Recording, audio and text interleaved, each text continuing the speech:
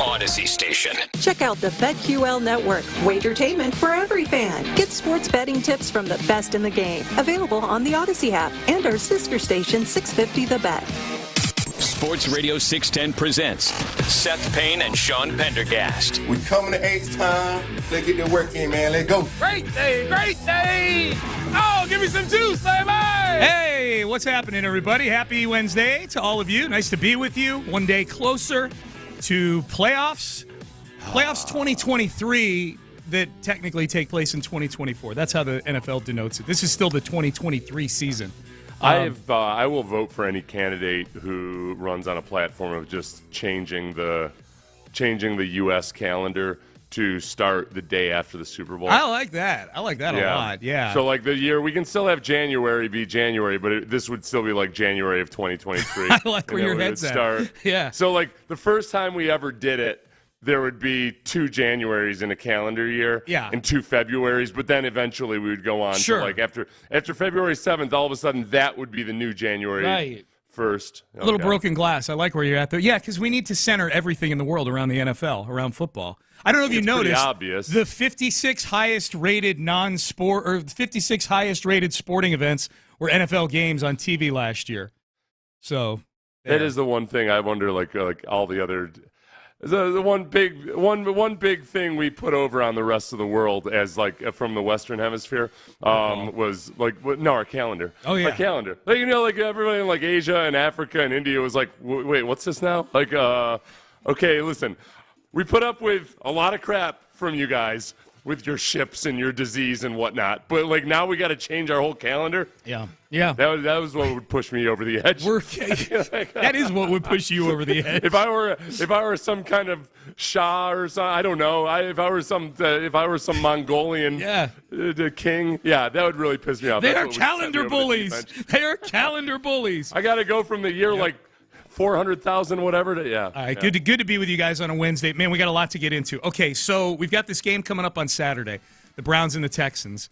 We're going to get to DeMeco here in just a second. Seth, I poked my ears in on Cleveland radio for about 10 or 15 minutes this morning as I was getting ready to leave my building and in the car. And here is the general tone up in Cleveland. There is concern. Oh, yeah. There is concern with our counterparts on 92.3 The Fan that there's not enough juice within the fan base, that the fan base is taking the Texans a little too lightly this Saturday. They got a little cocky. Yeah. I told you. Yep. I told you. And Stefanski's going to be worried about with his own players. Yep. That, like, man, they really put it on the Texans, and they might think that this is just no big deal. And remember, too, I mean, we kind of focus on the Texans' injuries from the time. The Browns were all banged up on their interior offensive line. Yeah. Even the guys that were playing were banged up and injured. So I think a lot of Browns fans feel like, well, we weren't at full force last time. Yep. Just wait until I get a taste of full-strength Ethan Pochich. Yeah. Right. Ignoring that we're missing our CJ Batonio Stroud. was hobbled. Mm-hmm. Now we got full. You're gonna get full Batonio. Yeah. So they so up there they're a little concerned about the lack of juice. Now my hope is that lack of juice that they're feeling translates into Cleveland fans not wanting to spend money to come here, because that could be a problem on Saturday. I told you. I ended up flying out of Cleveland the day before that Browns game on Christmas Eve. Yeah. And I was kind of shocked at how few Browns jerseys and fans there were on that flight. And, like, I don't know, the previous Browns I knew, they would have forsaken their families at Christmas time to go watch their Browns versus a playoff contender. Yeah. But not this version of the Browns fan base. Apparently they just don't want it like they used to. Well, I've been hearing that they can track where the tickets are being bought from on the secondary market. There'll be more Browns fans this time around. It ain't Christmas anymore. Are we sure it's not just Texans fans who live in Ohio? No, we're not. To answer your question. All right. Thanks a lot. Sorry, Sean. I just trust the science. Okay. I got you. You're right. Cretin. You're right. It only says where they are. There's no checkbox for who they're rooting for. Good point, Seth. So there's that. So I feel like people are pretty excited here. So just know, Texan fans, just know, disrespect. There's disrespect. Is it a lack of excitement or a lack of concern about the Texans more? They're excited about being in the playoffs, but they feel like they're just going to roll over the Texans. Yeah, right. I think they're excited about being in the playoffs. There's just you know how it is. There's just a general lack of hey man, we're in the playoffs and we're the Browns. This doesn't happen very often. Where the juice at? Kind of. So there's that. I think it might have just. I think honestly, in a lot of ways, Sean, it probably crept up on the Browns fan base almost the way it did with the Phillies. Then because I remember talking to Phillies fans because it was on the same night. Well, I was talking to the Eagles fans when the Eagles were playing the Texans. It was on the same night as Game 6 of the Game 5 of the World Series. Yep. And I just kind of got a sense that it crept up on them so quickly that they almost hadn't really processed it. And I think with Browns fans who had probably girded themselves for oh great. We're got our fourth quarterback now. Yeah. We're going with Flacco. This is all going to collapse at some point. Well, and it's been a weird journey for them because, yes, they probably felt that when they had to go to Flacco, and then Flacco shows up and he's been the best quarterback they've had for the last however many years, and they clinch a playoff spot with 2 weeks to go in the season. So I think part of it may be that they didn't have to do anything in Week 18. They just started Jeff Driscoll in Week 18. It's just Flacco's making Bernie Kosar look like current Bernie Kosar. Yeah, man. They're just Flacco's just been phenomenal. He's been except great. for all these interceptions. He's been great. All right, except for the interceptions. The second, except for the interceptions.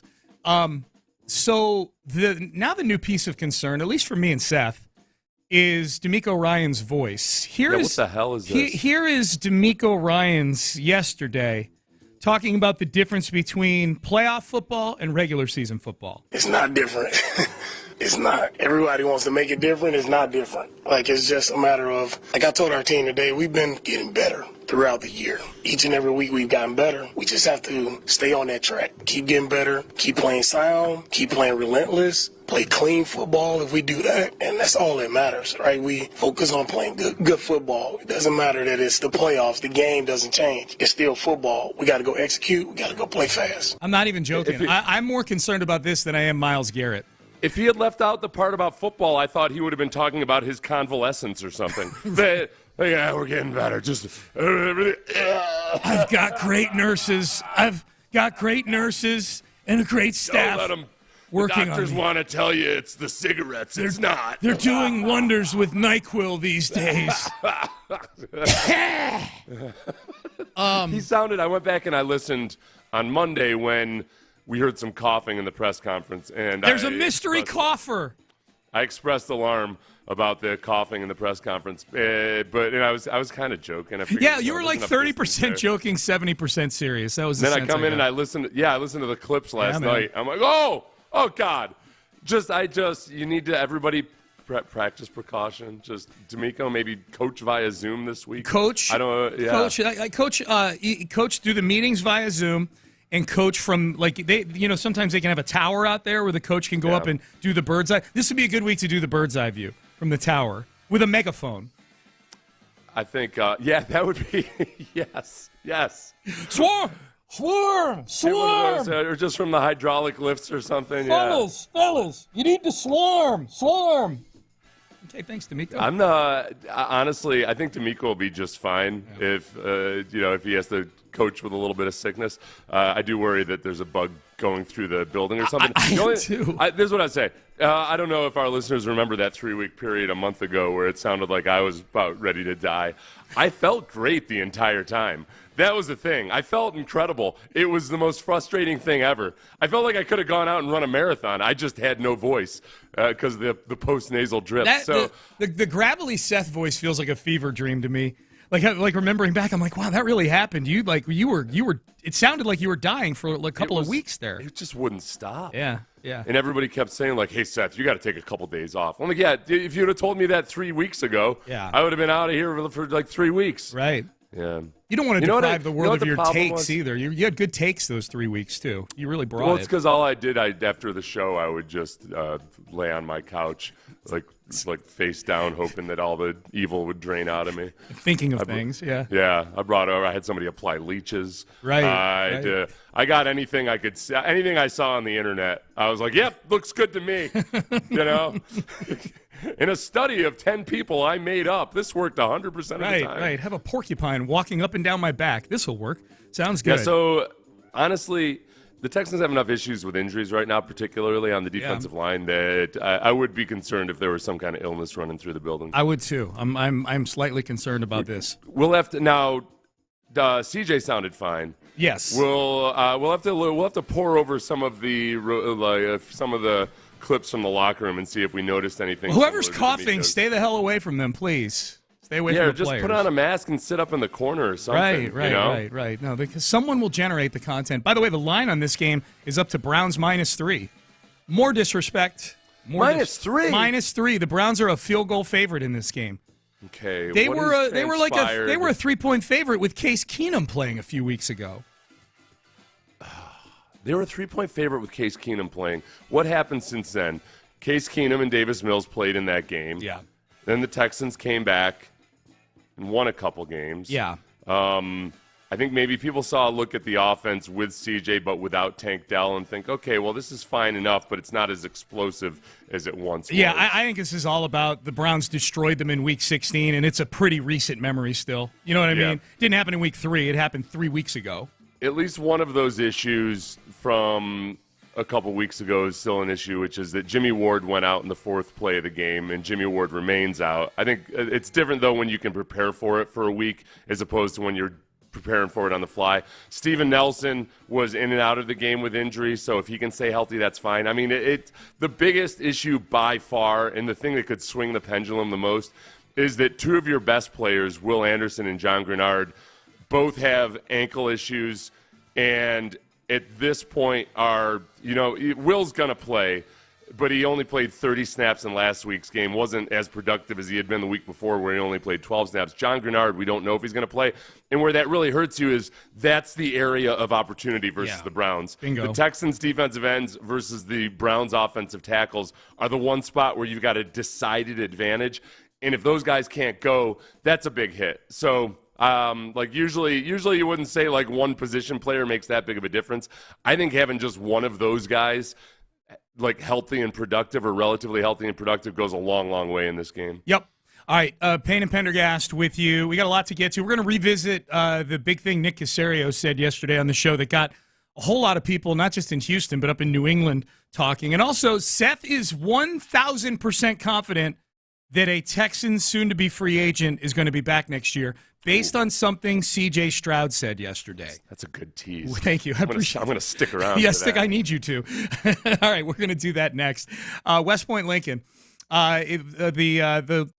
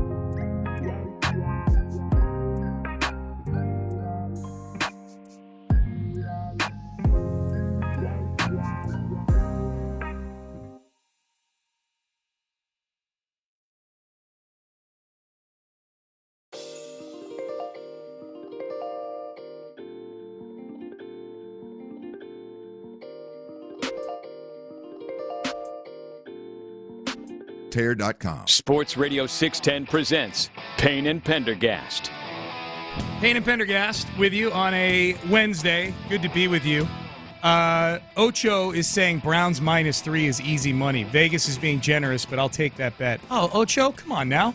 Ocho's betting against the Texans. Ocho, he just said Browns -3. That's what I'm assuming he means, that he's betting the Browns. Ocho, disrespect. Well, he thought it should be -10 is what he said. Did he? In a previous text. Oh, I didn't see that. Yep, you're right. I didn't see the previous text. There you go. How is the line not Browns -10? Because C.J. Stroud is back. I'm not sure if you've heard, Ocho. Not sure if you've seen the newswire. He's back.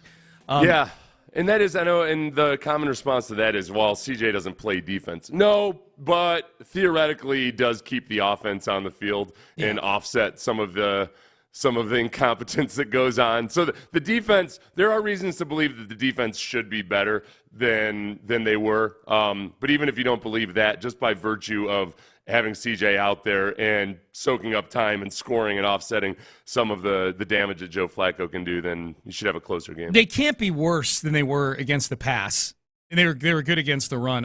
This is not a bold prediction. This is going to be a much closer game this time around. I'm pretty confident in that. The matchup, though, is one in which the Browns are excelling with Joe Flacco at explosive plays. The Texans are one of the worst teams in the league at giving up explosive plays in the passing game.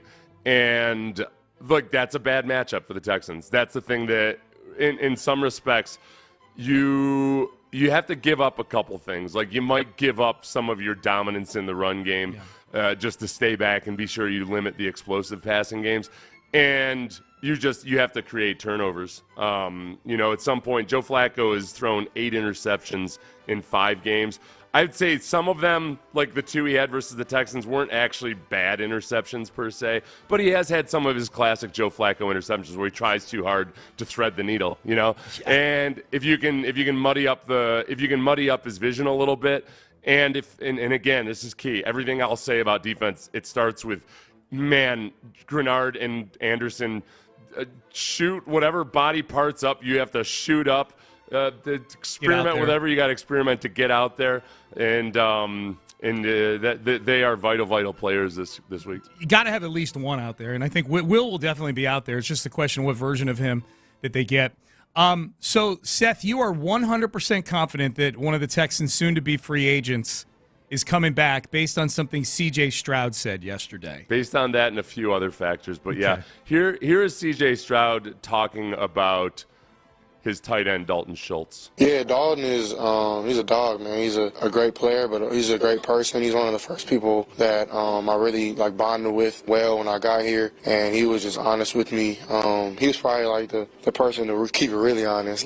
This is the expectations that you'll have, bro. And I'm like, okay. So I appreciate him for doing that. But he's been a very reliable target. He's somebody who knows how to get open, knows coverage, he knows route depth, how to manipulate somebody, how to get into a certain zone at the right time. So he's just a really smart football player, and I'm really grateful to have him in my first year, learning it with him, and he's going to continue to be a great player.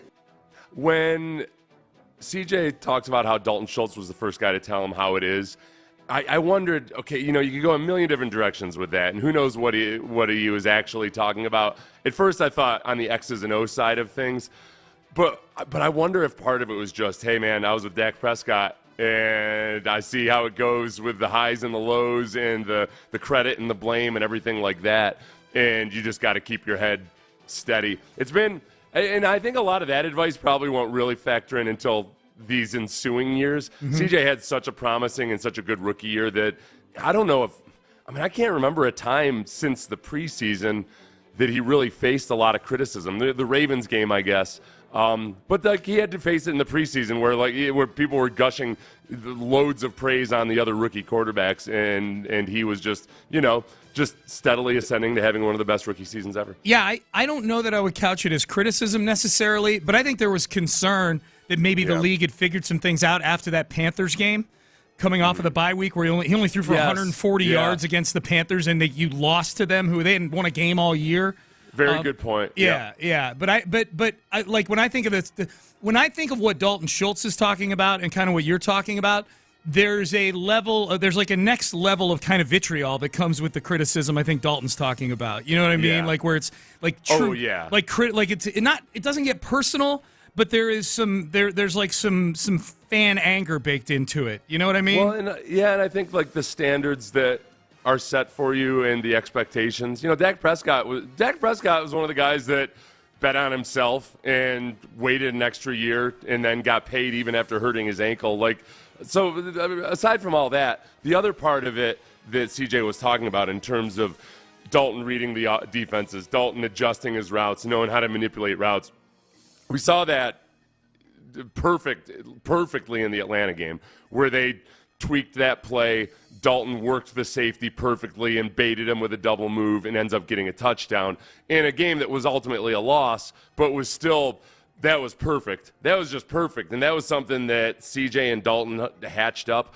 I think that between Dalton having sitting out on the free agency market and perhaps not getting the offer that he expected or hoped for last year, and now pairing up with a young quarterback who's still got room to improve, I think that between what the team sees CJ doing for Dalton Schultz and with Dalton Schultz having a dose of reality about the riches that may await in free agency, because people are going to say the same thing about Dalton Schultz this year in free agency. They'll say, well, product of the system. Well, he was just a security blanket for CJ the same way he was for Dak, whatever it might be. I think it's a really good chance they come to a deal before free agency opens. The demand that Dalton Schultz has created, to me, is from within the Texans. Like, if Dalton Schultz isn't back, tight end all of a sudden becomes a major concern going into the offseason. You know, like going into the draft, through free agency and so forth. Right. Like everything Brevin Jordan has done still doesn't make you feel great about him as an actual tight end. Being a TE1. He comes in and he's like kind of a rhythm changer, or, hey, look, he can play fullback now and then. Yeah, like you still need a guy that you can trust and depend on.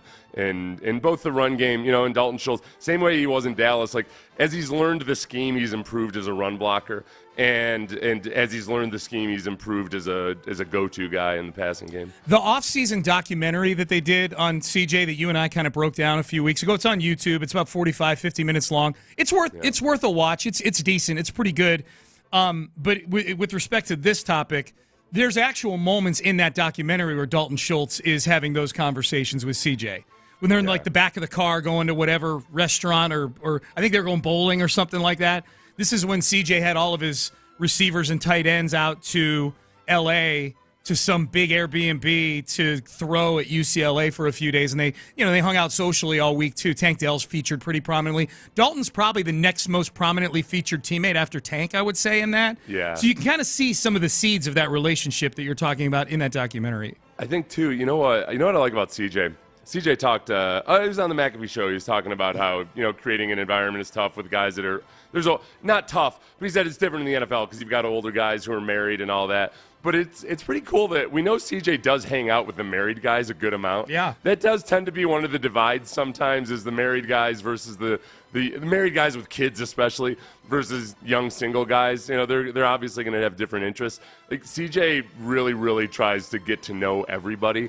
And between the quarterback's room, both those guys are married. Dalton Schultz is married. The other guy's on the team that he has over for dinner.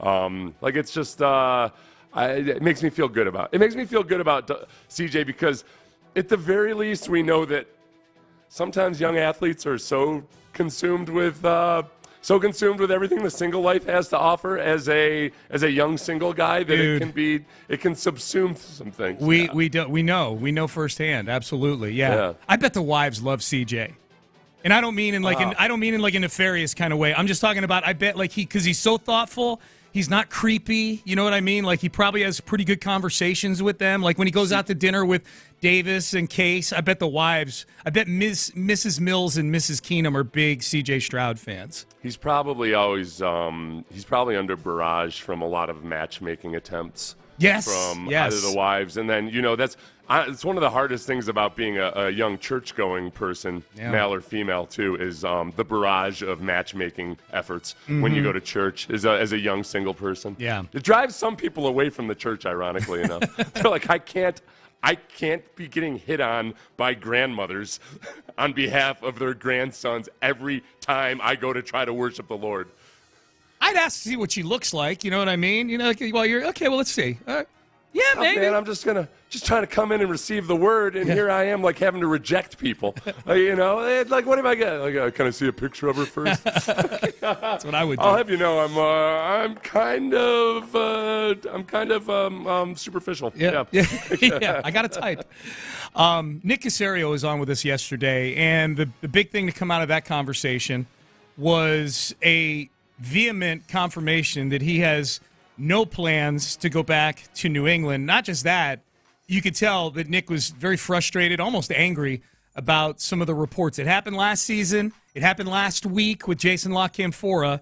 Here is Nick's response to the question about the rumors. Yeah, I'm going to try to hold my tongue here a little bit, but I would just say this time of year there's a lot of things that are said, and anybody that makes a jackass statement that they either know me or trust me, you can rely on this information, honestly, is totally off base. So respectfully, I know there's a lot of reporters out there that think they have information, but this becomes silly season. It happens every year, whether it's during the January-February cycle when you have coaching changes, whether it's around the draft. Those that really know me know how I operate and what I'm about. And other than, 610 Sports Radio, I'm not really a big media person, but I keep it to myself and just try to show up, try to do my job, try to support the people that I'm with on a day-to-day basis, and just focus on the things that I control and not worry about some offhanded statements that are made out of left field that, quite frankly, have zero validity. I've loved every second of the opportunity to work with DeMeco since he was hired, since he and I have been together, and to work with his coaching staff and to work with our players and to work with the people in our building. And I'm just going to focus on the things that I can control, which is doing the best I can for the Houston Texans organization for as long as ownership provides the opportunity for me. So, whoever these reporters are that make these, ridiculous statements, maybe you want to talk to me about it first before you put some information out there that has actually zero basis. I like that. That last part is really good. Hey, man, why don't you talk to the source, okay? Well, I do wonder. So Ben Volen writes for the Boston Globe. Yeah. Up in New England. You saw what I saw. Yeah. So, and this is class. He goes straight fifth grade older brother tactics here when he says, he tweets out an article he wrote, which I can't see because it's behind a paywall. Yep. He says, Nick Caserio is protesting a little too hard about rumors of him and the Patriots. That's the headline. Yep. Wait, that's the old, why are you so defensive? Yeah. Thou doth protest too much. Yeah. The standard response needs to ever be, whenever somebody says something false about you, under no circumstances are you allowed to get angry. Under fifth grade logic, because then it's just a sign that you're too defensive. Yeah, that's somebody, I will tell you, as long as he's going to read into what Nick is saying without really much basis, I'll read into that headline, which is, how could somebody not want to come to New England? They're the Patriots. That's somebody living in 2018 is what that is. It really is. Honestly, it's a lot like what we saw with the Broncos last year. Yep. Where there's this level of delusion where they just haven't realized that they're not it anymore. Yeah. They just don't quite get it. They haven't come to terms. They're the aging beauty queen. Yes. Like that damn annoying woman on Designing Women. I've told you about her before. She used to drive me crazy because she was supposed to be like this former beauty queen, and you're looking at her, you're like, that her? What? No, but she still had the attitude. Yeah. That's New England right now. They got a big beehive hairdo, and they think all the boys are after. They're out there accusing people of sexual harassment, who hadn't even noticed them. Right. Right. Look, clearly that waiter is infatuated with me. Why? Because he's trying to look like he's ignoring me. Yeah. That's welcome to being a run-of-the-mill NFL team, New England. That's what you are. Yeah. Welcome to wearing thick pantyhose and horn-rimmed glasses. There you go. You stupid old cows. There you go. How's it feel to not have a quarterback? That's the Caserio cut got pretty decent run yesterday. So I wound up on Pro Football Talk. The video got passed around a lot of me and you reacting to or just listening to it.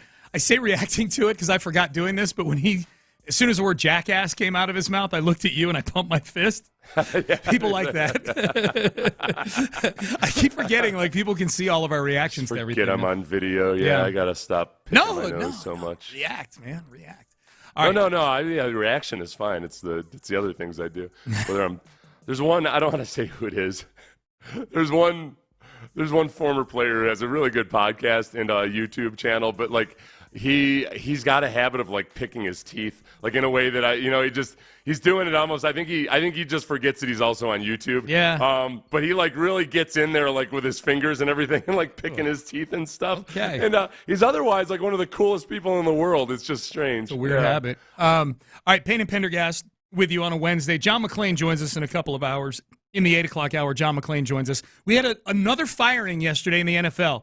This one a little bit out of left field. We're going to get to that in headlines. You got a whole lot more. Big injury.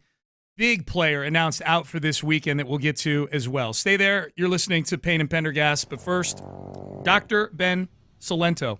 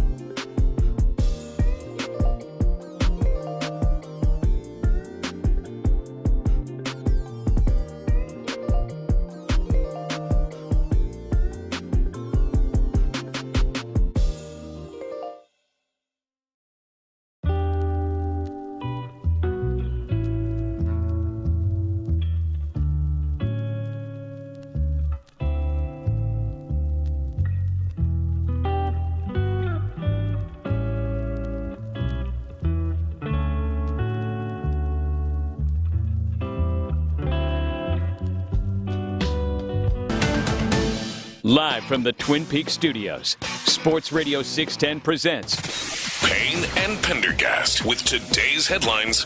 They're a great team. I'm excited for this matchup again. I think they're the number one defense for a reason. You know, they do a lot of special things. Starts up front. Of course, Myles Garrett is one of the best players to ever play this game, and he proves it week in and week out. And their linebackers do a great job. Six is a great linebacker. He's a great player. And then on the back end, they do a good job of having sticky coverage and things like that. So this got to be on our A game, execute at a high level, and I'm excited for the matchup. Yeah, this is a really good defense. That was C.J. Stroud yesterday talking about the Cleveland Browns. Unlike the offense for them, Seth, where there are a couple kill spots, as you pointed out earlier, like getting Will Anderson somewhat healthy and getting Grenard in any shape, form, or fashion would be really beneficial because their tackles are backup tackles. It's really hard to find a spot on this defense that you can say, okay, we got to attack there. I mean, they've got really good corners. Safeties, maybe safety, I don't know, attack the middle of the field deep. But their linebackers are good. Their defensive front is excellent. It's a really good defense. It'd be a big challenge. They're not as good a run defense as they are a pass defense. No. And that's another one where the matchup is just kind of tough because if the Texans had an awesome rushing offense, you could take advantage of that somehow or perhaps really try to, control the game that way. And I said that before the last game, and it didn't quite work out that way. So it's you just have to, let's see, versus the Texans ran for 50, how many yards was it? I know Singletary, the only one I care about is Singletary. Yeah, Singletary had 9 carries. Singletary had 9 carries for 41 yards, I think is what it was in that game. Something like that. In a game where, it ultimately didn't really matter. It was 14-7 at one point, but only because of that return for a touchdown. Yeah. It wasn't like it was a hard-fought 14-7 or anything. Yep. The game was already on its way to being out of control for the Texans when Dameon Pierce had that return for a touchdown. Yeah. So it's it just wasn't a factor. No. But they could at least, at the very least. Again, what the Texans and the Browns do in a lot of ways is very similar offensively.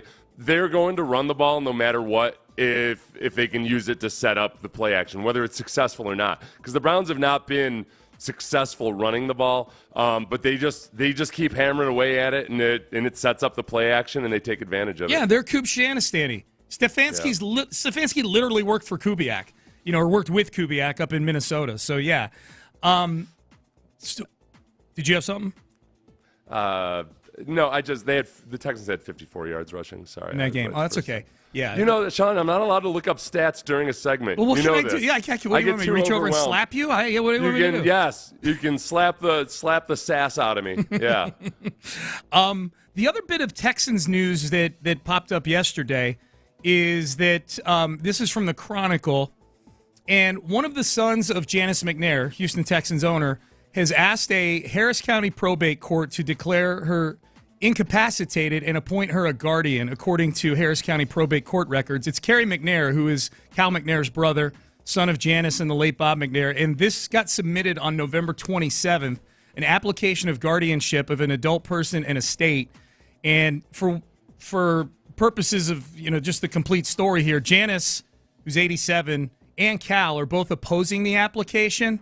So, family stuff behind the scenes, I don't know what all's going on with this, but in the affidavit submitted to the court in response to this in November, the Janice and Cal, that portion of the McNair family, said that this would have a serious impact, quote, serious impact on the Texans, creating needless and baseless media stir regarding the ownership and direction of the Texans, thereby negatively affecting our employees, business partners, and the team. So, This is something that appears to be brewing a little bit behind the scenes right now, Seth, and we'll see how it plays out. I wonder if this is the kind of thing that, 2 years ago, it might have been received completely differently. I don't know. My gut response and reaction to this is just purely from a selfish side of things, as a Texans fan side of things. Is just, oh man, like they've got a good thing going. I really don't need any more destabilization of any of this. Yeah. I don't. Kerry might be a brilliant business person or what have you. I don't know. And frankly, I'm cool with the status quo right now because the status quo has got the Texans headed in the right direction. And I know that 2 years ago, I and many other people would have felt differently. But that was part of the turbulence that comes with ownership transition, or I guess managerial transition after the death of Bob McNair.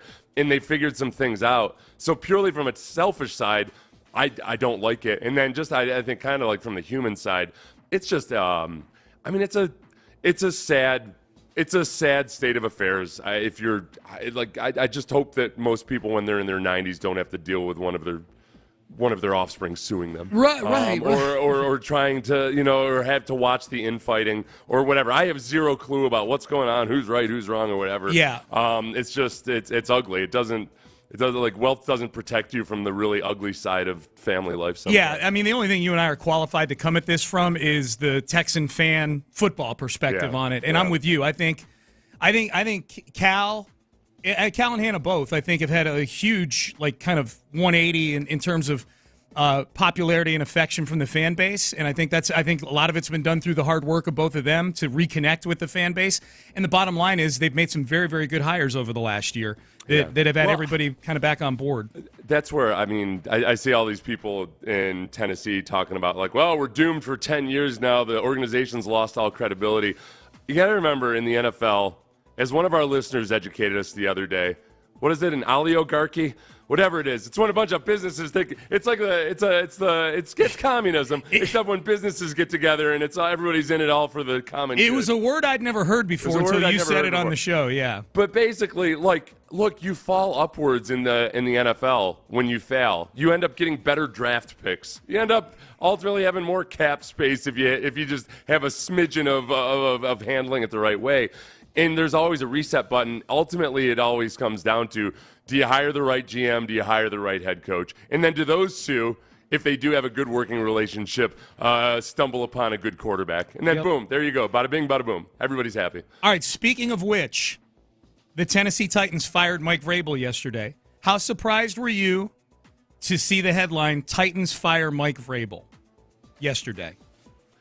Oh. How surprised were you? Well, we'd been led to believe by many various luminaries that Mike Vrabel was in no danger of being fired, that Amy Adams Strunk just loves him, thinks he hung the moon. I don't know. I got enough feels from it that you know what did it for me? It was the fact that Derrick Henry went out on the field and gave a farewell speech, the fact that Vrabel said some things that would have hinted perhaps that things weren't all that great. Honestly, Vrabel's body language in the Texans game, if I'm an owner watching that, or if I'm just a fan watching that, it didn't feel like very Mike Vrabel. Mike Vrabel usually is a guy that I think projects a lot of strength, not positivity per se, but strength. And it just looked like a mess in so many ways. In the modern NFL, his coaching record over the past 1.5 seasons alone, despite all of the valid excuses they have, I think would put him in that candidate. But he wasn't really on a lot of the hot seat lists or anything. No. But the owner fired the last GM less than a year after giving him a huge extension, in the middle of a season. And letting him trade one of their best players to the Eagles. And then hired the new GM without apparently much input or approval or anything or say from Mike Vrabel, which, that's her right and her prerogative. But usually, man, if I'm a head coach and the owner goes and hires a GM that I don't know and I've got no input into it, you might as well put your house on the market, man. I don't know what percent of the time that works out. It doesn't seem like it works out all that often. I'm with you. I think there's a chance Mike Vrabel wanted to be fired from this job. Because here's the thing. Vrabel gets fired yesterday, and most of the headlines are, Vrabel fired by Titans, immediately ascends to top of available coach list. You know what I mean? Yeah, and there's an opening. He'll get a job. Someone's going to hire Mike Vrabel, I think. He always did more with less there. Dude, he got to an AFC title game with Ryan Tannehill as his quarterback. I think the big fear, is just, okay, how much control does he want? and is he actually good at wielding that control Yep. and power? People have pointed out, like, almost everybody he's played for or worked for is kind of a maniacal control freak. And that's not a bad thing in the NFL, but Bill Belichick had pretty much complete say over everything, right? Urban Meyer, he played for Bill Belichick, and then he coached under Urban Meyer, and then he coached under Bill O'Brien, who was constantly wanting more and more power, no matter how much he denies it. That I think that's just what he knows. I don't know if he even realizes there's another alternative. That's just what he's seen. I could totally see Mike Vrabel being a guy that kind of got control when John Robinson got fired. And he's very, very charming, and I think that he's got kind of a force of personality that might at some point lead to an owner feeling like, kind of like with Jerry Jones and Jimmy Johnson, like, hey, wait a second, like, who's in control here anyway? And I could totally see just Amy Adams Strunk, and that's like, this isn't not a gender-based thing or anything. Like, Jerry Jones, I feel, fell under that same spell of Jimmy Johnson, but then kind of got freaked out by just how all-powerful Jimmy Johnson had become. I could totally see somebody becoming that way with Mike Vrabel, because I think he's got a way to, I could see him having a way of charmingly bulldozing you, and like sometimes it wears out over time. Yeah, you do it one too many times. Yep, Yeah. absolutely. So there's a job opening in the AFC South. We'll see. I think the Titans are going to be a dismal football team next year. Like I'm pretty good at sniffing out the teams that are going to go from being mediocre to being like potentially like a top 3 in the draft team. The Titans have all the makings. The Titans have all the makings of being a horrible football team next year. You weren't impressed with Will Levis in our limited viewings? No, of him? no. I was not impressed by him. Will they spend yet another second-round pick on a quarterback? Possibly. As a way of bailing themselves out of this mess? Possibly, or to create more excuses as to why they can keep losing games. Real quickly, as we wrap up headlines, T.J. Watt out for the Steelers' wild card round game against the Bills, which is now a double-digit spread. It opened at Bills 7.5, and it's up around 10.5 now. So the Steelers being given 0 shot in Buffalo. So we'll see what happens. Can Mike Tomlin rally the troops one more time? T.J. Watt out for that game. All right, let's head into the 7 o'clock hour here. One of the greatest of all time, one of the GOATs, had some really cool things to say about C.J. Stroud. You're not going to want to miss this, and we'll get Joe Flacco's thoughts on the Houston Texans. So a little perspective on the Texans from the opposing quarterback. That is next. Kirk Holmes, if you are looking for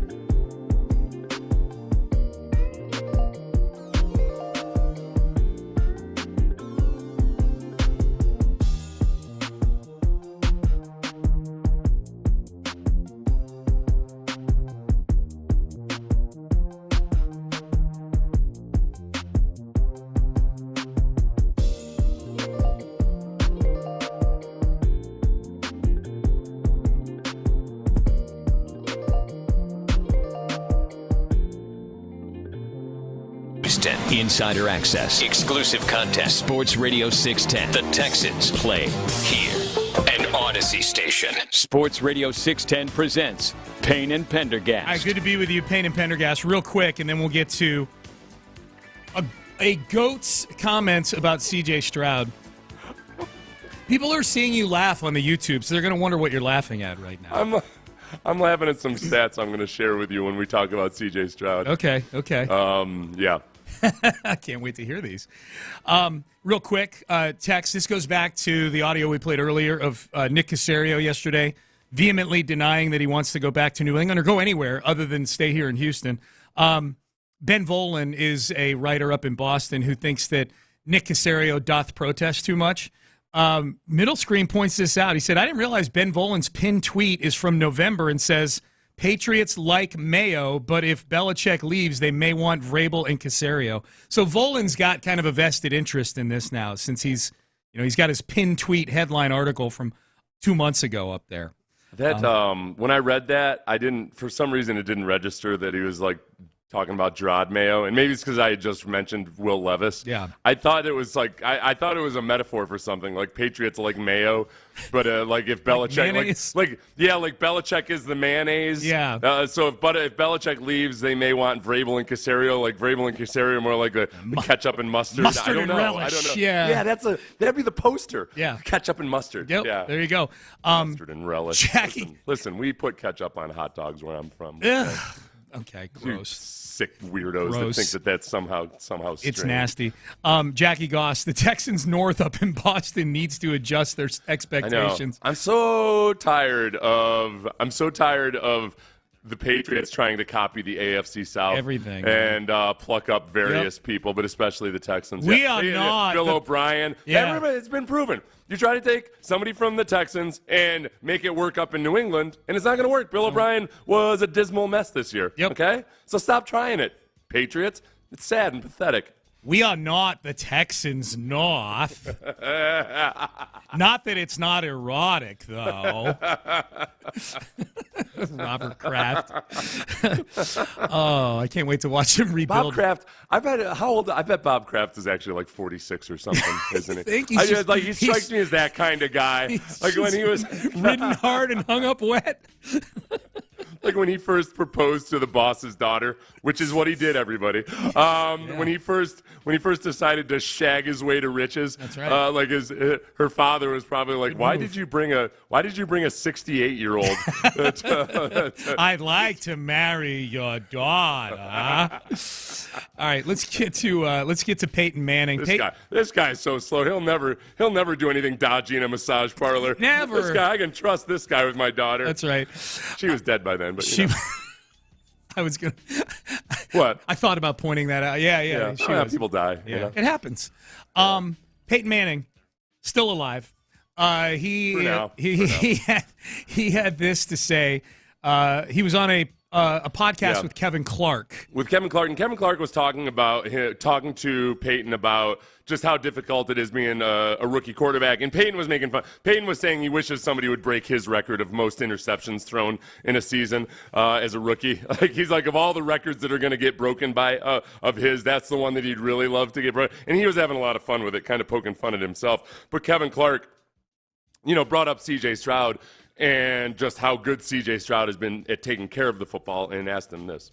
I mean, C.J. Stroud, the way he's played this year, the respect I have for his season, I can't describe it enough because of what my rookie season was like. I mean, I always say, well, it's tough being a rookie in the NFL. C.J. Stroud's like, it doesn't look that tough. It was extremely tough for me. So, look, the game is faster. You play at Ohio State, you play at Alabama. The NFL, it's just faster. I think I made my game too fast because I said, well, the NFL is so much faster, and my drops have to be even faster, and I have to go through my reads even faster. And that's not necessarily what you have to do. You just have to respect the speed of the defense and understand, hey, I just can't make that throw. I made that throw a ton in college. I can't make that throw, right? And that's how you prevent those turnovers. And I think CJ has figured that out so much quicker than I did. It took me a whole season. I kind of figured it out my second year, right? Yeah. But I had to go through that rookie year. Yeah, and I think like that part of it, knowing which throws you can and cannot make, that was freakishly good with CJ, except that it was made better because it was coupled with an aggressiveness that, like, it wasn't like he was gun shy and wasn't throwing interceptions because he was so scared to unleash it. He was averaging, those first 5 games where he didn't throw a pick, he was averaging 7.9 yards per attempt. It was crazy just how effective he was downfield, and he was the first to point out he got lucky a couple times. You don't have a stretch like that without getting a little bit lucky here and there. But the sum total of it was, even without the luck, he still would have thrown very few interceptions for how aggressive they were downfield. He threw 5 interceptions all season, and 3 of them came in one game, which is even more remarkable. It wasn't like they were it wasn't like the league started to figure him out after not throwing interceptions and started, each game someone jump in a passing lane and pick one off. Like, he just had one really bad day against the Cardinals. That was 60% of his interceptions. And they won the game, too. That's the crazy thing, is he threw an interception against the Saints. That's where he threw his first one. He threw 3 against the Cardinals. I forget who he threw the other one against, but those are 2 games that they actually won, and he threw his picks in. It's kind of crazy. I will tell you this, Seth. Peyton Manning's record for interceptions thrown by a rookie is never getting broken. You know how many he threw? Yeah. Was it 28? 28. Yeah. 28. Yeah. That's never getting broken because, one, the league is just more cognizant of protecting the football, and 2, no rookie's ever going to be allowed to stay in long enough to throw 28 interceptions. Peyton came in when like a 2-to-1 touchdown to interception ratio was still considered, okay, that's a good NFL quarterback. Where now it's, don't even talk about a guy being good with it unless he's like 4-to-1 or 5-to-1. Yeah. So that's changed a lot. Yeah. And Peyton made this point. They'll manage rookies more carefully now and pull them out. Like, whereas he had Jim Morris Sr. that would have just let Peyton die out there. Just let him die. I can remember he benched him like once and made him feel really bad about it too. There was no soft shoulder to lean on with Jim Morris Sr. No. He started every game, but yeah, I'm sure, somewhere along the way in a game he probably got benched. Absolutely. I know you've got some Joe Flacco quotes here. I want to preface this. If you're thinking about rookie quarterbacks and, where they might end up 15 years from now or so, Joe Flacco, his rookie year, went to the playoffs with the Ravens. Mm-hmm. Sean, I'm just going to read I'm going to read his box score stats to you. Okay. This isn't a game. This isn't a season where they went to the AFC Championship game, lost it to Pittsburgh in 2008. The first... This can't possibly. It is true. Okay.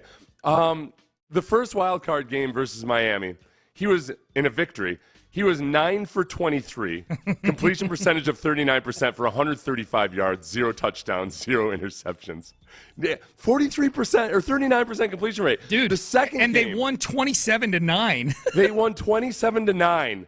The fact that Ray Lewis held off from murdering this rookie, is like a testament to the restraint that Ray Lewis is evolved over time. Ray Lewis did, yeah. But next week, divisional playoffs, Baltimore at Tennessee, a victory, a Baltimore victory, 13-10. He was 11 for 22 for 161 yards. Oh my God! He must have completed one deep one there because, I don't know how he got 161 yards on those 11 completions.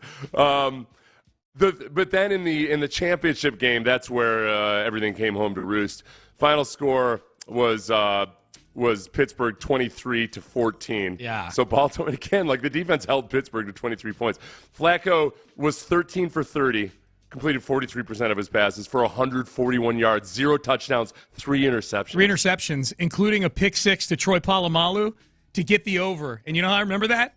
That was a leg. The biggest parlay I've ever won in my life. Yeah. Biggest parlay I've ever won in my life. A $10 parlay that netted $5,700. Really? Yes.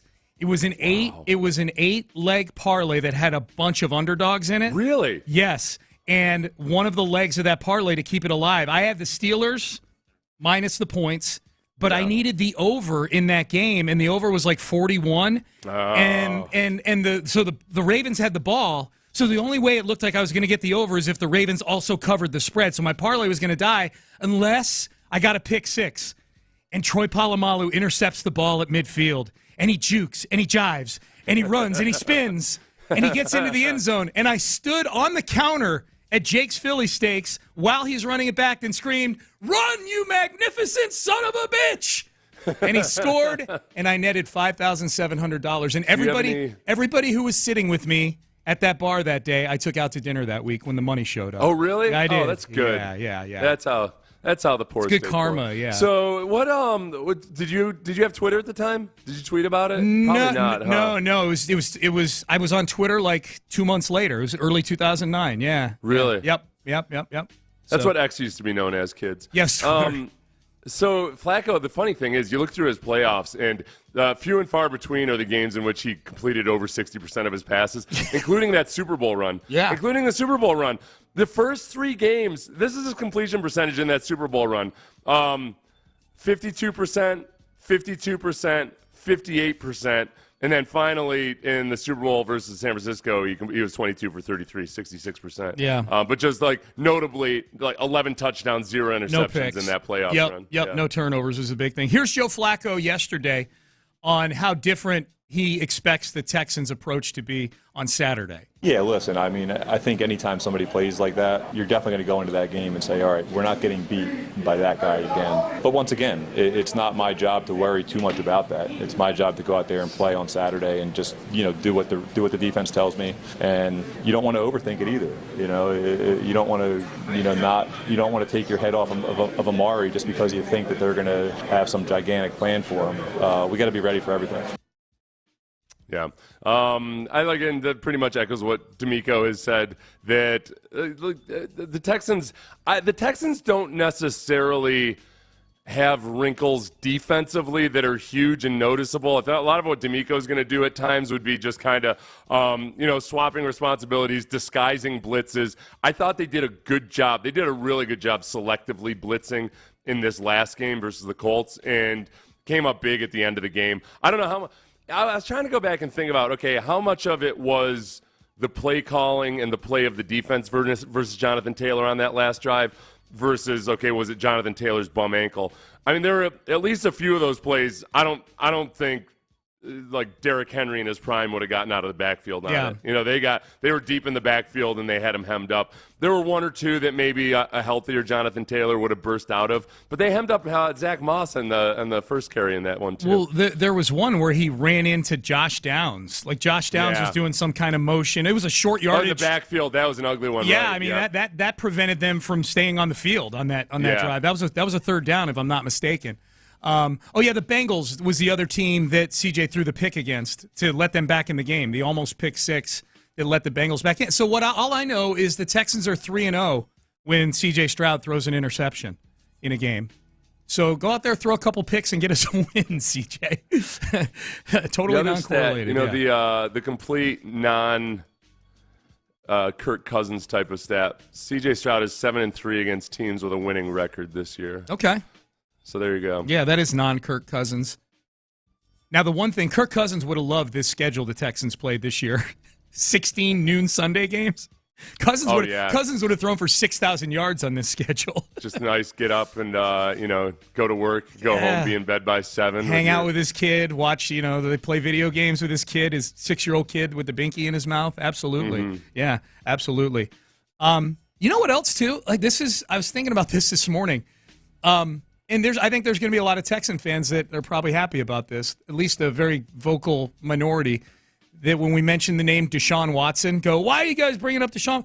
I have not thought once about Deshaun Watson this week until this morning. There was something, and as I was scouring the internet getting ready. But they're playing. Deshaun is on the Cleveland Browns, and I've not thought once to type his name in the rundown. He hasn't crossed my mind one time all week. He's been on the sideline as of late, or at least when I've watched and noticed, he's been on the sideline. Remember, he got some criticism for being up in the booth, looking very bougie, with some fancy sunglasses on and everything, and looking like he didn't give a damn. Shortly after that, at least, at some point, he was down on the sideline now, giving hugs to Flacco. I don't know. Man, there's a part of me that if the Texans can't pull this off versus the Browns, I will want the Browns to go on a run, not because it makes the Texans look better or anything, but just for that. I love that offseason pickle that you're in if all of a sudden, like what if the Browns were to win the Super Bowl with Joe Flacco as their quarterback, and you got this guy with still – most of Deshaun's contract hasn't yet been paid out. Correct. So I don't know how much, like $200 million guaranteed remaining or so on the contract. Like, boy, that's a time. And this isn't like some Nick Foles type of situation where you feel like, okay, well, they caught lightning in a bottle, but we don't really think that much of Nick Foles. If they go on a Super Bowl run with Flacco playing the way he's been playing, you would have to accept that, like, okay, this guy was a driving force, and we could probably get the same thing from him next year. I think there's almost no chance Deshaun's not their starting quarterback to start next year. They're hemmed in. He counts $65 million against the cap next year. Chuck, what a buzzkill I'm doing in this hypothetical world. Which, mind you, everybody, this is not what I'm hoping for. It's just my little consolation prize. No, we talked about that. Now that the Texans are playing the Browns, I feel zero that way. But we were talking about that with a couple weeks left as Flacco was piecing not just the Texans defense, but a lot of defenses. Like, how dramatic would that be if he took them on a Super Bowl run? I really, honestly, after that Browns game, I felt I really liked the Browns. Like, I admired their pluck, and I thought at the time, like, well, yeah, I can do that. Like, the chances of them meeting the Texans in the playoffs, who knows? We don't know if CJ's even going to come back and play yet this year or whatever. And now it's full force in front of me. And all those reasons that I respected the Browns at the time, they've made me slowly start to hate them. By Saturday, I will be a hate machine. Good. Yeah, get your hate on for sure. We're going to reflect on some of the things, some of the accomplishments C.J. Stroud had this year are absolutely remarkable. And does Nick Caserio have a favorite C.J. Stroud throw? We asked him yesterday. He cited 2 of them.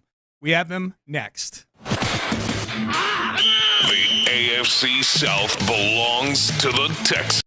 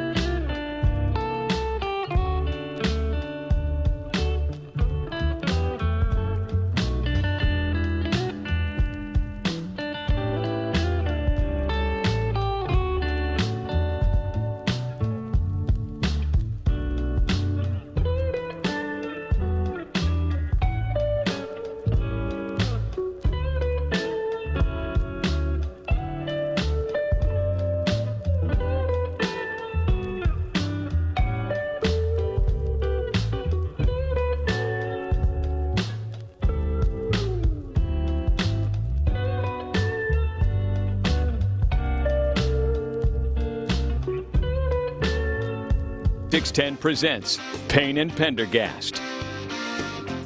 The conversation I had on the phone with Mr. McNair when I got drafted was like man, like God sent him like to be a part of my life, and Mr. McNair has been amazing as well. Just like, I mean, it's my first team, so I really don't know, but like a lot of my teammates say, man, a lot of other places aren't like that, you know. So I'm just blessed enough to be with them through this time, you know, and DeMeco is a perfect guy for this job, man. He brings something out of his players that like is undescribable, just like that strain, that mental stability, that toughness that he talks about. So, man, I can do nothing but just be appreciative and just be thankful for where I was picked and like the situation we're in now, and it's just been a blessing. It's really cool. I mean, it's really, after the last couple of years of Texans football, it's really cool to hear a player talk about how excited he was to get drafted. Talk about the Texans as a godsend to him. That was C.J. Stroud, obviously, earlier this week. I would love to know, Seth, before we get into all of C.J. Stroud's accomplishments this year, we're going to reflect on what's been arguably the best rookie year that a quarterback has had, maybe in NFL history, C.J. Stroud. And we'll get to Nick Caserio's favorite two plays from C.J. I would love to know which teammates he was casually referring to there. I'm assuming Ohio State teammates that he's talking about there, where he's talked to them about their situations that they're in. Oh, and it doesn't like sound Garrett Wilson. Yeah, Garrett Wilson in New York. You know, I wonder what Chris Olave, how he feels about how things went in New Orleans this year. You know, it would be awesome if you put up like a text, like even after the Jets game. Look, Garrett Wilson texted me and said, "Man, I'd rather be concussed with the Texans than healthy with the Jets." That's right. That's right. That'd be awesome. Trying to think of who else. Jackson Smith and Jigba is in Seattle. They kind of cratered at the end of the year this year. But yeah, undoubtedly, CJ's in a good situation right now, man. Everything's in sync. Everything. If they could just beat crappy teams. Now that I bring up the Jets, yeah, it's a nice problem to have. It's their little mini version of the Astros. Is that they're not as good as the Astros yet, but they can at least play down to the competition. They've got that going. They've got that gene. Yeah, if they could. Yeah, that's championship DNA right there. That's it, man. Lose to the bad teams, beat the good teams. Absolutely. All right, let's do a little reflection here on C.J. Stroud's rookie year. These are. I'm glad you got these compiled here, Seth. Well, you know what? Honestly, as I went through it, I was a little depressed, speaking of that concussion, because so many of the articles were basically from midseason where he was on pace to destroy a lot of rookie season records, and then he ends up only playing 15 games. Yep. So, which we're in that annoying era now where because of an extra NFL game, it feels like like a lot of these records have asterisks on them. But For sure. He was on pace to like 16. Like he could have led. I think he probably would have led the league in passing if he had passing certainly yards. If he had played 2 more games, because he led the league in yards per passing game. yards per game. Yep. For players who played a certain number, had a certain number of attempts. I'll say this. No, you're right. You're right. He's going to miss out on a few things. I'm sure he doesn't care. He just wants to win. And we're going to go through these in a second. But I would say this, just now that you bring that up, I'm always trying to look at the bright side of some of this stuff. He's had 2 of his best games as a pro since coming back from the concussion. And maybe he was able to get right physically while he was out for those couple of weeks. Right. Yeah, we had hoped that. You had brought that up, like almost immediately. Yeah. He went down with a concussion, and you turned to me and said, "Thank God." So not true. I was like, "Wow, Sean, it's not true." That's yeah. I did think of that when in the Colts game on that blitz where there was a free rusher and Stroud had his back turned to the free rusher, to Harrison, the free rusher, and he heard footsteps and he went down. Yeah. And I think like that, that you learn, hopefully he's 100% fine and never has another concussion again. But in that one little lesson, and over getting sacked multiple times this year, you see him at the end of the season. I think he's got the discretion to know when he needs to go down versus when he needs to extend a play. And it's like, and you saw it executed brilliantly in that game, because one of the plays that he extended where there were big human beings after him was that miracle throw to Nico Collins. So, that part of it's been maybe a blessing in disguise. Yep. Here's some of the accomplishments from C.J. Stroud. Rookie record for passing yards in a single game, 470. breaking the record held by Andrew Luck of 433. He also became the third QB in NFL history to throw for at least 470 yards and 5 touchdowns with 0 interceptions. This was the Tampa Bay game, joining Y.A. Tittle and Ben Roethlisberger. I think the cool thing about that game, Seth, was obviously the comeback at the end was cool, but that was the game after C.J. Stroud said we need to attack downfield more. We need explosive plays was the big buzzword that week. And that was, they had played the Panthers, and you very much got the sense that the Panthers were jumping a lot of routes. The Panthers were just blanketing guys on a lot of these out routes that he and Nico and Tank Dell and everybody else had gotten super efficient with. And they just went ahead and they said, all right, they're on to us in some respects. Let's just be aggressive downfield, and they did it. The really cool thing about that was CJ brought that up after the Panthers game, and he mentioned Bobby Stroud in it, or Bobby Slowick, in a way that it was nobody interpreted it as him blaming Bobby Slowick, and nobody thought that there was going to be acrimony between those two, I don't think, because it was just – he said it in such a straightforward and practical manner. It spoke to, I think, the relationship that those two have formed. Yeah. They have a very, very good working relationship. C.J. Stroud tied the single-season rookie record for games with 2 touchdowns and no interceptions. He had 6 games, 2+ touchdowns and no interceptions, 6 games that fit that bill. This is the big one that was making the rounds yesterday or over the weekend. Stroud became the 3rd player in NFL history, not rookie, player, in NFL history to lead the league in passing yards per game and touchdown to interception ratio in the same season. The other 2 were Tom Brady, the year that the Patriots went undefeated in the regular season when they went 16-0 and lost in the Super Bowl, and San Francisco 49ers legend Joe Montana in 1989. Both of those guys made it to the Super Bowl that year. Montana won the Super Bowl that year. The 2 guys that had previously been in a debate, a never-ending debate for a while. It seemed like it would never end between who was the greater quarterback, and then Tom Brady just kind of kept winning Super Bowls. Yep. One thing I've noticed that it's evolved over the course of the season too is a lot of these records that he's set. A lot of them early on, like in his first couple games, it would be things like no other quarterback has done this except for Joe Montana, Tom Brady, and Gardner Minshew. And you're like, all right. Like there was always one offsetting cautionary tale. Some of these ones, I only included ones where the other comps were guys like Ben Roethlisberger, Joe Flacco, Joe Montana, and so forth. Yeah. Y.A. Tittle. Weeded the scrubs out. Yeah. That Y.A. Tittle one's pretty impressive. Back in that day. Yeah. 470 yards back then. He never threw for more than 3,100 yards in a season in the 1950s. I'd love to know how that defense must have sucked. Somebody got fired after that one. Or at least had to go work extra hours at the coal mine. Right. Had to work 3 jobs instead of 2. Yeah, absolutely. You're going to have to go mow the owner's lawn this weekend, son. A couple more, and then let's get to Caserio here. DeMeco Ryans and C.J. Stroud, the 5th first-year head coach and rookie quarterback combo to make the playoffs in NFL history. First one since Andrew Luck and Chuck Pagano did it over a decade ago. And CJ, the only player in NFL history to reach 1,200 career passing yards without an interception. That happened in his first 4 games. Let's get to Nick Caserio. We asked Nick yesterday if you played a little word association. If we said awesome CJ Stroud throw, what's the first one that pops into your head? You probably want to start with the throw to Nico the other night. Essentially it was a 75-yard handoff. You're talking about 2 really skilled players. I'd say that throw. Pause it, Ben. Let's relive that one right now. Let's relive that throw to Nico Collins. CJ will throw on the first play for the Texans. Steps up, fires deep down the field, and caught by Nico Collins at the 20, 15, 10, 5. Rock and roll. Touchdown, Houston. 75 yards on the opening play. Hello, Indy.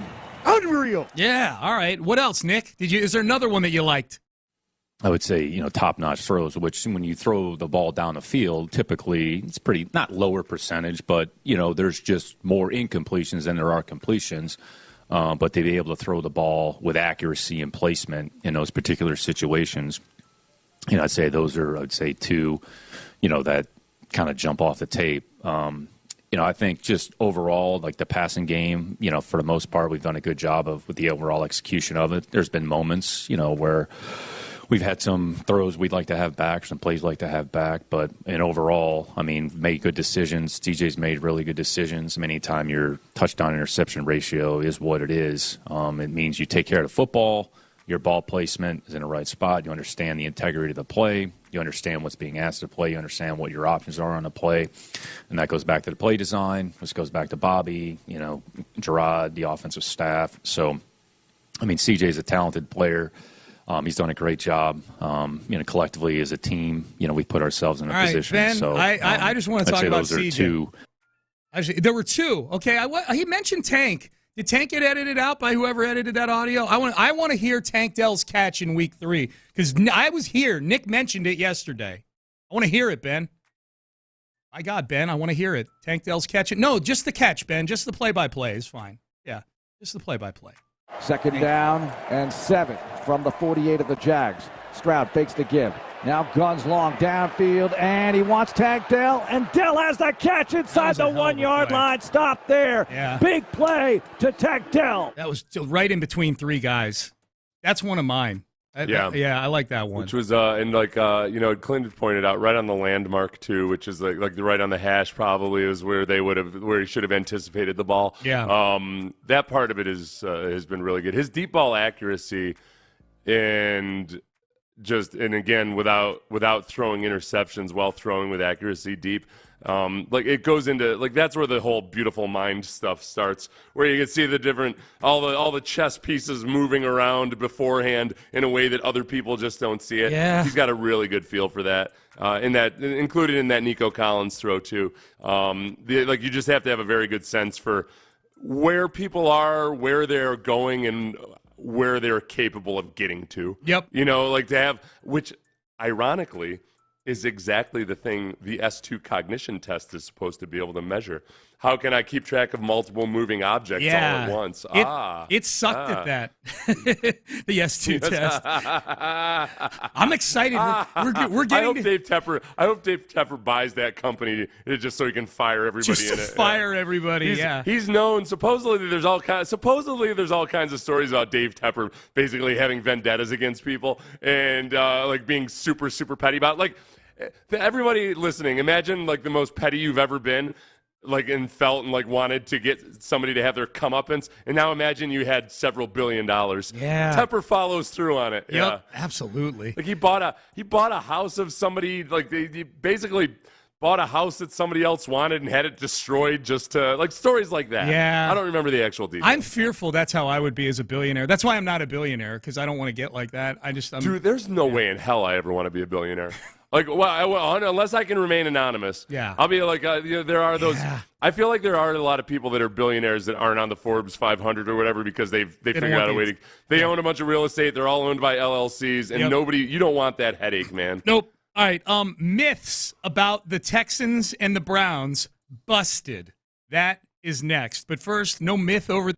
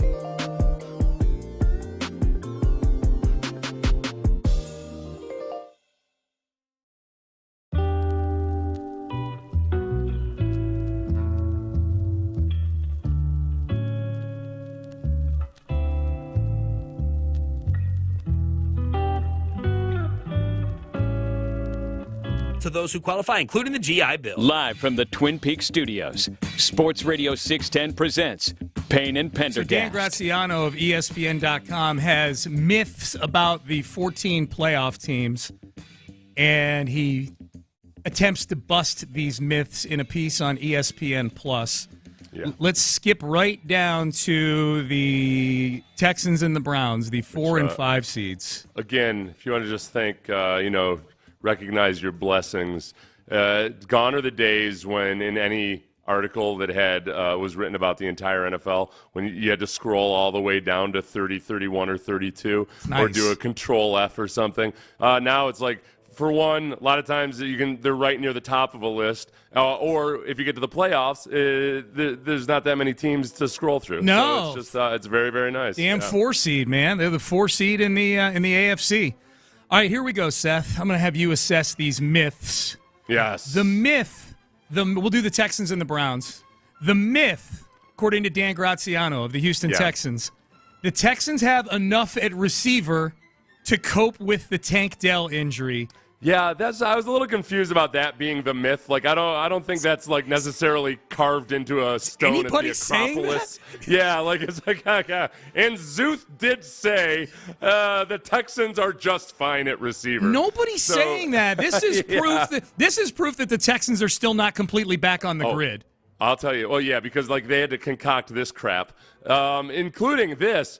Nice job, ESPN fact checkers. Yeah. the Texans went 3-1 in Stroud's final 4 starts of the season after he missed 2 games while in the concussion protocol. I'm reading that and I'm like, wait, have I gone dumb again? What the hell? I thought he only played in 2 games after he came back from the concussion protocol. So I think what he meant is they went 3-1 after his concussion, including the 2 games that he wasn't there. But they were most certainly he was 2-0 after he came back from the concussion. Yeah. I'm like trying to go through in my head. I mean, he did go 3-1 in his last 3 starts, but they weren't all after. 2 of the starts were before. He only had 2 starts after his concussion. Yeah. Right? Yeah. Like I mean, no, this is just this sentence is wrong. It's wrong. Yeah. It wasn't those 4 starts didn't take place after his concussion. Yeah. So it just goes to show you, like they spent 0 time on this. Yeah. It's just it's disrespect to the ultimate, and yet. Let's play along. If there was a myth out there that the Texans are just fine at receiver while coping with the Tank Dell injury, maybe because you saw Nico Collins go up for 195 yards versus the Colts, I think they make some good points that, okay, this isn't the same offense as it was when Tank Dell was around. No, the explosives are way down. Graziano says, consider that from weeks 1 through 12, the Texans had a league-leading 54 plays of 20 yards or more, including 7 for touchdowns. Furthermore, the Texans only had 1 touchdown catch of 20 yards or more weeks 13 through 18. So their number of explosive plays have gone way down, just 15 since week 13. The only thing I would add to that, though, as well, is that if you're going to go weeks 13 through 18, in those 6 games that you cite, CJ was out and injured in 2.5 of them. Yeah. Possibly more if he got concussed the week prior to that. If he was playing the concussion, let's just say there's a good chance that CJ was concussed and or absent in 3 of those 6 games. So I'm not completely buying that it was a myth, but if it was a myth, I don't think your evidence that it's that drastically. I don't think it's as drastically different as the stats they cited. Yeah, I've had a chance to get used to them not being as explosive as they used to be. It's because Tank's been down for a while now. Tank Dell is the cheat code that unlocks a lot of the explosiveness for the entirety of the offense, as opposed to just taking shots to Nico Collins nonstop. My concern is the depth at the position, and Robert Woods and Noah Brown, neither of whom practiced yesterday. And so we'll see today. They've got to get Seth, in my opinion. Yeah. I'm not going to say they'll only win the game if this happens, but I will say it gets easier if they get at least one of those 2 guys back. Get one of them back on the field, either Noah Brown or Robert Woods, because the drop-off, you could get away with just hammering the ball to Nico Collins all day against Indianapolis. Yeah. You need at least one more threat out there. And I say threat. It's not like Noah Brown and Robert Woods are Justin Jefferson or something like that. But, I mean, my God, they're a massive upgrade over John Mechie and Xavier Hutchinson. They're at least seasoned pros. You know what I mean? Yeah, they got to get one of those guys out there. As far as the explosiveness goes, I mean, the very first play from scrimmage for the offense last week was pretty damn explosive. I just don't. That's probably not going to be available versus the Browns' defense. It could happen, but it's unlikely. They just don't make as many mistakes. They're a better defense overall. But it's not like the Colts were chumps. That was a good defense, and they took their opportunity when they had it. The Browns are much more capable of focusing the appropriate amount of attention on Nico and still taking care of everybody else as well. So I don't think the wide receiver thing is a myth at all with the Texans. That's reality that I think a lot of Texan fans are super concerned about.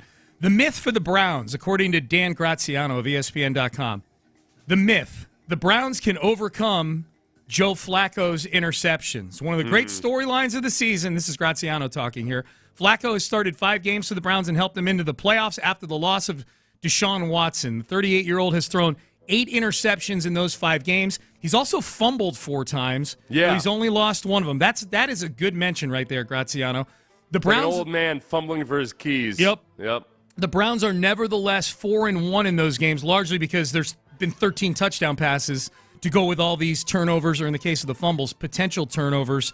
The Browns also have the best defense in the league. The Browns actually led the NFL in turnovers in the regular season with 37, but still went 11-6 because they were tied for 5th with 28 takeaways. They actually have a -9 turnover ratio on the season. It's one of the weirder things about the Browns. In all the ways that you think a team might overcome losing 3 of its quarterbacks, you would think, well, they've got to be like winning the turnover margin battle, right? Like, nope. They actually turn the ball over. They turn the ball over a lot, but the Browns defense does create a lot of turnovers too. So they're still negative on the margin, but it's offset at least by some of the. And I think that Browns defense, like they do a lot with those turnovers too, either good returns or scoring with them. So it affects field position. But it's tough. I don't look at them like a flukish team. I feel like it's a well-constructed roster.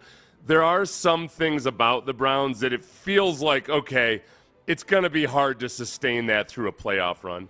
The problem is you've already seen Joe Flacco like go against character once previously in his career, which was how many 11 years ago now that he did it. He went on a 4 games. The playoff run? His Super Bowl chance. Yeah, 2012. 11 seasons ago. 11 seasons ago. Yep. It wasn't like Joe Flacco that entire season hadn't been turning the ball over. It was just he went on a freakish run where he had 11 touchdowns and 0 interceptions in the playoffs. In 3 of the playoff games, he completed fewer than 60% of his passes. Like it wasn't precision quarterbacking. It was him throwing some awesome deep balls at times and not throwing throwing interceptions or turning the ball over. Yep.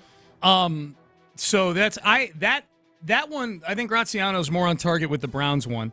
I do think if the Texans, if they win the turnover battle, if Flacco is as generous with the football in this game as he's been in the 5 games he's played for the Browns so far, I think the Texans win this football game. I do. If he's throwing, round up, he's throwing a couple interceptions every game. I think if the Texans get a couple interceptions, I think the big thing too, Seth, and this is where Will Anderson and Jonathan Grenard both playing, or at least one of them playing, if they can get the ball on the ground too, you know what I mean? Like if Flacco is inclined to cough the ball up on a strip sack or something like that, and the Texans get on it. That's the same thing. Interceptions are like pressures lead to interceptions. Yeah. The pass rush is everything in this game, and it's mostly from the edges because that's where the opportunity is. If Jonathan Grenard and Will Anderson are healthy, you've got an extreme advantage versus the Browns' offensive tackles. Browns' interior offensive line is pretty good, and the Texans' defensive tackles are pretty banged up. But they can battle and they can have some good reps if they're healthy enough to do it. So that pass rush and then being sharp on the back end, not making so many mental errors is big. As far as since Graziano's article is kind of like the myths of things as they lead in the playoffs in general, I think for the Browns, if they're to advance past this round, the big thing they got to look at is, okay, Baltimore's second in the league in takeaways, Buffalo's third in the league in takeaways. Yeah. So the Joe Flacco fumbling and throwing interceptions might really not bode well versus those teams. No, and along those lines, we've had people ask, like, okay, the Texans are playing this home game. Is there any chance that they could play another home playoff game? If they win this one, I admire the moxie of people looking ahead to the next round and getting greedy for a home playoff game for a 4 seed. Yes, mathematically it could happen. You would require the Dolphins to beat the Chiefs in what sounds like is going to be sub-zero weather in Kansas City this weekend. Yeah. And it would take the Steelers beating the Bills in Buffalo without T.J. Watt and with Mason Rudolph at quarterback. You would have to have both those things. Both those teams, because then you'd have the 1, the 4, the 6, and the 7. Yeah. Dolphins, okay, let me guess the lines on these. Okay. I'm guessing. Yeah. Hang on, let me pull them up real quick here. Okay. I got them. Go ahead. Boy, okay, the Dolphins-Chiefs is a tricky one. I got to try to dial in what a public sentiment is skewing this one. Because usually you get into the playoffs and they're more heavily gambled upon, so the public does move the line a little bit sometimes. Yeah. I'm going to say that this one is Kansas City by -1. Kansas City -4. It's in Kansas City. Okay. Yeah, it's in Kansas City. I know it's in Kansas City. I think that the Chiefs aren't a good football team. But the Dolphins, they're a mediocre football team. No, but the Dolphins haven't played well of late either. I mean, I know. And it's going to be really, really cold. Yeah. And they have the home field advantage. Yeah. Okay. No, I was listening. I was bad handicapping by me. I was listening on the way in today, Seth, and whoever I was listening to nationally was talking about this game, and the Dolphins have just an absolutely dismal record in conditions like are going to be in Kansas City on Saturday night. Like, awful. Terrible. So, yeah, well, and Tyreek Hill drops a lot. And he's banged up. Weather conditions don't favor him. Okay, so -3 for that. And then, okay, the Bills, -4, Steelers. Yep. -4, sorry. I was 3 off. Bills minus... weather's not as much of a factor for those two teams. No. But I would say Bills -9. -10. Good guess. Okay. Yeah, I think you may have said that earlier in the show. So that might have been a subconscious. That's okay. cheat Take on credit, my man. part. -10. Yeah, -10. I don't see any way the Steelers win this game, which means they're probably going to go out and win the game. That's what Mike Tomlin does. I didn't see any way the Steelers would win 10 games this year after the Texans took them to the woodshed in Week 4, and now here they are with the same record as the Houston Texans. All right, do you want to guess some of these other ones? You want to take a stab at the we got to do these quick because we got headlines coming up. Packers and Cowboys. Cowboys -6. Cowboys -7.5. Oh, okay. -7. That's a big half a point. I should gamble all these ones when I'm shooting from the hip. Absolutely. And see how much my intuition is better than thousands and thousands of people with computers. The return of Matthew Stafford to Detroit. Rams at Lions on Sunday night in Detroit. What do you got on this one? This is Lions -6. Lions -3 in this one. Okay. Rams are one of the hotter teams in football right now. Rams are playing some really good football down the stretch. Last one, Eagles. We talked about this one yesterday. Eagles-Buccaneers Monday night. Oh, this was weird, yeah, because I don't because the Bucs the Eagles have lost 5 of 6. Yeah. The Baker Mayfield's a better quarterback than Jalen Hurts right now. Yes, sir. And yet yesterday the Eagles were favored by 1. Is that right? By 2.5 yesterday, and it's up to 3. It's up to 3. Okay. It's up to 3. Yeah, I've already bet the Bucs in that one. Listeners, we like to do this little exercise every now and then to remind me not to gamble. Oh man! Unless I happen to randomly be correct on all of those, in which I'm going to. In which case, we do it every week to show off Seth's handicapping skills. Exactly. Text message. I agree, Sean. I would rather live in a 600 square foot apartment, work outside, than be an ungrateful, horrible billionaire. Because I would be like Tepper, throwing beer on people and then buying all the footage to gaslight them. It's true though. I think that. It takes a certain, there's that sweet spot for the amount of money you make where either it's, and I feel like about it, your more money doesn't create more happiness after a certain level in most people. Yeah. Some people it does. It's one of those things where you got to be happy to begin with for that extra money to make you, it makes it that much easier to be happy. Yeah. But if you're, inherently miserable and then you get that money, it just makes you a different type of miserable. Right. You're going to be a miserable human being. And it takes on, a perverse version of being miserable when you have that much money and power and nobody will tell you the truth. Yeah. Then it gets weird and ugly, man. And I wouldn't want that. I wouldn't want that for you, Sean. To be I don't think you're happy enough to handle $1 billion. To be clear, I maybe not. I'm a very happy person, but I'm at the stage. But I'm at the stage where more money would definitely make me even more happy. Yeah, you were talking about. I think you're right. Yeah, as long as you can keep it, you just got to keep it quiet. Right. That's the only problem. It's just all those demands that come, and all the prying and everything else. The people just trying to get a piece of you once they find out you're a billionaire. Man, I'd come in with a fur coat the next day, diamond encrusted shades. Yeah, I would be. There'd be nothing anonymous. Yeah, I would be flaunting it. Yeah, pulling in a Bentley. Yeah. Have you ever thought about if you won, let's say you won the Mega Millions and you won $500 million? Yeah, no, I've thought about this a lot, and I know we need to get to headlines, Ben, but this is an important question. I've thought about it a lot because Do you keep it anonymous? Do you create a trust and keep it anonymous? I don't know if I would. That's what the question I was going to ask. Okay. I would. Yes, I would try to remain anonymous. Here's what would change for me, Seth. I don't know. I'm not sure if I would or not. But this is what I know, because I have thought about this. As you drive past the billboards on the 610 loop, what would I do? And I think the first thing that pops into a lot of people's heads is, would I still work? And I would definitely still work. I would not want all that. Honestly, people are laughing, oh, you wouldn't want all that free time? No, plus I love what I do. What I would do is I would treat, because we're talking hundreds of millions of dollars, my clients here that sponsor me would get treated so awesome by me that I would bury the other radio stations in town. I would use my wealth. You would do. You would buy. You would Arthur Smith it. I would use my wealth to become the greatest radio personality in the history of the city. And stay local. Stay local. Yeah, I don't want to go anywhere. That is one thing that I like. It's more fun that way. Yeah. The whole thing about being national is that you are constantly pissing people off everywhere. The fun thing about local, and like in radio, like without going to the economics of it, like there's a lot of advantages to being local and radio versus national radio, financially and everything. But the fun part of it is that you get to hate other teams and actually get love for it. You get to like be in lockstep with people in your city, like with the emotions and everything. It's just a whole different vibe. So if you're rich, you would definitely want to, you would keep doing this specific job. For sure. You would just probably donate all of your earnings to Ben. And you would, and we'd probably have like the nicest studio around. Yeah, I would invest deeply in burying everybody else in the marketplace. That's what I would do. I would satisfy my competitive urges. That's exactly. And so when you walk past your competitors in the press box or at events, they're staring daggers into you because they're so mad that you're killing it's all them. the money, everything, he just bought man. his ticket. I'd be like the $1 million man, Ted DiBiase. It would be incredible. Absolutely. Somebody real quick, Cy-Fair Frank with a nice little quote here. Money is like alcohol. It just magnifies what you already are. Okay. I'd say in a certain number. Yeah, I wonder. I bet that's true like 80% of the time. Yeah.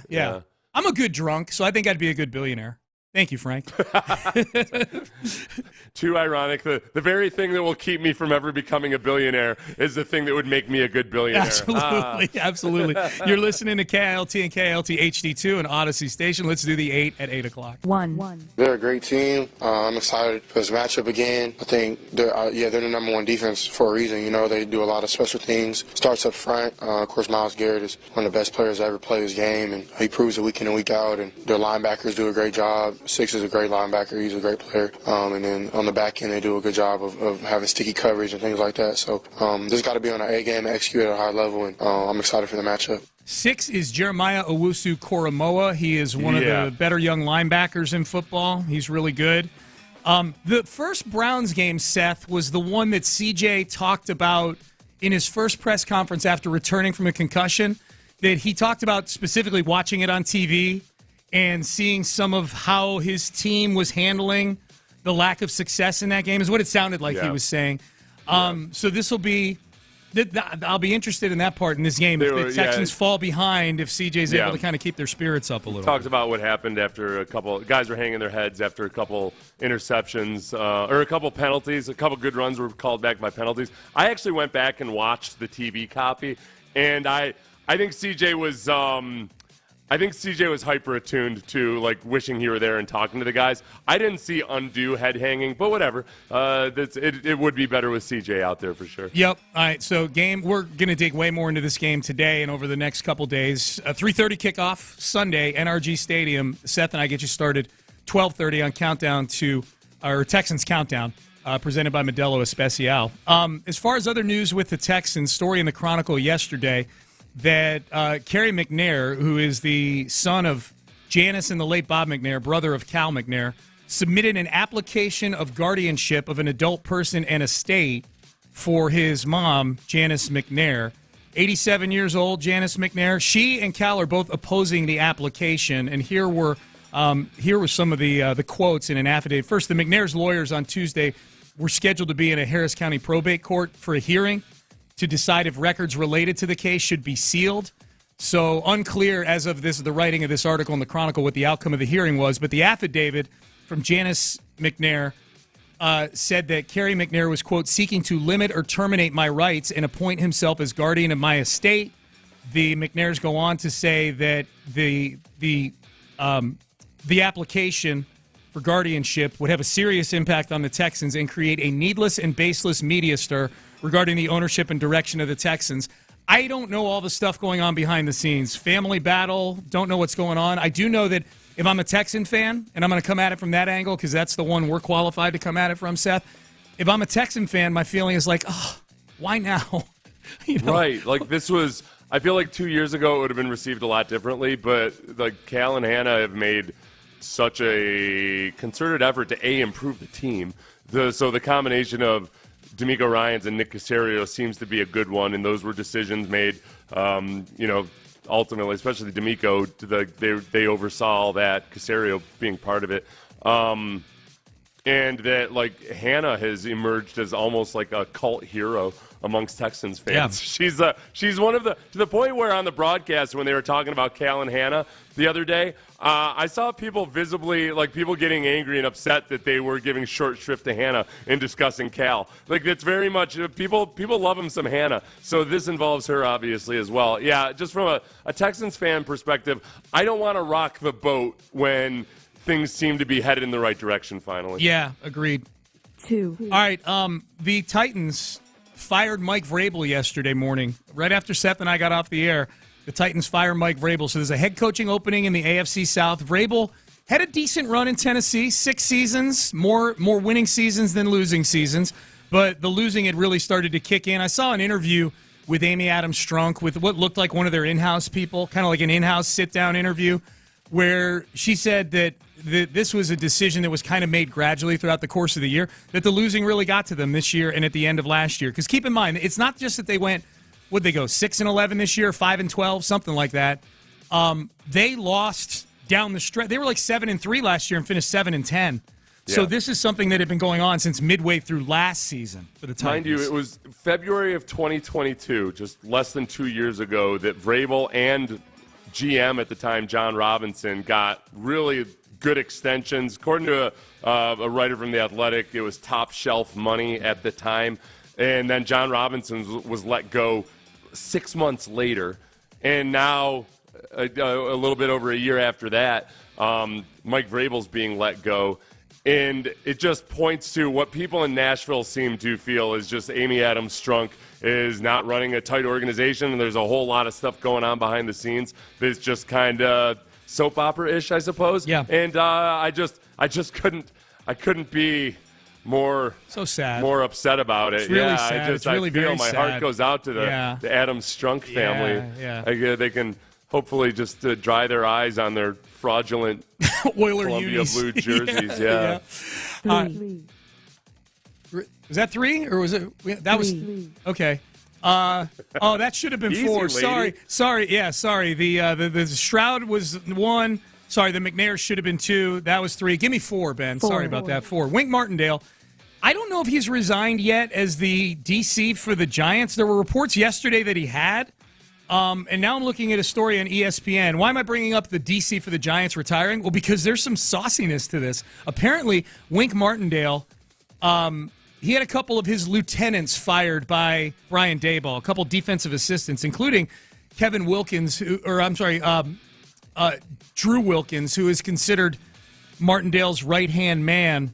And apparently Martindale went into Daboll's office and said his piece, got up, slammed the door, and walked out of the building. So they've had a rocky relationship for a little while now. It was reported back in November that the two of them were in, quote, a bad place. Yeah. So there's an expectation that Martindale is going to retire, but as of Tuesday evening, the Giants still had not heard from him yet. He just went back to Sarasota, Florida, where he lives, and I guess it's just kind of laying low right now. I can't tell. There's one guy that covers the Giants, so I think this is a legitimate reporter, but who kind of does sarcastic tweets sometimes. But it's fitting. I'll treat this as a joke, and yet it's fitting. He reports the Giants still anticipate Wink Martindale to be their defensive coordinator and are treating this issue as a missing person incident, which I feel like that's kind of what it sounds like. Yeah. There's some kind of a rift, and Wink Martindale threw a hissy fit that he lost a couple of his key guys, and maybe he said in a fit of rage that he was quitting or something, but nothing's official yet, and they probably expect it to be smoothed over. Boy, year 2 for Daboll, man. Daboll made the mistake of making Daniel Jones average. That was the mistake he made, was because they paid him and brought him back, and then he got hurt, and they played Tommy DeVito all year, and yeah. It's almost like, what if Kubiak had done a better job with David Carr the first year he was great here? Analogy. And all of a sudden, it would fall apart. Kubiak might have been here for like 2 or 3 seasons if he had just done, and he did a pretty good job his first year. He did. I think you gotta. Like, they could have tried to ride that out. It's kind of what the Giants did. If the Texans had made their run like at the end of that season somehow in 2007, and it was a flurry of wins at the end, they might have rode it out with David Carr the next year. Yep. 5. T.J. Watt is going to miss Sunday's wild card round game against the Buffalo Bills. The Steelers, as Seth and I were talking about a little earlier in this segment, a double-digit underdog to the Buffalo Bills. So no T.J. Watt. He's got a sprained knee. Looked a lot worse at first, but a sprained knee. So if the Steelers somehow pull off the upset, then we'll keep an eye on that. But not looking great. Mason Rudolph is going to start again for the Steelers against the Buffalo Bills. You mentioned JJ had a pretty funny tweet. JJ using his brother's sprained knee as a springboard to humor. I don't know how people feel about it, but it was pretty funny. What did he tweet yesterday, Seth? JJ Watt? About TJ's knee? Underneath the report that TJ was injured, JJ just wrote, think they'd notice. The implication being, if I just showed up and wore his uniform. JJ a little bigger. He's a little. TJ shows up and he's got like a plasticky looking face. That'd be hard. Remember, JJ complained about those special COVID visors they were gonna have, like that it would just be too hot to wear. Yeah. Him wearing like a rubber TJ Watt mask the entire game. TJ looks different. It'd be tough to breathe. Imagine as it starts to like melt midway through the third quarter. Looks different. 6. All right, Aaron Rodgers in an interview says that the Jets need to flush the bull bleep in 2024. This is just priceless. That Aaron Rodgers, of all people, who goes on the McAfee show yesterday, goes on a 7-minute rant about COVID again, and then kind of just brushes by what he said about Jimmy Kimmel as if he didn't say it. Was one of the stranger things, but I find it ironic that Aaron Rodgers is the guy saying that the Jets need to flush the BS in order to win in 2024. Nobody brings more BS to the table for an NFL football team than Aaron Rodgers. Nobody brings more window dressing and issues and drama with him than Drama Boy here. The biggest thing about Rodgers is that, and this is what I need people to understand, I think there's some that people get triggered whenever we talk about Aaron Rodgers because they start to believe it's like some kind of vaccine debate or something. I don't care about that stuff. It's like as far as I never bring that stuff into my, other than when I was COVID commissioner, and then I stepped away. Right. Remember, Sean? I stepped away from public office because I saw just how sticky everything was getting. But for the most part, I stay away from all that stuff. I keep that in my own personal business. It's like he's got this long record of basically saying things and then claiming he didn't say them. Yes. Or just like accusing people of things and then claiming he didn't accuse them of things. The most notorious and like the worst, just from a pure football perspective, was when he would claim that the Packers never reached out to him. And then when the Packers said, we reached out to him multiple times, he tried to blame it on not having cell phone service in his Malibu mansion. In Malibu. Like, I forgot that which even if that's true, like acting like that's the only way, like only via cell phone, when I'm in my house, like maybe his mansion is a darkness retreat as well. Maybe. The other part though too would be like he goes on a darkness retreat for a week where he's unable to reach him for a week, and then he's put out that the Packers moved on without him after like just hanging all this stuff over their head. Yeah, man. Oh, it's just one thing after the other. It's so much like demanding attention and then being incredibly upset that he's getting attention. Yeah, I loved seeing the Packers make the playoffs this year. I was really, really happy for Green Bay that the Packers made the postseason. 7. NFL regular season games averaged 17 million viewers in 2023, tied for the second highest since averages were first tracked in 1995. So this is the second highest ratings the league has had since like before the internet became a huge thing. And it's crazy to think that, Seth, because this was a season where scoring was down. This was a season where half the starting quarterbacks in the league missed pretty significant time. And yet more and more people are watching NFL football this year. Like it's just it's so bulletproof right now. It's crazy. It's I don't know. Like I always wonder just exactly how to take any of this, because the only time people ever really seem to care about it with the NFL is if ratings dip, then all of a sudden it becomes a referendum on all the various things that either NFL players or the owners or society at large is doing wrong. Yeah. So I just, for now at least, for the next several years at least, it looks like the NFL is safe. You think they're good? It's not. It was like 2 or 3 years ago that nope, it was going to be replaced by basketball. And then after that, it turned out that no, basketball is going to get destroyed. Everything's going to be replaced by baseball.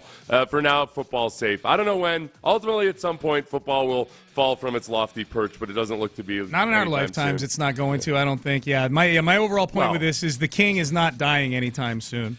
Good chance that you and I, with medical advancements, live to be like 300 years old. I knew that. I knew that before I said it. Yeah, no, I knew that. 8. Last Sean, one. put that in the big book of Sean's promises.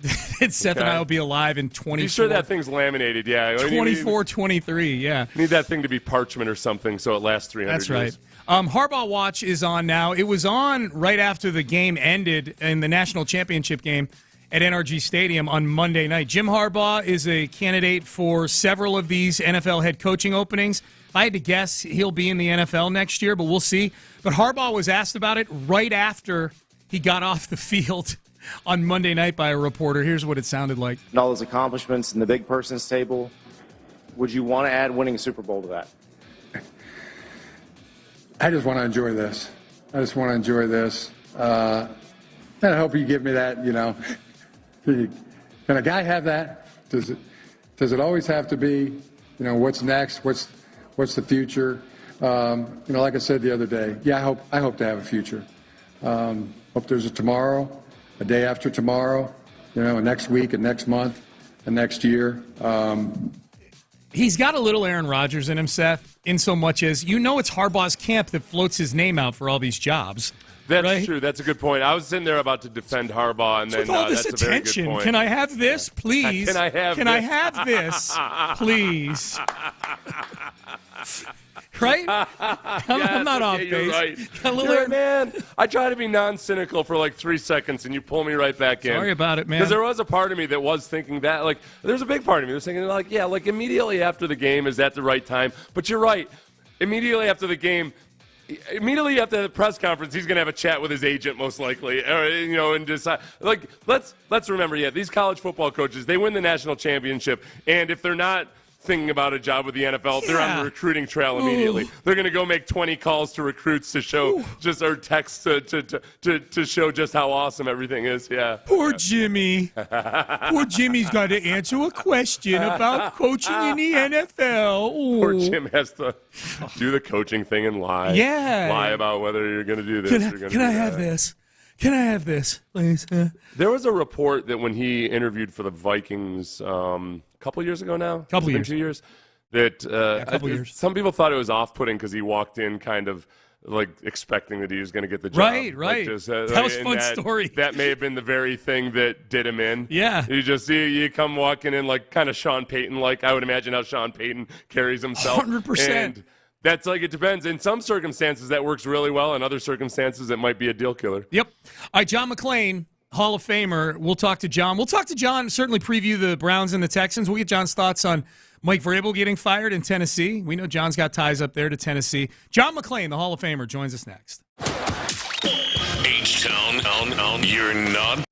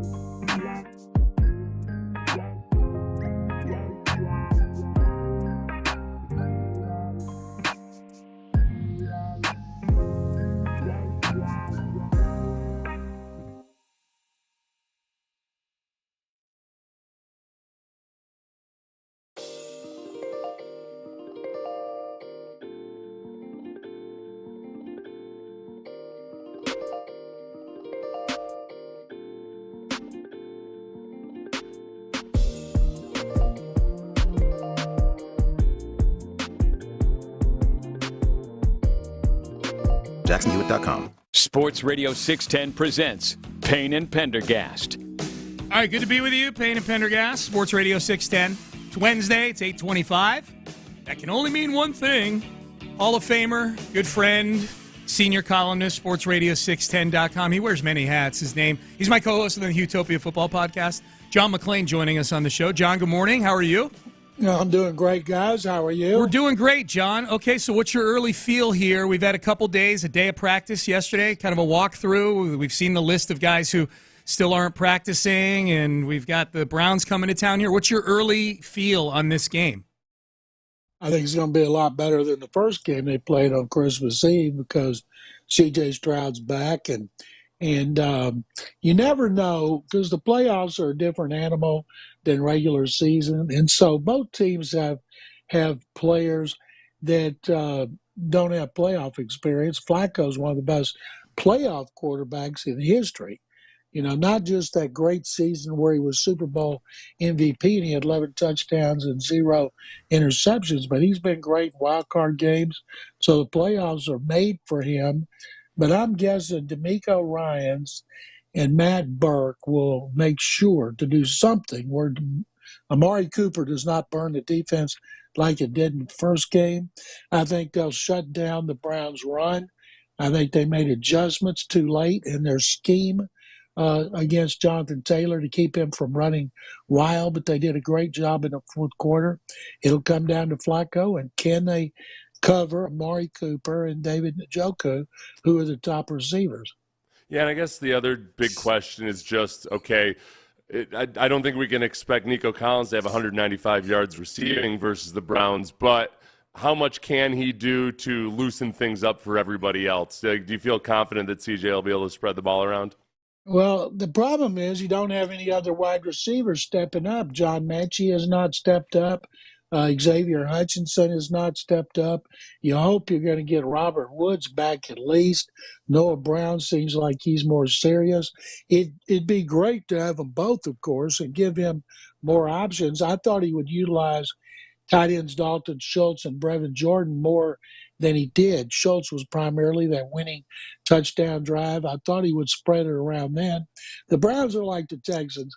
I don't think the Browns, they watched tape, they saw that game and what an incredible performance Nico Collins had, and they'll do everything to shut him down. But that's part of being a go-to receiver. You find ways to get him going, to get him open. You put him in motion. You line him up at different spots. So I think Bobby Sloik will have a creative package for Collins because you don't want him to be contained. John, we're talking to John McClain, joins us every Wednesday. John, have you talked to any of your Cleveland cronies up there, like Mary Kay Cabot or Tony Grossi, to see how people are feeling on the Cleveland side of things? Yeah, I always talk to them. The Browns are confident. They're favored. Everybody's talking about Joe Flacco going back home to Baltimore.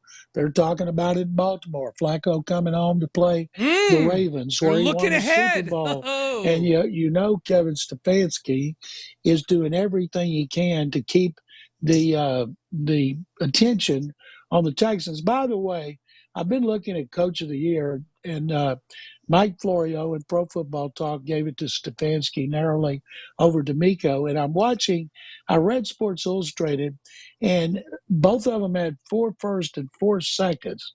Stefanski had a third, and somebody on that staff voted DeMeco as 5th in Coach of the Year.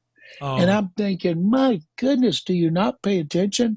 So that's what cost him Sports Illustrated's Coach of the Year, the difference in a 3 and a 5.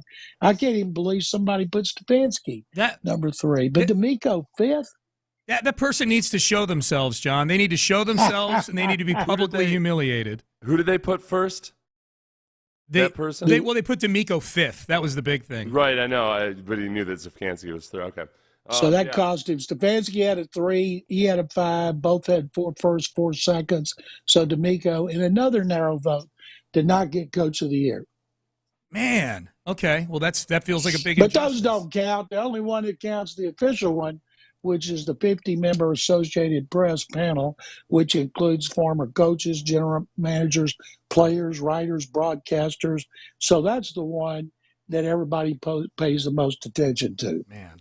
What do you get a sense at all, John, in talking to your Cleveland connections about the divided loyalties of Ohio State fans versus Browns fans? Well, those fans who pull for the Bengals and Ohio State that are not Browns fans, of course, will push for CJ. When they won in Cincinnati, I noticed at the end there were a lot of fans down there cheering him, not because they wanted the Bengals to lose, but they had won. But they had so much respect for him for what he did at Ohio State. They'll tell you, everybody from Ohio State, oh, we knew he was going to do this, but, of course, nobody else did. And that's big. It's a state that he loves. It's not his home state of California, and it's not his current state of Texas, but in his own, I guarantee you, he loves Ohio because that state was good to him. I don't know. He's mentioned a few times in interviews, including on McAfee this week, that those fans can be pretty brutal after they lose a game, particularly after they lost in the Peach Bowl. It sounds like everybody now likes to pretend like they've loved them all along. I feel like there might be some pent-up feelings about people from Ohio in CJ. Maybe, but he's told us in our interviews with him how much he likes the state, the school, everything about it. And I guess he's got a short memory over the times he lost early in his career. He needs to pretend that all the Browns fans are that they're the message board fans from Ohio They're State. the Michigan fans. All the Browns fans are Michigan fans. Okay, well there you go. Yeah, maybe. John McClain joining us for his weekly visit. John, the Mike Vrabel firing up in Tennessee. What do you make of that? It feels like I don't know. It feels like it's going to be kind of difficult for the Titans to upgrade over Vrabel. I thought Vrabel did a good job there. What direction do you think they wind up going at head coach up in Tennessee, and why did this happen? Mike Vrabel lost his power struggle with Rand Cawthorn, who's GM for 1 year. And so now he should have multiple offers, just depending on where he wants to go. They should be very happy over at the Texans, Jaguars, and Colts because they know Vrabel. As you mentioned yesterday, Sean, on our podcast, he can do more with less and win a big game, like beat Jacksonville, beat Miami on the road. And so there's a lot of division. A lot of fans want him down. They always want coaches fired when they have a bad season. He's had 2 in a row. And I'm guessing Rand Cawthorn, when he came from the 49ers, had a list of coaches that he wants. He's been with Bobby Slowick for 6 years. And I'll be stunned if they're not one of the teams that reaches out to Slowick with an interview request. And I'm going to ask Bobby today about his head coaching desires and all the people that are reaching out to him and how he's handling it. I asked DeMeco yesterday what advice he would give to him, and the thing was, make sure you go to a good situation like DeMeco has with the McNair family and Nick Caserio. And I still think Bobby will come back. I think like DeMeco, Ben Johnson, Kevin O'Connell, they interview, and then they come back and say, I need one more season as a coordinator and a play caller. John, speaking of that McNair family, via multiple reports, Robert McNair Jr. has asked a court to find team owner Janice McNair declared incapacitated and to appoint a guardian. There's a lot of legal machinations going on around this. Has this been something that's been in the works for a while, as far as you know, and is this anything that would affect the Texans anytime soon in terms of their actual operation? If he gets control of the team from her and is able to vote with her, she's the owner. He can sell it, do anything he wants.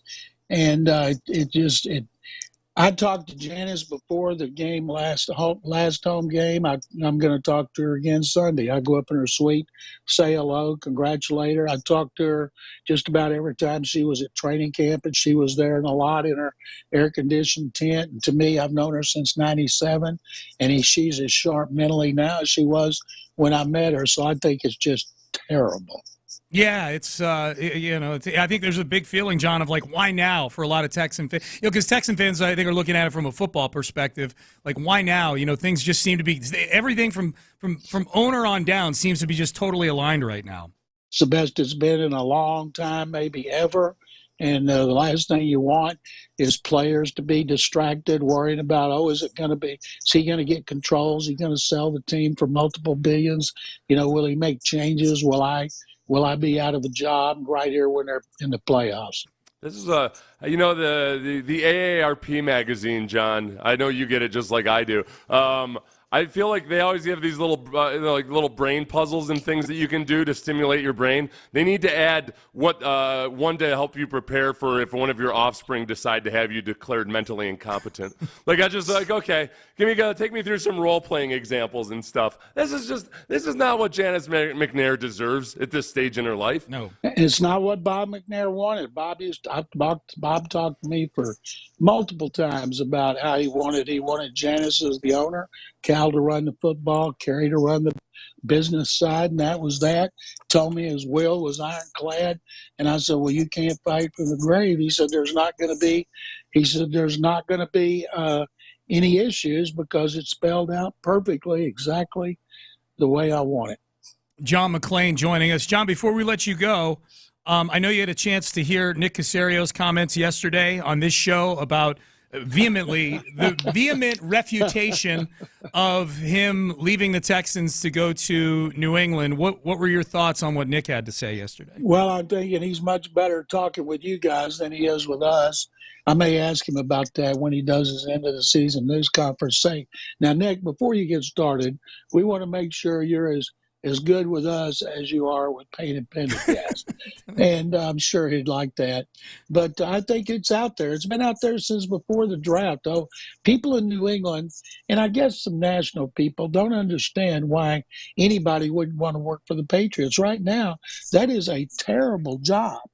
and he's got it better than anybody. How many GMs have it better than he does right now, with owners that let him do whatever he wants, within reason, of course, don't meddle, give him money, a great coach that he likes working with, a great young quarterback. He ought to be executive of the year. I'd like to see somebody show me someone else who's done a better job than Caserio, and I'm glad he addressed it, and that maybe it will put to rest some of these rumors. But if Belichick's out, and I wonder why you need multiple days of multiple meetings if he's out. But if he's out and they go after Vrabel, people will say, oh, Vrabel and Caserio were close.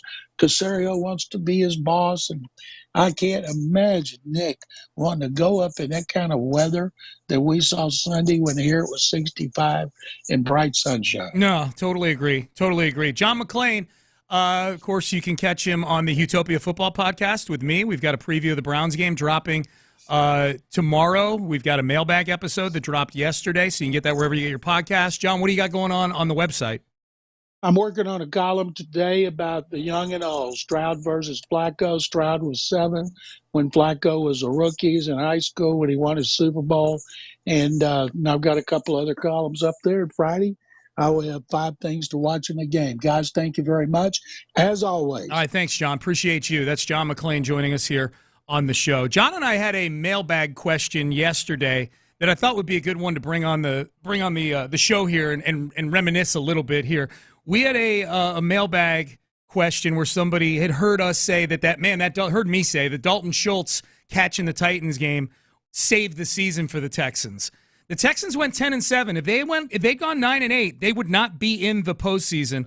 What are 3 other season-saving plays that the Texans had on their road to 10-7 in the division championship? I'll run these by Seth next. Nick Caserio.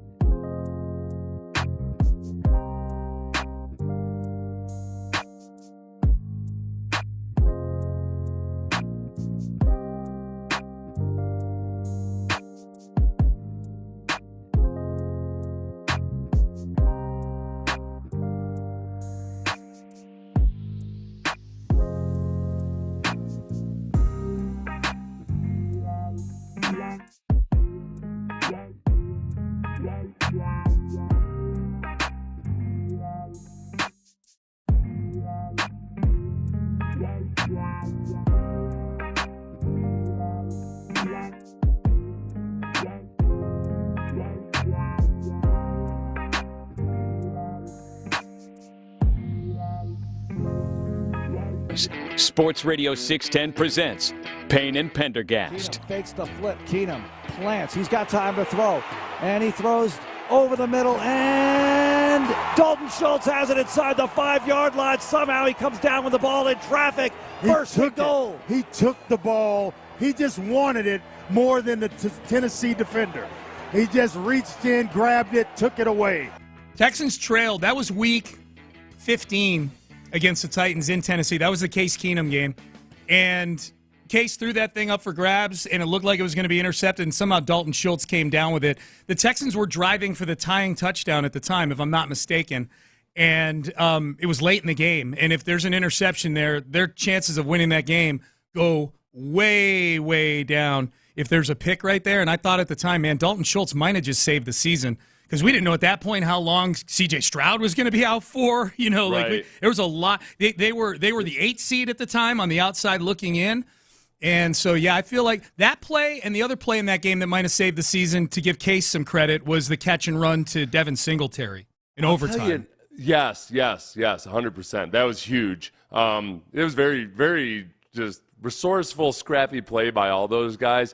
That was maybe one of the most exciting fourth quarter and overtimes of a game I've ever seen, in a game which was otherwise almost unwatchable for the first 3 quarters. Yeah, it was just nothing. It was like, basically this is how war has been described to me. It's like vast amounts of tedium punctuated by like short bursts of sheer terror. That's what that felt like. It felt like, damn it, it felt like I was fighting in the South Pacific, with some minor exceptions, some minor differences. Sure. Yeah. No, it was the most badass 19-16 game of all time. It was, no, because remember though too, aside from the Dalton Schultz catch, which was very much like, it looked like he plucked that out of an actual interception. Same thing happened to Des King. King had an interception where he was catching the bottom of the ball. Yeah. And was it Traylon Burks? Chris Moore, former Texan. He caught the top of the ball. Yeah. I don't know if I've ever seen anything like it. Like Des King, there was nothing you could say about it. He had his hands. He's just little, and he had his hands on the bottom of the ball. He was gonna catch it, but Chris Moore had his. He got the top hemisphere of the ball. I'm like, where was this Chris Moore when he was toiling for the Texans as their wide receiver 4 the last couple of years? Honestly, has anybody, Sean? And I know this question. We were going to talk more about Dalton Schultz. Yeah. But it just brings this up. I don't know if I've ever seen anybody have more near game-altering plays that didn't that weren't validated than Des King this year. Yeah, the Denver game. So many times he's stripped the ball, but it's been ruled forward progress. Yeah. Or he stripped the ball and the play was whistled dead because of in the grass. But like all these variants, he's been so close so many times. And he's only been on the team for half the season. I know. He also saved the game. We had the play which game was it? He had the play at the end of the first half. The Jacksonville game. The Jaguars. So ultimately, it didn't matter in the end result, but still, it was a huge play at the time, though. Yeah. Like he kept them in that game where he made that. That was the first play he'd played since they re-signed him. The only snap he played that game. It was his first game That's back. Right. Yeah, that's right. Yeah, man.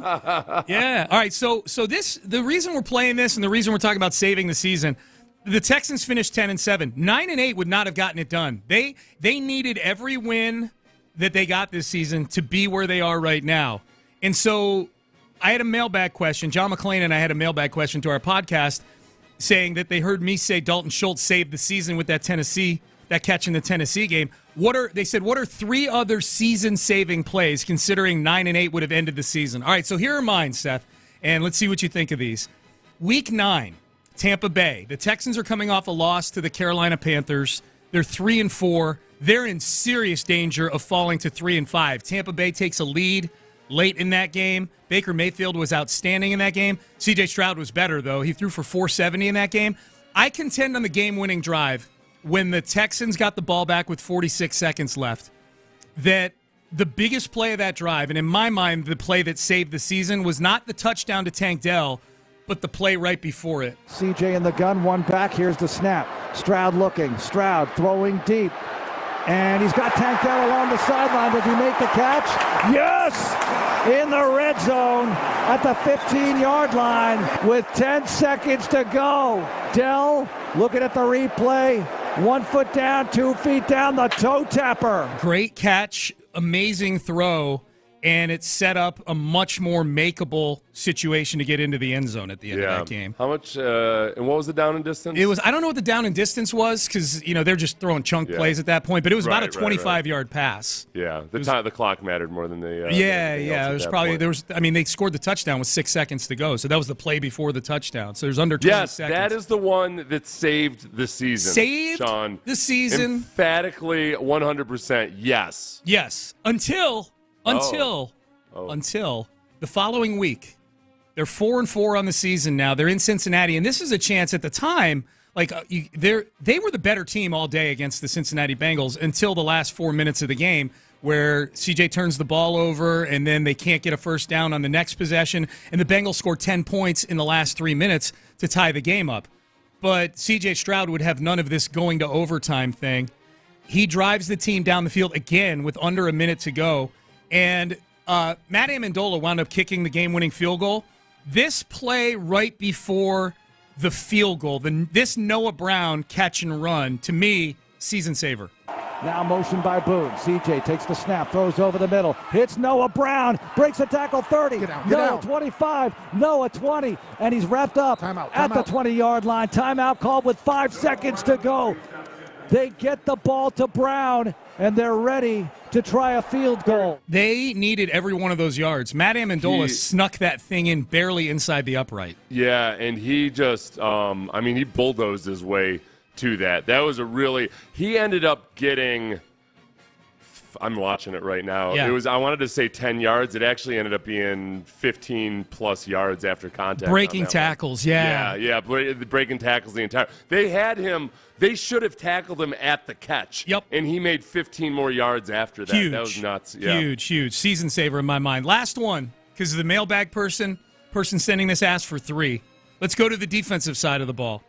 In Week 13, Denver, Russell Wilson driving, trying to beat the Texans. Keep in mind, the Texans are 6-5 in this game and tied with the Broncos in the standings, tied with a bunch of teams in the standings. Jimmy Ward. Wilson gets the snap. Wilson chased. Wilson escapes the sack, throws left side of the end zone. Yes! It's intercepted. The Texans have it. Jimmy Ward. Houston's going to win. 9 seconds to go. Jimmy Ward. That was the one.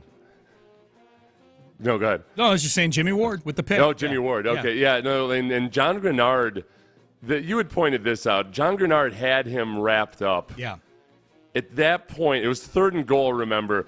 John Grenard had him wrapped up, would have gotten him down at about 13 seconds. Mm-hmm. So almost John Grenard theoretically also should get a hockey assist on that one for not getting him down on that one, because theoretically they might have had another shot at the goal. It would have been dicey, but yeah. Yeah, because they had no timeouts left at that time. Yeah, Denver. Yeah. I think here's the thing about this segment. That segment should uplift you a little bit, right? The Texans winning all these close games. That's what good teams do. Tank Dell, Noah Brown, Jimmy Ward were all the beneficiaries, or they were the ones making the play. Right.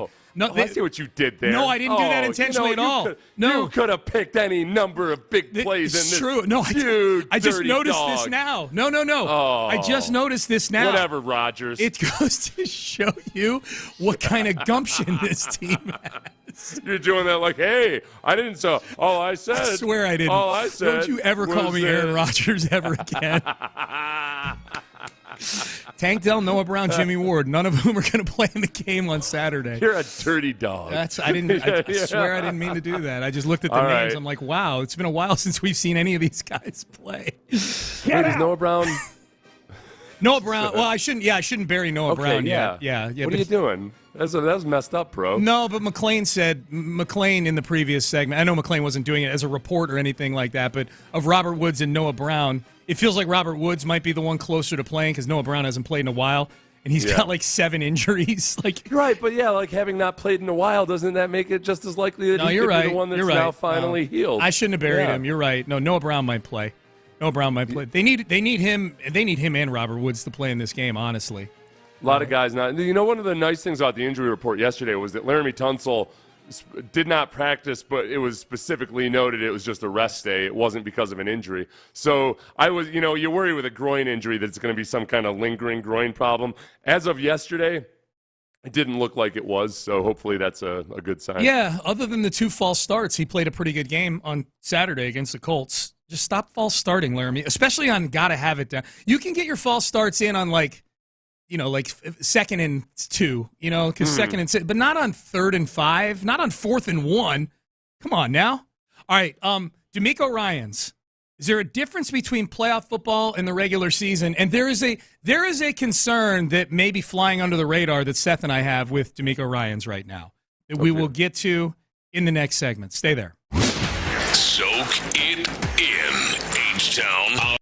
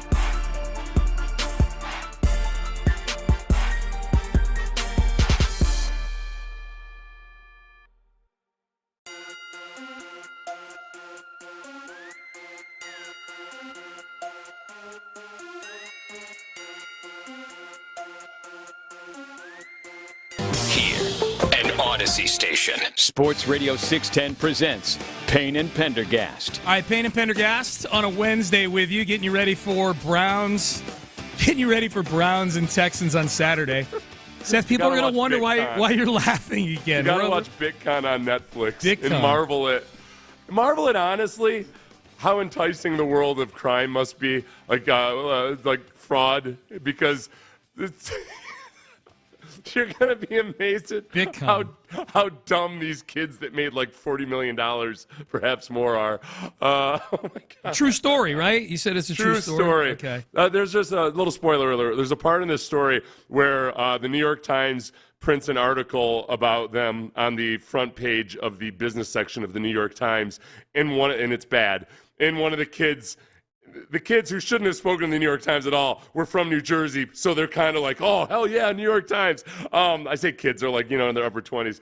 And the company's fraudulent. But one of the kids actually says, well, we're thinking like, I don't know, maybe nobody will see the article and it'll just blow over. Front page of the New York Times. It's great. All right, good recommendation. I'm looking for stuff. It's good, man. It's good. Yeah. I'm not used to having this time of year has typically the last 3 years been when like, oh, okay, cool, I can catch up on Netflix, but we got playoff the football NHL. Now. Yeah, we got playoff football now. So Texans and the Browns, 3:30 Saturday, 12:30 Texans countdown. Seth and I will be right there where we always are, right outside the stadium. Come by, say hello. Let's celebrate, man. We got playoff football back at home here in Houston, Texas. Here's DeMeco Ryans on the difference between playoff football and regular season football. It's not different. It's not. Everybody wants to make it different. It's not different. Like, it's just a matter of, like I told our team today, we've been getting better throughout the year. Each and every week we've gotten better. We just have to stay on that track. Keep getting better. Keep playing sound. Keep playing relentless. Play clean football. If we do that, and that's all that matters, right? We focus on playing good football. It doesn't matter that it's the playoffs. The game doesn't change. It's still football. We got to go execute. We got to go play fast. I just, man, I really hope that he was just up late smoking cigars all evening or something. Yeah, because he doesn't sound so much. Well, man. He never sounds like that. I went and listened to the press conference from Monday, the day before, and he sounded absolutely fine. There was somebody coughing in the press room, to which I expressed alarm, and then DeMeco shows up a day later sounding like he's I honestly swear, I was like, maybe this is the one time a year DeMeco lets loose. Maybe every oddly on a Tuesday night in the middle of a playoff run. I don't care if he went to Mexico with Jessica Simpson. Just whatever it is, don't be sick and don't spread it to the rest of the team, damn it. Oh my God. Oh, brutal. What's my concern level about this is more than just a passing segment on the radio. Like I think I want DeMeco to coach from a tower this week, like way up high, tower with a megaphone this week. I don't know. He needs to rest his voice, though, too. He could just text his instructions. Okay. Or maybe get like one of those Sign Stephen language? Hawking computers or something. Yeah, maybe. Just do that. Give him a whole Stephen Hawking setup. And have him just do all that and just as minimal physical effort as possible. Right. He just sounded, that soundbite right there where he was talking about getting better and everything, that's exactly what I sounded like when I was trying to convince our boss, Parker, to let me work every day while I was sick for 3 weeks. Remember? Yes, you were very persuasive. Every day I'd be like, I think I turned a corner. I turned 19 corners in a row on that one. Every day I think I turned a corner on this thing, Parker. It's like, okay, Seth. All right, sure. So many damn corners you ran into yourself 5 times. Like just corner. One of those sci-fi movies where I was in a never-ending circle. Yeah. DeMeco. It's funny to hear him. Hey, Ben, cue that one up again. We're not going to play the whole thing. Just cue it up and play it from the beginning. It's not different. It's not. Everybody wants to make it different. It's not different. Like, it's just a matter of, like I told our team today, we've been getting better throughout the year. Pause right there. No, you haven't. Listen to yourself. You're not getting better at all. As far as the substance of what he's saying, through that fog of laryngitis, right.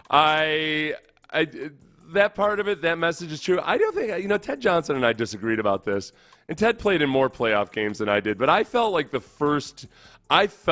there was a naturally like a greater intensity to playoff games. Like when you're out on the field. My rookie year, I felt like I noticed it. Maybe it was because my first playoff game ever was against an awesome Broncos team. Mm-hmm. That might have been as simple as that. And I was like, that was the first time I had faced the Kupchana-Stani offense. Yeah. And I was playing with a dislocated shoulder, and I was just previously I had a chronic shoulder dislocation, Sean. Okay, that sounds awful. And then going up against that damn offense, it sucked. Running around all the time. Ugh. Yeah, I still give Schlereth the side eye every time I see him. He abused a poor rookie with one arm. Yeah. But I felt maybe, and honestly, looking back on it, I can't believe I've never made this connection before. Maybe it was just because that was that good of a team. But it was like as far as the week-to-week stuff and preparing and everything else, it's the old Hoosier speech.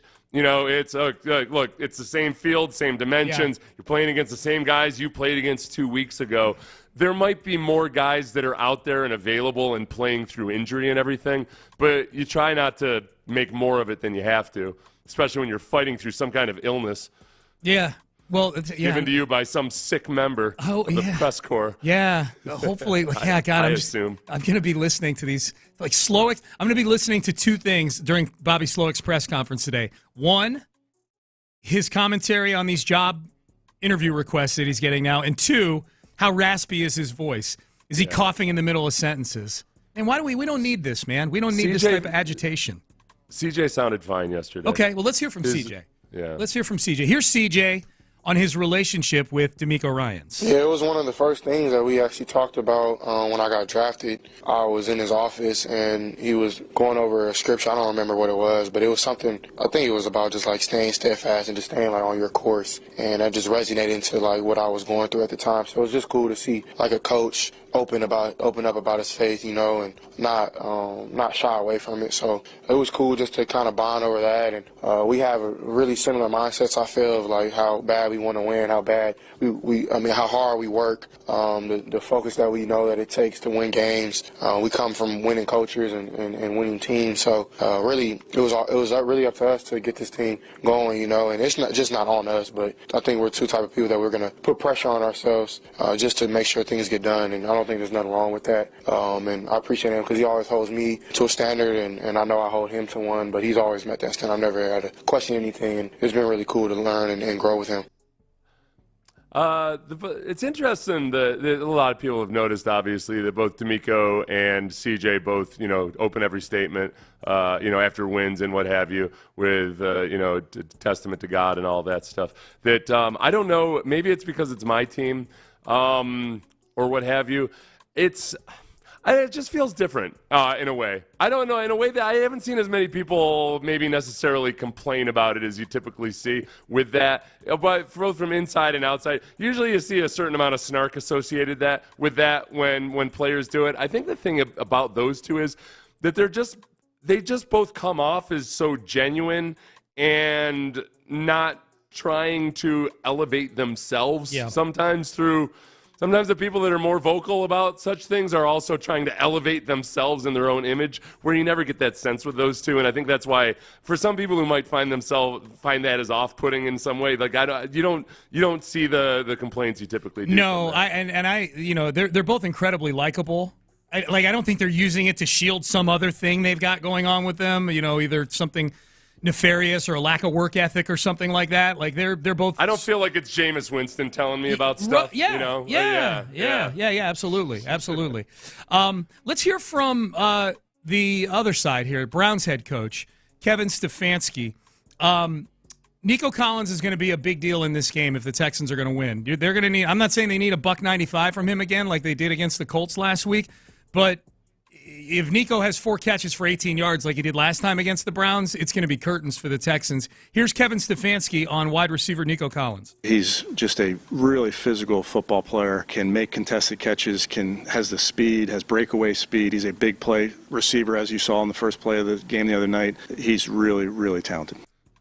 Oh, talented. You know, it was listed as saying did he say he's really physical at the beginning? I think he did, yeah. Okay, all right. Okay, good. I was waiting for the physical at the end. Yeah. That's what I always tell the doctor whenever I go in. I'm like, he'll walk in and he'll be like, okay, where he's got his head down. He says, okay, I'm here to just review these blood results. Why are you naked from the waist down? I'm just waiting for the physical, Doc. I'm just waiting for the physical. Been working on my cough all week. Yeah, give it to me at the end, okay? Yep. Let's talk about these results and then let's do this physical. I think honestly, Nico's physicality is the thing I get most excited about. Dude, he was dialing dudes up at the end of that game last week on the sideline. I thought he was going to get flagged for a late hit on a defender out of bounds. He was like a heat-seeking missile. I didn't mean to do a well, actually. I almost did a well, actually, to you yesterday. You called him a Scud missile. The Scud missile's the bad one. He's a Patriot missile. Okay, yeah. I heard you say something. I'm like, and then I was like, all right, so you're being well, actually. I'm like, okay, is the Scud missile a polarizing thing now? But No. The Scud missile were the crappy missiles that Iraq was launching that would like land on a goat shed somewhere. The Patriot missiles were like, laser guided. I was grasping for any form of artillery that I could find. Scud was the first one that popped into my head. He's been doing that, Nico, since literally the very first play of the preseason. Remember the one completion that CJ had in that Patriots game where he looked a little overwhelmed in that game, mostly because Austin Deculus was his left tackle.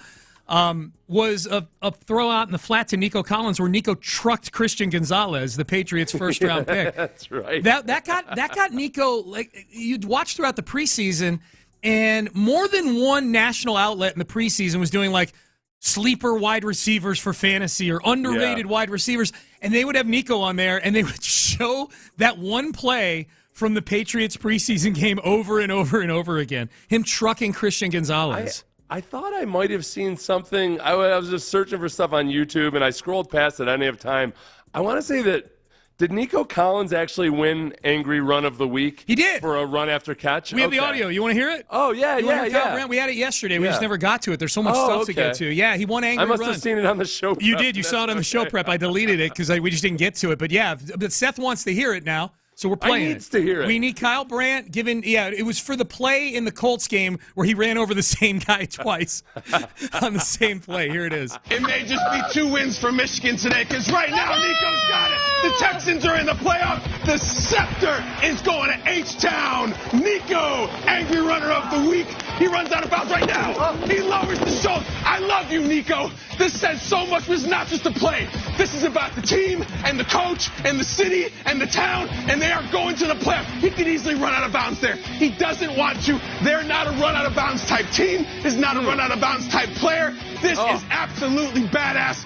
What'd you think? Testify. Yeah. That was good, yeah. That was good. How funny, the second time he hit the guy. So over the top on those I know, it's really funny. He's out of breath when he does those, Kyle Brandt. Like he's in good shape. He is. He's like a very fit dude. Yeah. You can't tell on TV how fit Kyle Brandt is. Like he's sometimes because I think he's got a thicker neck and everything. He's very, very fit. Yeah. Very fit. The funny thing about that play was Nico. The first funny thing was Nico hitting the same guy twice. He hits him inbounds to break a tackle, and the guy kind of stumbles backwards. Wouldn't it have been funny if Nico got called for a late hit out of bounds as the ball carrier? Yes, that's exactly my point. Yeah. Right, yeah. Like that was what's so crazy about it. He was just seeking people out. Yeah, it was great. It was great.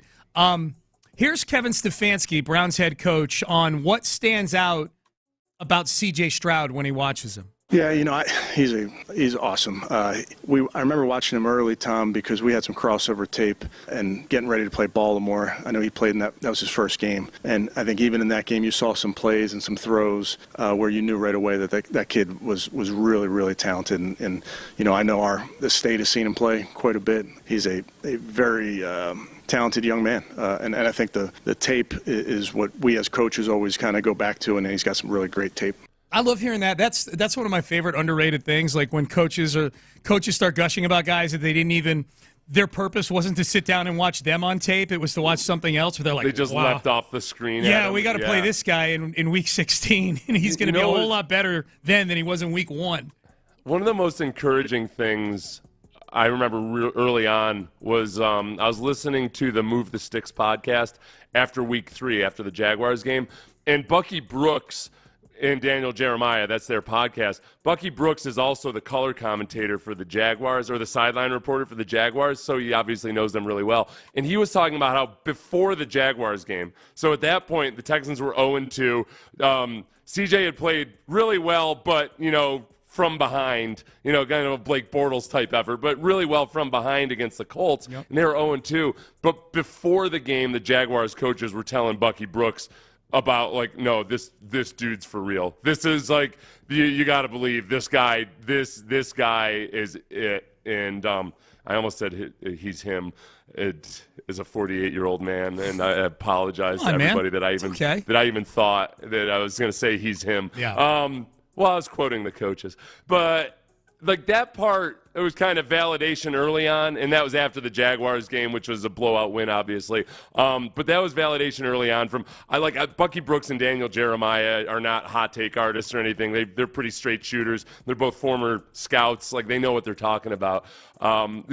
Coaches recognized it right from the get-go that he was not your normal type of rookie. Yeah, just really. And then that Jags game, he was great. That Steelers game, he had a period there of about probably it felt like 6 or 7 games in a row, maybe save the Carolina game where it was just bad, where he was the subject, on the Monday afternoon shows with Orlovsky and them. It felt like they were breaking down at least 1 or 2 C.J. Stroud throws every single week.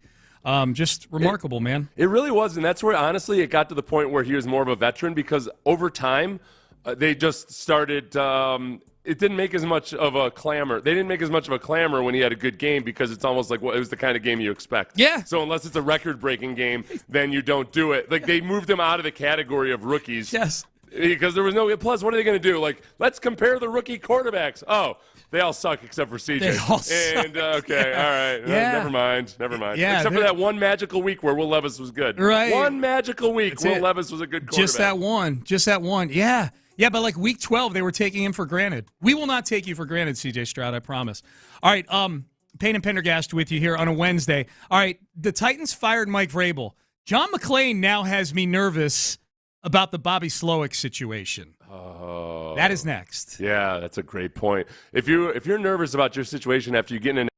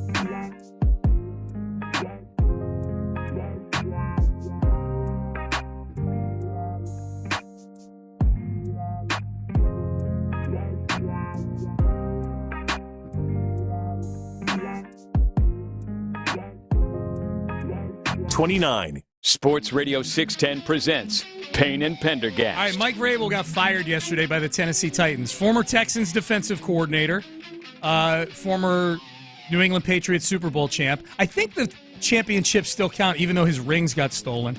If someone recovered the rings, he did. Okay. Yeah.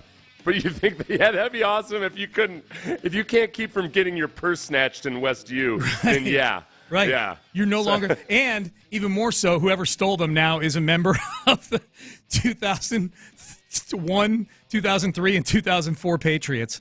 If he showed up at the reunions and everything, showed up at the Ring of Honor induction ceremony, just on. I'm the guy. Yeah, I've got him here. That's right.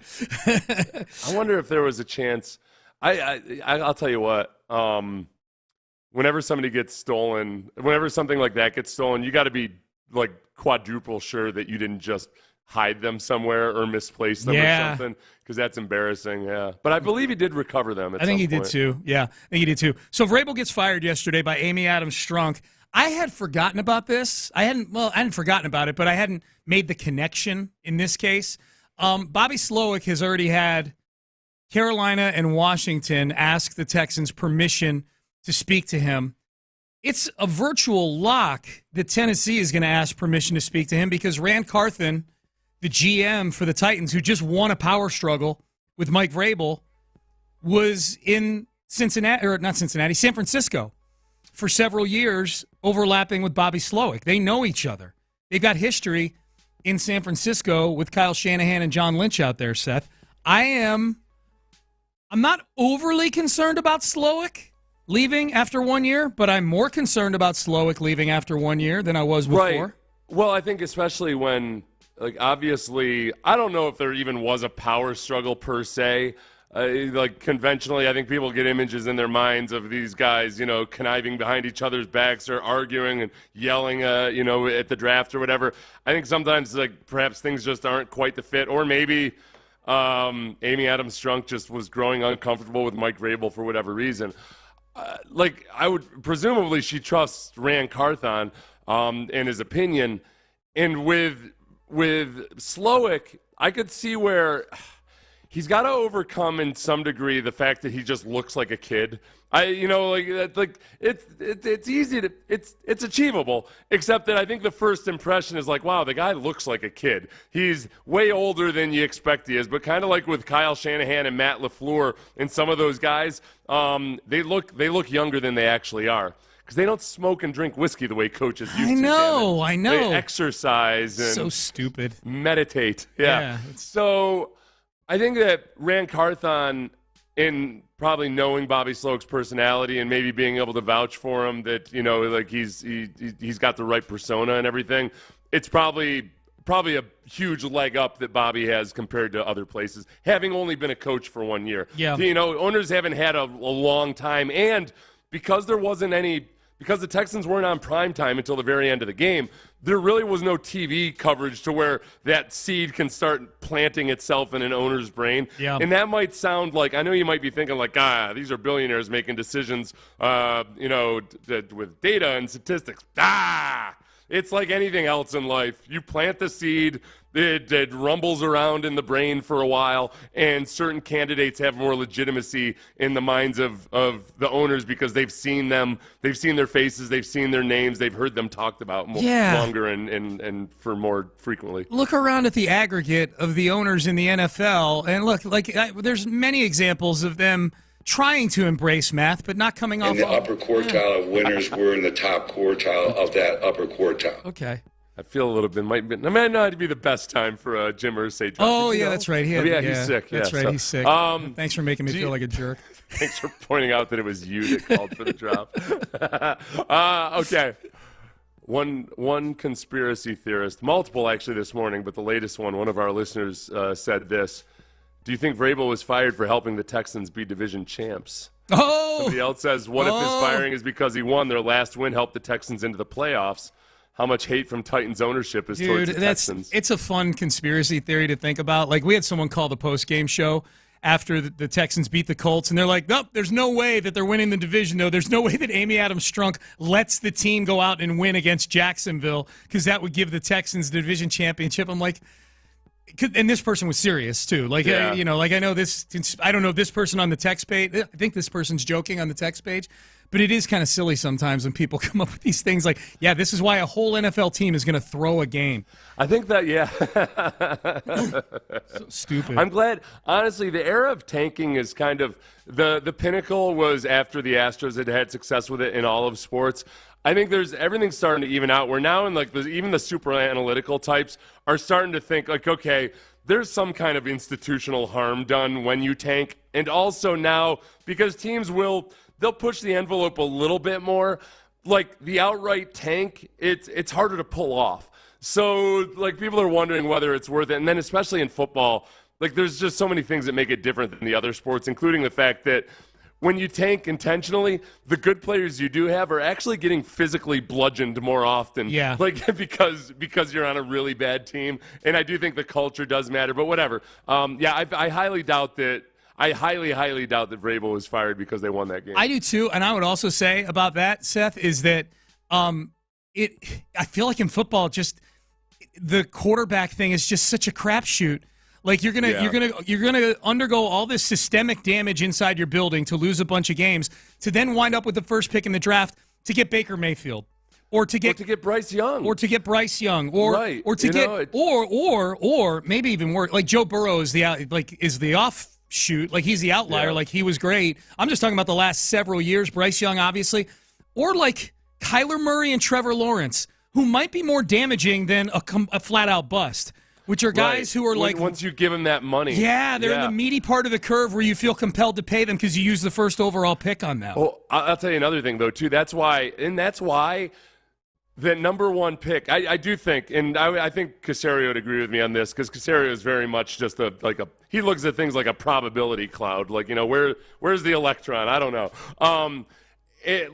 That number one overall pick, there's a reason it's hard to trade out of it, because nobody wants that pressure of the number one overall pick. Yeah. That's what gets you fired. You use that, I'm going to trade up to a number one overall, and if it ends up being Clowney, I'm on my ass, like it's one. Now, if you have the number one overall and that's who you take, then so be it. But it's just, the difference between number one, number two, number three, it's just different. And in any given year, it's just a complete crapshoot. Yeah. We know that. I mean, the Texans had the bad luck of twice having the number one overall pick in a year where there really weren't any good quarterbacks, or prospects or anything. Yep. And then the last time, the time that they had the number two overall pick, it may have worked out just smashingly for him when they didn't get the number one overall. Yeah, absolutely. Here was Nick Caserio yesterday on. We asked him about Bobby Slowick. Again, 2 requests for interviews so far, Carolina and Washington, that we've seen. I would expect Tennessee, maybe others, are going to ask for an interview. Here was Nick Caserio on his year so far working with Bobby Slowick. Yeah, this time of year, there's a process that the league has in place. So, we'll certainly comply with those, parameters and rules and regulations. I would say specific, to Bobby, Bobby's done an unbelievable job for the organization this season. We'll support him in any way possible. There's obviously a lot of dominoes that are going to fall relative to this whole, I would say, process. So we'll take it one day at a time. But, DeMeco's put together, a really good coaching staff, which is the reason we're in a position that we're in. So we'll look at our options if we get to that point, but certainly grateful and thankful for the job that Bobby has done for us here this season. The goal is to try to keep as many good coaches and people and players in the building for as long as possible. So we'll work through the process, whatever that entails, and you always have to have sort of contingency plans in place. You're trying to balance multiple things right now. I think the focus more than anything is on the players and getting ready for the Cleveland Browns, which is certainly a significant task ahead of us. And if there's other things that we have to deal with at some point, then we'll handle them in due time. But, Bobby's done a great job. You guys have talked to Bobby, or he's talked to the media, once a week here. And, I'm sure Bobby will tell you that he's grown and he's learned a lot. And we're fortunate to have him here. And, hopefully we can continue to work with him moving forward.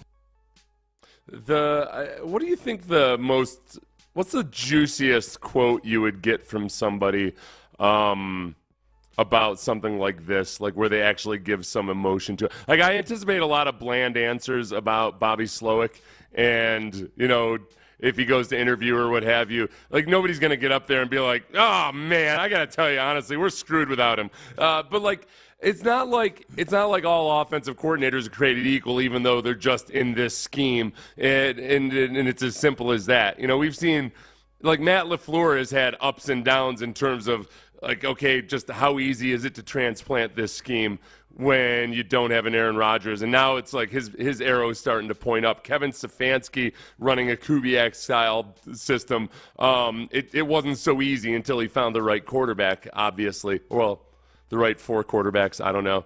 I think with Bobby Slowick, the most likely scenario, hopefully, is that if he does get an offer, he doesn't necessarily feel it's the right situation, or he's not ready for it, and he also gets a little bit of a pay bump at the same time. Yeah. With the Texans, yeah, absolutely. I think what if Bobby gets up at the podium today and says, "Listen, everybody, I got to get paid, man. I got kids." that would answer your original question. That would be juicy if he did that. That would be juicy.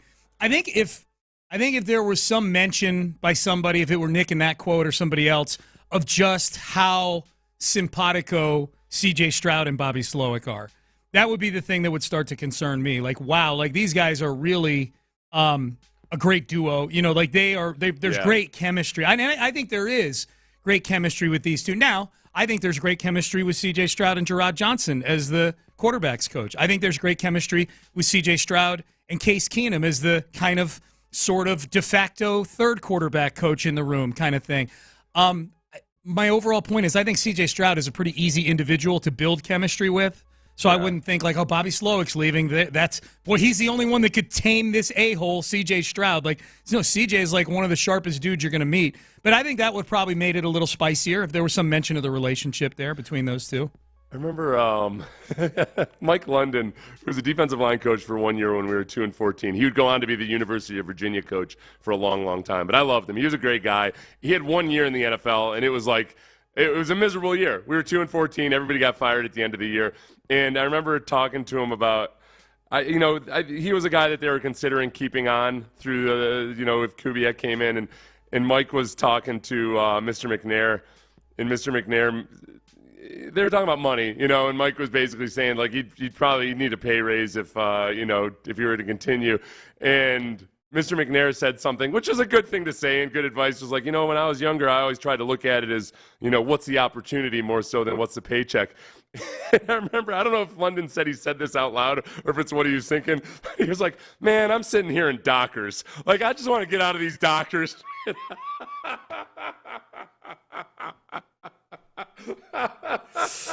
That's great.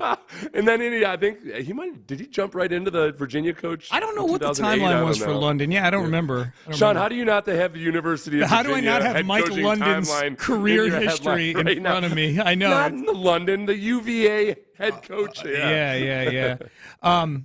Payne and Pendergast with you on a Wednesday.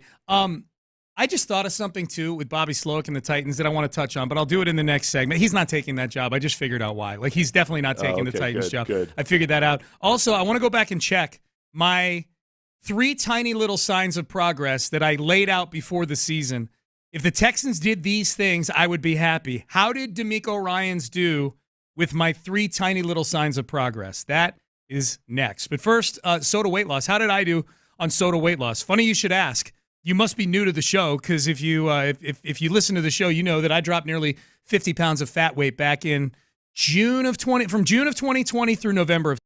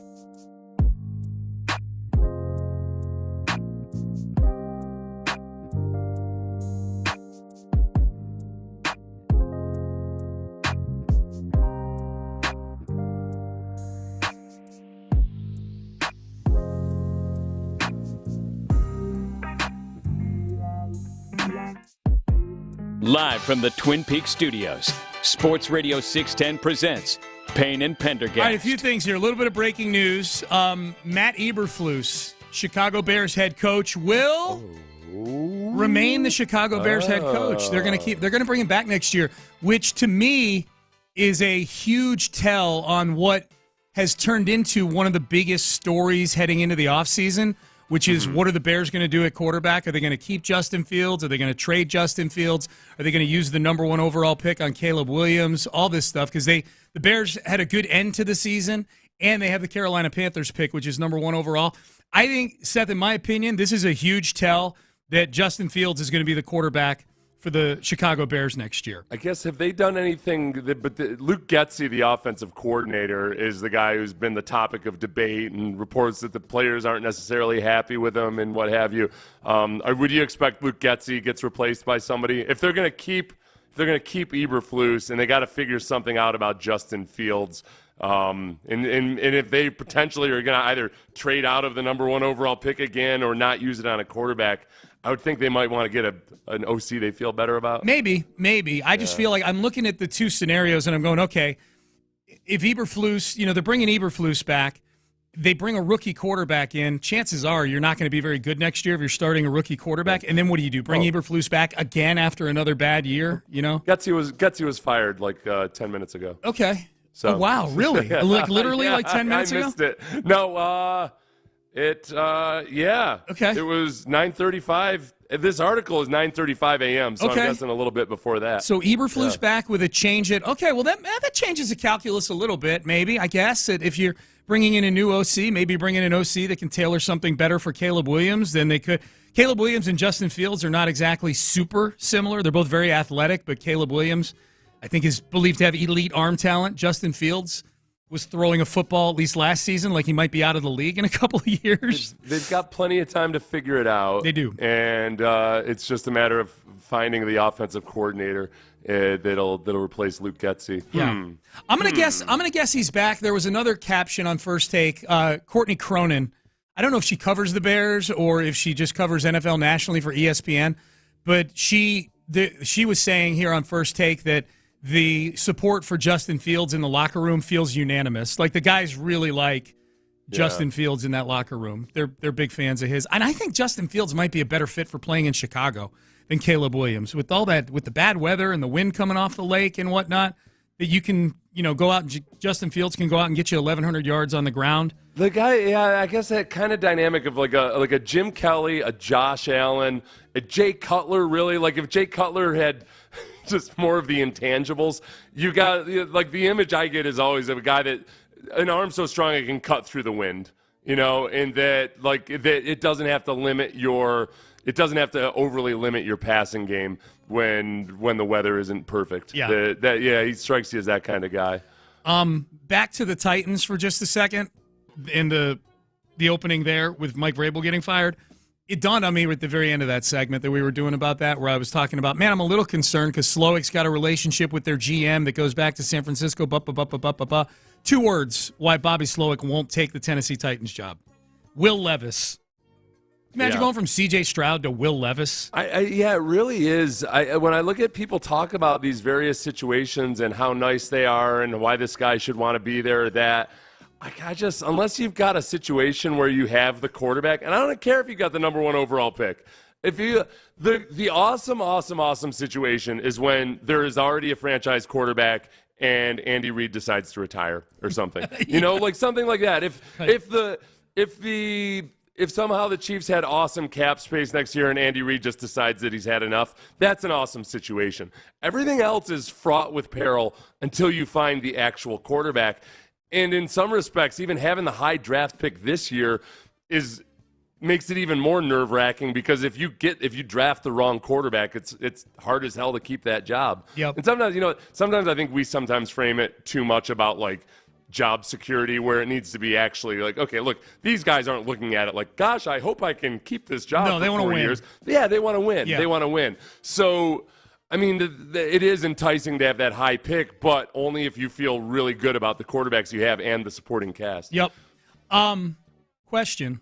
How stupid do you think Mike Vrabel feels now that he's been fired for pulling that stunt with the cowboy hat, the Bum Phillips tribute, air quotes, before the Titans-Texans game back in Week 15? Weren't there reports that he didn't want to do it? I would feel if Amy Adams Strunk convinced him to do it and then she goes and fires him a couple of weeks later, I would feel that's dirty pool, man. That would be insulting. That's dirty pool. That would be really insulting. I feel like it would be, and it would, but the biggest thing is it would be the last thing that Bum Phillips would have wanted. The owner exerting some kind of bending his elbow to do a Bum Phillips tribute, and I had fun with that. Vrabel, by every account I've ever heard, seems like a hell of a guy. Yeah. There's a part of with Bum Phillips that I feel like trying to pay tribute to Bum Phillips. There's something about wearing the cowboy hat that it just feels so fraudulent, because there's so much that's wrapped up in that. He was a Texas guy, and it wasn't some gimmick or something. And honestly, he was a Marine in the South Pacific in World War II. Yeah. That is some badass stuff. If you ever watched anything about the Pacific in World War II and the Marines and what they did, that was some crazy, scary stuff. And there was I could see where Vrabel might have felt man, I don't want to play a Bum Phillips costume party here on the sideline. That was, I don't want to say it was tasteless or anything. It just didn't feel right. Yeah. So yeah, if I were Vrabel and they had talked me into that and then fired me 2 weeks later, I'd be kind of pissed. I'd be pissed for sure. Well, now it's 4 weeks later. Yeah. Yeah. Got a tweet yesterday from a listener, pulling it up here. Said, Sean, I remember you being in a Twitter Spaces. God, do we? But Twitter Spaces was a big thing for 3 months. Sean, I remember you being in a Twitter Spaces hours after the DeMeco hire. The feeling of excitement and optimism was palpable. What's crazy is that the reality has met and maybe even exceeded the hope that we had when DeMeco got hired back last year. Was Twitter Spaces still a thing in February of last year? It still exists, doesn't it? It does? Yeah. Okay. I still see the purple notifications at the top of the app that somebody really? I follow is Okay. having a Twitter Spaces. Yeah. I just haven't been in any of them for it feels like probably since the one I was in with this guy right here. There's so many different platforms to be in and partake of. It's hard to keep track. Yeah. Yeah. The whole. I mean, it was such a coup hiring DeMeco. It really, really was. You have to take yourself back and remember this time last year. I was starting to question my own sanity because so many people were telling me I was crazy for thinking the Texans had a shot at DeMeco. Recall that there was a reporter who said that a source close to DeMeco said he had no interest in the job. Yeah. That's how stupid and dumb and ridiculous some of the reporting around it was, that there was a source that said DeMeco didn't want any part of the job. You come to find out that DeMeco specifically wanted this very job. Yeah. So yeah, Texans fans had so many people telling them like, no way in hell DeMeco wants that job. No way in hell he'd take it. What are you, crazy? And then lo and behold, it's the exact job he wants. Yeah. It meant everything. It was just a 180-degree turn from so many different things, so many places that organization had been and done in the previous several years. That was the genesis of the turnaround for sure. And along those lines, and I agree with the texter or the tweeter that it's exceeded what we thought it would be. My 3 tiny little signs of progress before the season. One was to be in the hunt portion of the graphic in early December when they show the playoff picture. They won the damn division, so they exceeded there. Number 2, Seth, was to have a discussion with you in December of flexing the Texans into primetime and not sounding dumb. Oh, yeah. They got flexed into primetime in week 18. That's the discussion I remember. Remember I was trying to give you credit about them potentially flexing the Texans into prime time, and you kept saying, no, I never said that early in the season. It was that discussion about how it would be nice if they were. Okay. Yeah, yep. I rescind my credit given to you. Thank you. That you never asked for. Thank you. Yeah. The third one, have a coordinator just show up on the hot list for head coaching jobs. He's the first coordinator, I think, to get multiple requests for interviews, Bobby Slowick. So they've blown it out of the water, man, on all 3 of my tiny little signs of progress. They've had massive little tiny signs of progress. Yeah. So that was the first coordinator that has been interviewed. When was the last time a Texans coordinator was interviewed for a head job, like right out of not because George Godsey ended up being a coordinator, but he wasn't interviewed for it while he was with the Texans. No. Well, you like a coordinator interviewing for a head coaching job somewhere else? Yeah. That's right. Yeah, and that wouldn't qualify anyway. No. Yeah. So a Texans coordinator interviewing for a head coaching job elsewhere. When was the last time probably Vrabel is my guess. It would probably be Vrabel in 2017. Yeah, I guess Vrabel. Yeah. And that was defense. That was defense. I tweeted this the other day. DeMeco has already had more offensive coaches be requested for head coaching interviews in 1 year than Bill O'Brien had in 6 years.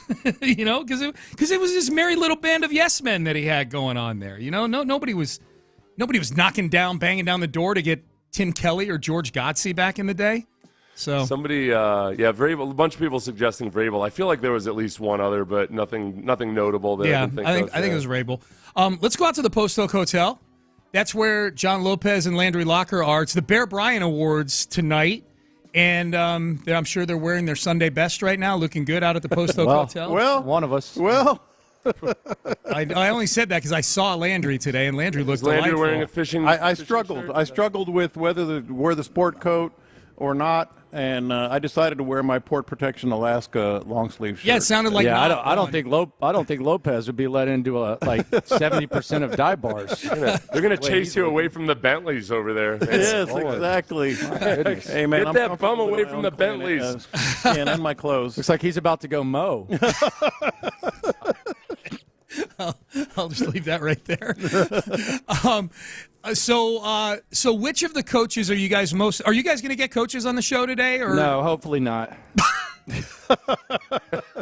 Let's be honest. Who wants to hear from him? Let's just. And Landry just said off air, I don't even want to see Sark.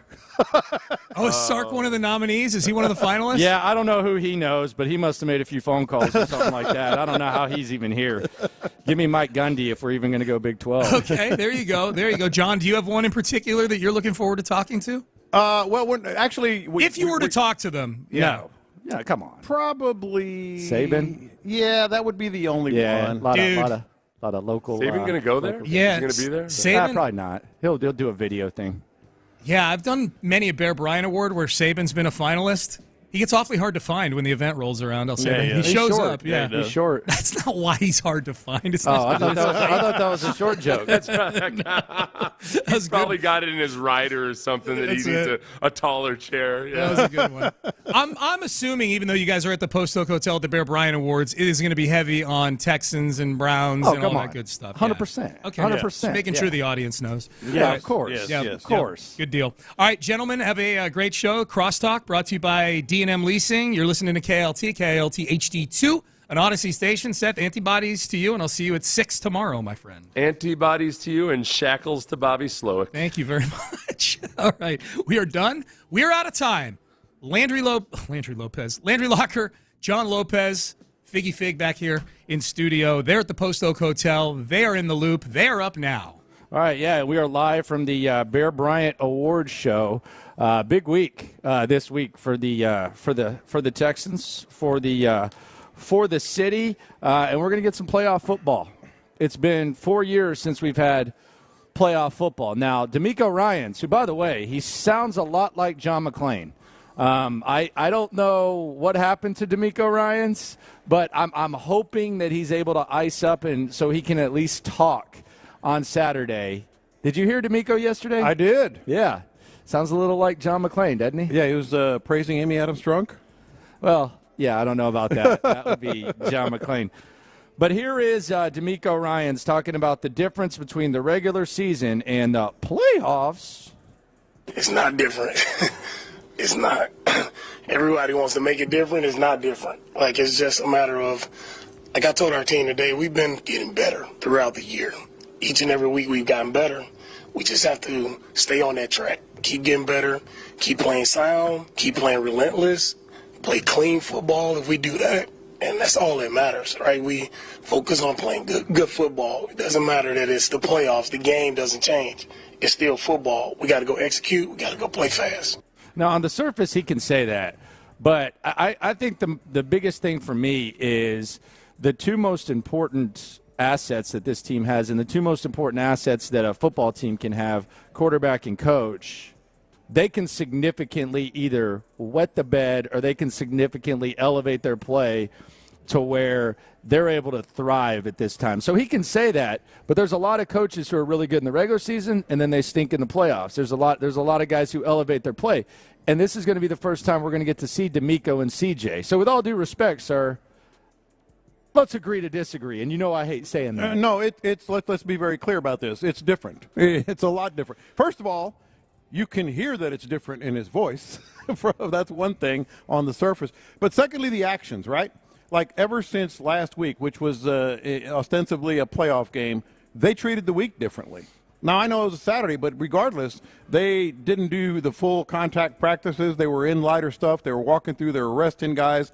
They got guys back from injuries, probably in circumstances where they wouldn't have been back if it was just another regular season game. No, look, I get it. I'm not ripping him for doing that. No, because, not a rip. You know, because he wants it to be on the field. A perfect game, another game, a regular season game, but it's different. And I think the prime example, Landry Locker, John Lopez, Figgy Fig live from the Post Oak Hotel at the Bear Bryant Award Show. I think that if we just go back to the last time this team was in the playoffs, and we look at the game against the Kansas City Chiefs, which people get a sour taste in their mouth. If that doesn't happen, who knows what happens with Bill O'Brien? So just look at that as a blessing in disguise with where they're at. Don't get concerned about that. But that same regular season, the Texans went to Kansas City. They won the game, and at the end of the game, they went for it on 4th and 2. Pretty gutsy move. And they moved the chains. Watson, I think he found D-Hop on a slant. And the Texans, their aggressiveness, et cetera, it paid off. They also went for it on 4th down with Carlos Hyde and ended up scoring a touchdown as well. And Bill O'Brien coached a gutsy game at that time. Go to the playoffs. Yeah. He's peeing his pants. Like Bill O'Brien is peeing his pants. He doesn't have a play on 4th and 1. Mm-hmm. He decides to kick a field goal when they were up 21, and the momentum completely changed from there. Then he decided to fake a punt. Yep. And I think that's a prime example of it's the same place, it's the same teams, and the Texans had a coach who was basically in the fetal position, wetting his pants, but wasn't doing that in the regular season. So we're going to see how DeMeco handles this situation. And quite frankly, there's a possibility that DeMeco, like, the moment's too big, or it's an adjustment because we're going through growing pains. Or there's a possibility that, unlike Bill O'Brien, he doesn't pee his pants and he actually has like a little bit of a little bit of a game plan, he's able to get the job done. Yeah, wasn't he kind of talking to himself there as much as anybody? No, I'm serious. Like, he wants to be like. What's the last thing you told yourself when you talk to yourself? What's the last thing you told yourself? You strike me as someone like, what? I do that. I do that. Not always out loud. Probably this morning. I told myself that even though I'm at the Post Oak Mall, I've got to get a workout in today. Post Oak Hotel, I've got to get a workout today. Okay. So I'm going to make it a point to get a workout in today. Okay. Because usually I work out. What's up, Pardo? Yeah, well, you asked. But look, here's what I mean by he's talking to himself.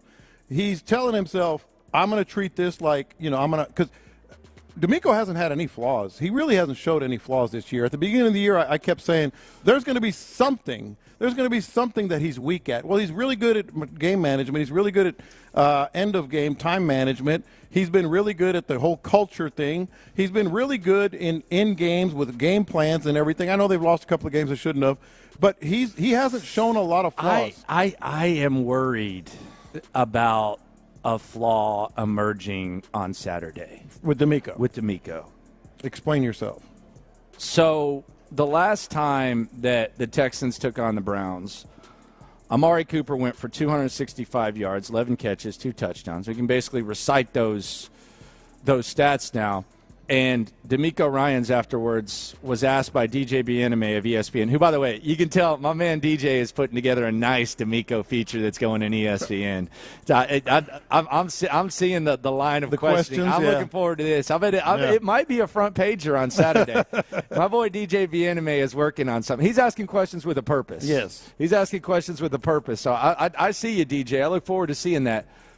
But when asked that by DJ, DeMeco said, when asked, like, why not follow Amari Cooper with Derek Stingley, DeMeco said, that's not what we do. That's not what we do on defense. I'll tell you what, if you're gonna do the same thing against Amari Cooper that you did last time, but you better look up and pray that either Joe Flacco isn't throwing like he was, or Steven Nelson suddenly becomes healthy, or these other guys figure it out, because I think that's going to be DeMeco's biggest test. When he says that's not what we do, we'll see. Hopefully you're not doing the same damn thing that you were doing last time you faced Amari Cooper, because if so, there's going to be a very, very large chunk of Texans fans walking out of NRG not so happy. Is that a flaw, though? I don't know. Well, I don't even know if it's a thing. Yeah. I don't even know if it's a thing. I don't know if it's a flaw, like, because he's sticking to his guns. I think that's kind of what he's saying to himself. But absolutely they need to give more attention to Amari Cooper. That much is obvious. Now, whether he goes with Steven Nelson and more safety, whatever it may be, always stay with a nickel, whatever it may be, that might be an adjustment, but I don't know if that's a flaw. No, but if you just stubbornly do the same thing this time out, then that would be a big flaw. Mm-hmm. Like being stuck in your ways, unable to adjust, that would be a big flaw. I don't anticipate that happening, but when I heard him say that's not what we do, I was like, well, Steven Nelson looks like he's about to die on the field. The other guys don't look capable. Derek Stingley's over there guarding some practice squad guy. Yeah. Maybe let him follow him around a little bit. That would be not playing it the right way. We're learning about DeMeco. Yeah, that would be not playing it and getting out of your skin. So, look, I think the actions of how they have approached last week and this week so far, and by the way, another big practice report coming your way during our show, because what's today, Wednesday, which is basically a practice Thursday. Don't do this. No, the guys that didn't play didn't practice. A lot of people are getting confused. Wednesday's actually Tuesday. Tuesday's actually Wednesday. Wednesday's actually Thursday. Today it is for practice purposes. Yeah, so yesterday was the injury report where everybody who was previously on it was on it again. It's almost normal. The two guys who were resting were Shaq Mason and Laramie Tunsil. Robert Woods didn't practice. So the practice report that comes out today and the updates that we get in the noon hour, that's basically, it's not clarity. I think it's more it's revealing. It's more revealing. This is the revealing edition of the injury report. And we got to see one of these receivers out there. I think Woods, I don't know what's up with Noah Brown. you got to have the receivers out there. Or one of them, right? You got to have at least one of them out there. Which would you prefer? I prefer Noah Brown. Are they both completely healthy? Healthy enough to play? I mean, yes. I'd actually go Noah Brown. Big game Noah Brown. Yeah. I mean, but Woods has been there before. But I mean, if it's boom or bust. Mm-hmm. But in the 3 games, Cincinnati, Tennessee on the road, and Tampa Bay, Noah Brown, like big game Noah Brown, the other 7 games that he's played have been meh, and he missed 7.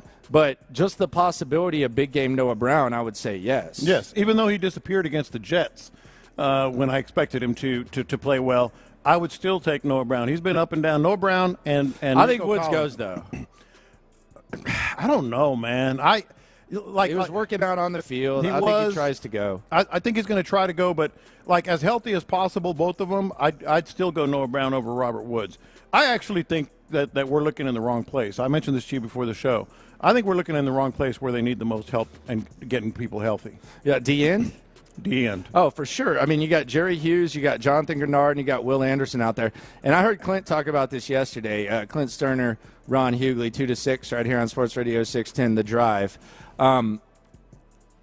They know Will Anderson's going to try to give them what they got. I just don't what he's got. I don't know how much Will Anderson has. Exactly. I don't know how he felt after that Colts game because it seemed like he sure as hell was putting a lot out there, and there were times where it looked like he was just hunched over. Yeah. You know, I'm a big fan of bullet points, right? Like boom, boom, boom, boom, boom. I do it every day. I made some bullet points on why we're looking in the wrong place as to where they need the most help on Saturday. The first bullet point, no matter what he does in the pocket and he moves around, Joe Flacco's a statue. Like he can move around a little. Yeah. He can move around a little bit. Even at his best, yes. He's a statue. Here's where it gets the most interesting for me. The Browns' offensive line stinks. Like they rank, according to Pro Football Focus anyway, take it for what it's worth. They rank in the bottom 5 in the NFL. They've had 3 tackles lost for the season. Who do the tackles block? The rush ends, the edge rushers. Jack Conklin's gone for the year. DeJuan Jones is gone for the year. They have who's the other one? I forget who the other one is. But they also have Jaron Christian. Jaron Christian is starting at left tackle. Yeah, he stinks. He's gotten cut by 4 teams in 3 years. Yeah, he's not good. So you need your defensive ends more than you need your wide receivers. I firmly believe that. I think if we're looking in the wrong places, like this guy's got to get back, Noah Brown. So shots fired at Graylin Arnold, basically. This guy's got to get fired. This guy's got to get back, and we're looking at Robert Woods. Nah, man. We've got 3 rush ends that are on the injury report and didn't practice yesterday. Those are the guys that are going to help you the most. Those are the guys. DeMeco's got his work cut out for him. What do you think they're doing for his voice? They got to be at least getting him some tea or something. Vandy needs to go help him. Vandy's a perfect guy. I lost my voice from last Vandy night. needs to go help him. You know what's crazy about that McClain drop you just played? I didn't notice anything different. I just lost my voice from last night. That sounds normal to me. Throat coat tea and this stuff right here. You've seen me spray this in my throat a lot. It's. I don't think I've ever seen you spray that in your throat. Yeah, I do it in the commercials. I don't think I have. Propolis throat spray. Yeah, I've never seen you do that. I keep it in my Biggie, bag. have you seen him spray this stuff in his throat before? I've never seen that. Pause. Yeah. I spray it every day. I've never seen this. I spray it every day. Never seen it. Yeah. Yeah, wow. Propolis throat spray. I keep it in my bag. Where it's the right hell here. have I been? You just don't pay attention to me enough, man. I've been told that. Yeah. Jedrick Wills is the other one. They've lost 3 starting tackles for the season, and you got 3 rush ends that can bring the heat. Those are the guys that need to get back. Yeah, these are 2. Landry Locker, John Lopez, live from the Post Oak Hotel. The thing about this game is these are 2 resilient squads, 2 likable squads, 2 squads who've overcome a lot, perhaps the top 2 candidates for Coach of the Year. But maybe this is foolish. Maybe this is thinking a little too much of this Texan squad. I just don't think this season can end walking off the field because of the ghost of Joe Flacco. Look, this has gotten a lot of people beat, but I could accept walking off the field. You want some of this spray? No, I'm good. I could accept probable. I could accept walking off the field at Arrowhead after Mahomes and the Chiefs beat you. I could accept walking off the field in Buffalo after the Bills get you. Baltimore. Even the Miami Dolphins, if the Texans are fortunate enough to take that route where they host the Dolphins, but the ghost of Joe Flacco, that doesn't seem to make a lot of sense to me. I'm having a hard time imagining that. As good as this defense is, I'm having a hard time imagining in my crystal ball, which sucks a lot of the time, having a hard time imagining walking off the field due to the ghost of Joe Flacco out-dueling a team led by C.J. Stroud. I get it, but is it even the ghost of Joe Flacco? He hadn't played like it. Like he hadn't played like any ghosts, any decrepit, aging quarterbacks on their last legs. Because that's where I go with this. I think he's dangerous. I think he wakes up dangerous as Baker Mayfield. Well, obviously, Baker Mayfield? Yeah, he's dangerous for sure. But come on, not in this season dangerous. He has been, though. I just don't see it. Well, he has been. I've seen it. If I hadn't already seen his best effort, and DeMeco didn't already have a view of what Joe Flacco's best effort looks like against his defense, then maybe I would have an easier time seeing it. But my confidence in DeMeco Ryans and his ability to coach and not just repeat what happened last time, along with the fact that they haven't seen C.J. Stroud and C.J. Stroud's playing the way he has, and they're at home, I'm having a really – would it be like the most shocking thing in the world? No. But in my view of things, where I'm accused often of worrying too much and, having concern about certain squads, I'm having a hard time imagining walking off the field and Joe Flacco running through that tunnel with a finger up pointing to the Browns fans that came through. It's hard for me to envision. And you know what? That's why the Joe Flacco story is such a good story, because jackasses like me have been saying that for damn near 2 months, and Joe Flacco has made every single one of those jackasses, including me, look dumb. Yeah. I guess I'm just doubling down. You are doubling down. You definitely are. He's having I haven't seen any ghosts. I've seen Joe Flacco. No, ghosts can be good. There can be good ghosts. There can be good ghosts, bad ghosts. Casper? Yeah, I don't know. Oh, was that even a show? Did anyone watch Casper? It was when I was a kid. Who watched Casper? When I was little. What did he do? It was Casper. What did he do? The friendly ghost. So he just talked? He was like a superhero. Like friendly? He was like a creep? He solved crimes and problems. He was like a superhero. Casper, the friendly ghost. Yeah. Did you ever watch Casper, Fig? Nah, not really, man. Yeah, I don't even. I know who he was. I remember it being around, but I wasn't into it. I knew who he was. I just really wasn't familiar with his work. So Joe Flacco's Casper. He could be.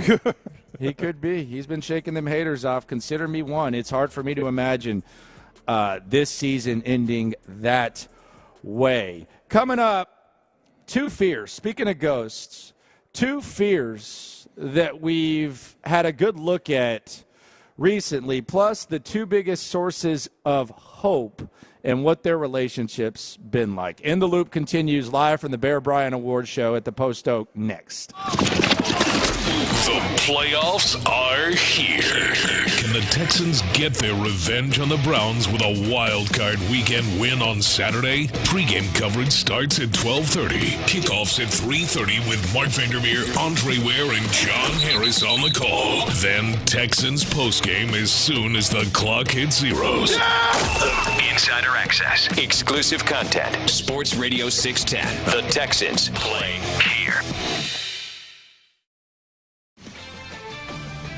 This is Maggie Gray with an Odyssey Sports Minute. Mike Vrabel was fired by the Tennessee Titans, and he's now one of the hottest coaching candidates on the market, with many linking him to the Patriots, the team he won 3 Super Bowls with. This is one of those situations that looks perfect on paper, but is it too good to be true? The Patriots are in a rebuild, and if they fire Bill Belichick, would need a coach to likely develop a rookie quarterback. Vrabel is in the Patriots Hall of Fame as a player. It doesn't mean he'll be the next great coach for the Pats. I'm Maggie Gray.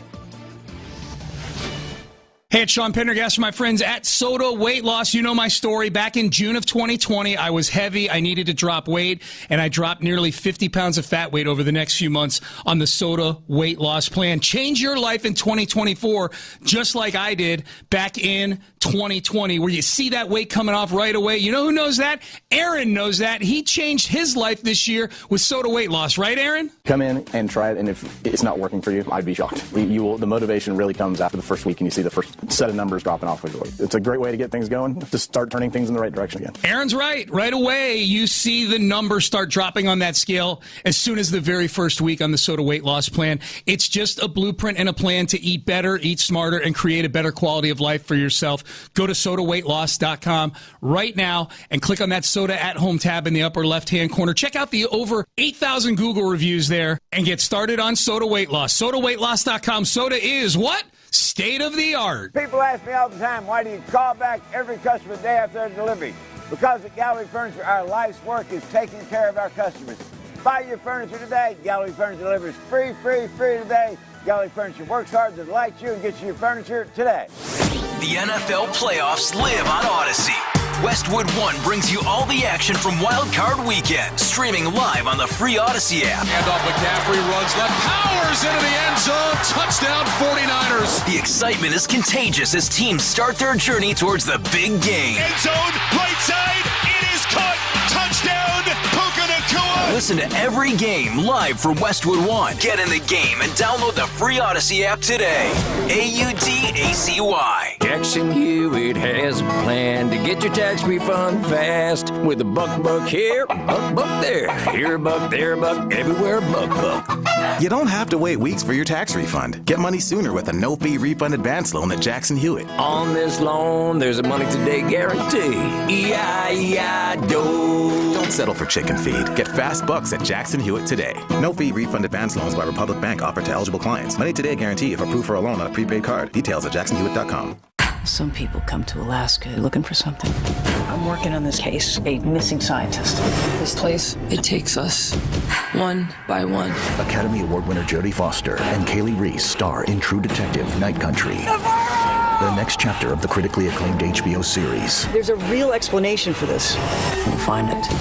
We always do. True Detective Night Country, Sunday 9 p.m. Eastern, streaming exclusively on Max. And listen to the True Detective Night Country podcast wherever you get your podcasts. Wendy's new breakfast 2 for $3 Biggie bundles let you create your own delicious combo. Choose from a sausage biscuit, egg and cheese biscuit, small seasoned potatoes, and a medium hot coffee. But it's obvious which combo's the best. Sausage biscuit and small seasoned potatoes.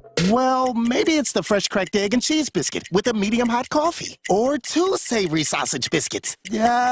Whichever you pick, you can't go wrong. Choose wisely. Choose Wendy's new 2 for $3 Biggie bundles. Limited time only. U.S. price and participation may vary. Not valid in a combo. Single item at regular price. Prescriptions require an online consultation with a healthcare provider who will determine if appropriate. Restrictions apply. See website for details and important safety information. Subscription required. Price varies based on product and subscription plan. Hey guys, did you know there's a generic form of Viagra that works just the same, but is 95% cheaper? And you can get it online? Go to hims.com/joy. Through Hims, you'll get a free medical consultation, discreet shipping if prescribed, and the process is 100% online. To start your free online visit, go to hims.com/joy. That's HIMS.com/JOY. Do you find yourself stuck in a timeshare? Get the real facts about the timeshare industry and your options for cancellation.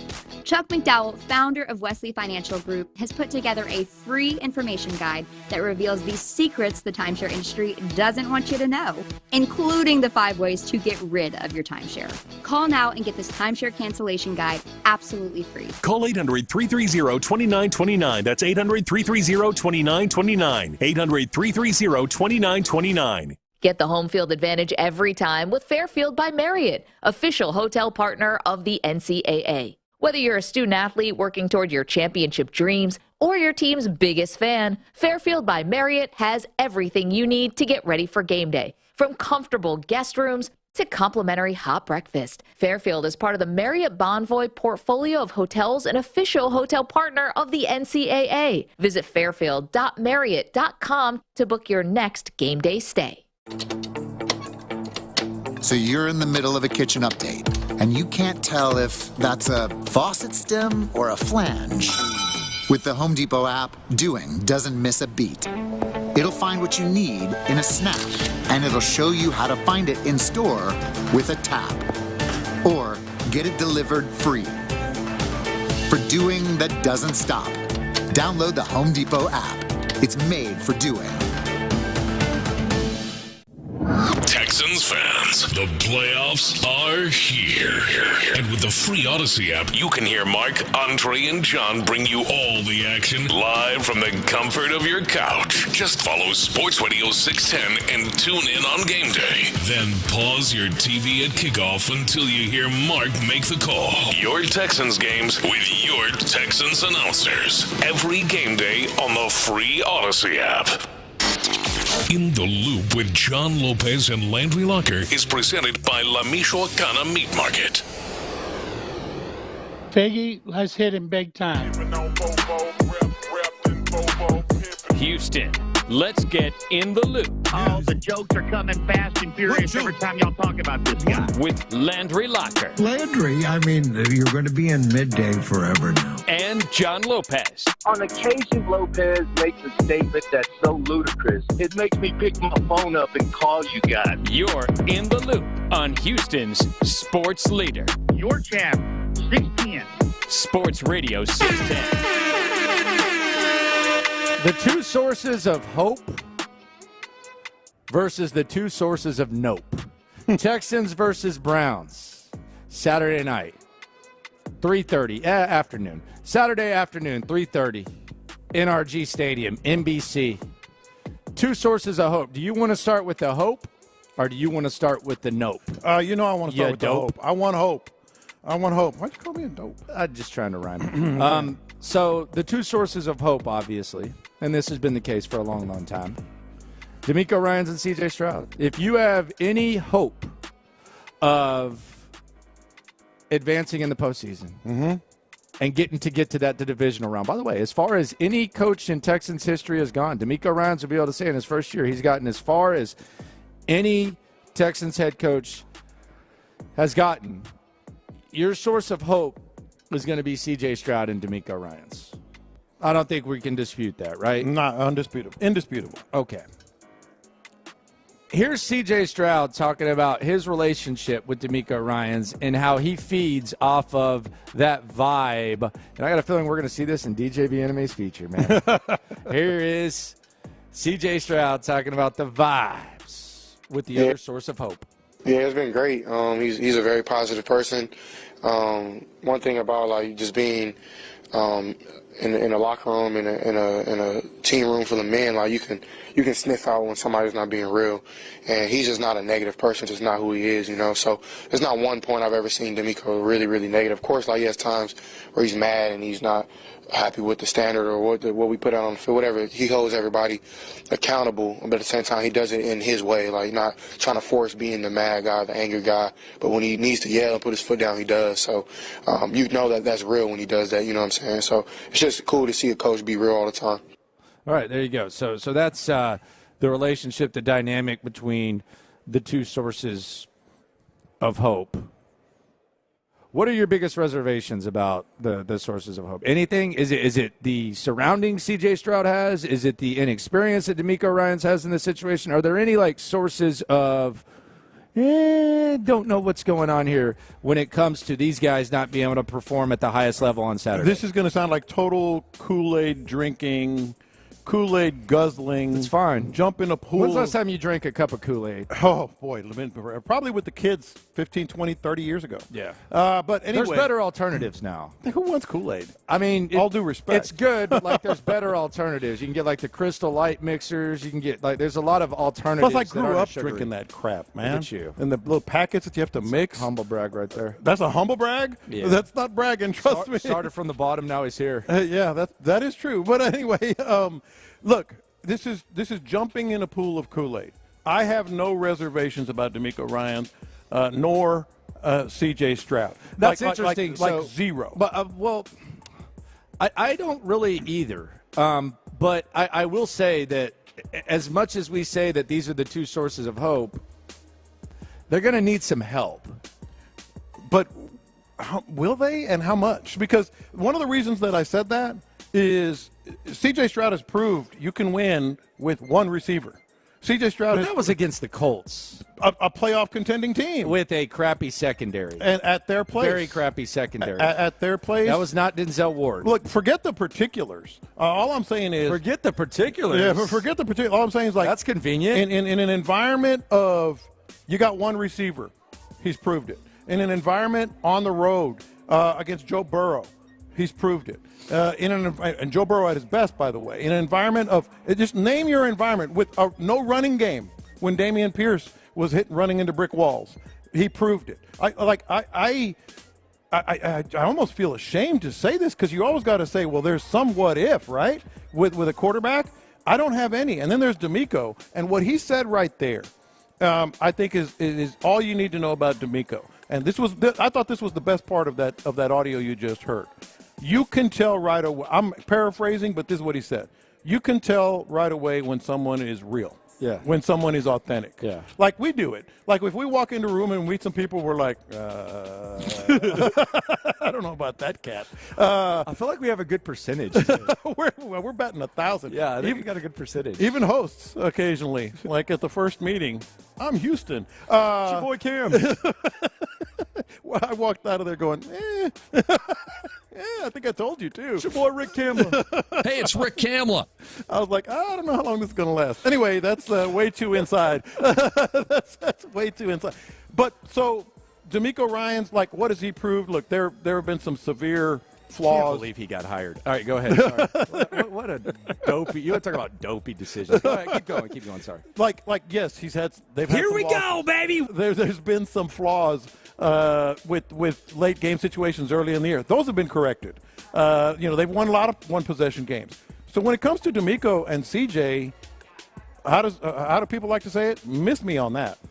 Okay, so those are the two sources of hope. I would say regardless of the gray area, I would say we both agree that we feel good about that. Mm-hmm. Now let's go to the two sources of nope. Okay, now this word might be where it changes. Amari Cooper. Yeah. He's good. He ain't no 265 yards good. I don't even think he's a Bill 50 good. I mean, he's done it multiple times, but what happened the last time was an absolute. I like Amari Cooper, but I almost feel like it's a bad thing for them that he had the game that he had against the Texans because I think a lot of times teams sleep on Amari Cooper and he doesn't get like the attention that a top tier number one I gets. do agree with that, and I do think he's very underrated. But I think the fact that he went off for 265, I mean, he is not going to be slept on, and I almost look at that as a good thing as opposed to him just having like his standard day. I do agree. He's kind of like, is it Tyler Lockett maybe? Yeah, the guy that you're kind of like, well, there's someone else we need to worry about, and they don't even have someone else. They don't. But what I'm saying is like he doesn't quite get the respect. Yeah, he doesn't get. You're not like dividing. That said, devising game plans. I mean, again, not to be all over Joe Flacco here, but he's been much better with Joe Flacco. Oh, he's been great. Yeah, he's been great. And DeMeco Ryans is very aware of his work. Here's DeMeco Ryans talking about Amari Cooper's record-setting day the last time these two teams met right down the street. Amari's a great player, made a ton of great catches, unbelievable catches in that game. And when we're in position, we just got to be able to finish and make a play on the ball. Yeah, we do. And hopefully maybe adjust a little bit what they did last time. Now, that's one source of note. Another one that I think we need to keep a really close eye on, David Njoku. Mm-hmm. David Njoku. 100%. The Texans have been vulnerable against the intermediate passing game. David Njoku and Joe Flacco. That you want to talk about cranking it up a notch when Flacco got there. Njoku has done that. And DeMeco Ryans, he has respect for the other source of nope. Yeah, I mean, Njoku, he does a good job of catching screen passes or check downs and turning them into explosive plays. So it comes to when you're going against him, it's about tackling, right? He does a really good job of yak, right? He converts short passes, turns them into explosive. So where are you in position? You got to be in position. Multiple guys have to be at the football. He caught a big pass on us there. We were not disciplined in coverage, not where we should be, and he made a touchdown on us.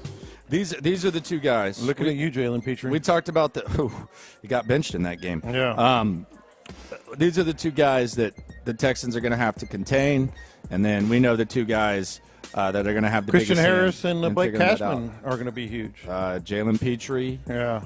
All hands on deck. You're going to have to. Jalen Petrie, you want to talk about huge comeback season, huge bounce game. back? You Yeah. got benched last time you faced this squad. So huge game. If anyone should have a chip on his shoulder, it should be Nick Caserio's favorite player, Jalen Petrie. He said if they had 500 of those, they'd be pretty good. Or I don't remember the exact quote. So somewhere along there. Like if we had 200 Jalen Petries. Whatever it was. Yeah, it didn't age well. Yeah, you'd be fired in 2 years if you had that, Nick. Keep doing what you're doing.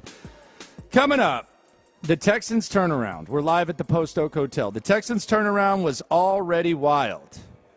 But with what's going on in the AFC South now, it's gotten even wilder. Perhaps the creepiest, most pathetic interview from an NFL owner ever.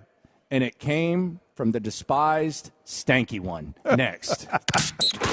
Nick Caserio, on with Payne and Pendergast, address the rumors that he'd like to go back to New England. Anybody that makes a jackass statement that they either know me or you can rely on this information, honestly, is totally off base. You know, maybe you want to talk to me about it first before you put some information out there that has actually zero basis. Hear the full conversation now on the free Odyssey app. Insider access, exclusive content. Sports Radio 610. The Texans play here. For the Bell Furniture and Beatbelt Prices Traffic Center, not a whole lot going on. We still have that crash, I-69 Southwest, southbound at I-610 West Loop. Looks like part of that on-ramp is blocked off, most of the wreck off to the shoulder, but may see a slight delay, tiny delay there. It's 54 degrees. I'm Lori Houston, Sports Radio 610. I'm Taylor Bisciotti with NFL Network Now on the Westwood One Radio Network. The coaching carousel took a surprising spin Tuesday as the Titans fired head coach Mike Vrabel after 6 seasons. Vrabel made the playoffs in 3 of his 6 seasons, but Titans owner Amy Adams-Strunk says she felt the team needed a new direction after 2 straight losing seasons. NFL Network insider Ian Rappaport reports Vrabel is expected to be a top candidate for several other NFL head coach openings, and so is Dan Quinn. The Cowboys defensive coordinator received interview requests for the Chargers, Panthers, and Commanders head coaching jobs. In other news, the Steelers ruled NFL sack leader T.J. Watt out of Sunday's playoff game in Buffalo. Watt sprained his knee last week but could return this postseason if the Steelers advance. The injury-depleted Dolphins pass rush got a free agent boost ahead of Saturday's playoff showdown with the Chiefs. Miami signed veteran linebackers Justin Houston and Bruce Irvin. This has been NFL Network Now on the Westwood One Radio Network. Are you a parent of a 2 to 7-year-old? Listen closely for an exciting free radio offer. By now, you've probably heard of ABC Mouse, the award-winning and revolutionary online learning program that's changing the lives of early learners everywhere. ABC Mouse is like a little one-on-one teacher. It has helped her so much. Designed by teachers and early childhood learning experts, ABC Mouse seamlessly aligns with what your child is already learning in school. And with over 7,000 learning activities and more than 650 lessons, it's the most comprehensive early learning site on earth. I have been teaching for 13 years, and I've never seen a program like ABC Mouse. It encompasses science, math, reading, social studies. It's just endless what they can learn on ABC Mouse. I've always had to use 20 websites, and now I can just use one.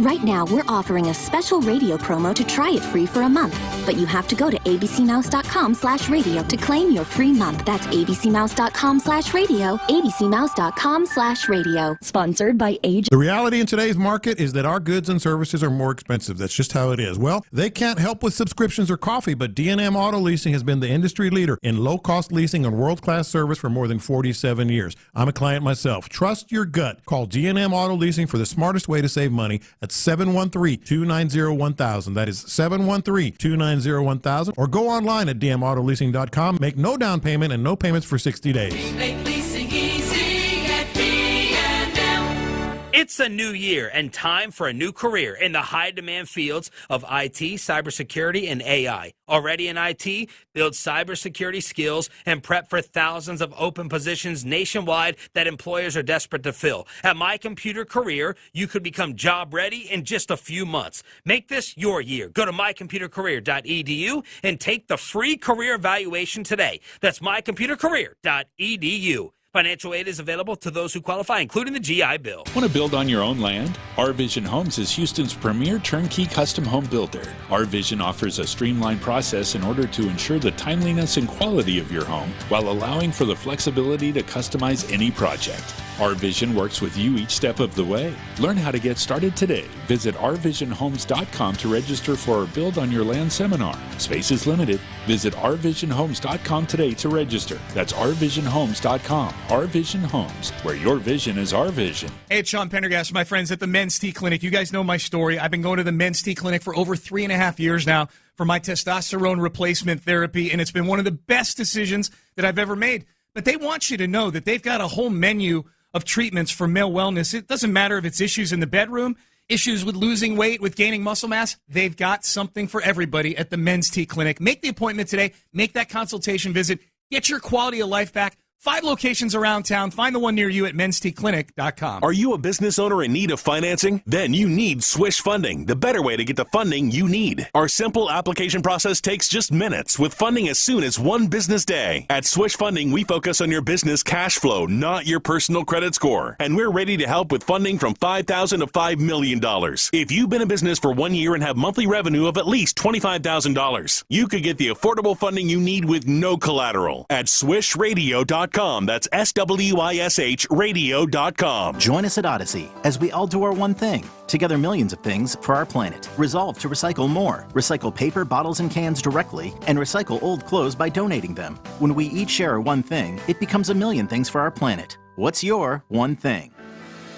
At Grainger, we're for the ones who specialize in saving the day and for the ones who've mastered the art of keeping business moving. We offer industrial-grade supplies for every industry with same-day pickup and next-day delivery on most orders, all backed by real people ready to help. So you can get the right answers and products right when you need them. Call quickgrainger.com or just stop by. Grainger, for the ones who get it done. Pizza's here. Oh, great. I'd love some, but I'm worried about my stomach issues. If you're worried about having diarrhea, gas, bloating, stomach pain, or loose, oily stools, it may not just be stomach issues. It could be a condition called exocrine pancreatic insufficiency, or EPI. With EPI, the pancreas doesn't release enough enzymes to break down food, but EPI is manageable. Use the symptom checker on identifyepi.com and talk to your doctor. That's identifyepi.com. Sponsored by AbbVie. We're making the stories from outside the loop matter to you. This is Localize It. Don't you know I'm local? You're in the loop on Houston's sports leader. Sports Radio 610. Reflection. It was a theme Monday. John Lopez wanted to reflect on how far the Texans have come from a year ago. No, because the reason I'm bringing this up, Landry Locker, John Lopez live from the Post Oak, I'm bringing this up because I kind of want to go on your side of things right now. Mm-hmm. And I want to reflect. I want to sit here and appreciate how far the Texans have come. Look at you. In a short time. And I think it's relevant as we localize it, as we do 1040 every day here on Sports Radio 610, because there's another element of it. Now, when you look at what the Texans have done, it's really not that unique in the NFL. And I don't say that to diminish what they've done, but it happens every year. Like, teams go from winning 3-4 games to getting in the playoffs all the time. Last year it was the Giants. The year before it was the Eagles from 4-12 to 9-8, and the Bengals. But the year before that it was Washington. The year before that it was San Francisco. Like, you can go back every year. It always happens. And the Texans were facing the Indianapolis Colts, who were in a similar situation to get into this position. So that always happens. What I don't think happens is what's happening up in Nashville with the old/fake Oilers. And that's that during this time when the Texans and Colts were two of the worst teams in the NFL, and at the bottom of the AFC South. The Jaguars and Titans were playing in the same type of game that the Texans and Colts just played in, two of the worst teams in the league. Mm-hmm. And now you have the Jaguars. They got more fall guys than Al Capone. they are firing everybody except Doug Peterson and Trevor It's Lawrence. like Goodfellas over there. I mean, goodness gracious, there are fall guys Find galore guys in freezers in Jacksonville. And the Tennessee Titans, they have fired their coach, and they are the laughingstock of the NFL. And it's kind of something that we can relate to, but it's easily something we can laugh at. We'll hear the most pathetic interview that perhaps you'll ever hear in a second from Amy Adams Stank up there in Tennessee. But I do think it's crazy that if you just take what the Texans and Colts just played for, what the Jags and Titans' current state is, and what they were playing for a year ago, I do think it kind of adds to maybe an appreciation of your reflection, or maybe a sign of things kind of turning, which I'm hesitant to say because of what I just said about the NFL. Look, what happened yesterday, and you're about to hear it, actually was amazing to me and very, very heartwarming. Maybe heartwarming is not the right word, sort of amusing. And I'll explain why, but the main reason is Amy Adams Strunk. Man, I didn't know she was this weird. There were signs of being kind of psychotic and deranged and weird with the Oilers obsession and all that type of stuff, and extra petty, which she probably got that from her father, rest in peace. But man, I did not know that she was just some sort of nutcase psycho. Like she's delusion. Right now considered the worst owner in the NFL. Well, in a short time, she's considered right now the worst owner in the NFL. Well, thank you, because let me say it now before you hear the audio, because what you're going to hear is this is what we used to make fun of. I'll take Remember it a the step scripted further. stuff? I'll take it a step further.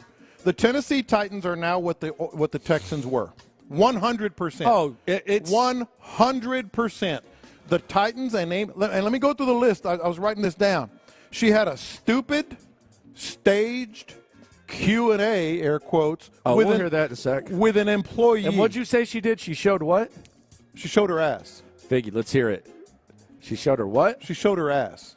Showing naked ass. That's what she did. It was a stupid staged Q&A with an employee of the Titans. That's one.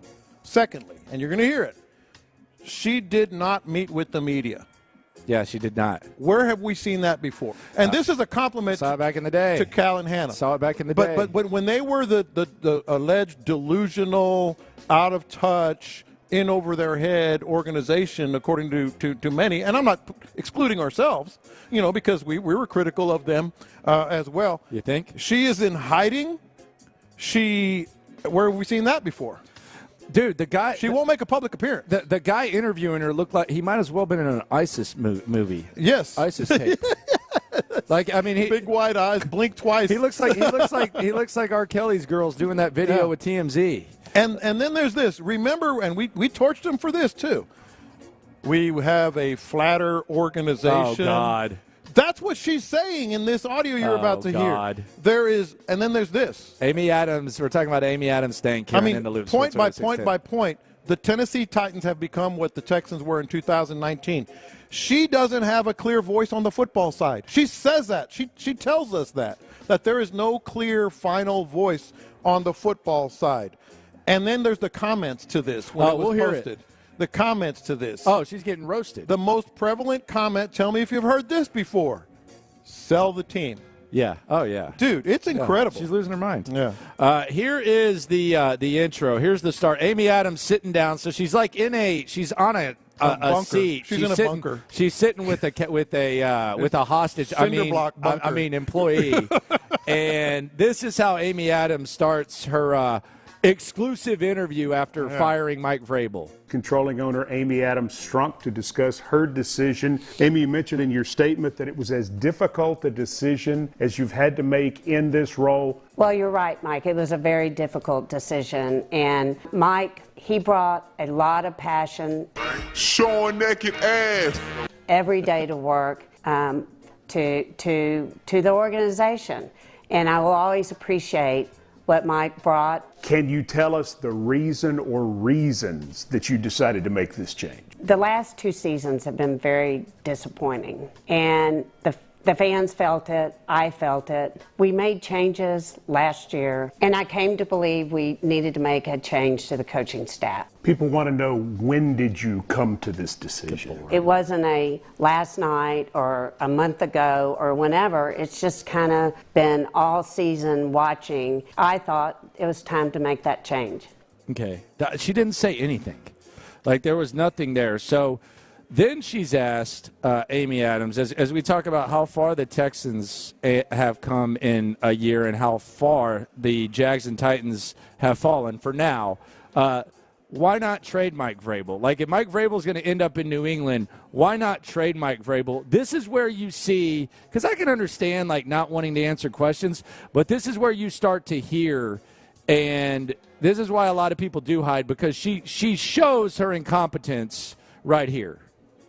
Was consideration given to trading Mike Vrabel? Well, yes, there was, but there's a bit of misconception about a coach's contract, say, versus a player's contract. A coach's contract, you can't trade them unless they're a willing partner to that trade.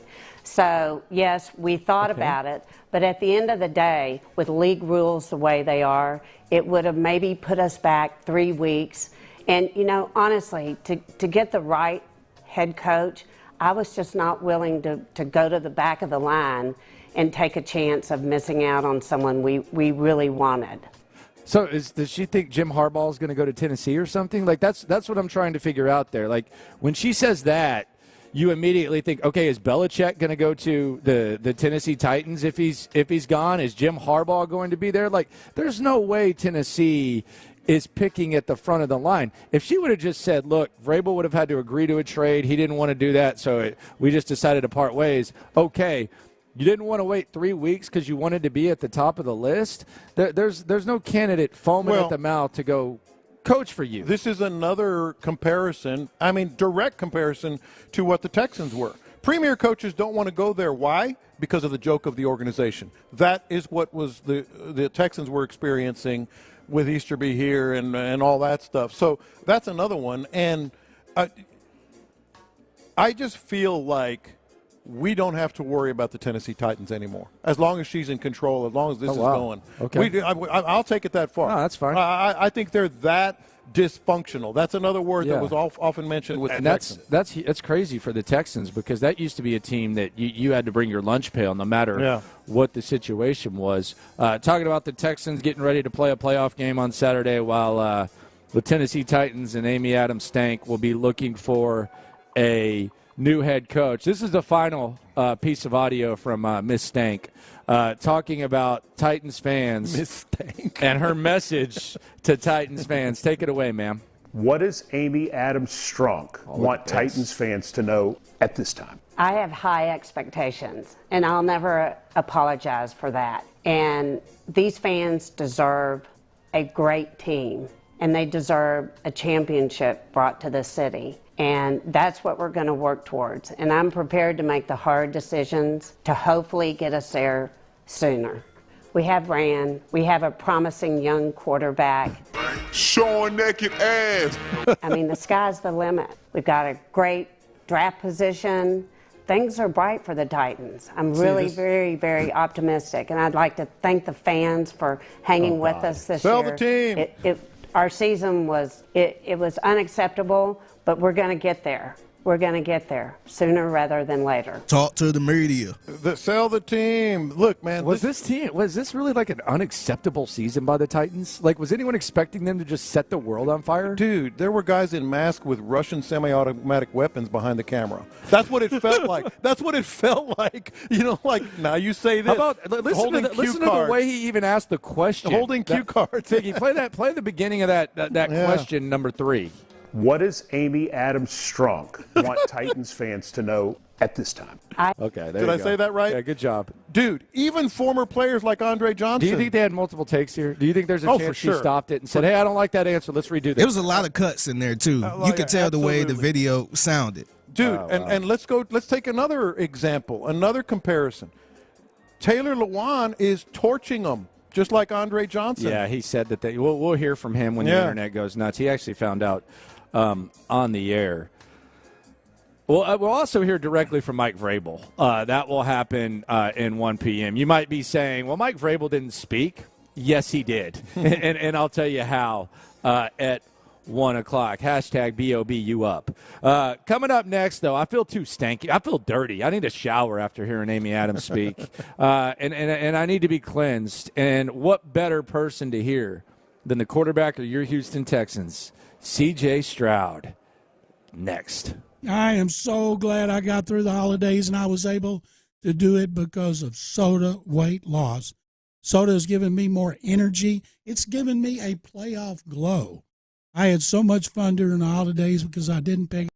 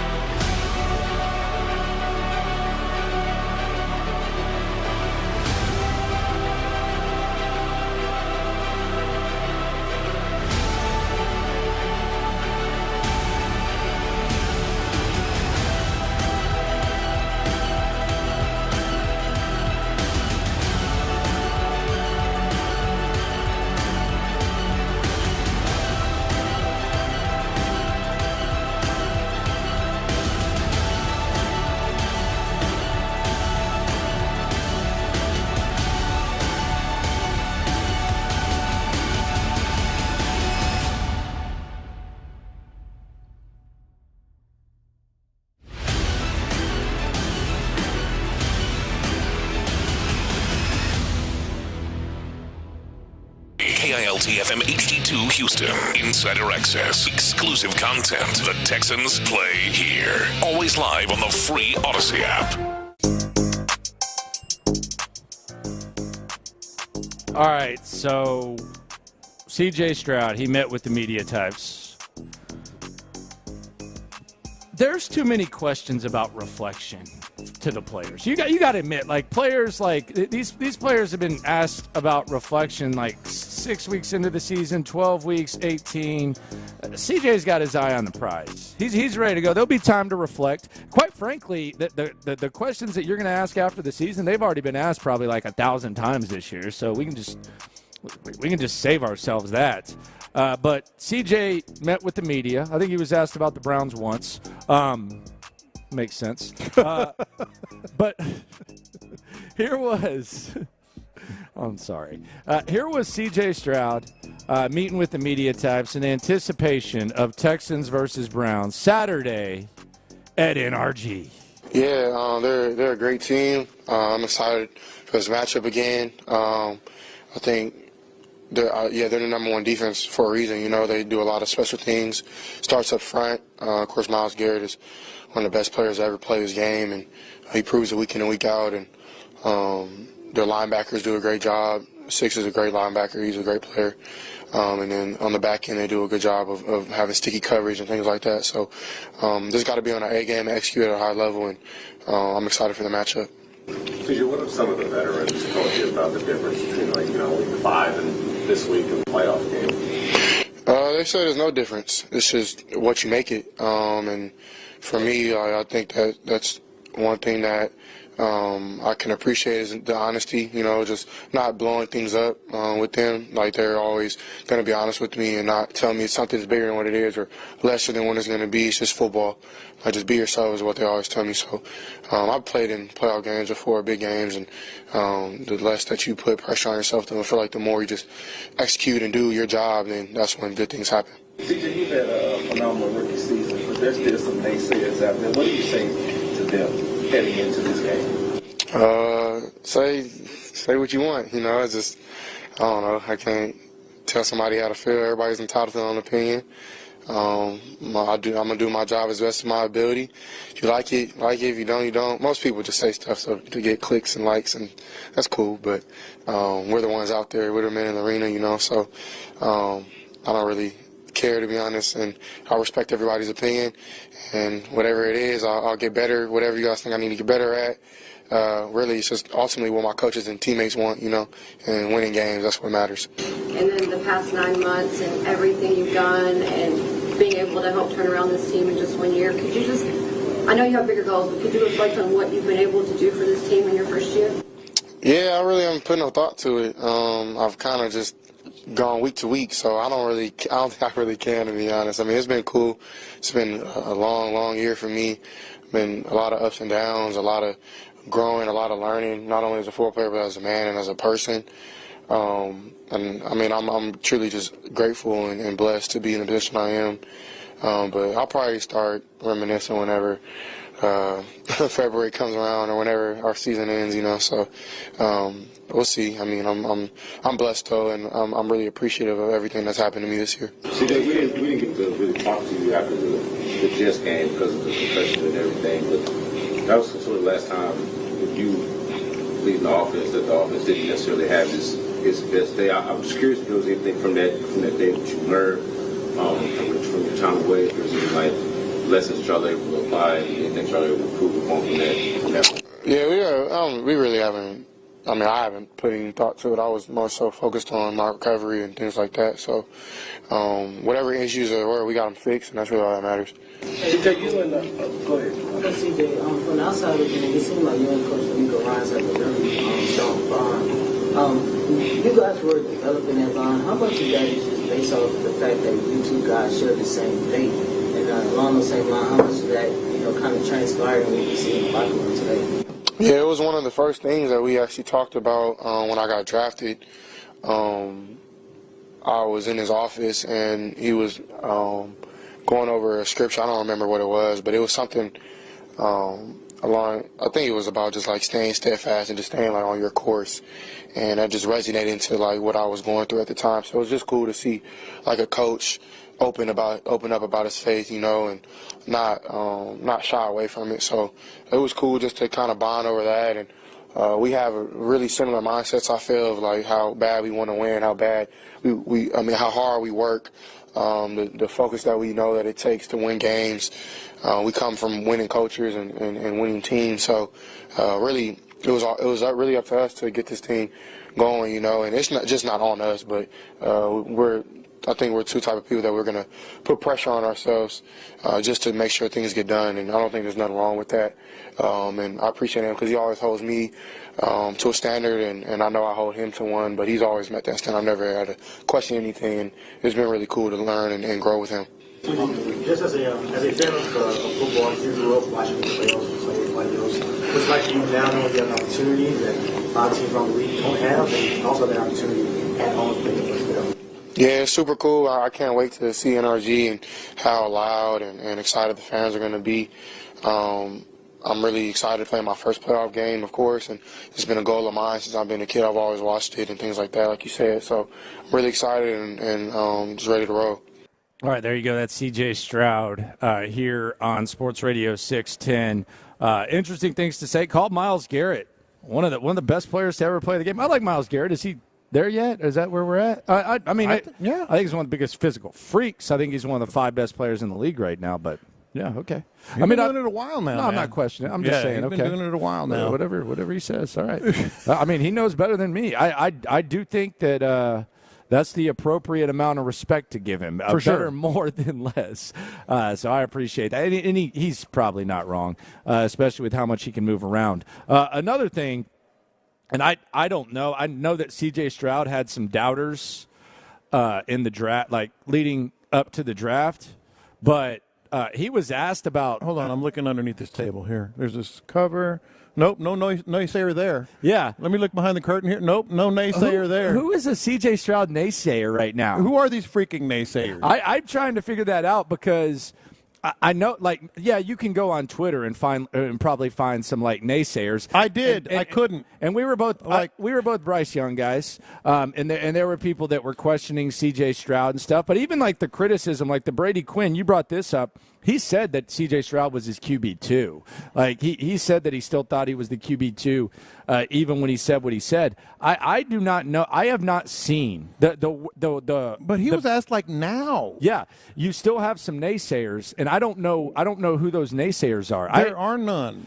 I don't, like, the only naysaying that I've seen, and this is like, this kind of puts in perspective that he doesn't have any, was Stephen A., who said he's not going to beat the Baltimore Ravens. That's not naysayers. That's giving you 2 playoff games, 2 playoff wins, 1 or 2 playoff wins. 2 playoff wins. Look, and look, we're not the media police or anything we kind of are like that. Sometimes we will give our opinion, and now is one of those times. I realize midweek content can be difficult. Not during a playoff week. That's true, but I realize that it can be difficult. But it might. I don't even know if it's going towards any content. But this is actually like. This is the ultimate straw man of all straw men. I don't think I've ever seen a more beloved NFL player like at this point than C.J. Stroud. His harshest critics, Colin Cowherd, which I believe was unfair. He's on the wagon anyway. now. He's on board. You mentioned Brady Quinn. He's on board. Stephen A. He's on board. This national media, it irritated me so much. I don't think CJ has any naysayers because at I'm this like, point. Does he have any naysayers? I haven't seen. I went to ESPN. I went to Fox Sports. I went to Yahoo. I went to Deadspin. I even went on Reddit. I went on what was the other one? Another website. Every single headline about C.J. Stroud was just raves. And maybe like in the Twitter streets, but my thing is, C.J. Stroud stays off the Twitter streets. So I wouldn't bring, like, Twitter streets to C.J. Stroud. I don't know these naysayers. I think he's the most beloved. He's arguably the most beloved athlete in sports right now. I remember I was walking around. I was in Florida for Thanksgiving, and I was walking around. I had my Texans hoodie on. I I was with my wife and baby, and I'm walking, and this bro comes up to me. He's probably like 21 years old. He's a frat daddy. He's got the backwards polo hat. He's with a bunch of sorority chicks and stuff, and he taps me on the shoulder. I'm like, what the hell is this? He goes, CJ Stroud's the effing man, bro.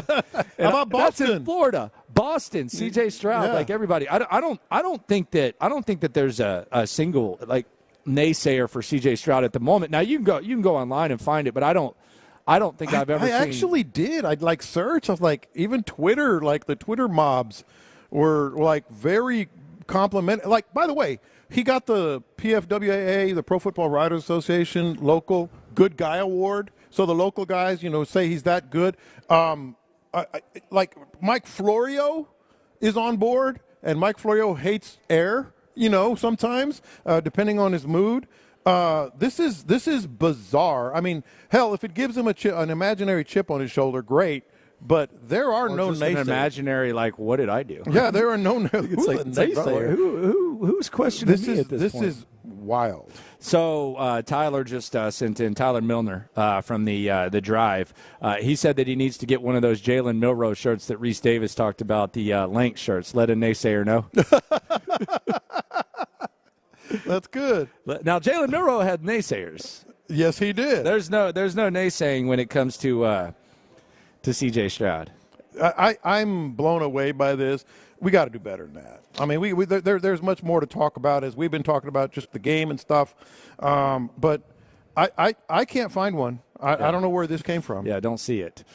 We will hear. Oh, by the way, also, speaking of which, AFC Player of the Week just announced was C.J. Stroud. Yeah, second time he's gotten the honor. Week 9, he was the AFC Offensive Player of the Week as well. So how about that? C.J. Stroud plays 15 games, and in 2 of those games, he's not the AFC Rookie of the Week. He's the AFC Offensive Player of the Week. I would say that's pretty damn good. I have a conspiracy theory for you. Okay. And this could be involving perhaps one of C.J. Stroud's, the naysayer-free C.J. Stroud, one of his biggest assets. Okay. Bobby Slowick. Mm-hmm. Amy Adams hates Houston, right? Oh, I was thinking this yesterday. The owner of the Tennessee Titans, Amy Adams Stank, the stanky one. Yeah. Do the stanky leg. She is very petty when it comes to Houston, correct? Very petty. The Tennessee Titans are not going to be hiring coaches like on the top of the list, regardless of what she says. Like, it would be shocking if Bill Belichick or Jim Harbaugh arrived in Tennessee. Wouldn't it be a little bit surprising? They wouldn't want to. As we mentioned in a couple segments ago, they wouldn't want to because of the dysfunction of the organization. Okay. So she also has a general manager in Rand Carthon, right? Yep. Where's he been? He was in San Francisco. That's right. He has a history with Texans offensive coordinator Bobby Slowick. Yep. Who, not high on the coaching list, but he is a name. He is a big part of what Houston's doing. Amy Adams has been trying to stick it to Houston, and he has a history with the GM. What if old Amy decided she wanted to call old Bobby Slowick? I could see it happening. Now, DeMeco says you got to be selective if you're Bobby Slowick. That's what DeMeco Well, that said means yesterday. that means don't go to Carolina is what that means. I think it's in play. Keep in mind. What if Bobby Slowick liked Will Levis? That's what I'm saying. I don't think he does. And by I don't think so. But that doesn't mean he doesn't think he's a prospect, especially after seeing him 1 year in the NFL. But there's also this, we get along. Bobby in Tennessee doesn't seem right. It would feel awful. It would stink. A big ball cap on the side. But keep this in mind. You can talk about Ben Johnson all you want, and he's getting a lot of looks. From the Detroit Lions offensive coordinator, by the way. and their DC is getting a lot of looks. Aaron Glenn, former Texan, is getting a lot of looks. Jet? I knew he was a Jet. He played somewhere in college. I don't remember. A&M. Oh yeah, that's right. You believe me. You believe me. But when you think outside of those two guys, Bobby Slowick is practically on their level as far as coordinators being mentioned. Like, he's been mentioned for 3 jobs already. So this whole thing of Bobby Slowick ain't leaving, and we get that a lot on the text board, 713-572-4610. Shout out to the loophole. Shout out to the people on YouTube and Twitch, too. I can respect your opinion. That's usually, by the way, whenever someone says I respect your opinion, it means they don't respect your opinion. Especially right now. All right, go ahead. Because as much as I can say I respect your opinion, even though I don't, that doesn't matter. Yes, he, in a perfect world, he would stay here, and we would have all kinds of wins and championships and, all kinds of roses and butterflies and, cool things happening to us. But the reality of the NFL world is you want to become a head coach. You want to become a head coach. Man, I don't know, though. You do got to find the right spot. Right, not Carolina. Tennessee is dysfunctional, and I wouldn't recommend it for anybody. I certainly don't think the proven NFL coaches are going to want to go there. They have a lot of cap space. But for a first-timer like that, maybe, especially with someone when you already know Rand Carthon, who you worked with in San Francisco. So possibly. I think it's probably a year too early, but I don't think it's off the table. Washington. Hell, he's worked in Washington. They're going big. They're going to try, and they probably have a better shot at it. They're going big. Yeah, they have a better shot at it. They might end up with Mike Vrabel. But that's a possibility. Or New England's, obviously, but we don't know that Belichick's gone yet. I think Vrabel would be good in L.A. with the Chargers. Let someone else handle the offense, and just all of a sudden – oh, he's got Bosa and all go that? to work, yeah. How many phone calls do you think his agent's gotten? Yeah, a bunch. Coming up, are we holding on to hope in the wrong place? Is it time to focus on the D? Pause. Next. Nick Caserio on with Payne and Pendergast.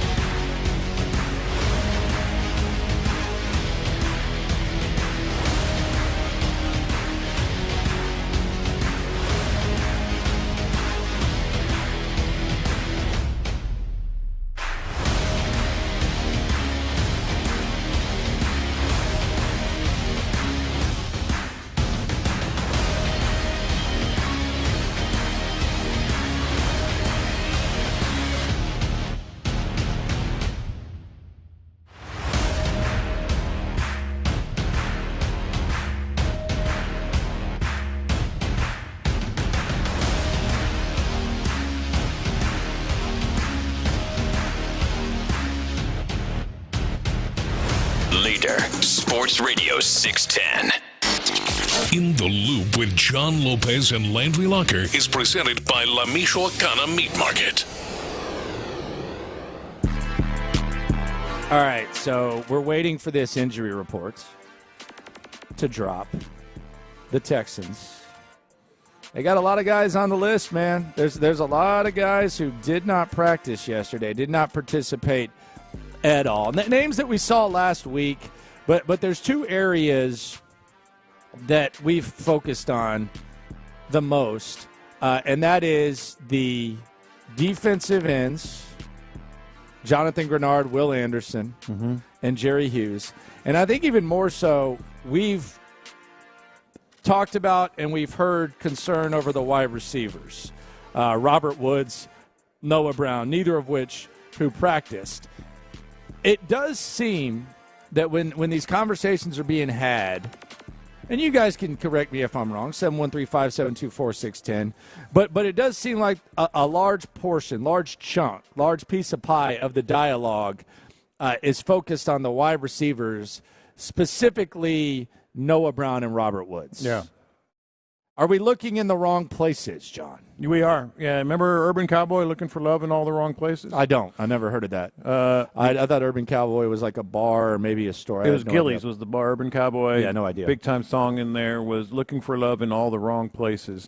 Looking for worry in all the wrong places. Looking for concern in all the wrong places. I'm not saying you're totally wrong because I'd love to have the receivers here. But in terms of importance, I think a lot of people are looking in the wrong spot.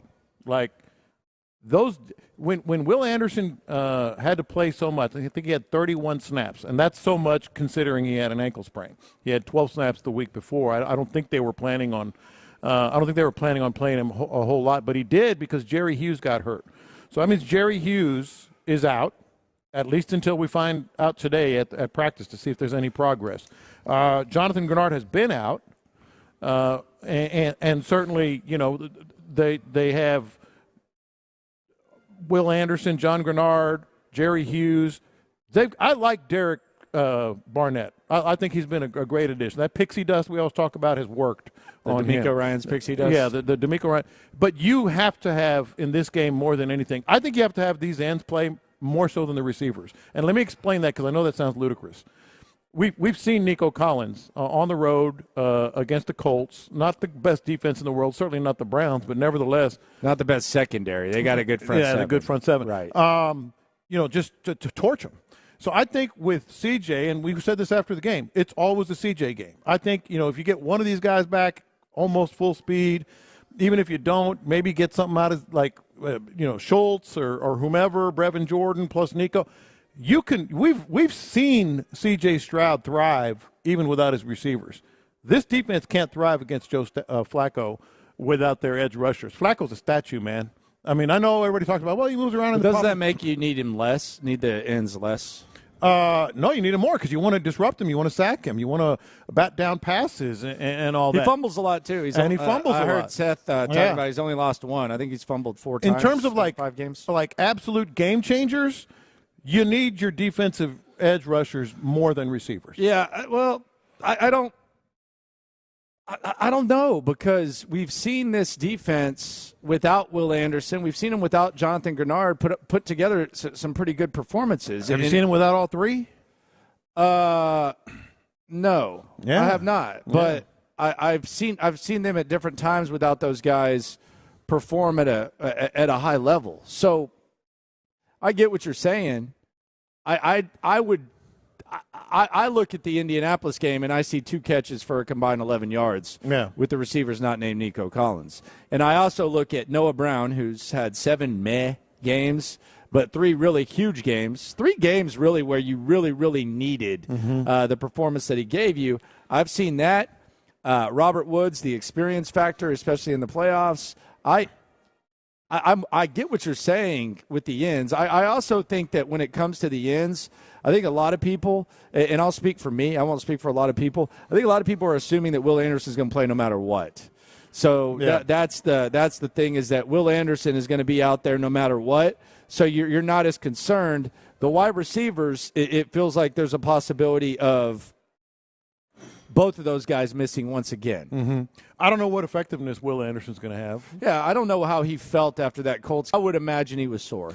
I'm not a doctor. I'm not a football player, but I mean the way that the increase in snap count, the increase in intensity, I'm doubting Will Anderson feels awesome. Now you might disagree with this, but one thing that I kind of subscribe to is what are they happier with? Playboy. Like, what are the Browns happier with? The Texans missing 3 potentially edge rushers or 2 wide receivers? I think they're happier that they're missing 3 edge. Oh, for sure. Rushers. From the Browns' perspective, yes. for sure. So that tells you something right there, because their offensive line is a mess. They've lost 3 starting tackles for the season. They have Garen Christian starting at left tackle. He's not good. He's been cut by 4 teams in 3 years. Yeah, he's not good. They want the edge rushers not to play. I think they want them not to play more so than the receivers. And I think the other thing to add to your side of things is the ceiling and the potential impact, like the big-time impact, despite the 3 big Noah Brown games. Mm-hmm. More than often, it's average when Noah Brown's out there. And with Robert Woods, it's been okay. Yeah. Jonathan Grenard had 12.5 sacks. Yeah, exactly. Will Anderson led the league, or was top 5 in the league in pressures in double team rate. So the guys that you're talking about, their potential impact and their potential ceiling as far as impacting the game is a lot higher than the receivers. Yeah. Even as much as CJ could use as many options as possible. Yeah, they're like, what do we have to do? Because here's the other thing. They didn't run the ball for squat against the Texans in the first meeting. So they're sitting there going, what do we have to do to protect Joe Flacco and be able to take these shots that he's really good at? Oh, they're helping us. They got 3 guys that are potentially out. No, man, this is like Christian was cut by the Texans, who don't have the best offensive line in the world, twice. Yeah. He was cut by the Texans twice. Yeah, he's been back so and forth. You got to have these edge rushers to exploit that. Yeah, I mean, I think you make a really good point, and I think we've covered a lot of ground on it from the upside to the need. I think both sides. Text line seems pretty split on this. I think you've at least you've laid out a good case. But let's be honest. In football, a lot of people are just going to be focusing on offense. So yeah, you look at the receivers: Landry Locker, John Lopez, Figgy Fig with you. Texans versus the Browns on Saturday at NRG. There's a couple of things.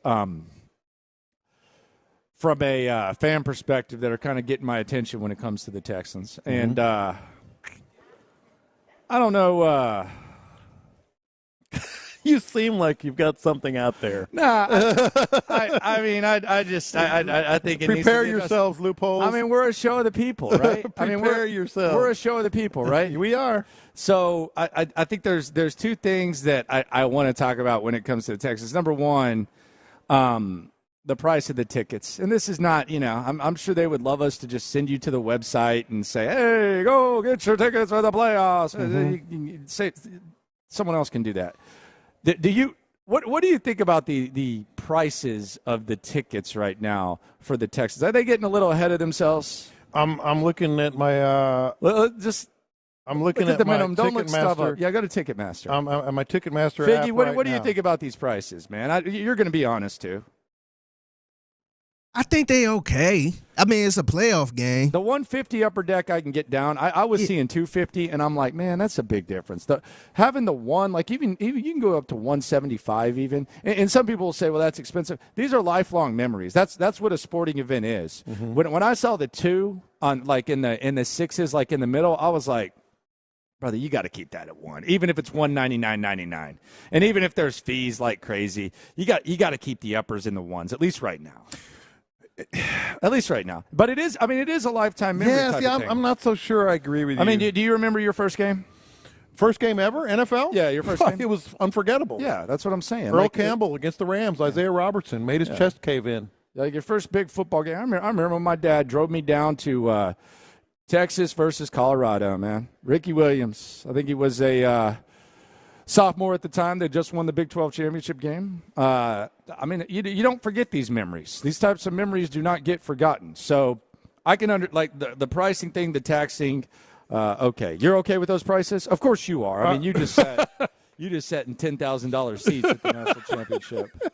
So I'm asking the wrong guy. No, man. No, I'll just get figures. I don't need your opinion on this. They're worth what people will pay. I mean, that's commerce, man. That's what it is. But the lifelong memory thing, C.J. Stroud's first ever playoff game. It's expensive. Like, lifelong memories can be expensive. They can be inexpensive, but they can be expensive. But I do feel like, near 200 is fine. When I start seeing for some reason, like people who live. Not like people like Lopez who never even know when the direct deposit hits. Good Lord. But like people who actually, like, this is like disposable income. You get paid this week? The difference between the 1 and the 2 is big, man. The difference between the 1 and the 2. This week or next week we get paid? So one more thing I want to address, and this could be me being you? Just a little bit. Like, I don't know. I can't get a answer on this. I'll give you an answer. No, you can't. I promise. You can't. I've tried to find it. I promise. I need someone over there to help me. Send me a text. Y'all have my number, please. Oh, gear? Where is the AFC South gear? I know it was a surprise. I don't expect it to be on standby like when the Astros win the ALCS, because we didn't even know it was going to be a possibility. Yeah. I've had people tell me that they didn't even have it at the team shop yesterday. Now, my question is, did they sell out or what? Because I could order a damn box of pins from Amazon. Yeah, I'll be here this afternoon. And it would have been there this afternoon. Yeah. How in the hell does the team shop not have AFC South gear on a Tuesday? Furthermore, there are fans who ordered it that are being told that they're going to get it at the end of this month. Who the hell wants to rock a division title? AFC title. It should be on clearance by then. It should be on clearance in 4 weeks. TJ Maxx is where you'll get it. Yeah, this should be a Ross.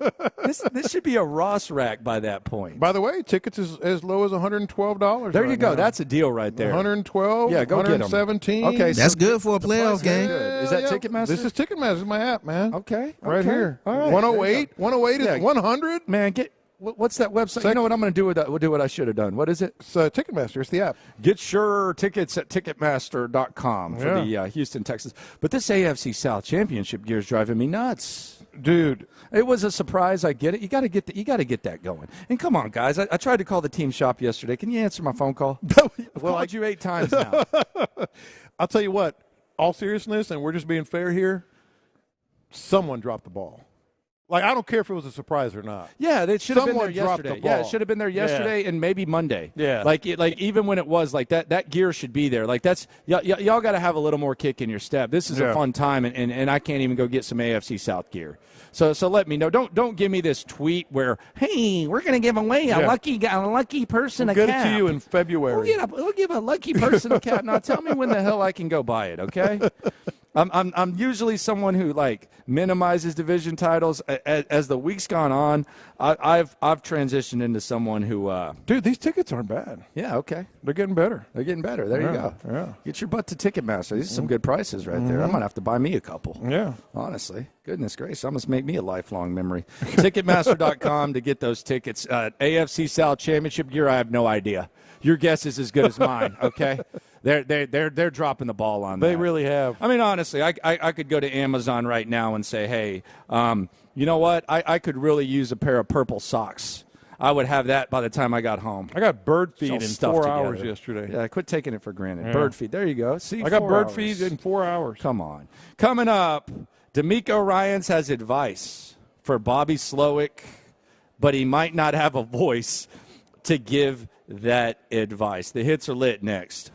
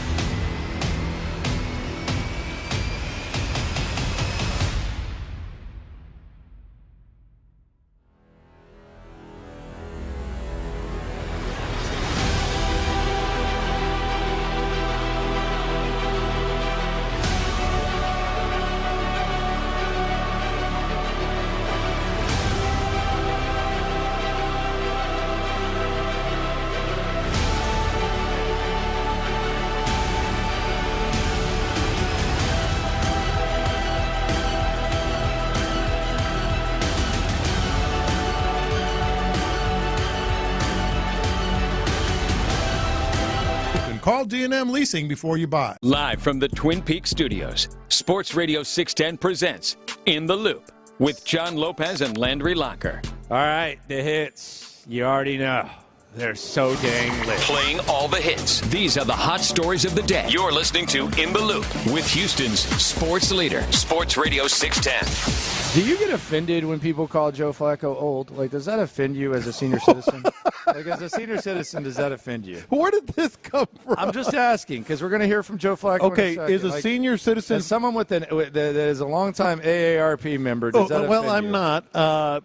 I've always considered senior citizens 65 and over, and I'm not 65. But technically I am 55 and over, which some people do. Do you consider senior citizens over 55? No. Well, then, what are you doing? I'm just being a jerk. But I think about, when we talk about athletes and we say, this guy's old, this guy's old. Well, Joe Flacco's about the same age. Yeah. And isn't he your age? Yes. Yeah. But the thing that I do find interesting, could I interest you in a fact? Yes. Joe Flacco, on the day that C.J. Stroud was born, had his driver's license. C.J. was 7 when he played in the NFL. C.J. was 7 years old when his rookie year. Think about that. Joe Flacco was an 11-year NFL vet when C.J. was a senior in high school. Yeah.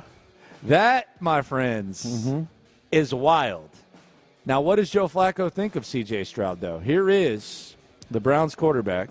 Some would say old one. Some would say still a spry chicken. Here is Joe Flacco I don't know about that. talking about C.J. Stroud. I've only gotten to watch him a little bit, but he's been really impressive just from afar, like in terms of his decision-making and the way everything's kind of looked. Like, you can tell he can throw the ball, but it seems like he has a lot of arm talent, and the impressive part is the fact that he's been able to make really good decisions all year. So a lot of credit to him for sure. Dude, he seems like he's glowing. Does Joe Flacco just seem like he's the happiest guy in the world? Did he used to always sound like that? He's always been a good guy. Yeah, but he wasn't like, he didn't have this much kick, this much oomph. Like, he's just loving being up there, man. He is, this is a great, like people say, what a great story, what a great story. I think it's an example of, like, renewal. Yeah. Like, he's just renewed. Well, you think it's over, and then you get another opportunity, and maybe you weren't even – do you appreciate it more? Like, let me put it this way. Like, do you appreciate it more if you're obsessing over getting back in the NFL, or if you were somewhat content yet still staying in shape but not obsessing over it? Like, what makes you – do you think Joe Flacco – because I think he would have been fine had he never played again. Yes. And now he's back. Yeah, I mean, he obviously stayed in shape, and he still loves the game. It's clear, and he still has a little bit left in the tank. But do you think the fact that he was content, does that make you more of a danger to your opponents, the fact that you were content, or does if you were just foaming at the mouth and dying to get on the field, does that make you more dangerous? No, absolutely the first thing. Absolutely. Like, it's not even like he can feel any pressure. Like, even if they get work this weekend, Joe Flacco's, the story's not going to change. He's the definition of house money. Yeah, the definition of it, and the story is not going to change. I think that renewal, you can sense it in his voice. You can see it in his play. I think that's what's so cool about it. Now, the last time the Texans faced the Browns, Joe Flacco did his thing. I mean, he completely dissected that Texans defense like a damn science project. Now, C.J. Stroud was not at quarterback. The defense, though, will be somewhat the same, although Will Anderson was not on the field at that game. Here's Joe Flacco talking about if he anticipates massive changes from the Texans after that beatdown. Yeah, listen, I mean, I think anytime somebody plays like that, you're definitely going to go into that game and say, all right, we're not getting beat by that guy again. But once again, it's not my job to worry too much about that. It's my job to go out there and play on Saturday and just, do what the defense tells me. And you don't want to overthink it either. You don't want to, you don't want to take your head off of Amari just because you think that they're going to have some gigantic plan for him. We got to be ready for everything. I don't think Joe Flacco is going to change one damn thing. It's the same style he had in Baltimore. It's the same style he has now. He trusts those receivers. He's pretty aggressive. He'll throw it to you, though. And he trusts. He'll throw you that rock. He absolutely will. But he trusts his receivers, and he trusts his arm. How many catches, at least two that come to mind, where you thought the defender was in perfect position with Amari Cooper? There was one on the sideline where I was like, holy moly, it's not their day. Because he just put it right there. I don't know if it was just luck or whatever, and the defender had his arm, and it was perfect. He's not going to change a damn thing. If you're driving around and you're waiting for the practice updates, those are coming in 13 minutes. 13 minutes, Texans will be taking the field in about 10 minutes, and we will know who is going to be on the practice field. Will Anderson be on the practice field? Will Jonathan Grenard be on the practice field? Will Noah Brown be on the practice field? Will Robert Woods be on the practice field? We anticipate Laramie Tunsil and Shaq Mason being on the practice field. Who's going to be on the practice field? We got you here in 12 minutes. Open NFL coaching jobs in the NFL. My gosh, this is the first time in 4 years we are not involved in a head coaching search, and I love every second of it. Raiders, Chargers, Falcons, Panthers, and now the Titans with the firing of Mike Vrabel are open gigs. Here's Amy Adams Stank talking about why she did not try to trade Mike Vrabel. Was consideration given to trading Mike Vrabel? Well, yes, there was, but there's a bit of misconception about a coach's contract, say, versus a player's contract. A coach's contract, you can't trade them unless they're a willing partner to that trade. So, yes, we thought about it, but at the end of the day, with league rules the way they are, it would have maybe put us back 3 weeks. And, you know, honestly, to get the right head coach, I was just not willing to go to the back of the line and take a chance of missing out on someone we really wanted. This was a joke. We'll revisit her whole nonsense. Again, I'm sure it was staged. It was stupid. But in terms of, like, open jobs, I think the Titans is right there with the Chargers. Not above the Chargers, but right there with the Chargers. The problem is this. Amy Adams drunk. It's a dysfunctional organization. We've said that here. Trust, we know dysfunctional organizations. We know dysfunction. That's one. And so that's what, like, I don't expect, Jim Harbaugh ain't going there. Not in this climate. That'd be surprising. Yeah, not in this really climate. Surprising. Bobby Slowick. He already has 2 requests. The most crazy one could be in Tennessee. Rand Carthon, the general manager up there, he spent 6 years with the 49ers, which means he was with Bobby Slowick while Bobby Slowick was there. Jeremy Fowler said keep an eye on Bobby Slowick and the offensive coordinator Frank Smith, who was also in San Francisco. Mm-hmm. I think Jeremy Fowler also said it could be Bobby Slowick, it could be Frank Smith, or it could be anyone else. That's kind of how he reports. But DeMeco Ryans, who was also in San Francisco, he had some advice. He might not have a voice, but he has some advice for Bobby Slowick when it comes to accepting that head coaching opportunity. Yeah, my advice to Bobby is be selective. Right? You only get one opportunity to do it. You want to make sure you're selective and you're going to, if you get the opportunity, go to a place that you feel like you can be effective. There you go. How about that? By the way, you want to hear I never thought DeMeco Ryans would sound like John McClain at the podium. You want to hear a back and forth with John? It's that question. Oh. You want to hear John McClain and then DeMeco Ryans? Who doesn't? I feel like I'm like at. I don't know where this is. I feel like I'm at a remote with the Drive, Clint Stoerner and Ron Hughley, and I sat at the table with the posse. Here is John McClain and voiceless DeMeco. DeMeco, 2 years ago, teams were interested in you being head coach. You decided you need to go back and get more experience, and it worked out great. Bobby, now they're reaching out to him.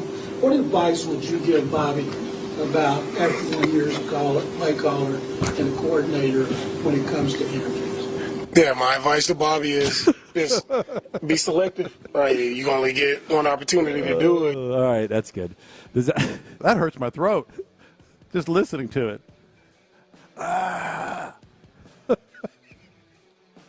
Dang, were they at a rage? Did they go to a rage together? I want you to pick, and I'm gonna play this game with Figgy too. Okay. The rest of your life, you have to have one of those voices. You have to have Horst DeMeco, or you have to have McClain. Which voice? DeMeco's isn't as bad. That's easy. It's bad, but it's not as bad as McClain's. So you're going with Horst DeMeco? Yeah, for sure. Yeah, Figgy, I feel like you could pull the McClain voice though. Probably so, because I ain't got no bass in my voice, so I could probably pull a McClain voice. I'll go with the McClain voice. I'm gonna take the McClain voice. I think I'd go with that. Rockets, by the way, they're in Chicago. They play the Bulls tonight. Rockets 18-17 on the season. Currently eighth best in the West. If this were traditional NBA playoffs, there'd be that, but they're basically in that play-in territory, but eighth best in the West. How about that? That's impressive, and it's a shame they're getting so overshadowed. I mean, they've played now they're going to play 2 games the same day as the Texans, same time as the Texans. At least this Saturday is not going to be at home. Good for them. Yeah. Adam Spillane, by the way, if y'all missed him in the 10 o'clock hour, he's actually on the trip. He's in Chicago. Okay. So he is following around the Rockets. Follow him for the some of the best coverage on the Rockets. Coming up, we're going to give you the update that we've been waiting for. I'm excited for this. I'm nervous. Yeah. We're going to get we're going to get a good grasp of how things may look or may not look on Saturday. Don't go anywhere. We'll give you that practice report, and we'll also hear perhaps the strongest praise that you will hear about a Texans opponent from C.J. Stroud. Lunchtime next. Texans GM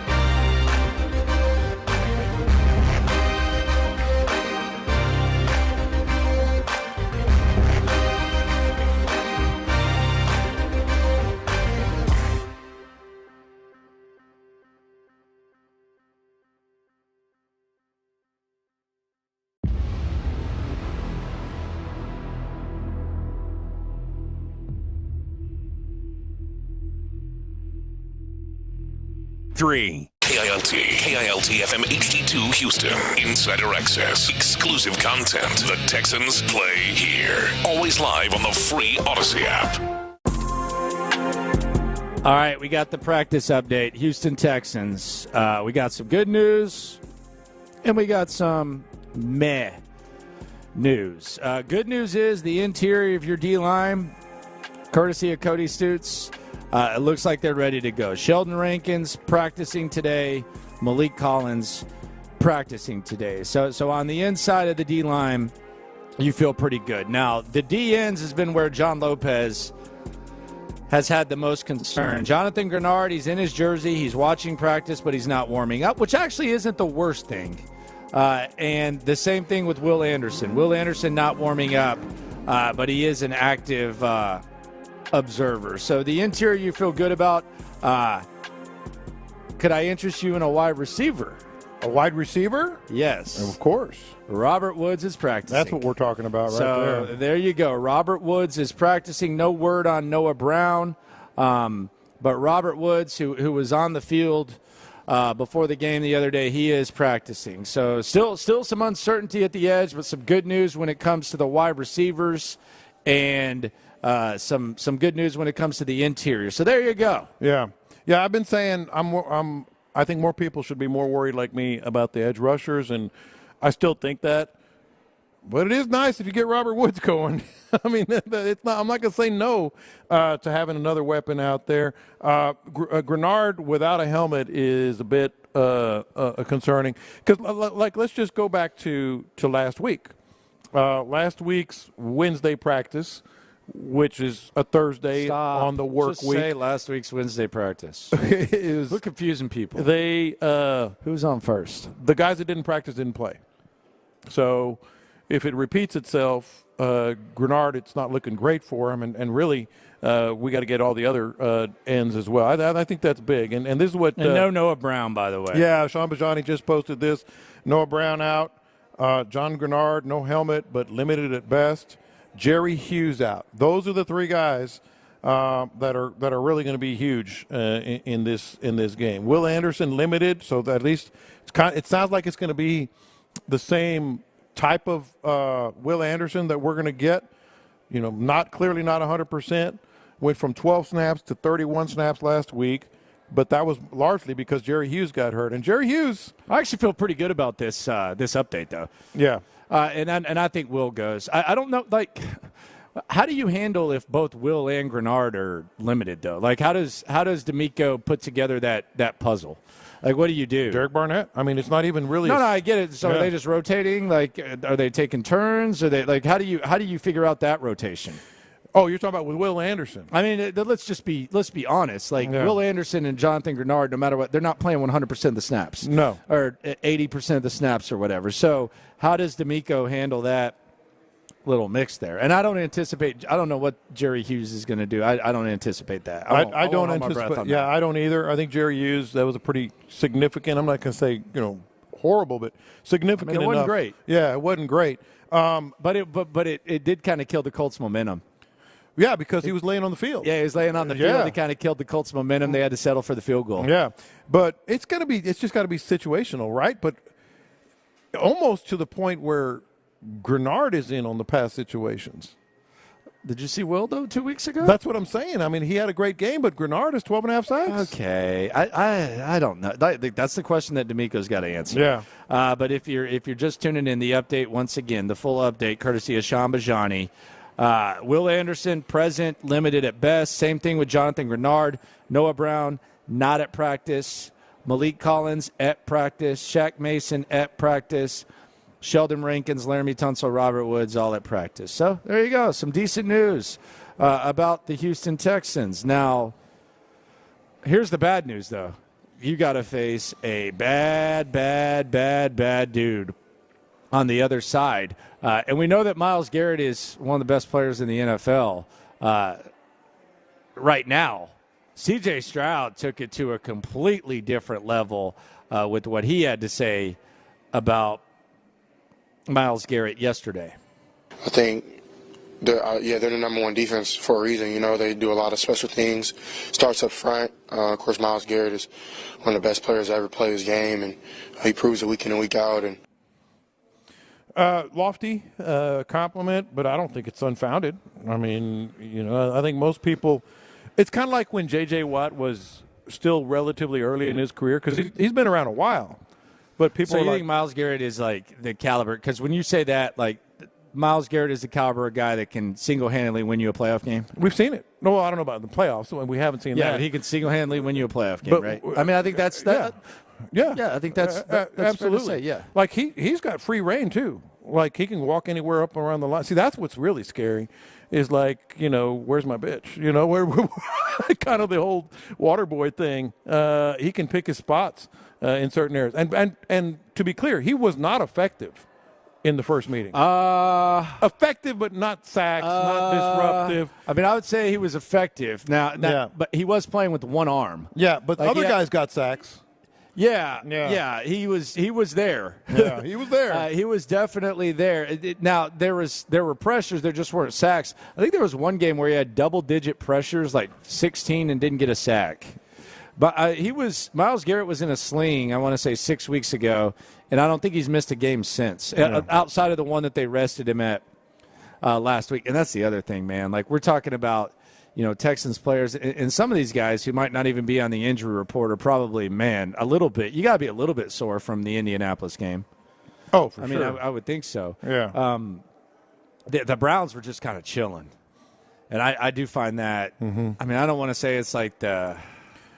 I mean, it's not anything to sneeze at. End all be all, like but that's two a fresh weeks squad. in the NFL with doctors and athletic trainers, hot and tubs, rehab. massages. I mean, you can get a lot better. Hopefully, they're not getting massages with Deshaun. No, but actual massages. Yeah, like all the therapy and stuff. I mean, who knows? What if they ask him? I'm feeling pretty fresh. What if they ever ask him? Ask him what?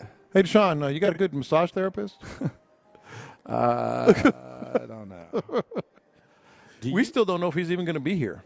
I think he will. I think it would be in his best interest to just not be a distraction and stay out of the way.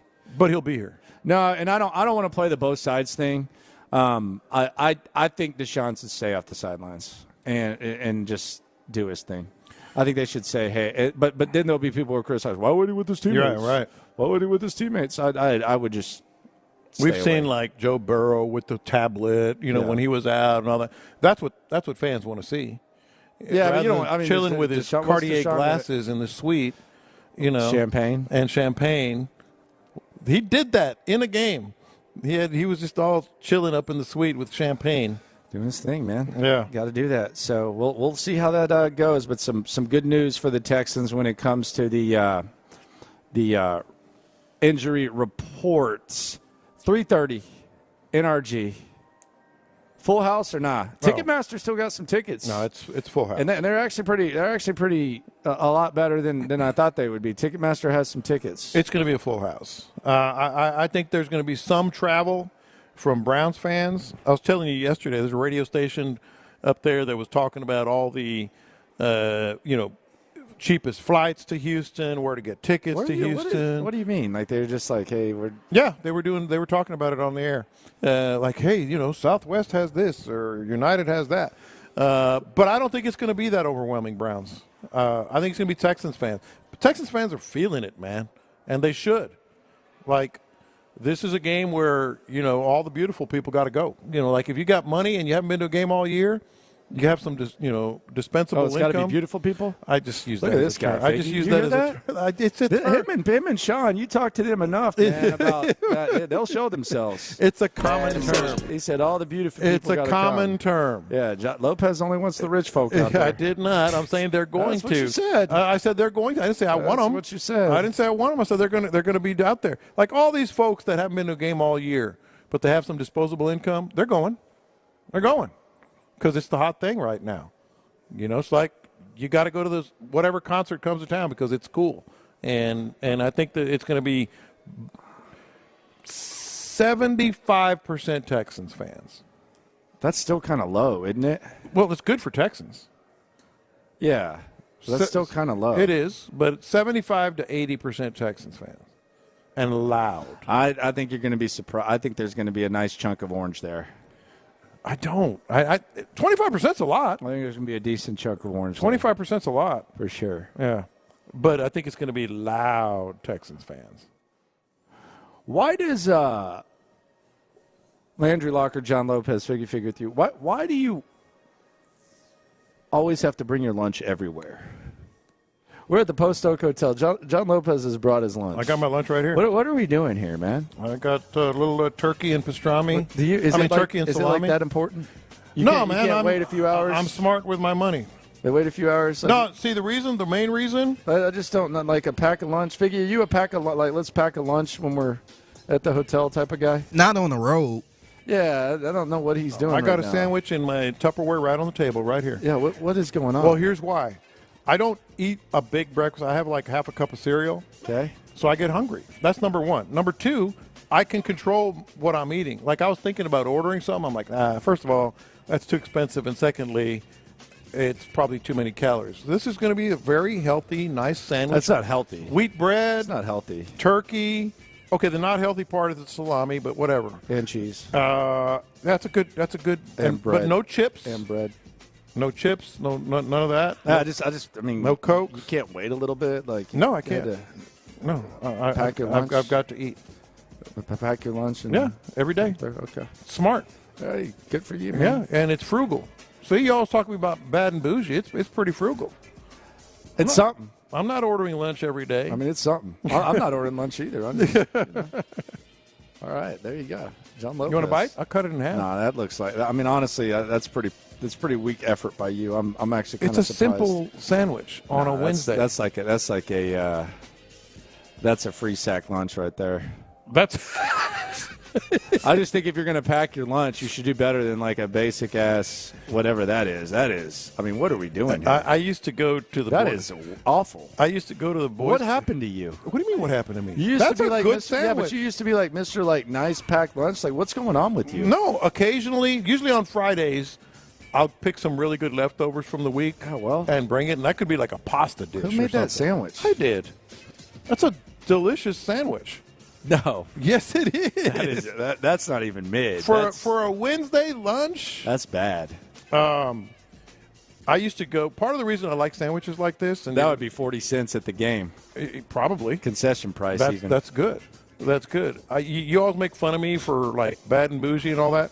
I used to go to the boys' club every day for a free lunch. Yeah, and that's why I like sandwiches like this, because they would always have like bologna or something like that. So you can't break those habits, man. I used to always eat like a salami sandwich or a bologna sandwich or turkey or something. Can't break those habits. Man, okay. Yeah. I'm going to dig in here in this commercial break. Yeah. Looking forward to it. Yeah. John Lopez. Me too, to be honest. Figgy Fig. Got me even hungrier than I usually am. Here on Houston Sports Leader, Sports Radio 610, Texans versus the Browns. DeMeco Ryans, he's lost his voice. I don't know when this happened. Like, is he sick or has he just been yelling a lot? He's been talking too much. National interviews, coaching, everything else. But he had his voice on Monday. Did he? Yeah, he had his voice on Monday. Well, I guess he's been doing a lot. Yeah, he ain't sound like that during the Monday press conference. I did hear a media member coughing though. Oh God! Oh man! Don't tell me something going around. Don't go there. I heard someone coughing. Man. I'm just saying. I heard someone coughing. Hey, bro. All right. So C.J. Stroud, when is he going to talk again? Not until next week, or after the game. After the game, at the podium, probably about. Dude, now you got me worried. 8:45 our time. They need to break out the masks or something, man. Exactly. Can't afford to get sick. They don't need masks. They need to just figure this out, man. I don't know that he's sick. He didn't seem sick. He didn't seem sick, but the voice, you got me thinking now. God dog it. I wish you hadn't said that. I thought he was just hoarse. Yeah, I thought he was hoarse from celebrating or something. Yeah, and just coaching. Why did he have his voice on Monday? And interviews all over the country. And Check Monday, Figgy. No, Monday was perfect. I remember. Yeah, let's hear how he sounded on Monday. Let's hear that, because maybe they had an intense ass walkthrough yesterday. I don't know, but on Monday, DeMeco sounded completely normal. And he's talking today, so we'll know. Yeah, like when a coach goes to the podium after a game or on a Monday, then you just know that he yelled a lot. Yeah. But I heard this. I'm a little concerned. Not concerned, but I do want him to have Well, his you voice. got me concerned now. But it's not like you can rest your voice when you're coaching. No, not at all. There's no rest. Mm-mm. I mean, so what if DeMeco can't talk on Saturday? That'd be fine. I mean, as long as he can talk enough to get into the headset. That'd be fine. Yeah. All right, I got DeMeco for Monday. All right, let's hear him Monday. Our tackling was not good versus the Colts, and it showed up. Right now, It's a little bit there. What? Concerned about what happened there in the running game. I just know we can play better overall. It's still not much, but there might be a little bit there. And now let's hear him yesterday. DeMeco Ryans. I'm a little. Yeah. I don't know if that voice is going to be. No, it was good to gone. go on It was Saturday. John McClain like yesterday. Yeah, my advice to Bobby is be selective. Right, you're going to Yeah. Oh, man. Yeah. You got to figure that out, man. Oh, boy. Okay. Well, I'm going to ignore it until after today's practice. Well, tomorrow we'll hear him right here at 12:30. So tomorrow at 12:30 we'll hear DeMeco Ryans, and we'll get a grasp of how he's feeling. I would anticipate that they're giving him some, like, perfect remedies and all that type of stuff. But we'll hear him live on the show tomorrow at 12:30. Also, by the way, we're going to get a player off the practice field. Is there anyone we want to hear from specifically? I'm pretty much down with anyone tomorrow. When was the last time we spoke with Devin Singletary? It's been a while. Maybe him. It's been a while. Dalton Schultz is always good. Dalton Schultz. He's always good. Yeah. I'm wondering. We had Tunsil last week. I'm wondering defense, like Sheldon Rankins. Sheldon Rankins is smooth, man. He's always got to show that chest hair, and then got the chain. He's got the Cartier shades in there, just doing his thing. Always like laid back, man. Mm-hmm. That's a cool dude right there. Yeah. Sheldon Rankins. Don't want to talk to Malik Collins. He's too short. He's too short? No, he's just like hard to. Like he's an intense His dude. answers, yeah. He's intense. Yeah. Yeah. You want him on that field. Mm-hmm. Rankins might be good. Yeah, well, or Singletary or Schultz. Yeah. Who knows? Mhm. We'll talk to someone, and we'll hear from DeMeco, hopefully, if he has a voice. Coming up, it is time to confess. Lunchtime Confessions coming up next, live from the Post Oak. D&M Leasing right now. Let's talk about D&M Auto Leasing and getting that new vehicle.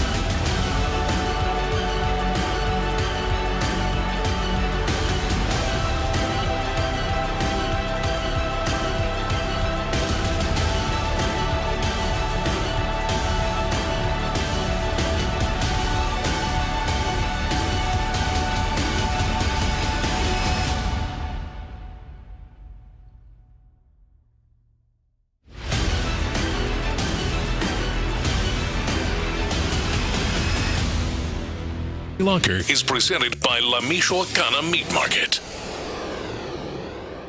Watch this. These are my confessions. Lunchtime confessions. We confess our sins to you, the loophole, at this time, Monday through Friday. Some of these confessions, they have to do with sports. Some have nothing to do with sports, but we're transparent with you 24/7. Let it hang a little bit lower during Lunchtime confessions. It is time to confess. Watch this. These are my confessions. So we were at the Bear Bryant Awards. Did Al Borland give you that jacket? That's a badass jacket. No, I'm just asking. I'm glad you brought that up because that's my first confession. I don't think so, Tim. We are at the Bear Bryant Awards, which are tonight. Coaches are going to be coming in here in the next couple of hours. Hopefully, I'll be gone. So here's my confession. I actually had like a sport coat and slacks like you're wearing. Yeah. Dress shirt. Yeah. And I said, nah, I don't need them. I don't need them. I mean, we're not going to the awards. You know, we're just sitting in the Post Oak Hotel, kind of saying hello to some friends over here at the Bear Bryant Awards. I got jeans, I got my Texans, my shoes, my cause cleats. Shout out to the Harris County Friends of Pets, and I got my Port Protection Alaska shirt. I'm not apologizing for this. That's my confession. I don't think, why should I have to wear? I thought about it. Like, if we were going to the thing or interviewing coaches here, no, I get it. Would. I mean, I do think you could have done a little better than that. No, man, I'm looking good. No, I mean, I'm looking good. I'm not going to apologize for jeans, tennis shoes, and a Port Protection Alaska shirt. Excellent show, by the way. The what? Port Protection Alaska.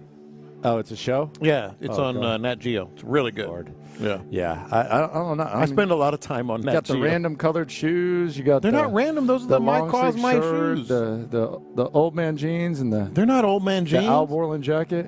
No, I mean, I'm not a fashion guy or anything like that. I just, I think this is like the Silver Alert collection is what John Lopez is wearing right now. It looks like he just escaped somewhere. You could rock this jacket. This is a nice jacket, man. No, it's good. That's a really great jacket. It looks great. Who got you that? I believe it was my wife. She had to have. Yeah. There's no way you picked that out yourself. No. I'm not going to deny that. Sick-ass jacket, actually. I'm just hating because I'm jealous, if we're being honest. There's a confession. Watch this. These are my confessions. I'm not going to lie, man. So 24 hours and 2 minutes from now, we're going to hear from DeMeco Ryans. Mm-hmm. I'm not going to say I'm worried, but I'm intrigued about this voice.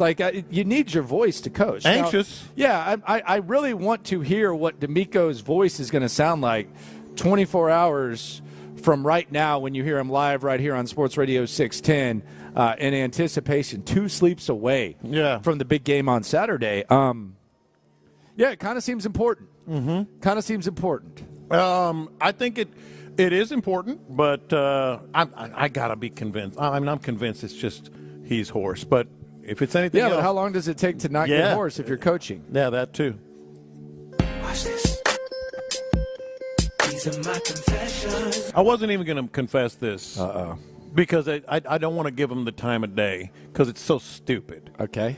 But you know how people tag you on things and they're kind of gotcha mode on Twitter? Yeah. Like you did this and you didn't. Yeah. You know, or you're this or you or somebody's saying like who in their right mind would criticize fill in the blank and they tag you because you did. You know, just the gotcha mafia for sure. on Twitter. Shout out to the gotcha mafia. Which is stupid. They're at least listening. Thank y'all. I wasn't going to mention Shout out this. to the loopholes if you listen. But I am because like this is like the lowest thing. Where are we going here, Fig? You know where I'm going? I have don't no know where idea. this is going. I have no idea. This is the lowest thing. Wanna be, media police or media do. All right? I'm not even going to mention their name. But somebody tagged me with some, I think they had like 100 followers and they have a podcast in their home, in their basement Nice. or whatever. Good for them. And they said, radio's been stealing from me for a long time. They're corny and lame. Real Texans fans know that I said it first. Do you know what this person is talking about? What'd you say? You know what this person is talking about and accusing me of? Lopez stole someone's opinion? What'd you steal? I did not. In fact, it's not even. It's so easy. This is Lopez, a layup. the entertainer. This is a layup. Anybody could say it. I said it. What do John Lopez and Carlos Mencia have in common? They're both Hispanic. What else do John Lopez and Carlos Mencia have in common? They steal jokes. Harris County. You're getting accused of stealing Harris County. Dude, who did not think of that? Who wouldn't think of Harris County? Who would not think of that? And by the way, I never said that it was original because I didn't. I mean, it's so easy. That's so easy. Like some podcaster somewhere, and I'm going to actually look up how many followers he has. It's stupid. Like, oh, look, see what they did. I didn't even know you were getting accused of that. They stole. Yeah, they tagged me, and they tagged you, and they tagged Sean. I didn't see it. And B. Scott, and Cody, and Seth. Like, yeah, they're not even creative enough to come up with our own stuff. Harris County? Harris County is in Harris County? Yes, I said it on the air. And you know why it's catching on and people are giving me, are always crediting me with it? Because we got a bleep ton of listeners, and you don't. That would be a weird thing to steal. So let me explain this. Like, when would this have happened? Like, is John, like, I don't even know what you're talking about. Like, so were you like sitting at home? You don't follow them, right? You know what else I stole? It is what it is. I stole that. I stole that from someone. Like Harris County. Like I've seen. No, I'm sorry. What were you saying? I've seen a lot of people say Harris County. Yes. And I mean, maybe like I don't like. But when would this have happened? Like, was John Lopez sitting at home listening to like a random ass podcast or something? And by the way, I was thinking about this. The first time I said it on the air, it was like you said something, and I said, "Oh, something about." Well, you've heard of Revis Island. How about Harris County? It was like in the conversation. Yeah, it was literally in the conversation. You said Revis Island. How about Harris County? Yeah, I don't know. That's weird. When people, this gotcha mafia. That's weird. Who have but that's a weird thing to hang your hat on. Figgy, I know you got an opinion on this. Nah. Do you? Nah, I really don't, man. They out there, though. They definitely out there. I'm not afraid to, like, look, first of all, it's dumb. It's dumb. Like no, I think the nickname's dumb, but it's obvious. No, I like it. No, but I'm also it sucks. I'm also kind of like almost playing it up because it's kind of silly. Yeah. Right? Yeah. This is like that's a weird thing. I wasn't even going to mention it, but I'm like, these people probably actually believe that. That's a weird story right there. Yeah. Watch this. These are my confessions.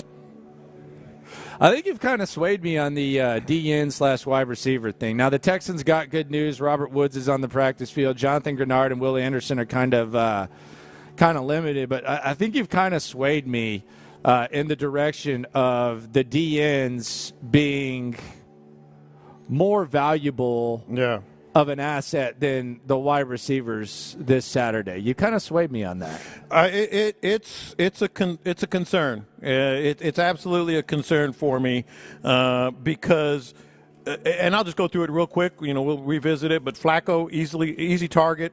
Offensive line of the Browns is out with 3 starting tackles are out. They didn't run the ball against you. If Flacco gets time, he'll tear you apart occasionally. So yeah, you got to get one of these guys back. Watch this. These are my confessions. One thing I do when someone says when someone says something that's clever, I give them credit. So I'm looking online right now because I just saw this on our text board, and I'm not stealing it. I'm trying to give them credit. It's from the 713. They should call her. No, it's from the 361. They should call her Karen Adams Strunk. I love that. What's so funny about that? Because she's a Karen. Karen Adams Strunk. Oh, my God. I'm going to steal that, and I'm telling you in advance, but I'm going to try to give you credit if you have your name. I think Amy Adams Stank's better, but I like Amy Adams Stank, too. Yeah. The Karen Adams Stank, I don't know. She's a strange lady. To say the very least. Those are Lunchtime Confessions here on In the Loop. Coming up, DeMeco Ryans. You feel good about him, but could the biggest obstacle for DeMeco Ryans and the Texans on Saturday be a familiar obstacle that has gone bad for the Texans in the past? I'll explain next. The playoffs.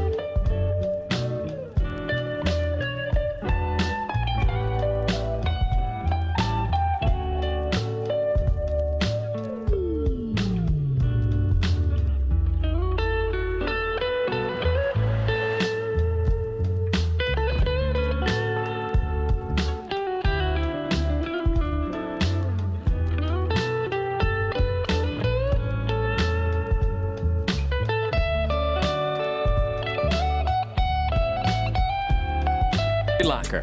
Stubborn. We've seen coaches. We've seen stubborn gone wrong. We've seen it go wrong in many ways with Bill O'Brien and with other coaches around the NFL. We don't think of DeMeco Ryans as stubborn, but Amari Cooper, last time these teams faced, Amari Cooper, he went off. 265 yards, 11 catches, 2 touchdowns. And DeMeco Ryans, when asked about potentially having Derek Stingley follow him, asked by DJ Bieneme, he had this to say. No, that's not what we do. Talk about following guys. It's not a matter of following him. It's a matter of guys playing the coverage well. We got a guy double team, and he still catches the ball, and that's a problem. We got to play ball better. I know you're worried about this. Well, maybe worried is a bit strong. But you're a little bit anxious about this, about DeMeco sticking with the plan of wherever Derek Stingley is, that's where he's staying. I get it because I don't think, on the one hand, I don't think he's going to go for 265. I mean, it was a freaking franchise record. So, but he certainly is capable of going for 120, 150, something like that, and being a game breaker. On the other hand, I think this is a reflection. You brought this up early in the show today about kind of getting out of your skin, and I'm paraphrasing what you said, like trying to overthink it. We're talking about DeMeco doesn't really seem to have any flaws, and maybe this is something where he gets a little anxious or happy feet and tries to do something that he normally wouldn't do, and that can backfire in the playoffs. I get it, but I don't think he's going to do that. I don't think he's wired in such a way to change, even though it's a bigger environment. So he's going to stay with it. I think the adjustments are going to be made, behind him. Kareem Jackson might be a bigger part of things. Kareem Jackson's a cornerback that's a safety that is tough. His wallet will tell you that. So maybe the adjustment is not like switching, coverages or sending Derek Stingley everywhere Amari Cooper goes. The changes are how you do it with the double teams in the back end. Now, do you think they need to double team? I mean, like, my thing is you this. Absolutely do. Okay, well, then why can't you? What if you just put Stingley on him? That's getting out of your skin. That's not doing what you've always done. But don't desperate times call for desperate measures? How many times has a team in a postseason situation done something that they don't necessarily do? But is that like changing your philosophy or just an adjustment, like a defensive or offensive adjustment? See, I don't think he's going to say, "Oh, we got to ditch our whole philosophy. Derek Stingley's going to go with him everywhere he goes." I don't think they're going to do that. I think they're going to change things. And like I said, maybe Kareem Jackson's a bigger part of things. Maybe that's the kind of, okay, that's a nice change. He's still pretty good, man. He's more of a cover guy. He played cornerback, so maybe that's what they do. Kareem Jackson? Mm-hmm. I mean, I don't I'm serious. I mean, I love Kareem. He's a friend of the show and everything, but you're telling me that the solution is going to be Kareem Jackson? The adjustment, I don't know if it's going to be a solution or not. He played 24 plays against the Colts. I believe it was 24. They're using him. Of all the things, and we've talked about the blueprint that DeMeco has of what it looks like when Baltimore's offense, for lack of a better term, just kicks his defense's butt. Yeah. Jalen Petrie has to – I mean, this has to be – like when you talk about, stuff to prove, the dude's had a rough year this year. He's up there among the disappointments based on what expectations were, fair or not, before the start of the season.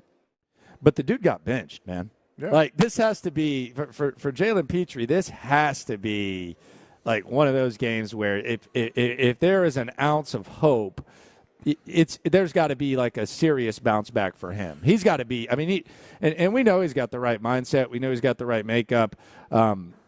But this is going to have to be for Jalen Petrie. This has to be like he's got to be ready for this challenge. He's kind of got benched, dude. He did. He's kind of been a tease, right? Like you feel it, you see it in spurts, but like has Jalen Petrie in a big game, and albeit they haven't played in a bunch of big games, has he ever like stepped up? Like we've seen players. We saw Nico, this past Saturday. Like we've seen players step up in a big moment. Devin Singletary absolutely has done that. Will Anderson at the end of the year stepped up in some big games. Have we seen Jalen Petrie step up? Because that's what he has to do. Because he's – I talk about Kareem Jackson, but Jalen Petrie's going to be on the field. I mean, and that's what they're going to attack. I mean, and it would be nice if he would start making some plays. Yeah. You know, like we're talking about – we're looking at it, that was supposed to be like when we were talking – like DeMeco Ryans at his first press conference, it was, Jalen, keep doing what you're doing. 5 interceptions. How about – he didn't have one. He didn't have one. Mm-hmm. Jalen Petrie went the whole season without an interception. Yeah. And at DeMeco Ryans' press conference, it was, those 5 interceptions, we got to keep that going, Jalen. Yeah. No interceptions. I mean, it would be nice to get your first one of the entire season, like in the postseason. Wouldn't count towards the regular season stats, but that would be nice. But that's crazy. To be fair, he has played in spurts better. Yeah, he was better against the Colts last week. Yeah. But has he ever stepped up? I asked that again. I mean, where you're like, man, Petrie really affected that game? No, not this year. I haven't seen it. Yeah, not this year. There were some good blitzes. He was getting fired up the last game. I was a little nervous for him. Derek Barnett has stepped up more. Yeah, Derek Barnett has been a pleasant surprise. And he had a really good game the last time the Texans took on the Browns. Yeah. A really good game the last time the Texans took on the Browns. Yeah. So, yeah, we'll have to keep an eye on that. But Jalen Petrie, if anyone has marked this one, it has to be Jalen Petrie because – my goodness, he got benched the last time around. I know that you're a real stickler for the literal, or I should say the appropriate definition of irony when it comes to ironic things. Is there any irony in the fact that the Texans had Deshaun Watson? They traded Deshaun Watson to the Cleveland Browns. Deshaun Watson got hurt on the Cleveland Browns. And now the Texans are facing the Browns in the playoffs, and Deshaun Watson is not even a C topic on this thing. Is that irony, or is that Alanis Morissette irony? No, I think that's irony. I think that's irony, and I think it's part of the best thing about this game. Like, you know, clearly it's not a no lose because you don't want the Texans to lose. If they lose, you're going to feel awful. But if the Texans do lose, there's a silver lining. It's a silver lining game. That means Joe Flacco won a playoff game. That means Joe Flacco won a playoff game, and Deshaun Watson and that whole chaos that's going to ensue over there is going to be off the charts. But for, like, you talk about things that have been sweet for the Texans this year, you know, beating the Titans twice, you know, all that stuff. Like, just like the added value of a win. There's going to be a lot of added value of this win if the Texans get it because Deshaun is on that other squad. You got their draft pick. You know, you. By the way, they're close too. Like yeah. they're real close right now. Yeah, and you've got C.J. Stroud. Like you've got one of the top 3 to 5 quarterbacks in the league right now. I think it was really important. Like when you talk about all these moves, first of all, you wanted to get max value for Deshaun Watson. I think it's an understatement. No matter what happens with Kenyon Green, with how that looks right now, I think you did that. So check. Yeah. You also, when you decided to make the move that you did with that draft equity, or as a result of that draft equity, and you decided to trade your pick instead of the Browns pick, you wanted it to not look bad. Like there were some people saying, "Oh my God, you just traded a top 4 pick," and now you wanted that to not look bad. So check that one off as well. So I do feel that it's just really wild that even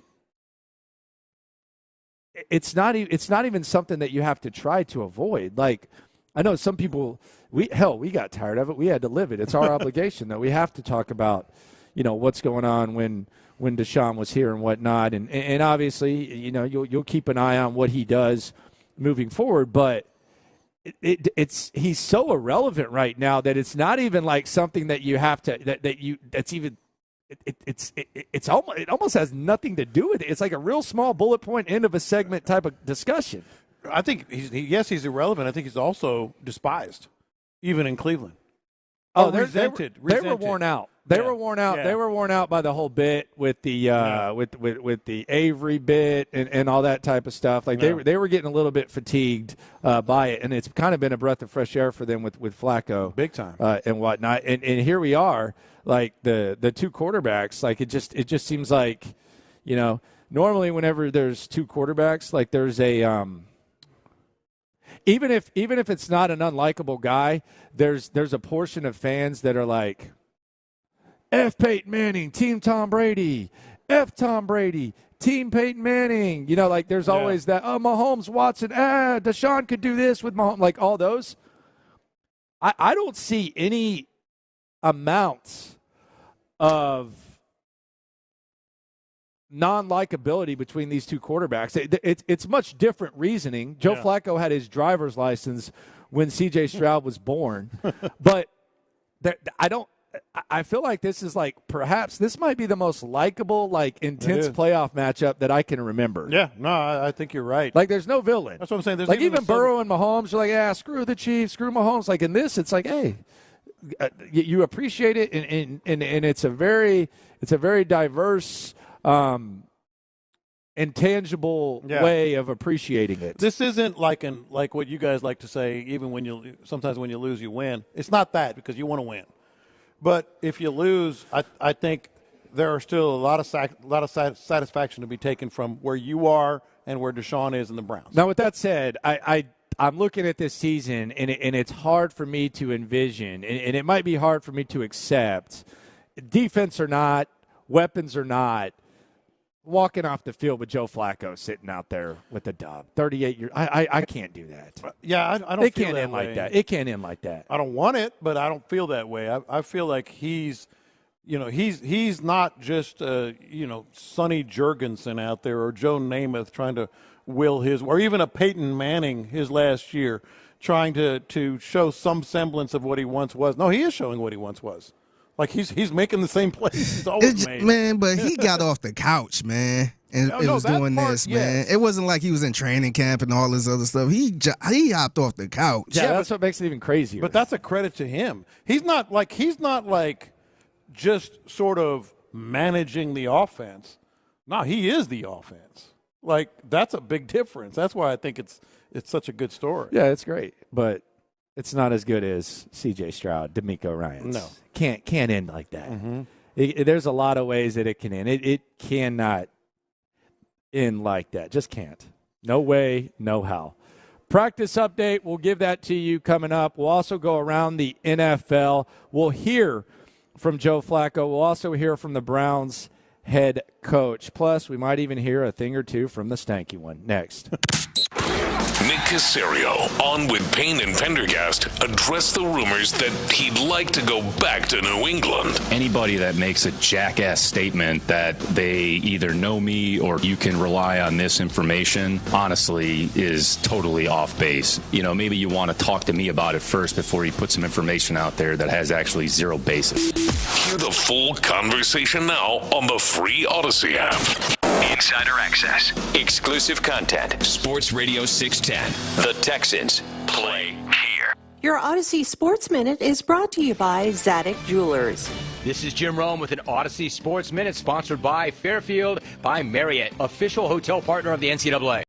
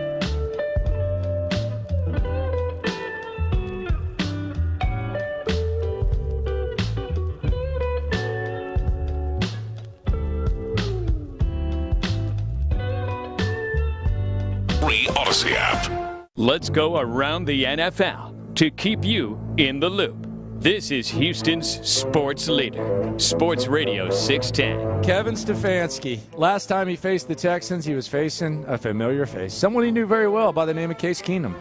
I don't know that you even needed to know Case Keenum, because Case Keenum, know him or not, was not capable of doing anything against that Browns defense. Matter of fact, Davis Mills was the clear superior quarterback. This time around, though, Kevin Stefanski's going to have to face C.J. Stroud. And let's just say he's aware of his work. Yeah, he's awesome. I remember watching him early, Tom, because we had some crossover tape and getting ready to play Baltimore. I know he played in that was his first game. And I think even in that game you saw some plays and some throws where you knew right away that kid was really, really talented. And I know the state has seen him play quite a bit. He's a very talented young man. And I think the tape is what we as coaches always kind of go back to, and he's got some really great tape. Good Lord. Tape doesn't lie, man. Jeez. Tape doesn't lie. Talking about that tape. Yeah. Night. Put a tie on the door when you watch that. My Lord. Hey, man, like I said Monday, they're all C.J. Stroud games. They know that. Golly.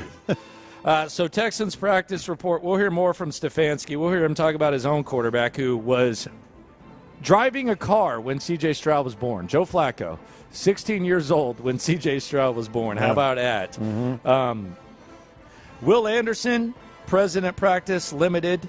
Noah Brown, not at practice. This is from Sean Bajani. Malik Collins at practice, full go. Jonathan Grenard, present, limited at best. Jerry Hughes, out. Shaq Mason, practicing. Sheldon Rankins, the cool dude, practicing. Laramie Tunsil, practicing.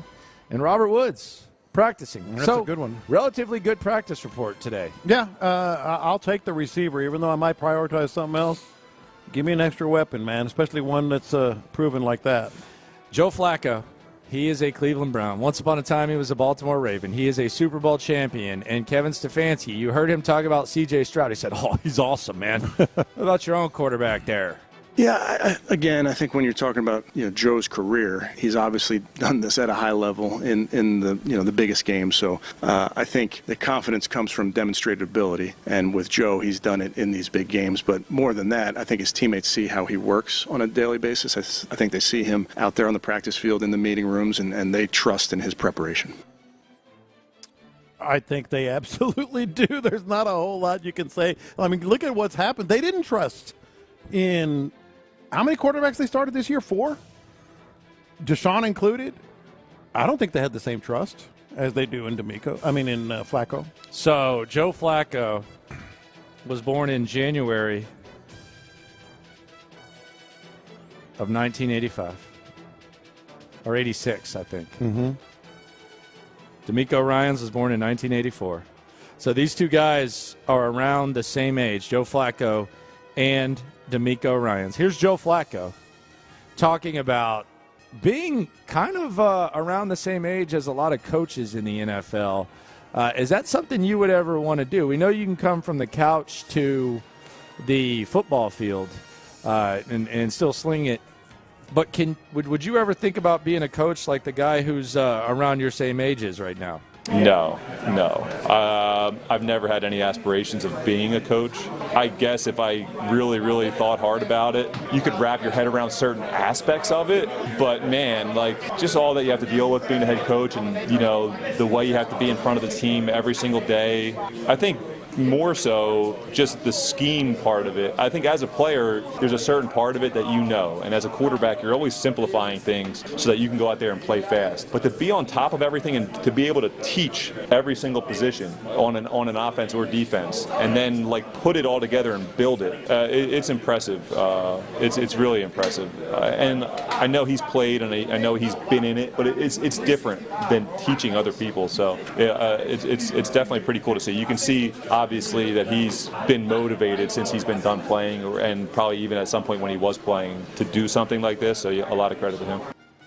There you go. No thanks. I don't blame him. I wouldn't want that life. The coaching life just seems freaking awful. I think college is a no-go for it. I mean, college is awful any now. of it, man.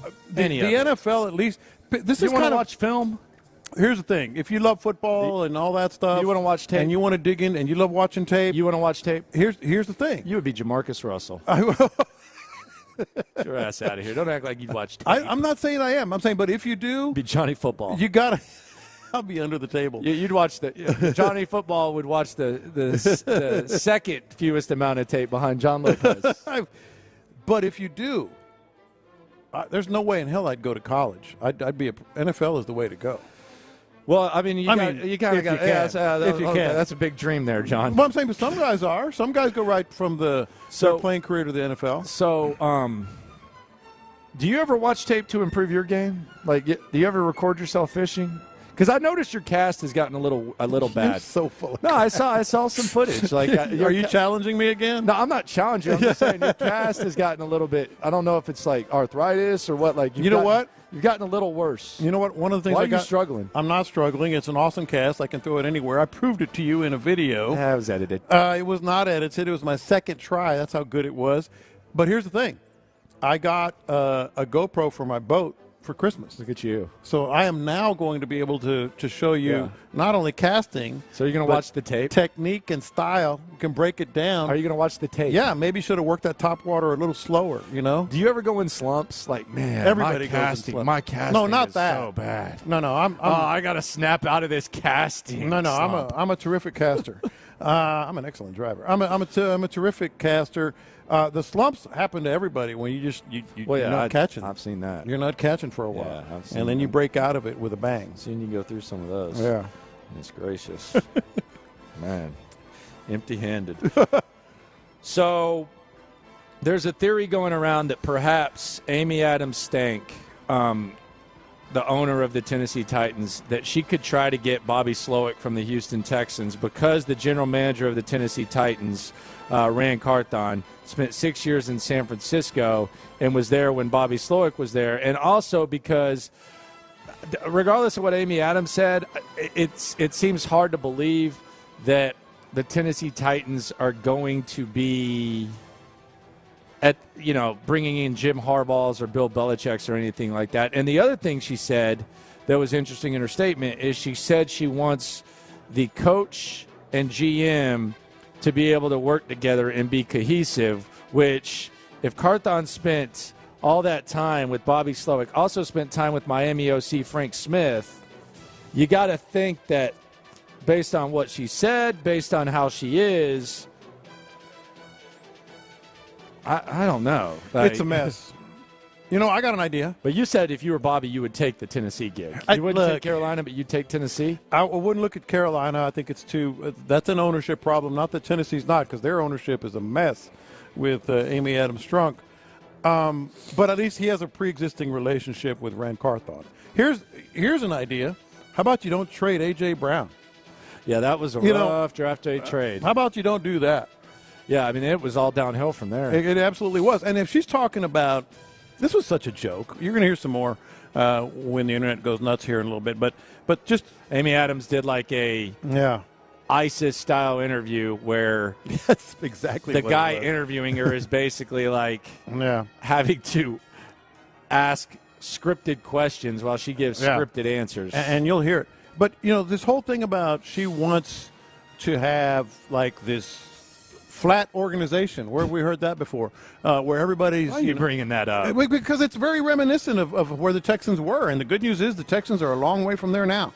But, you don't think Mike Vrabel wanted that? This was a power struggle. Make no mistake about it. Rand Carthon won the power struggle. He traded A.J. Brown. There was a power struggle with the head coach, and he won it. You really think... established coaches are going to want to go there? So I want to ask you this. Landry Locker, John Lopez, Figgy Fig with you. We're a few sleeps away from Texans versus Browns at NRG. We're going around the NFL as we do at 1 o'clock every day. I don't know if they did or didn't, John, but I want to take this, expand this, and kind of localize it a little bit. So we know the beef between Bud Adams and the city of Houston. We don't need to get specific into it, but the bottom line is there was a large chunk of fans, even before they moved, that were kind of disgusted with Bud Adams. And you correct me if I'm wrong, at times it felt like he kind of got off to the fact that he could do whatever the hell he wanted and stick the middle finger up to thousands of people. Well, I think, I can't speak directly to that, but I can tell you he enjoyed having the leverage, which is kind of what you're talking about. So do you think there's like any part of Amy Adams right now that is kind of like reliving Daddy's life where you're not going to move the team or anything, but it's my way and I can do this and I don't care what a bunch of people say and I don't care how crazy I look? You think there's a little bit of that? Let me give you an example. How much she is her daddy's daughter. So when all this stadium stuff, this is the Wayback Machine. So I might have to explain it a little bit. Go ahead. Tell me a story. All this stadium stuff was going on between Bud Adams. We need to upgrade or get a new stadium other than the Astrodome, which, by the way, is still standing there. And he wanted it back in 1994. Don't get me started. So there was this big power struggle going on. You want to know a move that is straight out of Amy Adams Strunk's book? He refused to play a preseason game because the turf was too loose. There were seams and stuff. You remember that? You heard about that? Yeah. That's an Amy Adams Strunk move. I mean, it's a Bud Adams move that she's emulating now. Oh, you can't have that color. That's our color. Like, it's the power, it's that leverage. I mean, it makes sense that they get off on it. She's doing exactly what her dad did. Like, did Mike Vrabel wearing like a Bum Phillips cap and stuff? Yeah. It got a little bit weird. So, yeah, I mean, you can do it. Maybe you just kind of get off to that. Yeah. Going around the league. So Mike Vrabel spoke and basically said that Amy Adams was a tyrant and a nut job. A lot of you might be saying, Landry, where the hell was that? I didn't see that. That wasn't on the internet. I've seen a lot of Vrabel clips. I haven't seen that. Well, you got to know where to look in order to know what Mike Vrabel's saying. Albert Breer, in his column, put out, quote, his take on the Mike Vrabel situation. Joe Albert, you up? We know how Albert Breer is with New England. He knows all these guys. We knew it with Bill O'Brien that when Albert Breer said something, it was directly from B.O.B., and he knows Mike Vrabel very well. So this is not like Albert Breer shooting from the hip. He broke the Vrabel news getting the job. Exactly. Yeah. Here is Mike Vrabel, or Albert Breer, talking about his take. Just a few nuggets from his column on his take of this Mike Vrabel situation. Quote, I think this is mostly about an owner, Amy Adams Stank, with a reputation of being a bit impulsive and quick-triggered. It's about Stank. When Stank did what she did last year with the firing and all that, coach and owner had very different visions on where things were going. Titans look rudderless, and Stank looks like she's going with whichever way the wind blows, having retained a head coach she really likes and one who's proven to be a top coach in the league, only to set her organization up in a way that didn't fit him. Close quote.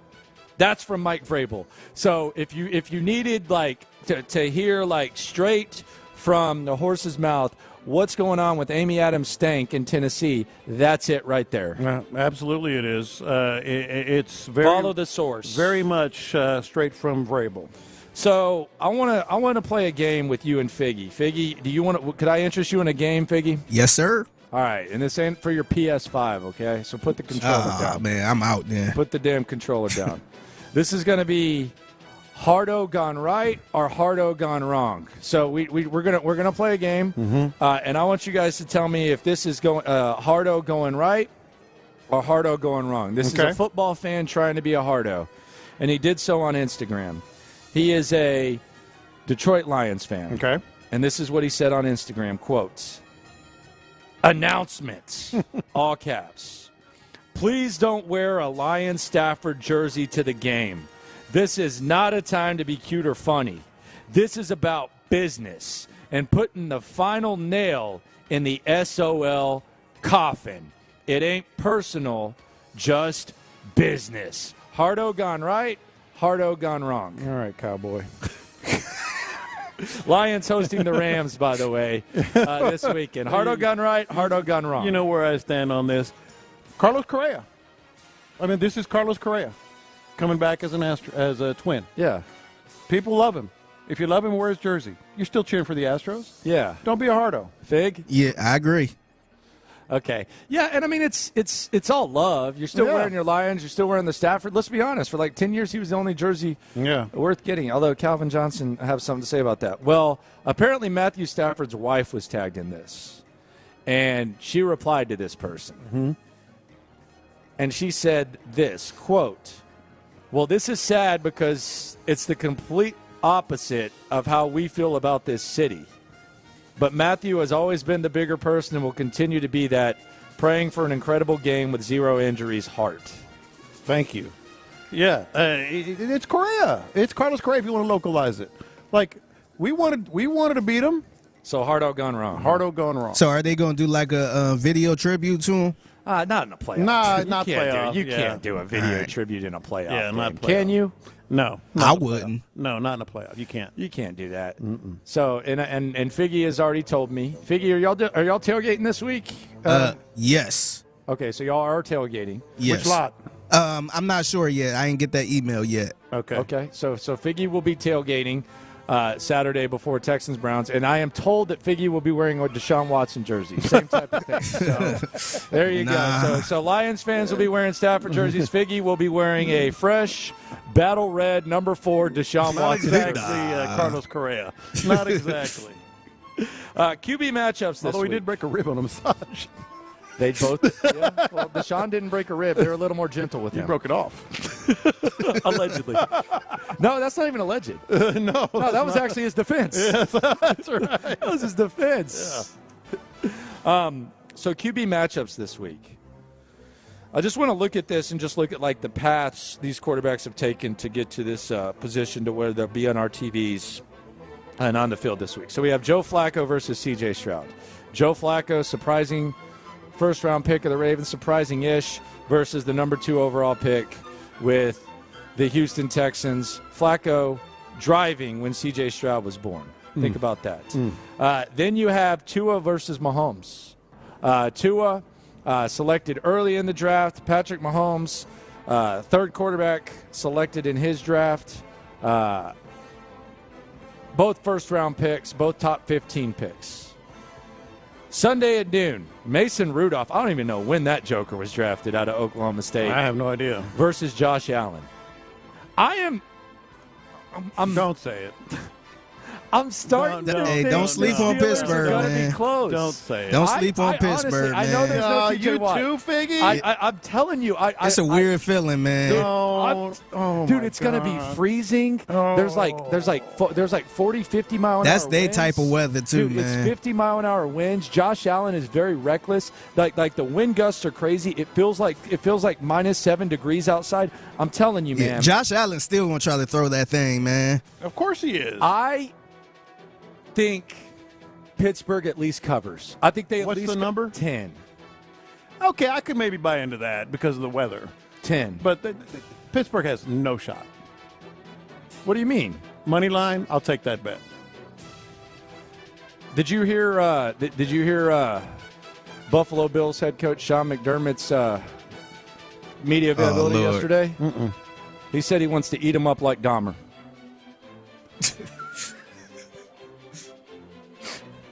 So he's at least progressed from 9/11 jokes to Dahmer humor. God. He's at least progressed from 9/11 You know what's to Dahmer. sad? Is like for a split second, like a very split second, because he said that, I was like... I knew exactly where Landry was going when he said this, man.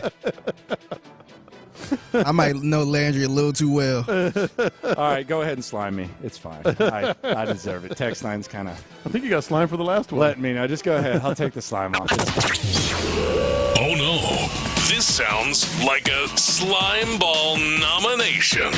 Slime me. All right, so I joined Ken Carman and Stephen A. Smith and the slime off at 120. Kind of is what it is. Jalen Hurts versus Baker Mayfield. Now, this one's interesting if we're talking about paths. 2 guys from the state of Texas. Yes. One from H-Town, one from Austin. A number 1 overall pick, a second-round pick, and 2 guys who transferred to Oklahoma. One won the Heisman, one was the runner-up in the Heisman. So that's an interesting matchup. Tampa Bay is a popular pick right now. Now, that one I can listen to. They're only a 2.5 point I can dog. listen to that one. But do you think it's getting a little out of control? Like, here's my thing. Jalen Hurts' middle finger's hurt. A.J. Brown's hurt. Philadelphia's looked terrible. Do you think we're overdoing it now? But they have to go on the road, too. That's the other crazy thing about this system. Yeah. I actually Do you think Tampa Bay wins? I don't know if I they're a popular pick right now. I wouldn't bet on them. Both of the Bussin' with the boys, Lawan and Compton, both picked Tampa Bay. I would bet on Buffalo. I wouldn't bet on Tampa, but this is going to be a fun game to watch because of that. And 2 Texans from the state. Another Texas quarterback. We already mentioned him. Matthew Stafford. Matthew Stafford, he's from Dallas. So we have Austin, Houston, and Dallas represented. He's going to be taking on Jared Goff. That is the battle of number 1 overall picks. 2 guys who were traded for each other, one of which left his original home and won a Super Bowl, the other of which left his original home and he's kind of revived his career a little bit, Jared Goff. So these are 2 feel-good stories and 2 number 1 overall picks, Matthew Stafford and Jared Goff. One of the best games of the week. I think it's going to be one of the best I think it's games. Great. Yeah. 7 p.m. too. So they got a little bit of respect. And then finally, Sunday, 3:30 p.m., Jordan Love. The Packers drafted him in the first round, and Dak Prescott. Be careful with those Packers, man. I think Matt LaFleur knows what he's doing. Be careful with those Packers. I'm with you. I think it's going to be close. And the other thing about the Packers is they've been inconsistent. Aaron Jones missed a lot of ball games. Aaron Jones, by the way, from UTEP. And I mean, it's the Cowboys in the playoffs. Yes, it is. I mean, what do you know? You know how that story goes. Coming up, the internet goes nuts. Something that will make you feel old, perhaps make you feel sad, and perhaps make you wonder. Next. The AFC South belongs to the Texans. After Saturday's win, our guys got some help from the Titans and earned their 7th division title in franchise history. Their reward, a rematch with the Browns right here in H-Town. Can CJ and company keep the magic alive on Saturday afternoon? Insider access, exclusive content, Sports Radio 610.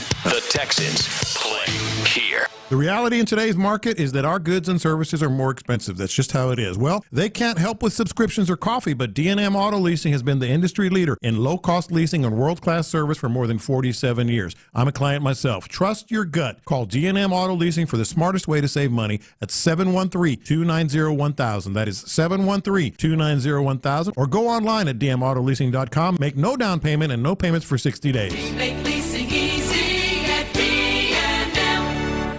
My son Ryan went with a friend and they visited Mexico. They purchased medication and it turned out to be complete fentanyl and it killed him. This drug does not discriminate. One pill can end your life and change your family's life forever. One pill kills. To learn more, visit onepillkillstx.com. Sponsored by HHSC. Hey, it's Sean Pendergast from my good friend Dr. Ben Salento at Texas Sinus and Snoring. What a great group of people at Texas Sinus and Snoring, and Dr. Ben Salento leading the way. He fixed my sleep about 5 years ago and changed. February of 2018 is when I went and met with him for the first time, and that's when I discovered just how poorly I'd been sleeping for so many years. I knew that I snored, I knew I had sleep apnea, and yet I procrastinated on fixing it, which is one of the silliest things you can do. Sleep apnea can kill you. Dr. Ben Salento has a comprehensive array of solutions to fix your sleep issues and get your quality of life back, just like he did for me. So crucial for me, and it can be crucial for you as well. He has the Inspire sleep apnea implant. He's done over 100 of these procedures. He is the foremost authority on this procedure in the state of Texas. If you want to learn more about that, make the appointment today. If you need your sinuses fixed as well, he's got plenty of solutions for you in the sinus realm as well. 346-413-9313. That's 346-413-9313. Or online, drbensalento.com. Build your custom home on your land with Our Vision Homes. Our Vision Homes is a family-owned and operated custom home builder in Greater Houston for 17 years. Learn how to get started building your custom home by attending one of our Build on Your Land seminars. Visit ourvisionhomes.com to register for this free seminar. Our Vision Homes guides you each step of the way, providing a turnkey process. Visit ourvisionhomes.com today. That's ourvisionhomes.com. Our Vision Homes, where your vision is our vision. I lock up my Old Spice Fiji aluminum-free dry spray to keep that 24/7 lasting freshness safe for myself. Fresh coconuts, palm trees in the wind. It's like catching waves in Fiji. Actually, I just talked myself into a refreshing spritz of Fiji. My Old Spice is missing! No!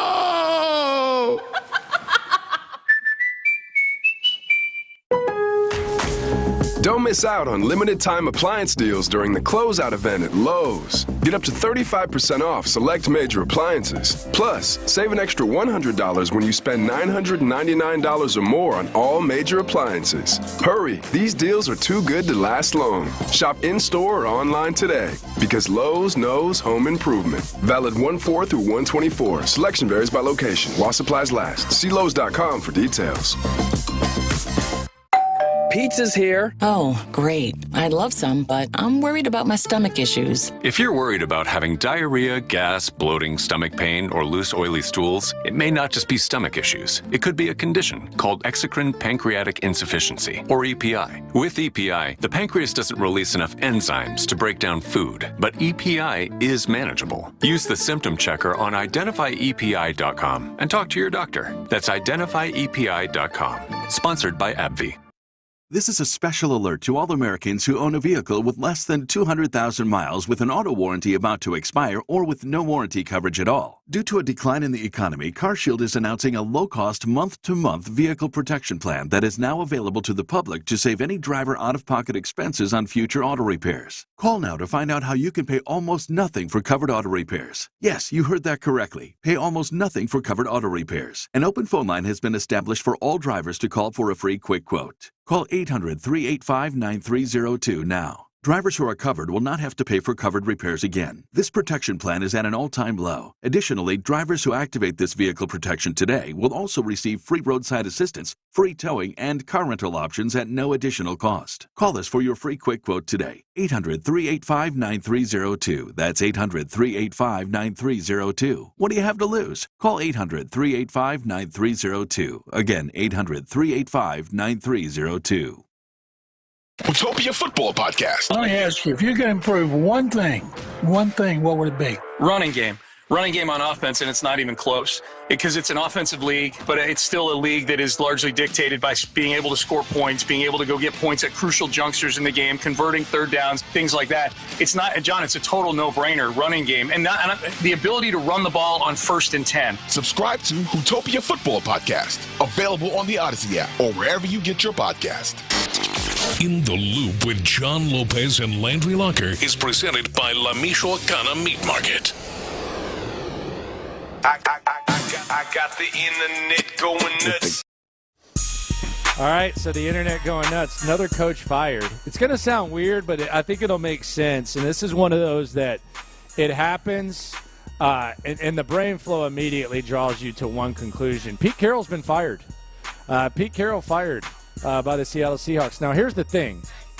Adam Schefter reports that Pete Carroll could remain with the organization, which tells you that there's not any bad blood or anything like that. He's also almost 80. Pete Carroll is almost 80 years old. I think this is clear as day. Dan Quinn, it's actually a kick to the junk of the Dallas Cowboys, perhaps the biggest kick to the junk they could have. Dan Quinn, who's done a good job with Micah Parsons and the Cowboys defense. He's done a good job moving them around. Hell, he almost won a Super Bowl right here in this city had Atlanta not folded. But before that, he was Pete Carroll's defensive coordinator for the Legion of Boom during the franchise's biggest stretch. Also believed to be a strong NFL head coaching candidate. So this feels kind of like a passing of the torch type of thing where Dan Quinn ends up being coach. Pete Carroll's still there, but Pete Carroll realizes I'm only going to be here for a couple years.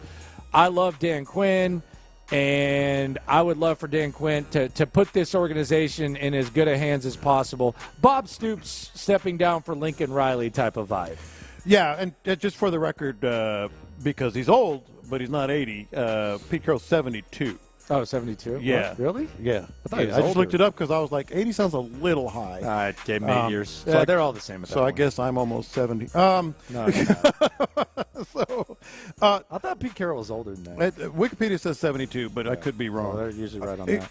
I was all I did was I first heard the news, and then you dug in, and I was like, Yeah, because as soon as Shefty said that, and then Rappaport said Dan Quinn. Yeah. They all like him. Yeah. It makes sense. He's very Legion well of Boom, respected. baby. He deserves a shot, man. Dan Quinn deserves a shot. Denver probably should have hired him when they hired Hackett.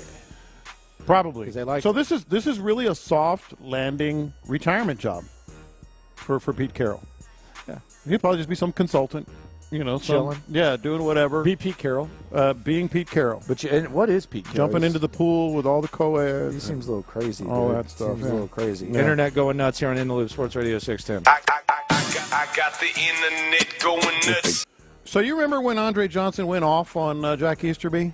Yeah, I do. Oh, Jack Easterby said that Andre was hurt and that he tried to teach him how to be a GM. That's what he told me. Yeah, that was another one of his lies. I called him on it. Yeah. So Taylor Lewan, maybe not quite as harsh, but when you got former legendary players questioning things about Amy Adams Strunk, what do you call her? Amy Adams Stank? That's not what it is? It is kind of. Why are you calling her Strunk? It is kind of. What the hell's that? Yeah. That's a reflection of just how dysfunctional the organization is. And Taylor Lewan actually was told about Vrabel getting fired on the Rich Eisen show. He was live because he was talking about Michigan winning the national championship, and then this dropped. This is what it sounded like and looked like on live TV. Taylor Lewan reacting to the news that Mike Vrabel was getting canned. Are you learning on the air what I just heard in my ear, Taylor? What was it? I just heard your Vrabel is not returning to the Titans. Will just literally, he was trying to mouth something to me, and I was trying to be respectful by not listening, but he was just trying to say that Mike Vrabel is fired. Yeah, that just happened. Look at this happening on live. I know we were supposed to go Wolverine Palooza, but that's what is that about? Why? That is nuts.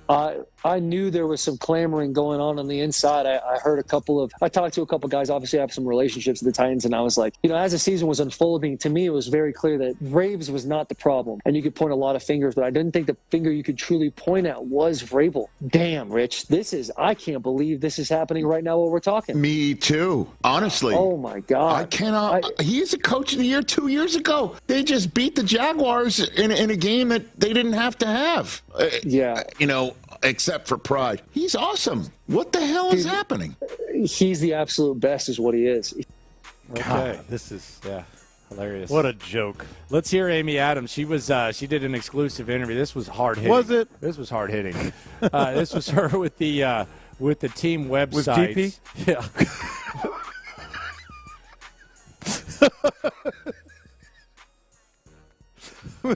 Just press play, Figgy. Goodness gracious. Controlling owner Amy Adams Strunk to discuss her decision. Amy, you mentioned in your statement that it was as difficult a decision as you've had to make in this role. Well, you're right, Mike. It was a very difficult decision. And Mike, he brought a lot of passion.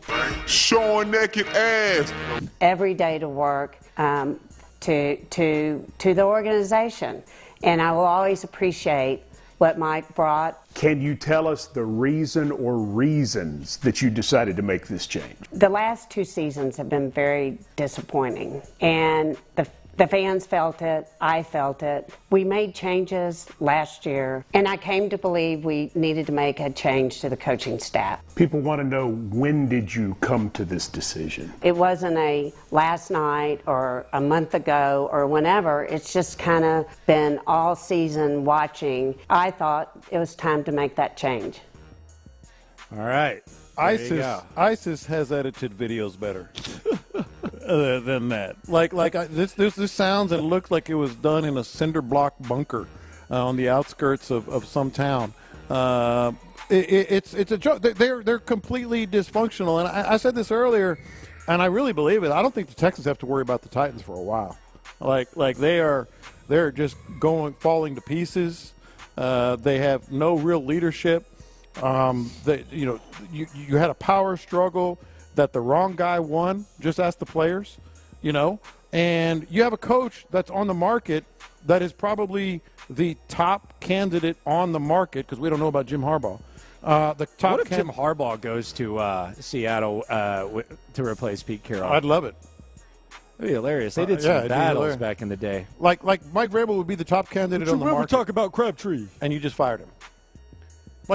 He is. Yeah, he's doing his thing. That's crazy. Amy Adams Stank, crazy. Yeah. I got the internet going nuts.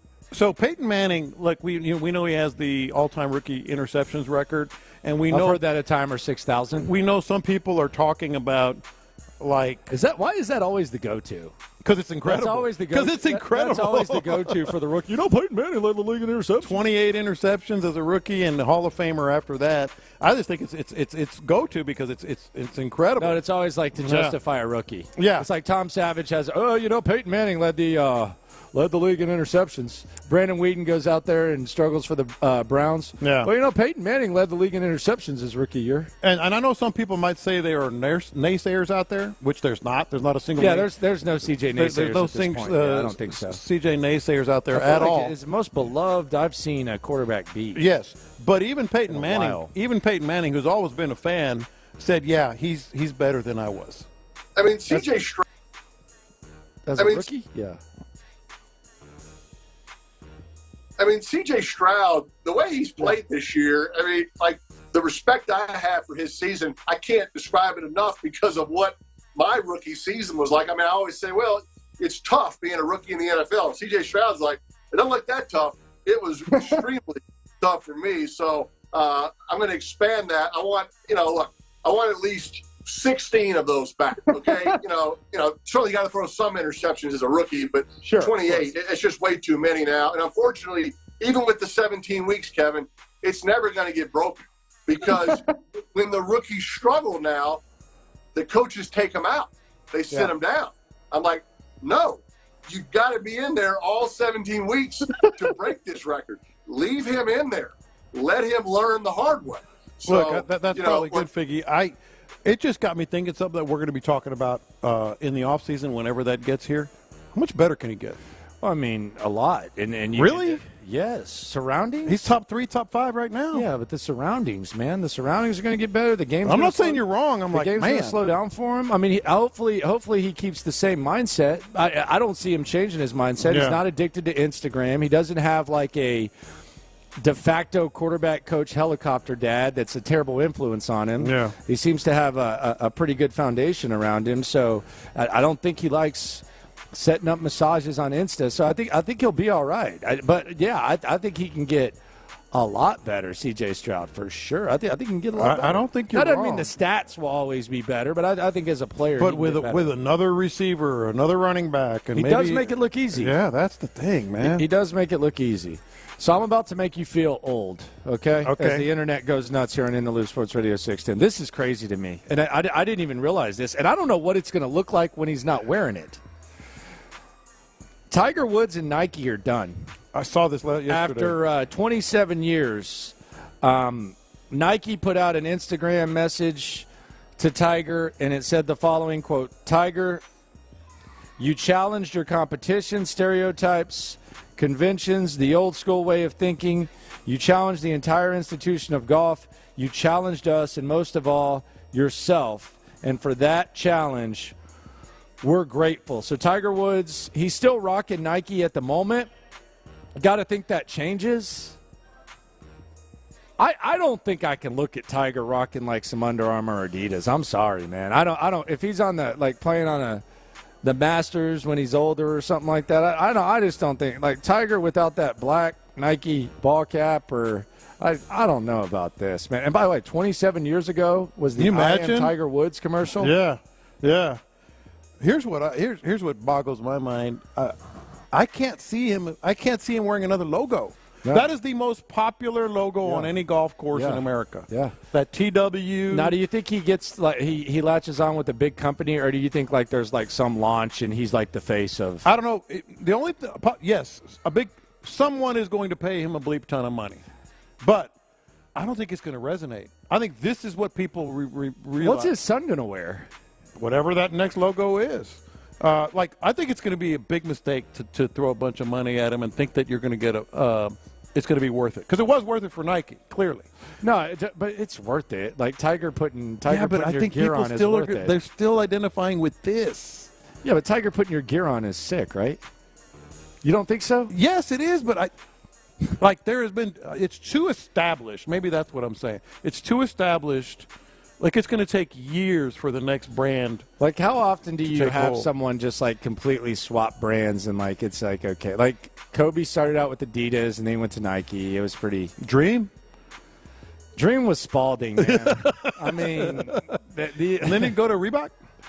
I don't think so. Shaq did. Oh, okay. But yeah, I know Hakeem was. But they're not identifiable. identifiable. You go to Walmart and see those Hakeems, man. Yeah. I wish I'd go back in time and just grab about 30 boxes of those old school ass Spaldings for $19.99. I don't see it taking hold. I could be dead wrong because he's Tiger Woods, but man, this is the brand. This is the brand that everybody identifies. Like my son, who's the avid golfer in the family, it's like all over everything. Yeah, it's wild. Everything. That's the internet going nuts here on In Sports Radio 610. Coming up, the practice reports for the Texans, and DeMeco Ryans is missing something that he might need on Saturday. We'll tell you about it next. First, I want to tell you about Orchard's win-win program, which is helping you when you need someone the most. When you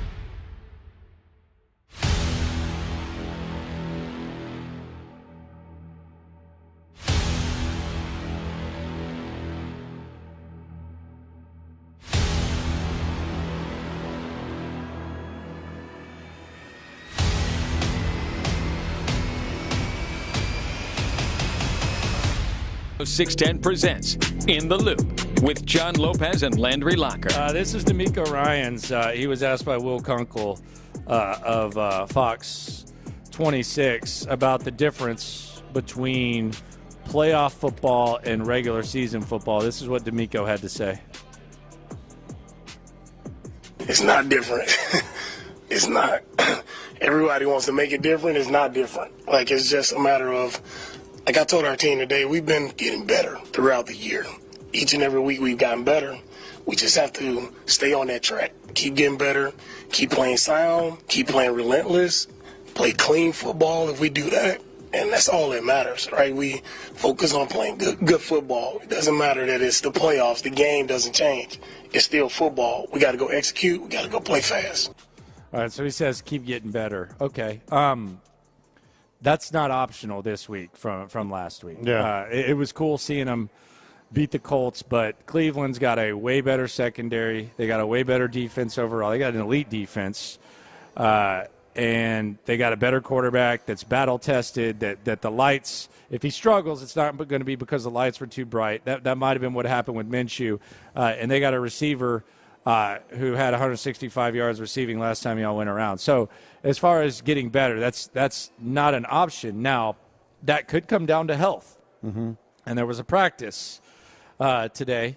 And there were some returns to the practice field. Now, Will Anderson and Jonathan Grenard, you believe these are the most important names on this practice report. They were there, limited at best. We'll get the official word on that. Robert Woods, you want CJ to get another wide receiver? Robert Woods practiced. Laramie Tunsil and Shaq Mason, who were resting yesterday, they're on the practice field. And then you have in the interior D-line, Sheldon Rankins and Malik Collins. They both practiced. Noah Brown did not practice. So the improvement could just come from having more bodies and more guys available. But I would say that's a relatively encouraging practice report. Yeah. First of all, on DeMeco Ryans, he said the right things, but he also knows it's different. Yes, come on. The playoffs are different. And if they weren't different, he's showing us with his actions that they are.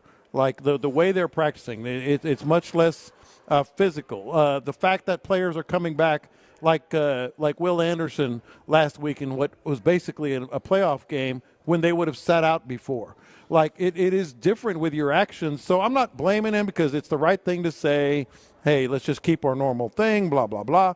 And then as far as, like, the players coming back, I really believe that those edge rushers are crucial. Jerry Hughes, too. You mentioned John Grenard and Will Anderson, but Jerry Hughes, too, because you got Derek Barnett. Kudos to him. Really, really good showing here with the Texans. But you can't go at Joe Flacco, who you can get to with just him being like your biggest threat. And I don't think it will. I think Will Anderson will play. John Grenard, limited is actually pretty encouraging. Limited is encouraging at this point. At least he's going through reps at some level there. Okay. And I think, but again, tomorrow is the big day because no practice on Friday, just a little walkthrough. Yeah, Bobby Slowick, he met with the media. We'll hear his what he had to say, but basically, you knew this was coming. On to Cleveland, Bobby. Yeah. He was asked about his status and the interest that appears to be decent for his services around the league, and it's basically, I'm focused on Cleveland. It should be, and I think he is. No, I absolutely. I mean, he has to. A lot of times, he going to do? You can't interview right now. What's he gonna do? A lot of times, toss and turn over the possibility of going to Carolina. A lot of times, it can be something that takes a lot of your time.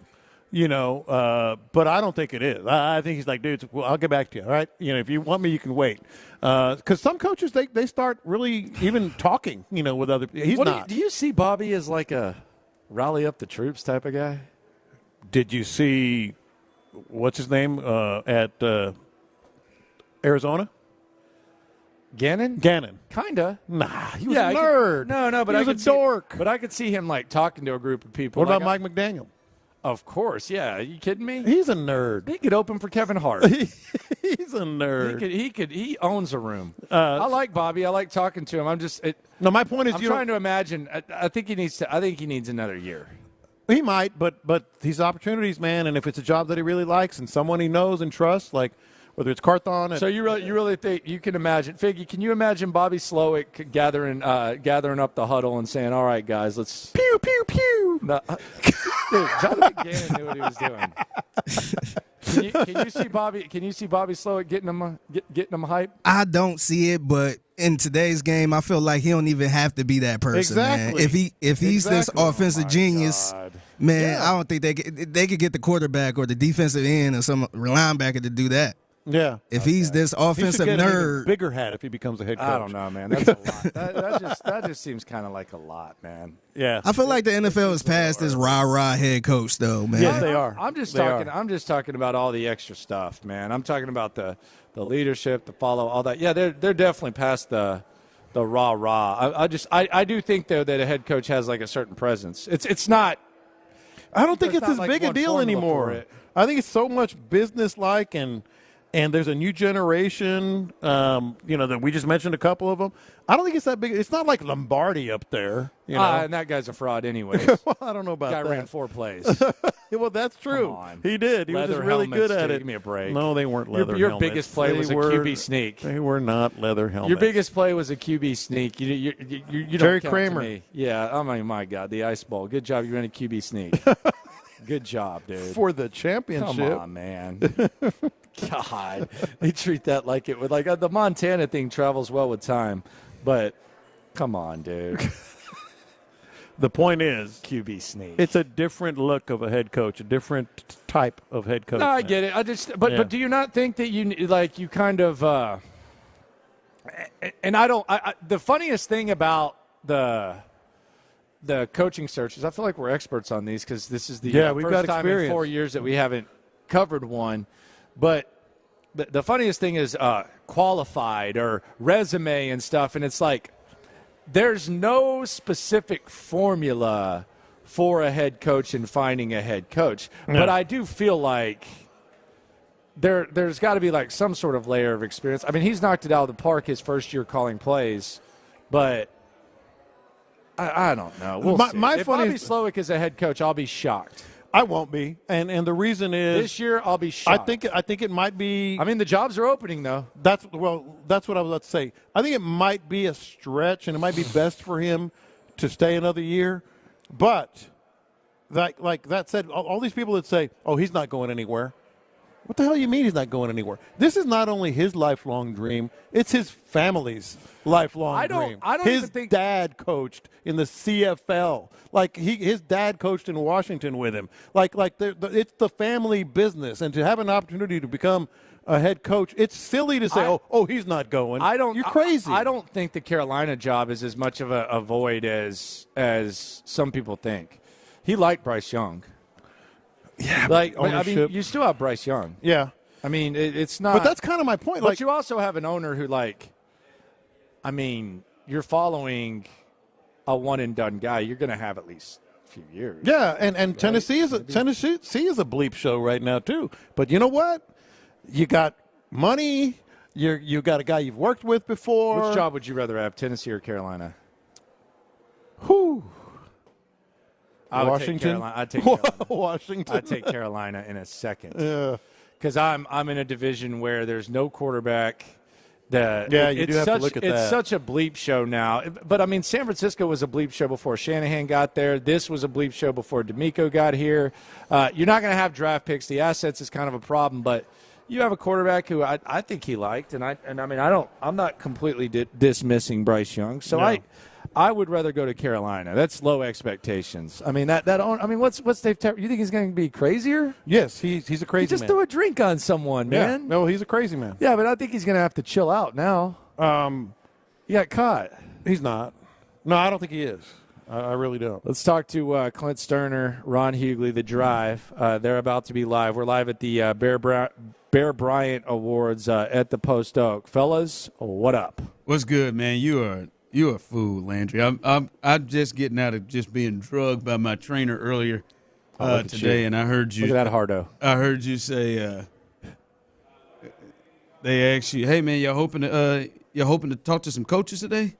That fool said, "I hope not." Yeah, and you know what? I got my wish. Yeah.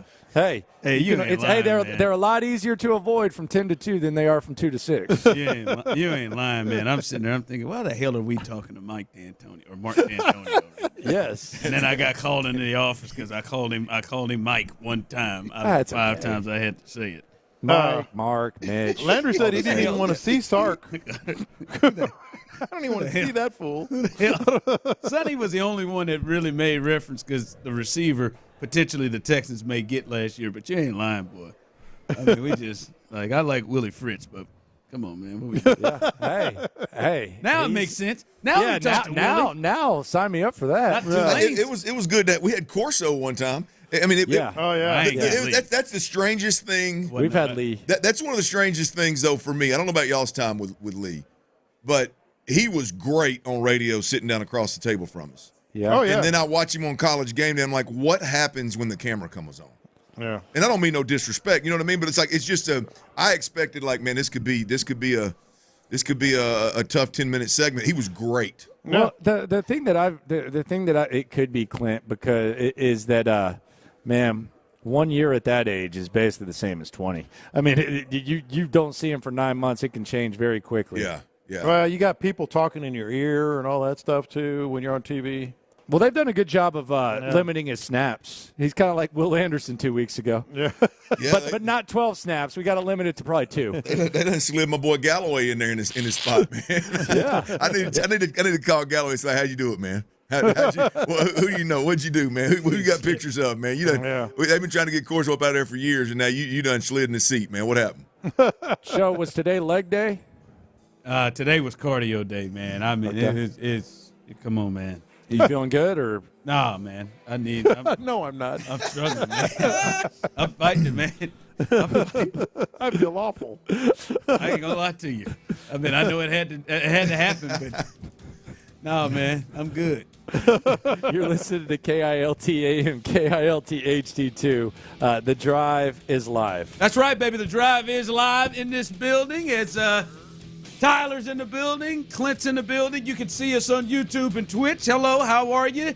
And, of course, you can listen to us on Sports Radio 610 as we continue a huge, huge week. Oh, my God. Listen, you got to pick me up now. You're hurting, huh? I'm feeling, I'm good, man. I need it. I'm good. I've been thinking about this a lot lately. T, turn that down a little bit, man. I got to get real quick, man. Let's get real. I've been thinking about this. I've been thinking about this for a minute. This is real talk. I've been thinking about this for a minute, man. I know you said it. And this is a better time, do you think? But it couldn't be a better time. I'm proud of you, man. Appreciate that. I'm serious. I'm serious as a heart attack. I feel it. I can see it. I admire and respect the hustle, the work. The Houston Sports Awards music. Yeah. I'm dead ass, though. I mean, I appreciate the talent, T. I'm dead ass serious. Putting in that work, son. We got a guy. Cream jacket. We got a guy. We got a guy we work with every day, Tyler. Some bitch dropped 120 pounds. That ain't just nothing. I mean, looks like a whole different dude from when I sat at LT Info and ate with him. He had that sage green shirt on with the largest armpit lather really I've ever seen. For me, I thought that was going to get worse moving here. Yeah, that improved for me. I think maybe that 122 probably helped. And Landry pointing it out immediately. He had to. Yeah. And here I stand next to you on a daily basis, down $120. Maybe you put a couple pounds back on. Now, all of a sudden, I'll let you explain your journey whenever you want to. But you're killing it right now, down 30 again. In all seriousness, man, I admire and respect the hustle, the grind that it takes to do that, man. Yeah, Red told me to tell you to come on out. Yeah, I don't know about that. We'll get there. We'll get you on a 9 Yeah. tomorrow's back and shoulders. Yeah, Friday's chest. Yeah, we'll on the house.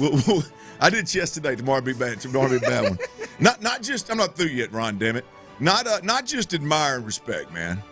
Man to man, you motivate me, man. I appreciate that. Serious heart attack. I get up sometimes, I don't want to work out. I'm like, damn it, if Ryan can get his ass up with 3 kids and drive 45 minutes and let Red yell at his ass, I can get up and dedicate 45 minutes in my garage. I can get up and get a little jog in or something. I tell you, and here's the beautiful thing about this. Get a little deeper. I'm going to be a better man, better father, better person because of it, man. I appreciate it. I'm a better man because I work beside you every single day. Glad we crossed paths. How long ago was that? 4 years ago? About, yeah. I waited too long to tell you all that, but I mean it from the bottom of my heart, man. I'm proud of Appreciate you. it. You Damn, bet. boy, I'm telling you, man, this is what happens. That was beautiful. The Texans get to the playoffs, man. You just get emotional. Nah, hell with them around Texans. I'm dead ass. This is life. This is life and death, man. I'm hell with them Texans. Can't say the hell with them. I can. Hell, I'm dead ass serious, man. I ain't kidding you, man. I sit around. I go, man. I got to drop 10 pounds. I don't know if I can drop these 10 pounds. I'm like, damn, Ron dropped 120. What the hell am I talking about? My soft ass. You got a nice one in the garage with chest? Ooh, I got a good one in the garage today. There you go. Actually, I did chest and tries yesterday. Chest, shoulders, tries yesterday with a tad bit of cardio. And then today, I got back, buys, and some lower body stuff. Real lightweight, little range of motion stuff. Took me about 48 minutes. It was a good one. My mind was in it today. There you go. My mind was in it today. My mind was not elsewhere, worried about other chores that I had to do, worried about how much sleep I did or didn't have. Got to focus in. No, I was dialed in. I was dialed in today. I got it in. But back to my original point, I was dialed in today in large part due to you, man. I appreciate it. Yep. There you have it. Now I'm done. 907 what? calories. Oh, I thought you meant how many shows we had. 900. I didn't get to 907. In 61 minutes. I got to let my Apple Watch run about 30 minutes past my workout to get there. That's a weird coincidence because this is episode 907. Is it really? Yes. Oh, my goodness. That kind of freaks me out when stuff like that happens. Like that, I mean, that's a glitch in the Matrix, dude. We're in a simulation. 907. Easy, Tim Tebow. Oh, God. Easy, Tim Tebow. They're going to come to me at the very end. Hey, man, almost all she wrote. 100 crunches. You got it? Woo! I looked at him, and in my mind, I said, the F-bomb. Right. We keep it 100. And he just laughing. Just laughing. How was your form on those 100? Oh, did I? I went to the other side of the gym. Hold on, away Joe. from me. So he couldn't see you? I broke them jokers into 25s. 4 sets of 25s. It got the hell of me. All right. Let's get to the business in hand here. The Texans, obviously, everything revolves around Saturday's game against the Browns. I do want to get this out, and we'll get deeper into this. But, Clint, I'm going to give you the good and the bad news here with the injury report. Folks out there just tuning in as well. Here is the bad. According to sources, our guy Sean Bajani has been reporting these things as well as Aaron Wilson. Not practicing, Noah Brown, Jonathan Grenard, Jerry Hughes, Will Anderson Jr. All right, so those 4 aren't practicing today. And if you remember, this is like a Thursday practice. This is an important day of practice, and that is when the alarms go off. If you have got now, these guys in practice all week, and the game is Saturday. That's when the alarms go off. But according to Sean Bajani, of those 4, Noah Brown was the only one he hadn't seen yet. So the other guys were out there, out at practice, just not participating yet. We'll get the full and official injury report from the Texans in a bit. And then the good news here, Robert Woods, he returned to practice, which is big. We've talked about it. Feels like you got to get him or Noah back.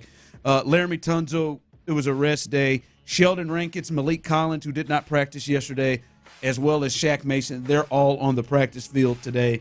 So there is some good there with Robert Woods returning.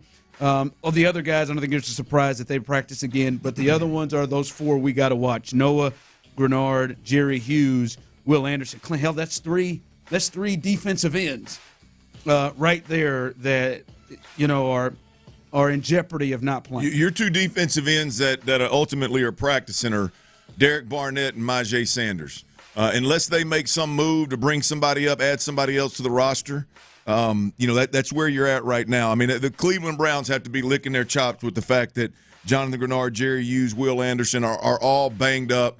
to a point where they're not practicing, and Sheldon Rankins and Malik Collins are also taking days off. Obviously not today, but yesterday. Whether they're rest days or recovery days, either way it goes. Boy, if you're Cleveland, you got to be chomping at the bit, because that is the entire defensive line damn near that is beat up pretty good. Kind of like Verlander's groin. It's beat up pretty good. I hope it's not anymore. So, look. It's 2 years ago. I hope that Sheldon Rankins, Malik Collins, just a rest day yesterday, and those guys are full go, and it's they got their full complement of interior defensive linemen. It's going to be huge. I got confidence that whatever Will Anderson has in the tank, we're going to get. Jonathan Grenard, though, boys, I'm going to tell you, I may be grasping for straws here, but I saw something today. Oh.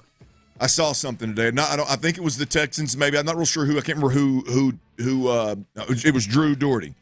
He posted a video, and Jonathan Grenard, while he didn't have his helmet, he was jogging to the middle of the field to break it down with the entire team. I'm assuming when practice started, maybe it was Johnny Greenard, that guy. Yes.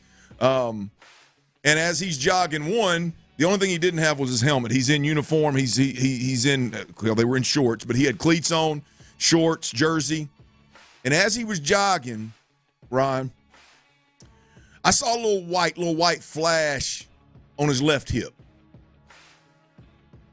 That old hand towel. And I'm going to be honest with you. Players ain't putting hand towels on unless they plan on playing that week. We're not going to stop. Is that a thing? We're not adding, have you ever heard of that, Tyler? We're not adding accessories at practice if we're going to spend our whole time with the trainer. I mean, we are getting ready to practice as if we are practicing. We're going to sit down. We're going to get our cleats on. We're going to lace them up. They were laced up. Well, Deshaun Watson took a towel everywhere. Yes, yes. Different scenario, but yes. Okay. The same white towel, yes. Okay, got it. And Jonathan Grenard had one on. We don't know what color it was. John's was white. I don't know what color Deshaun's was. Unnecessary. But JG had the white towel on, boys. I believe that's a strong sign that he's going to play. This is some inside football stuff. Just telling you. I didn't know. So you saw that. I wonder if any other NFL players, former players, saw that and said, "Ooh, he got a towel." I'm just telling you, Ron. If think about this, guys. If you go out to practice every day, I know as a quarterback, I had a wet towel on my hip. Most people think it was dry. I had a wet towel on my hip because my hands get dry. I needed a little bit of damp. I didn't want to lick my hand after I took it out of the center's ass. So I had a wet towel on my hip, right? So I always said, now, if I wasn't going to practice, if I wasn't going to throw a ball, I wouldn't put, even if I were just going to play catch with the other quarterbacks to start, I wouldn't put the towel on my hip. I wouldn't put the wet towel on my hip. No. If you go the distance of adding accessories to go to practice, your mind is in a spot where you're playing. Jonathan Grenard is playing this week. And there was no limp. No noticeable limp. The 10 steps I saw, no limp. John Greenard. I hope so. I'd like to get more of a tale of he practiced. He walked through. Well, he did something. I'll take what I can get at this point, Ron. The white towel. The white towel on the hip is what got to you. Okay. We'll see. So there you hear it right there. Clint's feeling more confident. I mean, if you're not practicing, are you putting the white towel on your hip? I mean, I don't know, man. I don't know why these guys. You're thinking about it. I hope so. I hope it means something. I hope he plays because they need him. I tell you, your other point there, or the other point that needs to be made in all the who's practicing, who's not. Robert Woods is big. They're going to have to score points this week. They're going to have to get some matchups this week. I think the Cleveland Browns love playing man defense, and when you look across the football at the Texans wide receivers they can throw out there, there's no reason for you to feel like you can't play man if you're the caliber defense that Cleveland is. And I don't know how much separation per se Robert Woods is going to get. Yeah, but he may be crafty. But yeah. I mean, look, if in critical moments, winning quick, winning right now for the quarterback. If they do go zone, we've talked about it multiple times. He's seen every pressure. He's seen every zone that they can throw at you. That crafty word, I know people laugh at it, but it is. I mean, there's some dudes that made a lot of money being crafty in this league, and Robert Woods is on the tail end of his career. That's who he is, and so having him is big for C.J. Stroud and Bobby Slowick. So him being back at practice is great news, man. Yeah, and that's big because. I mean, we watched last week, man. These guys just weren't getting any outside of Nico, any type of separation when they had to go in a different direction. All right, I want to get because I want to check this in back on Friday, the day before the game, but I want to see where people are. 713-572-4610. You can text in. Those of you on YouTube and Twitch, you can also hit us up there as well. It's Wednesday, middle of the week. It's Wednesday. The game is Saturday. For this game, where is your concern level at? As of now, because I know the last time they played, your concern level was pretty high. Mm-hmm. The last time they played the Browns, right? And you were right in the concern level and how it went down and what you suspected could happen did happen. As we sit here on Wednesday, now we're looking at the injury report. We still see 4 of those guys not playing. Robert Woods back at practice. That's big. Everything you see, CJ's back in this thing coming off the game against the Colts. Where are you confidence level-wise right now with the Texans? So confidence level in the Texans, so the lower the scarier? Yeah.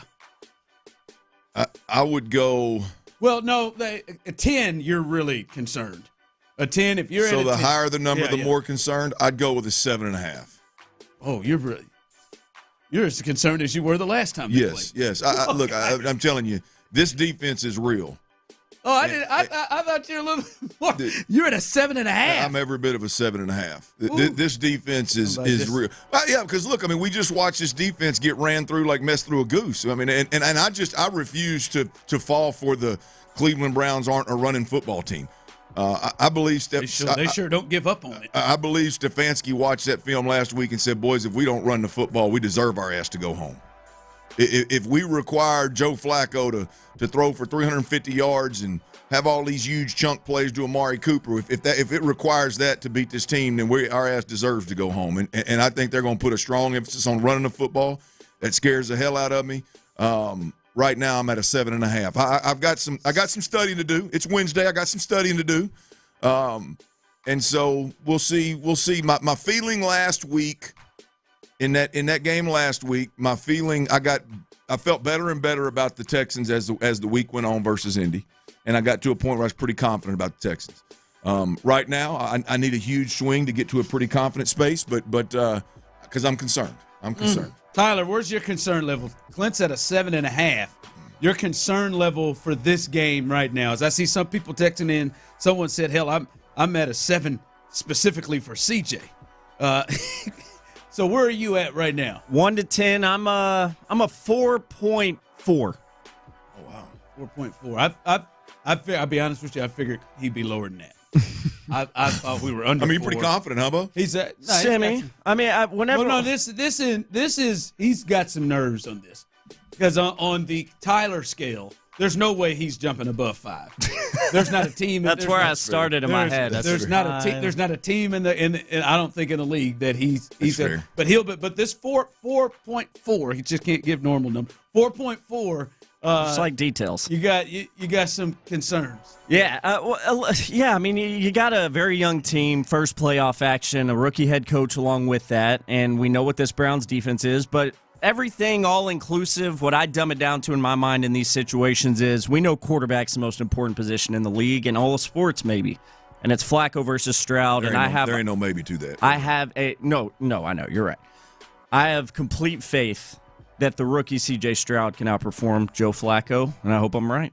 All right, coming in from the text line, I think they're good. I have no concerns for the Cinderella team of the AFC. 6.5, someone texts in. Our guy Ocho, Ron, I don't have concerns because I've accepted the fact that the Texans are going to get their natural asses kicked. He also said the Colts were going to win. He did. I am not going to have blind faith like some of you. I live in reality, and the Browns present a horrible matchup. Your reality was wrong last week, Ocho. From the text line, show it's Ron. My concern is at a 7, man. We can't have maybes. We need all of our bullets. That's interesting. So a lot of people are high there. You just got you've got. Here's the deal. This is where I'm at with the Texans. They've got to play the cleanest game they could possibly play. Like Laramie Tunsil can't kill 2 drives with false starts. It just can't happen. Not this week. Their defense is going to be good enough to get you in 3rd and long. You can't add to the misery by giving them 5. Des King, Jalen Petrie, the illegal touching, the grabbing downfield. Like you cannot allow this offense to extend drives, multiple drives, because of defensive holding or illegal contact or you just can't afford to do. Look, you can do. I'm not saying you can't afford to do any of it, but you can't afford to do all of that in one game against this squad and give yourself a chance to win. I just don't believe that you can do it. Wow, I'm serious, Tyler. This is one that has surprised me. I'm on YouTube, Twitch, the text line. I mean, I found that one where it's like, hey, I feel good, no concerns about the Cinderella team. But I don't see anybody that is below a 5, below a 6.5. 6.5, and they're coming in. T-Mill. 6.5 is the lowest that I am seeing. That is what. All right, there's a 5 that just came in on YouTube. Wow. Okay. All Everybody relax. That is it. Where are you? I want to. I'll give my reasons because mine has jumped up. I've become less confident as the week has gone on. But I do like the matchup for the Texans. We'll discuss it. 713-572-4610. Where is your confidence level right now? It is Wednesday. Clint's at a 7.5. Tyler's at a 4.4. The higher, the less confident you are, by the way. At 10, you're nervous. Someone just said confidence meter. You meant concern meter. Or concern meter. I'm sorry. Concern meter. Somebody just texted in, I'm at a 10 because Charlie Heck is starting. All right, well, I'd like to see where people are on that. Now, hell, there's legit concern there because 95 is going to be over there. There ain't enough chipping. But they're putting that full 10 on there. And heck. All right, we'll discuss that coming up. And Clint says there's one thing that he saw in Saturday's game that really jumped out to him about the Texans. We'll discuss that now. Join the drive with Stoerner and Hughley. Live from Tom's Watch Bar downtown on a Football Friday playoff edition. This Friday from 2 to 6, we'll be getting you set.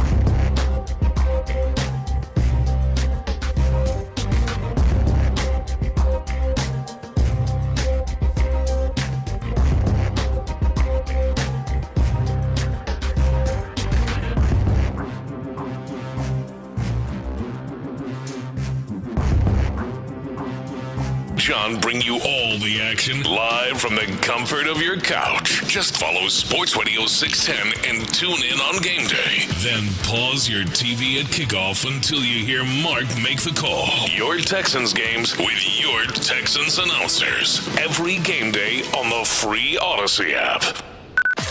Sports Radio 610 presents The Drive with Stoerner and Hughley.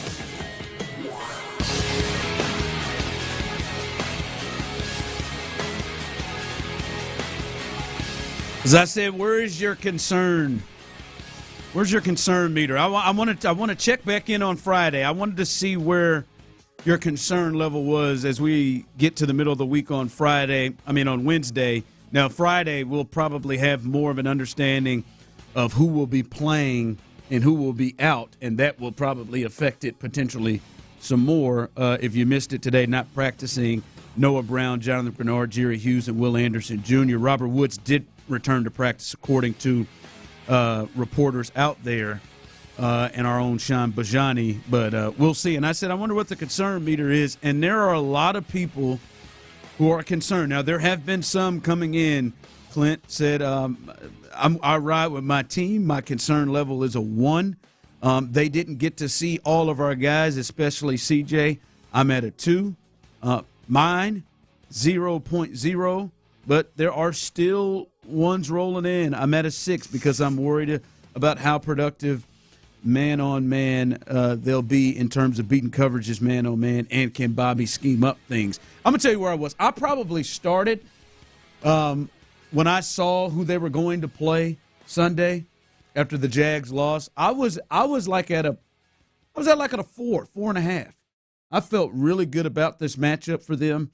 I do think there's a little something extra of this team whooped our ass 3 weeks ago in our building, and we haven't forgotten about that, and we get to get them back in 3 weeks. I think there is something there. I think there are players out there like Jalen Petrie who had some issues. I believe that's the game he got benched in, that he is probably really looking forward to this matchup. There's some adjustments, I'm sure, that DeMeco is very excited about to have this matchup again. I did feel really good, and listen, Joe Flacco has been amazing. I am still just not a huge believer that Joe Flacco is just, this killer right now at 38 years old, although he has had a hell of a 4 or 5 game stretch. But, man, I think there will be some differences, Clint and Tyler, but the thing that you can't change, that I don't think will be different, that ain't going to be different, that was the same 3 weeks ago and will be the same this week, is that 5 offensive linemen up front for the Houston Texans versus their front 7. Charlie Heck played in that game. Laramie Tunzel played in that game. They all played in that game. And, yes, it was Case and Davis, and I do think the hope is CJ handles it better than them, and because CJ's in the game, maybe they don't just take as much chances in terms of blitzing and leaving themselves open on the back end because CJ's there, but they're going to put pressure on him. That's just not going away. We've seen the bulk of this offensive line, and we've seen the bulk of what this defensive line is. They're number 1 in total defense. That pass rush is going to be there, and I think it's going to make things really, really difficult for CJ. So seeing that, I ain't going to lie to you, the national championship game Monday, just watching how Michigan's front 7 and their pressure just absolutely took who I thought going into the game was the clear best player on the field, and Michael Penix Jr., it just completely took him out to a point where he wasn't even making throws that were wide open that he could make, as you would say, in his sleep. I'm not sure that will happen with CJ, but you know it, and I know it, and everybody who has watched football, pressure is the thing that makes Tom Brady not look like Tom Brady.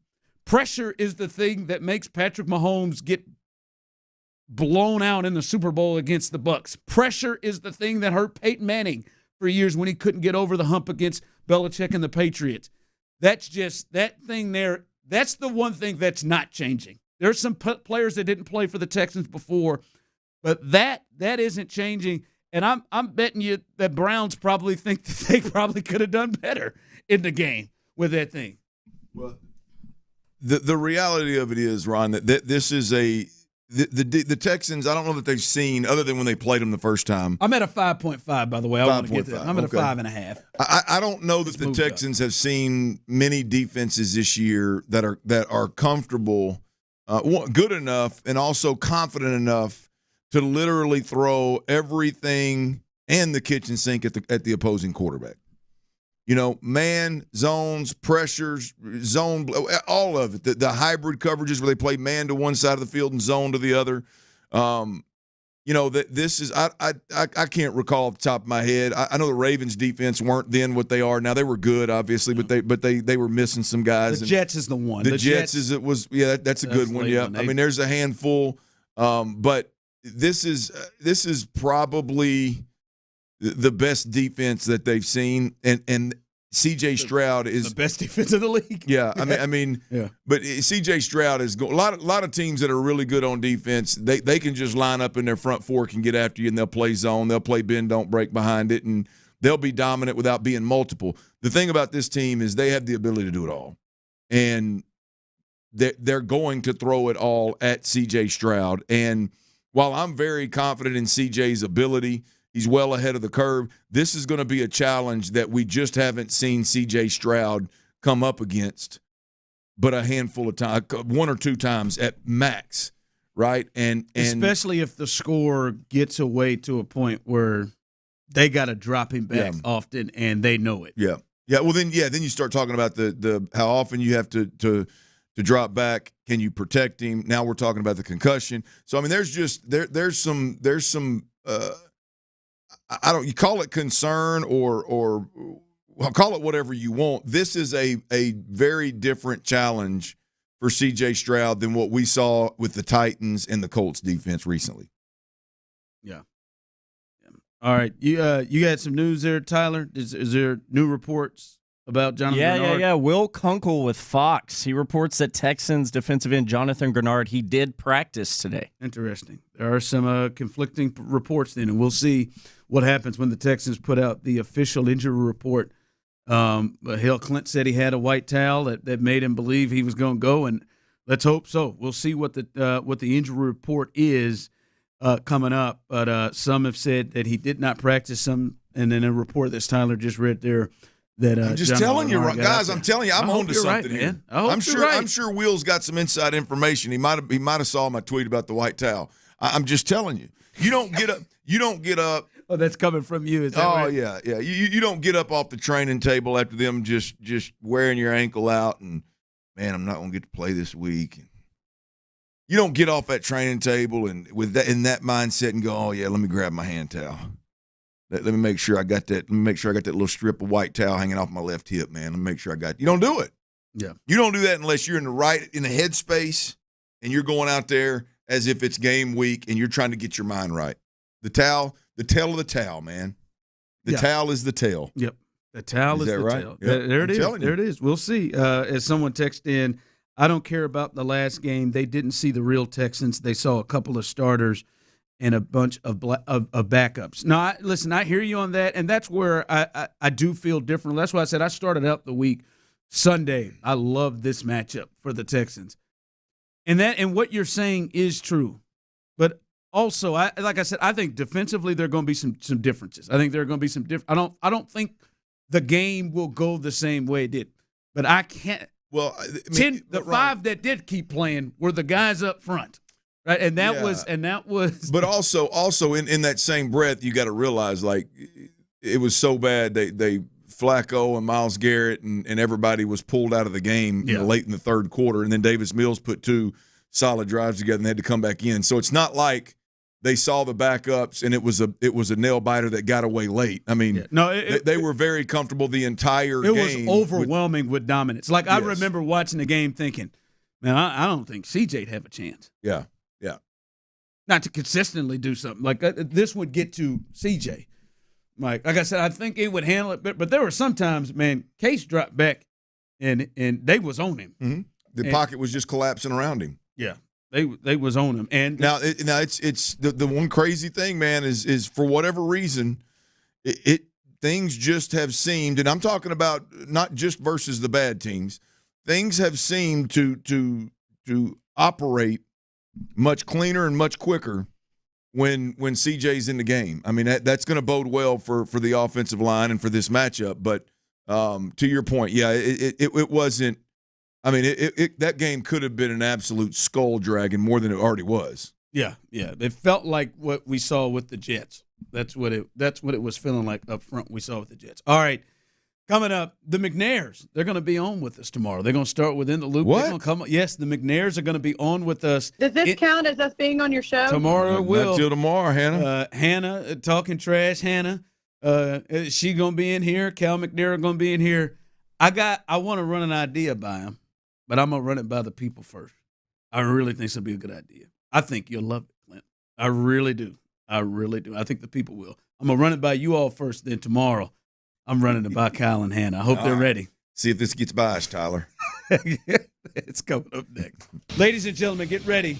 Hold on to your nipples. The playoffs are here.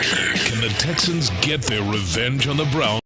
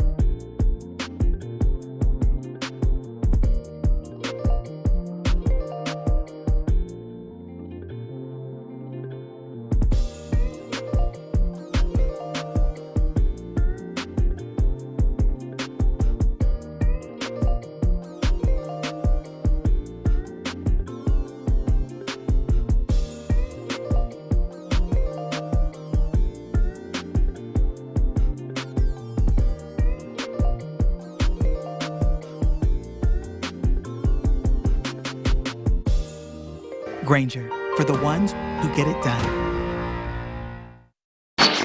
Live from the Twin Peaks studios, Sports Radio 610 presents The Drive with Stoerner and Hughley.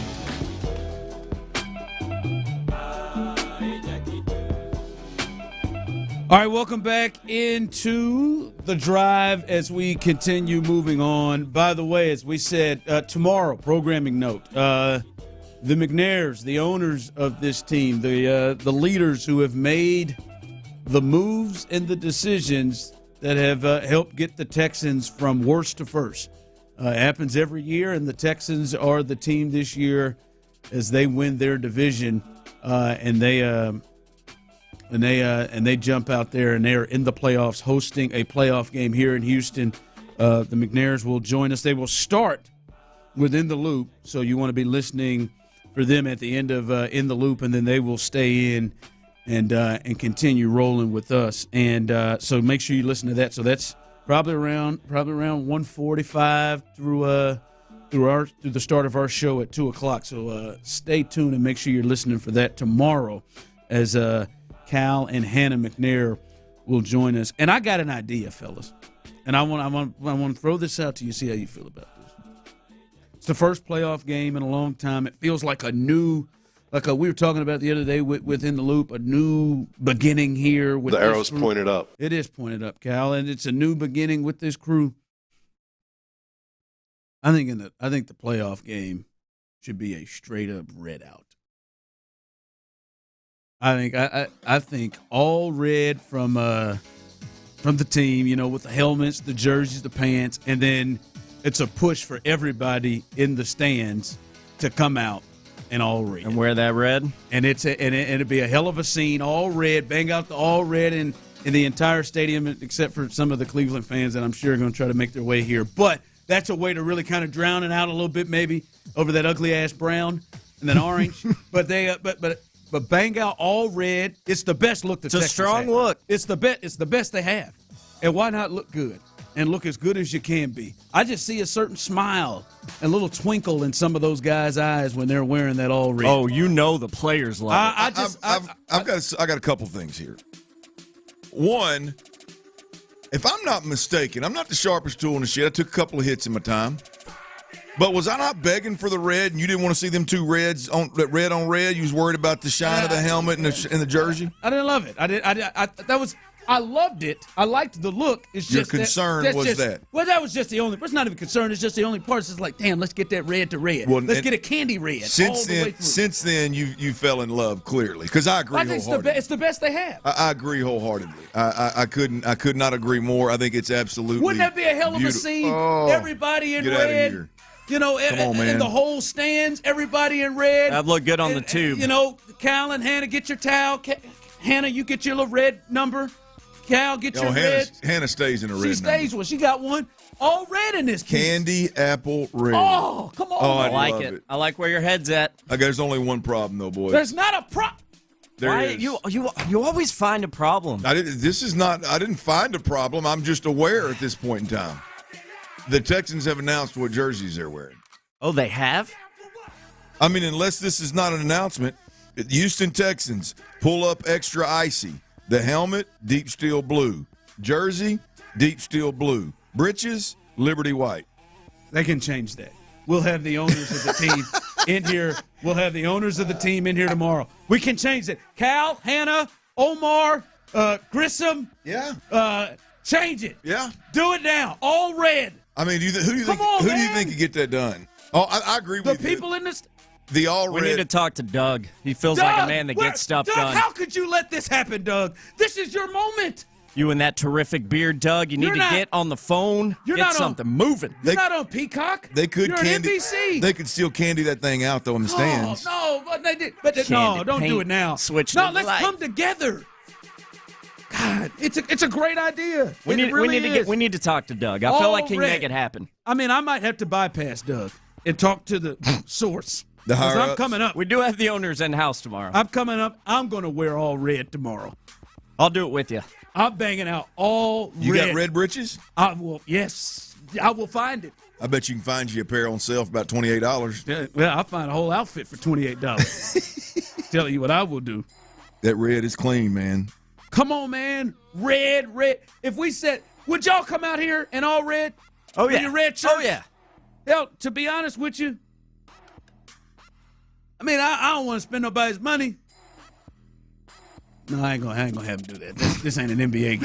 I was about to say they could lay some red shirts across them Back to them seats like they do in NBA games. They can say H-Town made.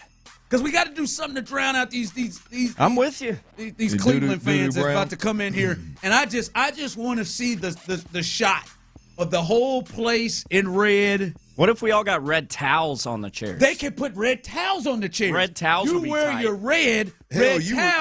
Let's bang it. Hey, you were cooking with Cal and couldn't get a damn towel. You think they're gonna put up 50,000 of them in the stadium? They wasn't in the playoffs at the time. Hey, Pendergast, you a bit sweaty. Hey, Here man, you go. they was out there surviving, dog. They was out there surviving. They weren't worried about no. When the playoffs, they were steering clear of the towels. They was just trying to get on the field. They was just trying to get on the field. No towel jokes. No towel trying jokes. to get some people to like them. They probably had a meeting before Lou, and said great idea, nobody offer Ron Hughley a towel because he'll make some kind of joke and piss somebody off. It ain't me. I ain't never made the towel joke. It's you two. I just got the red carpet. We want to get into a controversy. Come on, man. You're going to be on NBC. I want to create a scene and be like, damn, look what's happening in NRG. Them jokers is in all red, candy paint.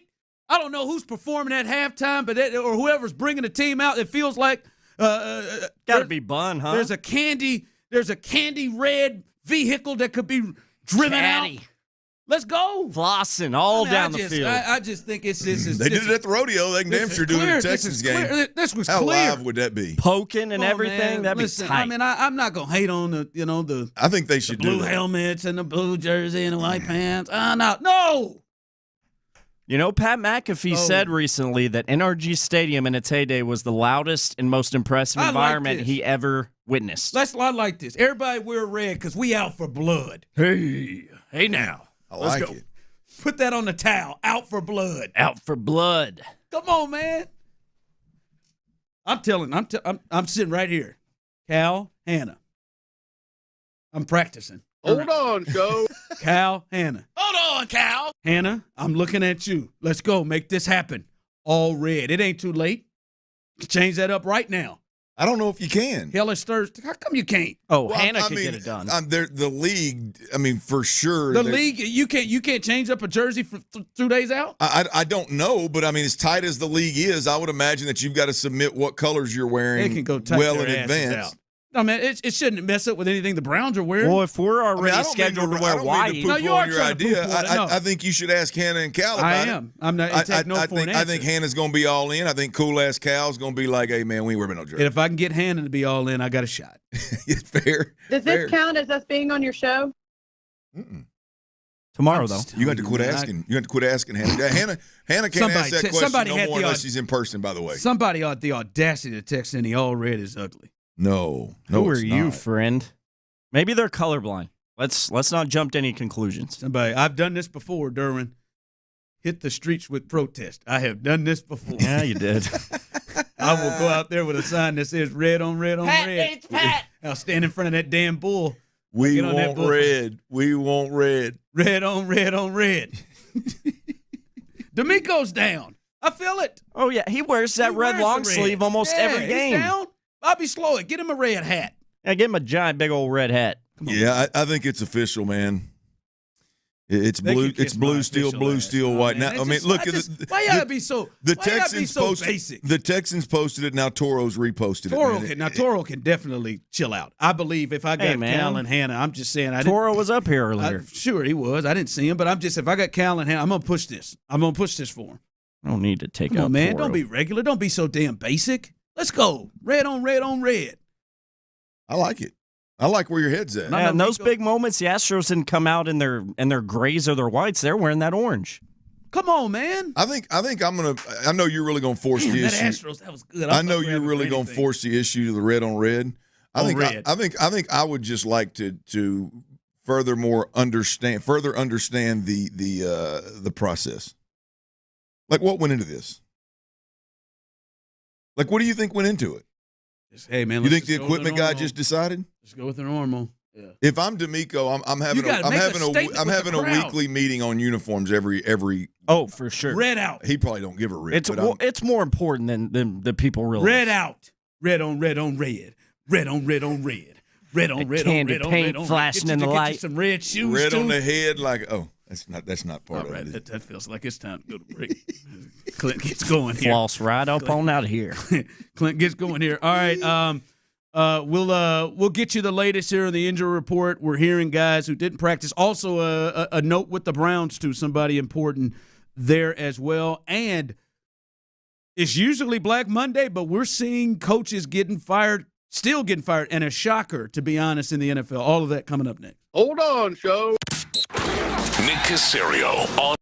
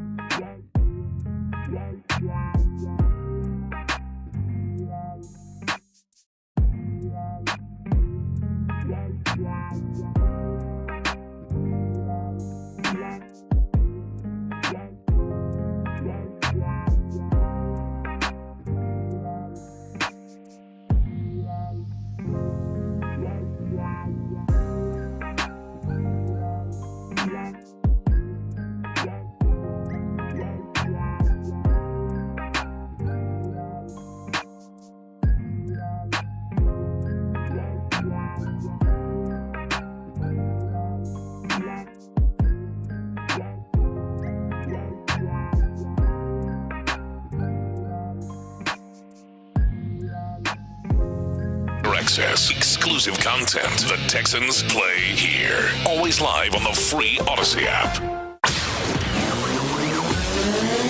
Sports Radio 610 presents The Drive with Stoerner and Hughley. With the biggest stories of the day. It's the Big 3 at 3. Number 1. Welcome in as we get going here on a beautiful Wednesday, and I think the top story, and we'll wait till we get the official injury report, and then we'll know much better is who's been practicing and who hasn't. And I know this is something we talk about each and every week, but it is really important, especially on a day like today. And I've said this before, but everything moves up when you play on Saturday, obviously. So Wednesday's practice is an important practice in terms of hitting in pads. I don't think they're going to do that tomorrow, Thursday, 2 days before the game. So this is an important thing, and now you're looking at guys who don't practice today as a bigger concern, much bigger concern than yesterday when you're a few days out. Who didn't practice today, Clint? Noah Brown, Jonathan Grenard, Jerry Hughes, Will Anderson Jr. And that is three of your defensive ends, your two starters, and then Jerry Hughes, who has been one of your reserves. So right now you only have, three guys that you play all the time in practice right now, and that is problematic. So I don't think all three of these guys will be out, but I do think, Clint, the possibility is there if they're not practicing today. I feel a little bit better about Will Anderson because this is kind of what has happened the last 2 weeks, but he has still been able to play. But still, to me, Jonathan Grenard, he has not practiced in 3 weeks. That's a concern right now. He has not practiced or played since the Cleveland game.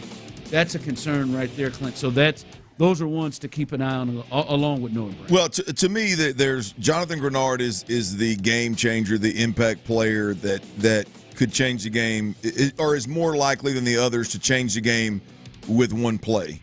And so obviously, to me, he's the most important guy that you in this really, I think on both sides of the football. For me, he's the most important guy of whether he plays or not, and is he limited, and how effective can he be? Can he go? Is he 100% healthy on game day? I know he's not right now, but is he on game day? And so I think that we're obviously waiting to see if he can play. I think the other guys are going to be out there to some degree, right? But can Jonathan Grenard get healthy enough to get on the field? And then the other part of it for me is what you mentioned.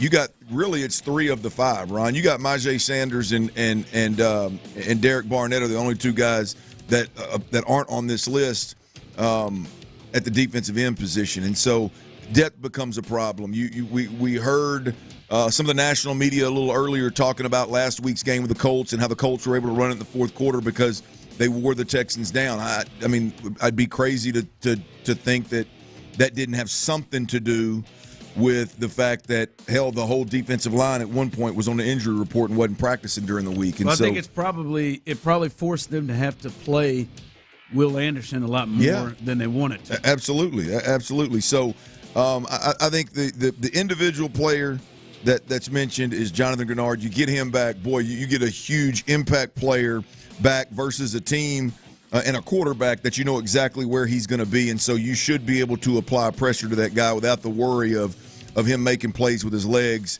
off script and off schedule. So this would be even a bigger game for Jonathan Grenard to be back. But, I think regardless of JG's status, you got to look at this defensive line and be concerned about the depth and really how many snaps can these guys that are beat up, how many snaps can they go? Well, to go to the D-line, I think more good news or more news that this time is good in terms of guys who return to practice. You talked about that D-line, Sheldon Rankins and Malik Collins, who have had injuries themselves.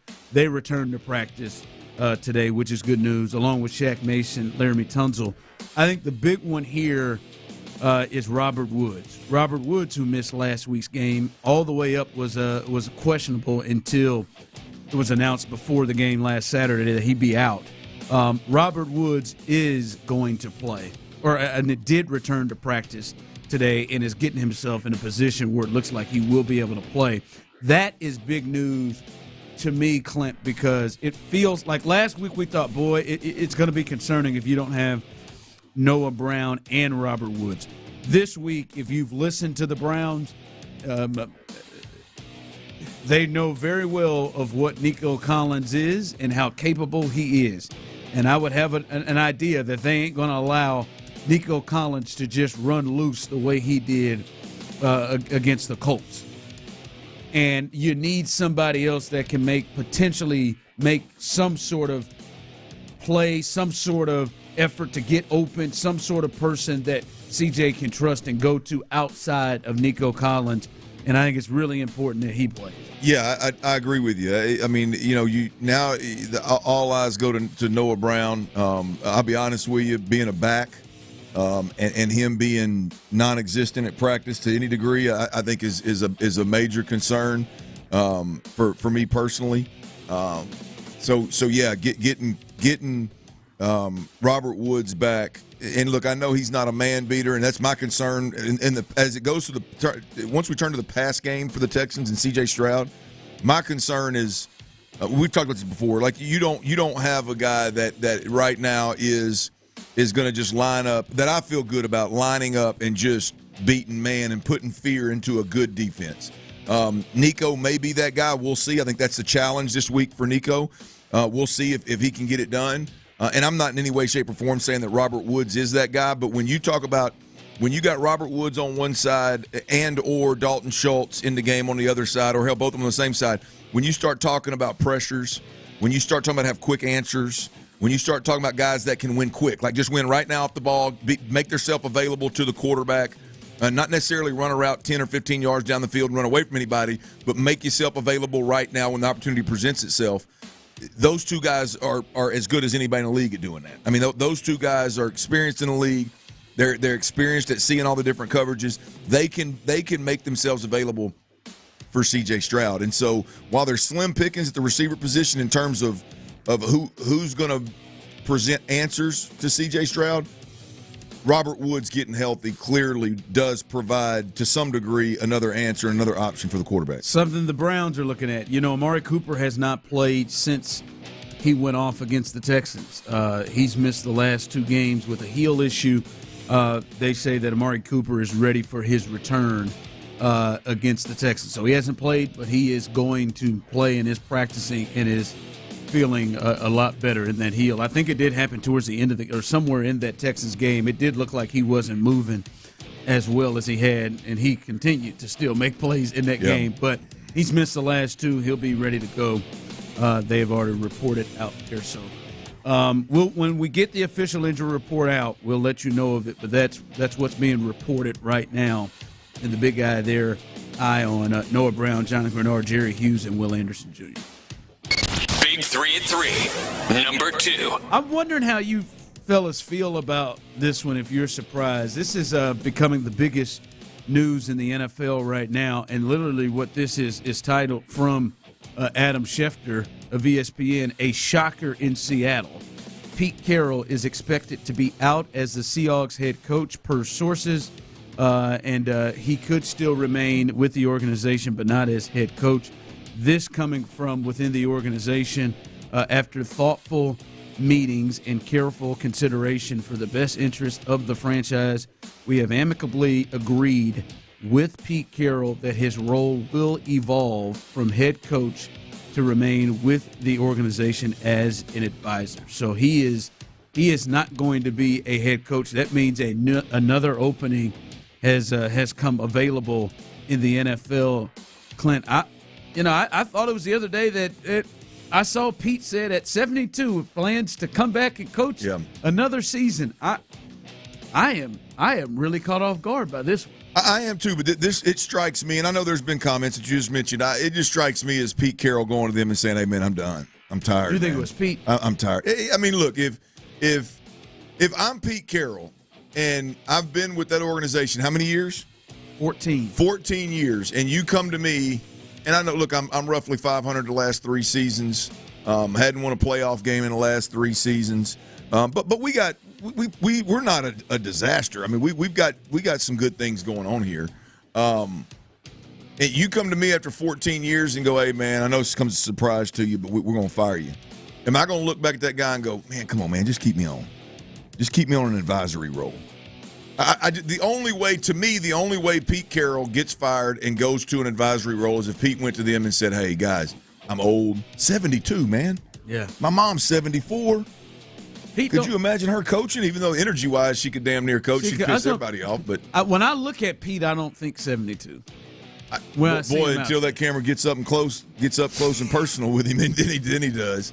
But yeah, I mean, it strikes me as a man. I'm tired. I think the organization would be better if y'all found somebody else. He's not looking like Joe Biden up there. No, he's not quite Joe Biden yet, but damn.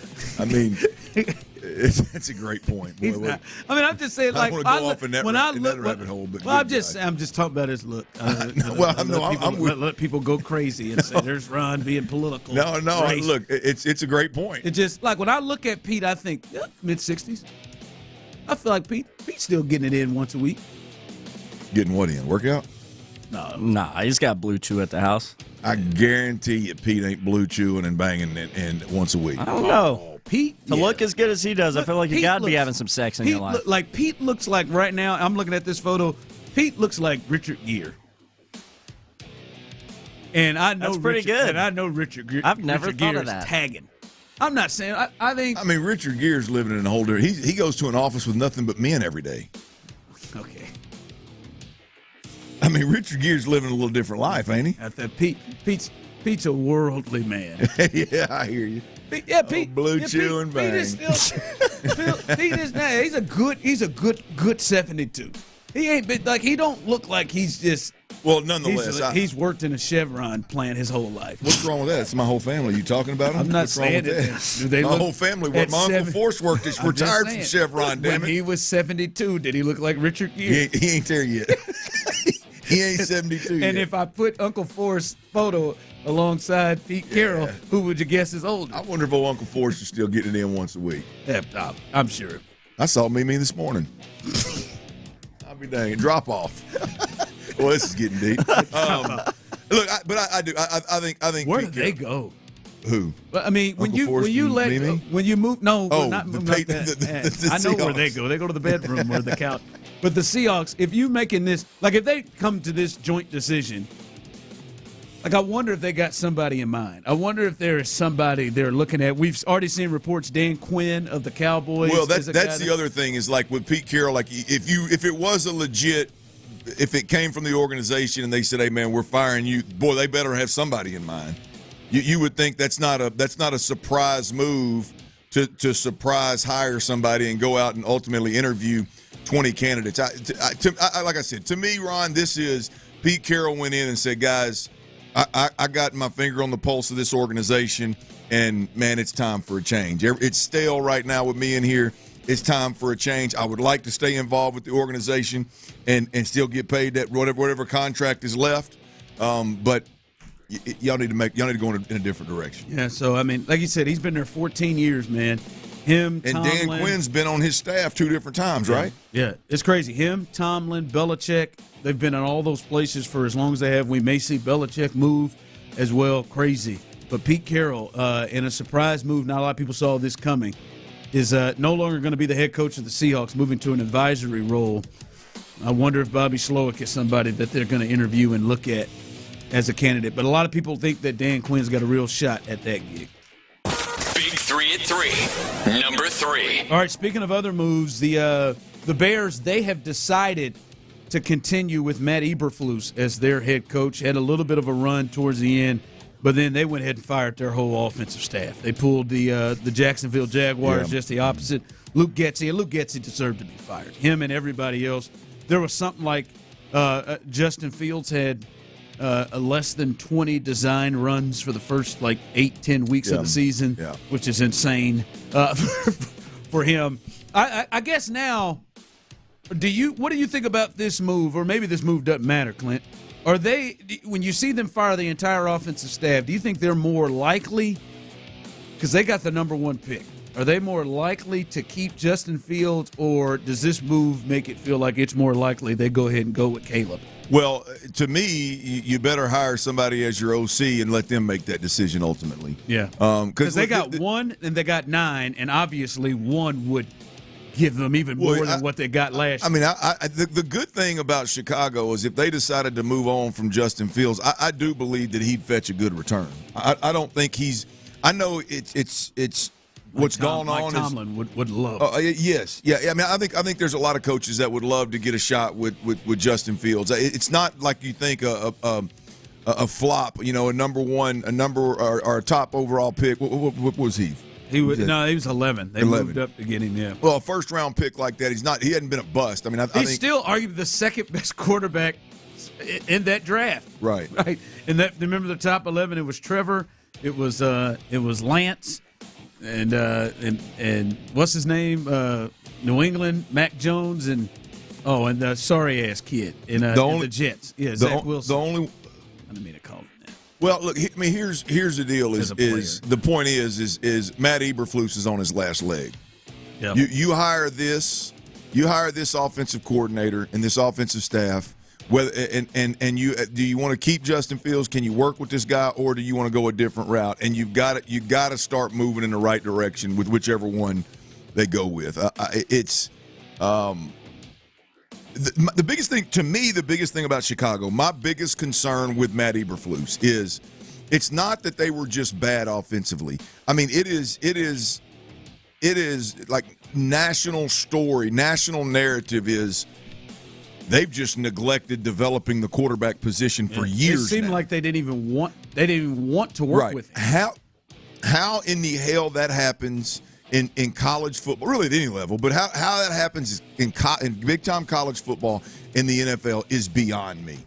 I'm not kidding you. If I were an owner or an athletic director, or if I were a head coach, if I were an owner in the NFL, if I was a head coach in college football, I would hire somebody to monitor how we are developing quarterbacks, how we evaluate how we're recruiting those guys, and when they get here, are we developing them consistently? And I don't want to hear no bull crap about it's a turnstile. Everybody's transferring.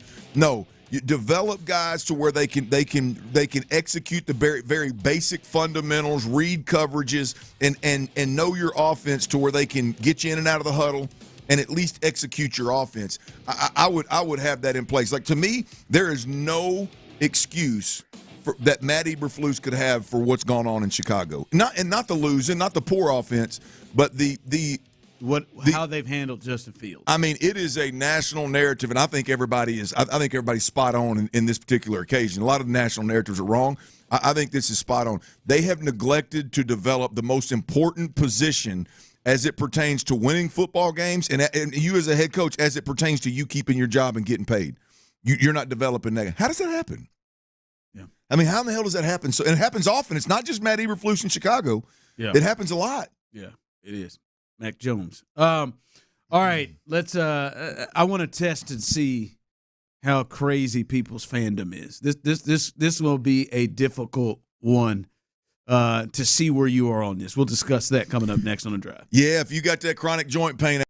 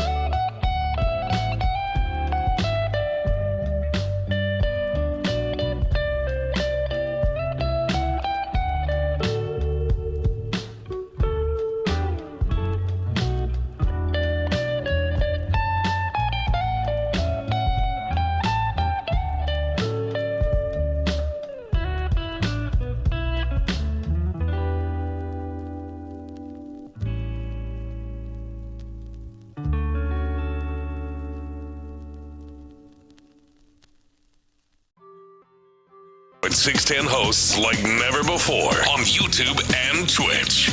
Houston's sports leader. Sports Radio 610. Sports Radio 610 presents The Drive with Stoerner and Hughley.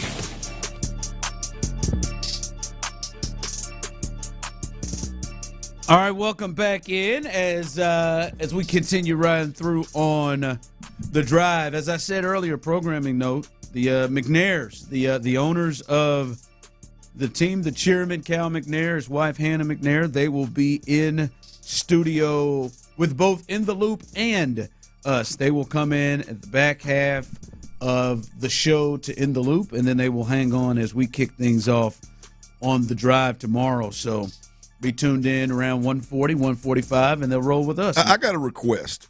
I know somebody over here is listening. I'm over here studying your offensive coordinator's audio during the breaks. Oh, boy. Bobby Slowick's got a kick-ass Texans hoodie on, black with white piping on the smaller logo right in the middle of the chest. I would think I would like one of those, and it would be greatly appreciated. Yep. That is a very slick hoodie. Someone's listening. You're coming in tomorrow. Size? XL on the hoodie. XL on the hoodie. Yep. And once again, why don't you tell that exactly what that was again? It's a black hoodie with the logo right in the middle, smaller logo right in the middle of the chest. I say smaller. It's about half the size of Bobby Slowick's head, and it's in white piping, just so black and white, very very clean. I think it's something that would look really good on me, and I'd greatly appreciate it. And the other thing is, I like Nike sign on the arm. Yeah. I look up at the screen here and getting the love that they very, very much so deserve are the Texans. And DeMeco Ryans is on there giving a little halftime or post-game speech to his team. And he's got a red long sleeve shirt on that is really, really, really clean with a really small – I don't know that you with a really small Texas logo up on it looked like his left shoulder, I believe. Now that I'm gonna need a double X in. I'm gonna need a double X in that because it's a little more athletic build cut. So I'm gonna need a double X in that. But that red with a little bit. Are you making multiple requests here? Yeah, those two tops right there. Now this is not an either or. This is both of them. Yeah, both of them. I would prefer both of them.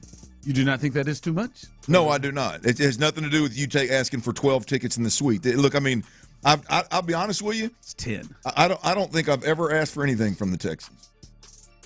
I take that back. I did get some T-shirts for a charity event. They T-shirt. Were you do. Omar and Foxy gave me some about 5 T-shirts for a charity event, which I used to raise money and give some love. Which, by the way, my prediction at that charity event early in the season has come true. By the way, so I need to circle back to those folks. But yeah, I think it would be fair. I think I've been in the game with the Texans 4 to 5 years now, maybe even 5. I don't think I've ever asked for anything. Now done a great job on the post game show for him. Fought through some very tough seasons of post games. Yeah. I don't think it's too much. I think those two items are really, really sharp. I think they look really good on me. XL in the black hoodie, double XL in the red long sleeve, dry fit DeMeco coaching shirt.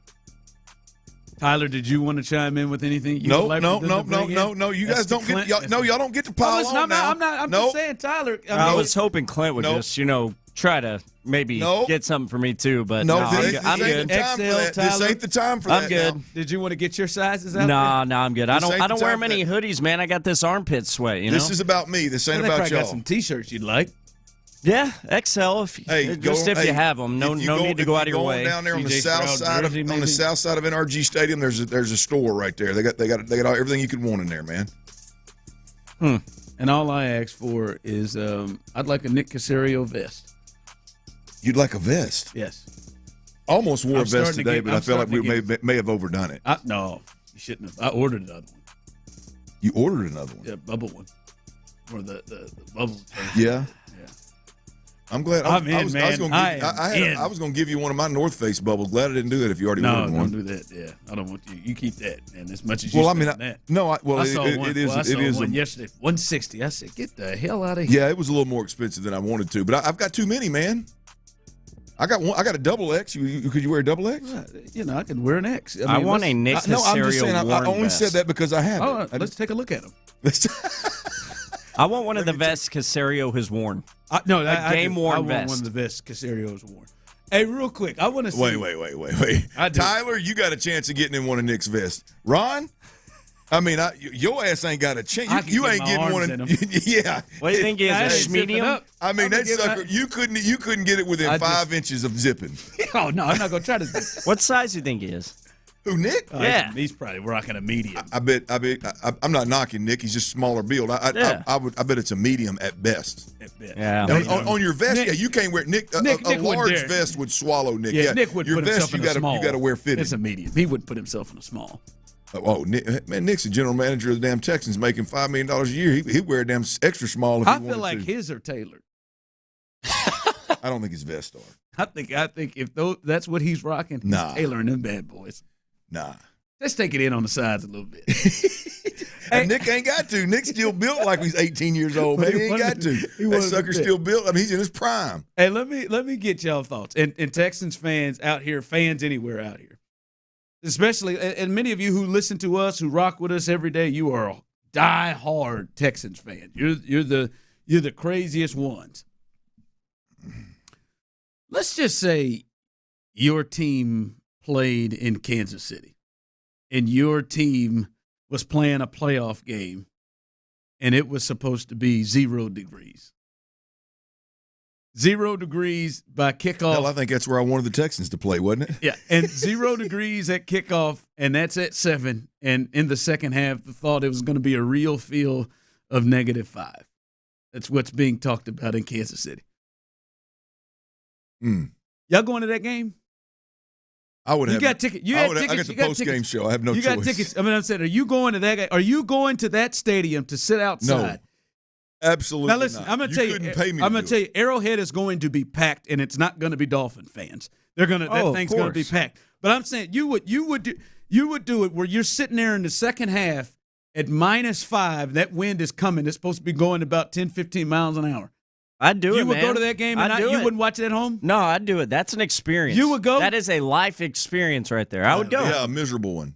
And I might regret it. I've never experienced temperatures quite that low, but I'm going. That's 31 degrees below freezing. I'm going. Did you say it was 1 degree? Quarters. -5. That's 30. -5 is in the second half. 37 degrees below freezing. That's just cold, man. That's a type of experience, though, that you're 90 years old on the porch telling people. You didn't think about it. I'm going to tell you Text right now. line coming in. Yes, I would go. Somebody text in. I would get me a bottle of Fireball. Let's go. Hell yeah, that's my kind of friend right there. You better get some Everclear. Fireball ain't going to get it done. I've been to some cold games. I've never been to anything like this. Ron, I wouldn't. If you said, Clint, I'll give you $1,000. I'll give you the tickets and $1,000. I'll give you the tickets. Only that I'm telling you. Listen, this used to be a badge of honor for me. This used to be I'm in it. Yeah, it's I'm a going, prideful and I've thing. done. Now, once again, I want to repeat. I have never done this. I have never done negative. There's not a degree when you enter the game. I've never done that. I think the NFL should move the game. No, you can't do that. I think they should move it to a day game. Absolutely, you can. That's dangerous, man. Switch with the Texans? You think it should switch the Texans-Browns game? Yes. And play it there? Yes. They should. What they should have done was thought about that. It's supposed to be 8 then. They should have thought about that beforehand. But I mean, 8 in the middle of the day or -5 at night, that's a big difference. Brandon Scott, no chance I'd go. No, I don't want you to go, Brandon. They should have thought about that before they did the damn schedule. I know they wanted Taylor Swift in the nighttime. You think Taylor's going to be there? Oh, Taylor's going to be – come on, man. She'll helicopter into the parking lot. Somebody will wrap a heater around her. Like, I'm telling you, I would think she'll twice. She'll be in the suite, no question. Listen, there was a time. Now if 39. She's not there, Kelsey should dump her. 30. Kelsey should do away. If she's only there for the good times and the good weather, get rid of her ass, Travis. Absolutely. I would watching it from the crib, man. No, hell no. You got to be thick and thin. Like, you got to thick and thin. You got to think about that walk. Nope. That walk from parking lot to suite. Man, I'm telling you, with that wind bristling, that would keep me home. Taylor Swift ain't going to the game the way you go to the game. She got to walk from. She ain't flying into the suite. I bet you I bet Taylor Swift takes less than 10 steps outside the stadium. I bet she gets out of her. 10 steps, there's not a place. I bet you 1,000. Right at the. Right out of a limo or out of some kind of van. Yeah, you might be right. I'll give her 2 steps to a golf cart that's covered and heated, and they're going to pull her ass underneath the stadium. I bet she don't take 5 steps on the damn ground that's cold. Taylor Swift, no, she better be at that game. There are 5 she's got to get to. Taylor Swift better be at that game. I ain't give 2 rips about Taylor and Travis until right now. She better be at that game. I can't do it. I couldn't go to this. And I've been. I could do it Taylor Swift style. I couldn't do it Ron Hughley style. Yeah, the park to that's a 15, 20-minute walk. That would keep my ass home. That walk. Now there was a time in my 20s I've gone to some cold ones. But that would keep. I can't. Could you imagine deciding to go and then on the walk over there you realize like you can't feel your toes and the game hadn't even started yet? I've been there. I have been in the second quarter. Can't feel my toes. All right, coming up, we got to get to that position that I think is going to be really, really big. We got some good news on it, but we got to get to that position outside of Nico Collins. We'll discuss that next. Texans GM Nick Caserio joined Payne and Pendergast ahead of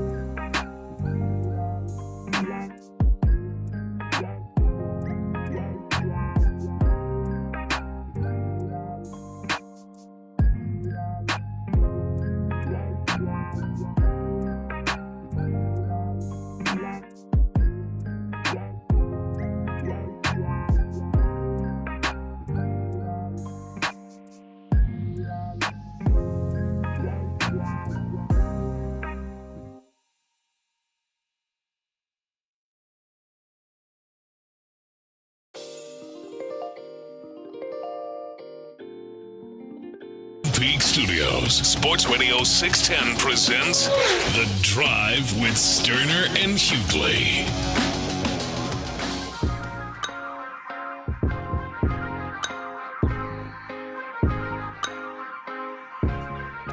I see people coming in the text line. Some people have said they didn't slid in there. They went to, I guess, in 2008, the Texans traveled to Green Bay, to Lambeau. Someone texted and said, I went to Lambeau. It was -1 at kickoff, snuck in Crown Royal and had the time of my life. Ooh. I'm telling you, there was a time, like I went to a game, me and my homeboy, we went to a game. It was a 12 o'clock game, and it was probably 17 degrees. The wind was rolling. We got out there. I remember his dad said, hey, y'all should take some cardboard with you. Put that cardboard on the ground so you don't just stand on that concrete and that cold raising from that concrete. You might have a chance. Man, I start looking at him, and we're in the second quarter, like middle of it, and I got nothing. My feet, man. I in my head, I know. I just know if we stay here to the end of this game, and I don't start walking around here, like I'm gonna lose my feet. I can't feel nothing. I looked at him as we were moving towards the half. I said, "How you feeling?"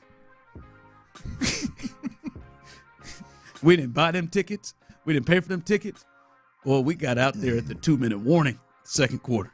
Got on home, and I was like, Caught the second half at the crib, huh? Oh man, got there quick. He lived around the corner.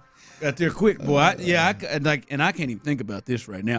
I would have to be in the suite, and and the walk to the suite would just make me think, what am I doing? Is this really what I want to do? Because it's just, it just ain't enough to drink to get me. It don't go away. No matter how drunk I am or how much I feel like over drinking. I just saw it there. -5 at kickoff feels like -12. Like I feel like drinking enough to where that doesn't impact you is dangerous. -5, Tyler? Is this what you're -5? You're I want to enjoy the. I'm in it, and like I said, I might regret it, but I'm in, man. And it's going to be packed. It's going to be 70,000. The NFL's ridiculous. But listen, I'm just telling you, man. But it only could be during the day because it's supposed to be colder on Sunday and Monday. It's the high is like 1. The high on Saturday is 10. It started Sunday at 17. Well, the human body, like outside in -12, like how long do you last? Clearly.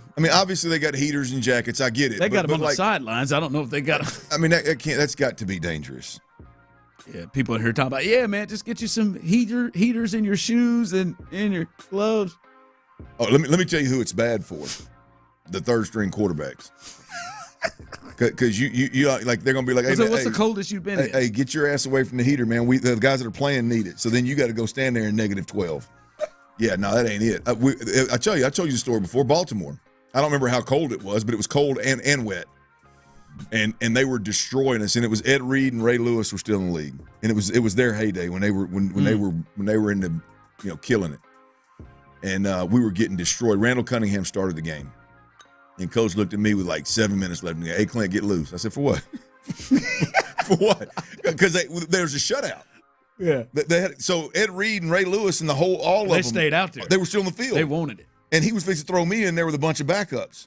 Backups, like dudes that and I'm thinking, for what? And I'm freezing. Like I said, I couldn't hog the heat. You ain't never been this cold in your life. Oh, I'm freezing. Luckily, they their offense got the ball back and put a knee in it. Text had a long drive and put a knee in it. Text coming in, y'all soft asses. I am. Call me what you want. I'll be softer than hot butter. I'll be softer at my television set. -12. Let me tell you what. If you're at the game, you're gonna be hard. Yeah, I promise you that. Yeah, good for you. Good for you. And that's gonna be there. All right, Clint. I've been wondering and thinking about this. Nico Collins was amazing in the game. 9 catches, 195 yards. And it is great to hear that Robert Woods practiced today. That's big. But, Clint, outside of Nico Collins, the rest of the wide receivers in this game against the Colts, and this is a playoff level, got-to-have-it game, 2 for 11. And that's not even Chili's. You can't. That's not even the 2 for $20 you get from Chili's. Right? That's 2 for $11. They short. They $9 short out here. 2 for $11. Hutchinson 1 for $6. Mechie 1 for $5. How concerned in this game are you going into Saturday with the production of the non-Nico Collins receivers? How concerned are you in this game with that? Hell, I'm concerned about Nico. Yeah. I'm concerned about them all. I mean, this is a defense that poses a real threat to suffocate you. And look, I agree with everybody. The game is different when C.J. Stroud is out there. No doubt about it. I agree wholeheartedly. The question is how different, because the Cleveland Browns defense is the best in the league. They believe in pressure. They believe in suffocating. They believe in being multiple. I mean, you're going to get literally everything and the kitchen sink thrown at C.J. Stroud. And so the inability to create immediate separation, to win man-to-man battles in the pass game and win quick, because that's the kicker there. Anybody versus man defense, literally anybody can be beat if the offensive line gives the quarterback time to two-hitch. If he can take a 5-step drop or gun 3-step and hitch twice in the pocket, then anybody can beat man. I mean, you can't legally play man-to-man defense or even suffocating zone defense if the quarterback has the ability to do that. That's why this team is special. They have the ability to suffocate you. They have the ability to play tight man, sticky man they call it, and they have the ability up front to get to you quickly. And so I'm concerned about all of them, including Nico Collins. Yeah, it's to me, it's like, it feels like, even with CJ playing, Clint, like Dalton Schultz and Beck and Brevin Jordan aren't going to be enough to just say, hey man, our receivers, man, we don't really need them in this game. Like because I just don't. I feel like they're going to have to, as you said, quickly get open, and it feels like you would want and need your receivers to do that. And it is hard not to go back to the Jet game, because it feels like that's the closest one with CJ in it. And now Nico didn't play in that, and it had something to do with it. But you were right. The pressure was coming quick in that game, and those corners were playing man, and you had to uncover, and he had to get the ball out quick. Yeah. And it was just another game in terms of they just couldn't get anything out of their wide receivers. And it feels like they have to get – because Cleveland is not – they're going to do everything they can to take CJ off of Nico. Yes. And you got to have other guys. It's just, but 2 for 11 ain't going to get it done for your other wide receiver. The two things to me, your point very valid, Ryan. Yes, the receiving core, you're going to find out. And maybe Dalton can go off, or Beck. I don't know. Sure. Well, to make up for it. But at the end of the day, we can talk about CJ, we can talk about Nico. This is a Bobby Slowick football game on the offensive side of the ball. He has to create some throws in the ocean. He has to create some quick man beating. Just it's obvious. You got rub routes, you got pick routes, you got screens that are rocking and rolling. There's without a doubt they have to do that. To generate some kind of run game to where you can then play the play action off the run. And I'm not talking about the play action where you hold it and try to throw it over the top like you did last week with Nico. I'm talking about the play action game where you ride the back and then stand up and hit Dalton Schultz in the flats, or stand up and hit the fullback in the flat. That's what I'm talking about. Bobby Slowick is going to have to create some of those, because the two things in this game that you worry about is the ability for this defensive line, whether it's their defensive line or our offensive line, any way you slice it. The thing that was blatantly obvious last game was Case Keenum was just engulfed by the pocket collapsing. Now, a bigger-bodied C.J. Stroud is gonna weather that storm better. Hell, Davis Mills got in there and weathered it better simply because he's a bigger-bodied guy. But that pocket collapsed really, really quick. And when that happens, now you got a defense that's rolling safeties, that's constantly moving, and now that quick game is dangerous, that you end up hitting one of their DBs or their linebackers right in the damn chest with the football if they know you're trying to get the football out so quick. So that's the combination of, man, what you really, really worry about. And Bobby Slowick, to me, is going to have to be the dude that creates the – it's impossible to do it for 4 quarters. But the drives that they are able to put together that end in points, Bobby Slowick's going to have to be special in. It's not going to be C.J. Stroud just dropping dimes all over the field and 6 of 7 in this drive because he made all these crazy throws like he made against Indy to go up 6 points, right? I mean, that was a hell of a deal. But to think that he's going to do that to score points, it's going to be Bobby Slowick dialing up some throws in the ocean for C.J. to move the football. Yeah, Bobby's going to have to help. Text line KR. Ron, be fair, Mechie and Hutchinson, you stated their receptions, but state the number of times each were targeted. Yeah, 4 for Hutchinson, 2 for Mechie. But it's part of it has to do with it is because of them. Like every time you watch them, they targeted or not, they are people are glued to them. There was one Mechie ran an out that they targeted him. Were glued to him, and it's every game. It's there. Well, until Bobby shows that he'll take a shot with Mechie or a shot with anybody really other than Tank and Nico. And he tried down the field a little bit with Hutchinson. It ended up being triple coverage. Yeah, in his hands, I mean, until they take a shot, and I'm talking about take a shot and legitimately have a shot of hitting it, not like that, like you just panic and throw it. Like take a shot and have a shot of hitting it. Until you do that, I mean, teams are going not just Cleveland, one of the better defenses, if not the best defense in the league. Teams across the league are going to sit on those guys' routes. The outbreaking routes, they're going to be hard to get completions with those guys until you prove that you'll either double move them and at least try to go over the top, or you'll try to run by them. Until then, it's going to be tough to get those throws that you get to Tank, that you get to Nico Collins consistently. So we'll see how Bobby dials things up. What you got it for? Bobby Slowick, the offensive coordinator for the Houston Texans. He spoke. It's his day.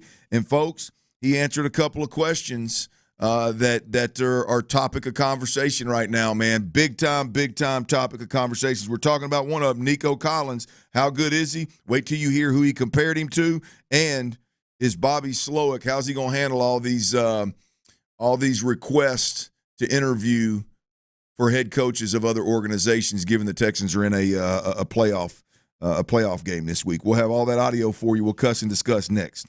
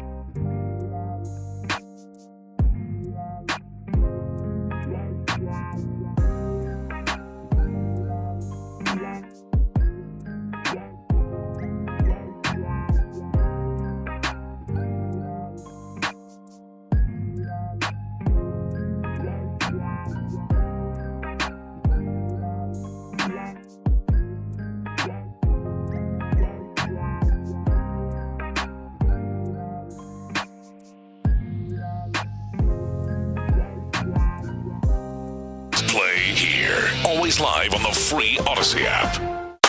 Sports Radio 610 presents The Drive with Stoerner and Hughley. Clint Stoerner's Football at 4.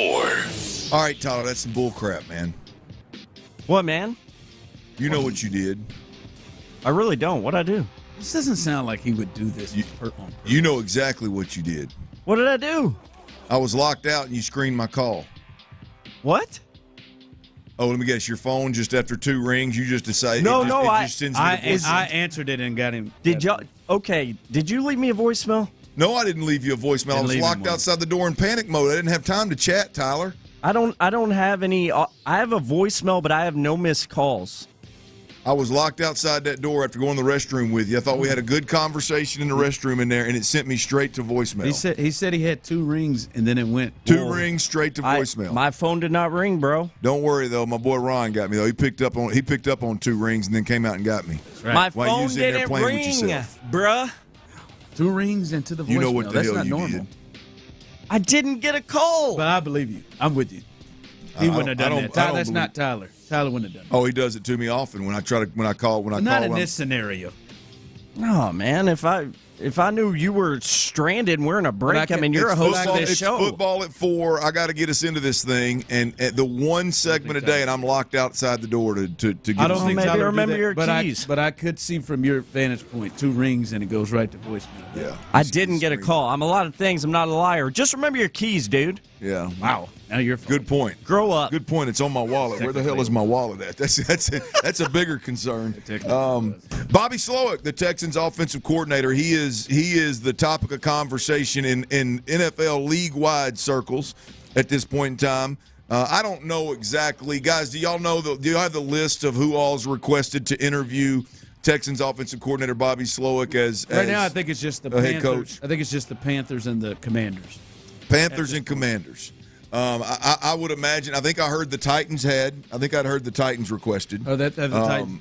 So, but anyway, I would imagine that the majority of teams that have an opening are going to, at the very least, interview Bobby Slowick, the offensive coordinator. And this is exactly what I was scared of when you hire a defensive-minded head coach. He hires the offensive coordinator. Let's assume you get it right, which clearly he did with Bobby Slowick. They are rocking and rolling. That's a guy that if he does well calling plays and managing and building and calling an offense, he's going to get a head coach gig, especially when they come out of the Shanahan tree at this point in time where we sit in the NFL today. Bobby Slowick, and I'm on record of saying I'll be surprised if Bobby Slowick stays beyond this year. I believe that there's going to be some good openings with some young quarterbacks that he feels like he can build around. And Bobby Slowick's going to move on and be a head coach. But we can talk about it till we're blue in the face. Let's see what Bobby Slowick has to say about all the interest around the league in him being a head coach and being interviewed as a head coach. Here's Bobby Slowick. It's really easy to handle right now. We're locked in on Cleveland. We're full speed ahead, kind of keeping our head down in the dark. That's all that stuff. I'm very grateful. I'm thankful to the Lord for giving me this opportunity. I'm thankful to Nick and DeMeco and the Texans organization for putting me in this position. But, right now I'm a Houston Texans. I'm part of this organization. We do everything I can to help us win Cleveland, and everyone's energy right now in this organization is devoted to how do we play one more game? How do we keep just playing one more game? We really have what I believe is a special group of individuals. I know, offensively, there's guys in that room that I just can't imagine having to do this without right now. And to really, as much as we can, just find a way to get 4 more games out of this. That's really all of us are devoted to. So you plan on taking all the interviews, or you gonna? Haven't even thought about it. I won't have much information for you guys. I'm being honest. It's just everything right now is on Cleveland. And look, I'll be real surprised if in any way, shape, or form this becomes a problem or at all interferes with what Bobby Slowick and the Texans have to do. I firmly believe that DeMeco Ryans and Bobby Slowick are of the understanding of here's how we're going to go about this, and I don't think it's going to become a distraction or ever would become a distraction with Bobby Slowick. But I do believe, Ron, that there's some good openings available already. If teams that have an opening don't have, look, you've got Bryce Young. You got Will Levis. You got Justin Herbert. You've got the New England Patriots potentially with what it looks to me like is going to be a top 3 pick in the NFL at the very least. You got the Atlanta Falcons that are going to have a top 10 pick in the NFL. With quarterbacks available and all the skill positions they have, firepower to probably try I just think there's going to be some organizations out there that are healthy with some pretty damn good history, and the opportunity is going to be one where I think Bobby Slowick is going to entertain it. I don't think there's going to be. I don't think we're looking at Bobby Slowick going out there and taking interviews just to get head. Like we were sold around here. Oh, we just it's really good to get guys head coach experience, like head coach interview experience. No, I think Bobby Slowick is going to get interview requests from the majority of the teams that are available, and I think they're legit interviews. They're not let's get this guy some experience. Let's get him on a list. Let's see what he's about for future reference. I think it's absolutely real. I think some of the jobs are going to be hard to pass up. Do you get the sense that he's ready enough? Yes, to be absolutely ready enough. I'm not saying completely ready, right? Do you get the sense he's ready enough? Yeah, I do. He's there's not going to go in Nathaniel Hackett this thing. No, anything's possible. But look, there is.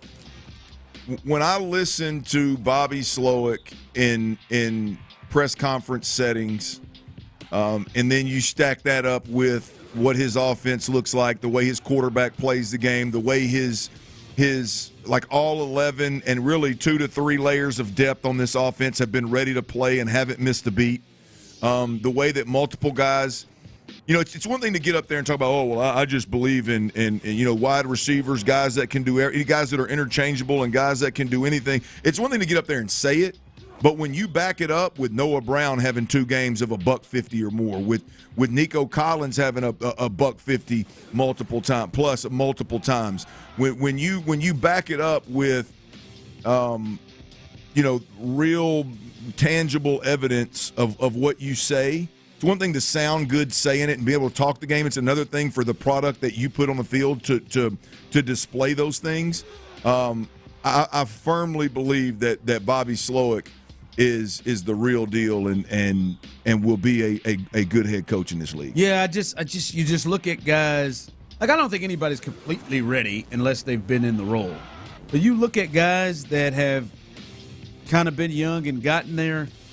It feels like to me he'd be ready to take on that role. Breaking news from Sports Radio 610 is presented by BetQL. Smarter bets start with BetQL. Download the BetQL app or visit BetQL.com today. All right, what you got, man? Well, hey, that wasn't that Texans breaking news. I'm picking up on these context clues. That's something else in the sporting world, Ron. What is it, baby? Yeah, we got some breaking football news, not from the NFL, though. The college world. Nick Sabin, the great Nick Sabin, is retiring. Nick Sabin is retiring.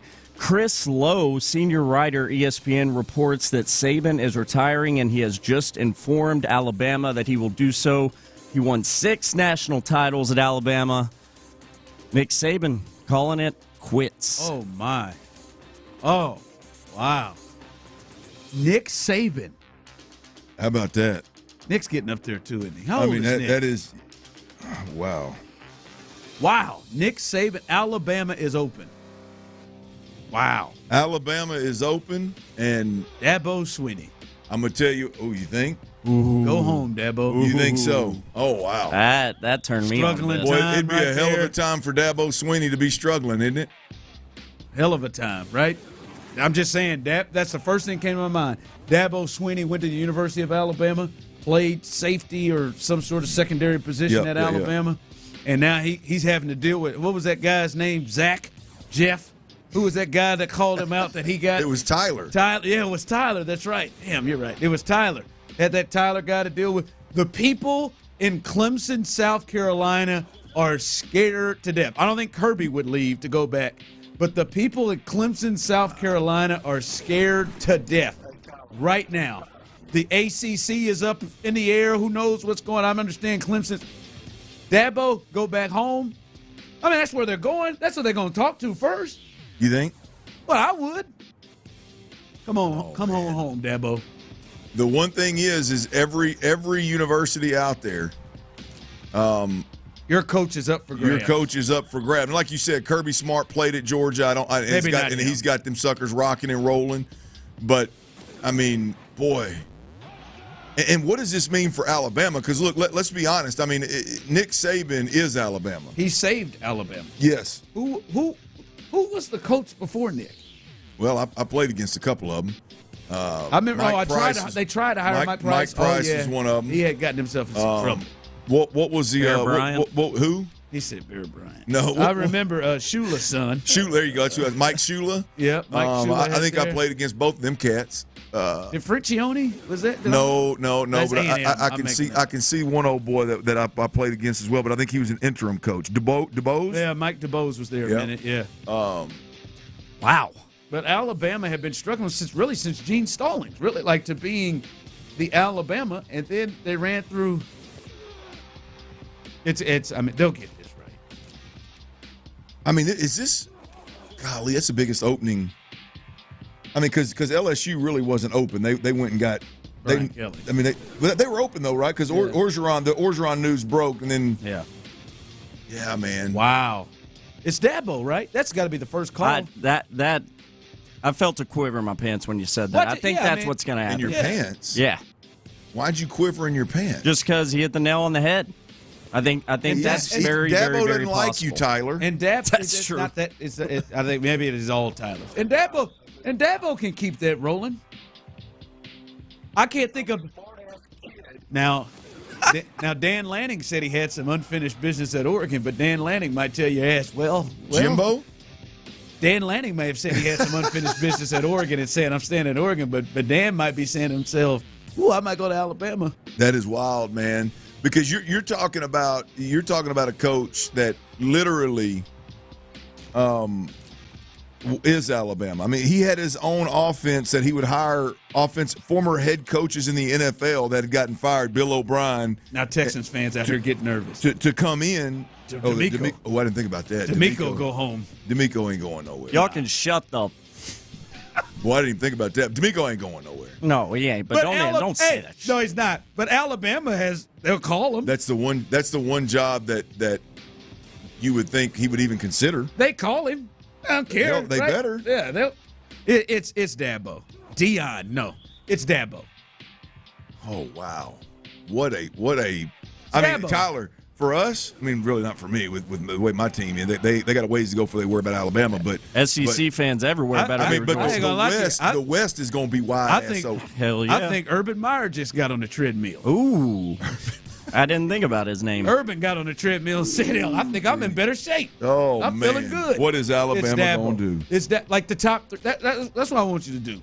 Well, you can go back to where you're thinking. I want you to, through the break, to give you a top three. A top three. Dabo, to me, is in the top three. But you finish what you're thinking. Text line 713-572-4610. Your top three. I'm seeing some. If you just missed it, Tyler came rolling through when he did breaking news, and I didn't hear the Texans part of it. I immediately got, so what the hell happened to Jordan? That's immediately what happened in my mind. In my mind. Don't even blame me. He said Nick Sabin. Damn knees. Nick Sabin is retiring from college football. He is leaving Alabama. Texas fans get nervous, but the former offensive coordinator at Alabama is sitting at Texas with Sark. I don't think so. No. They made the playoff. I can't make the playoff being and living in Austin. I just don't know how.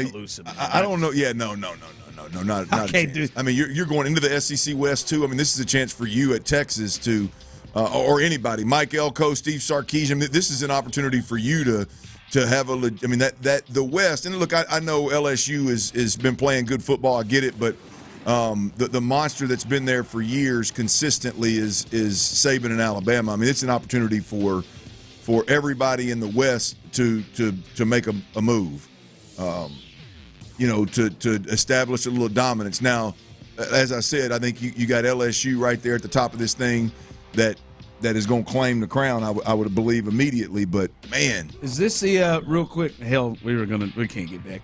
This is huge news. Is this the greatest coach in college football history? Yes, absolutely, 100%.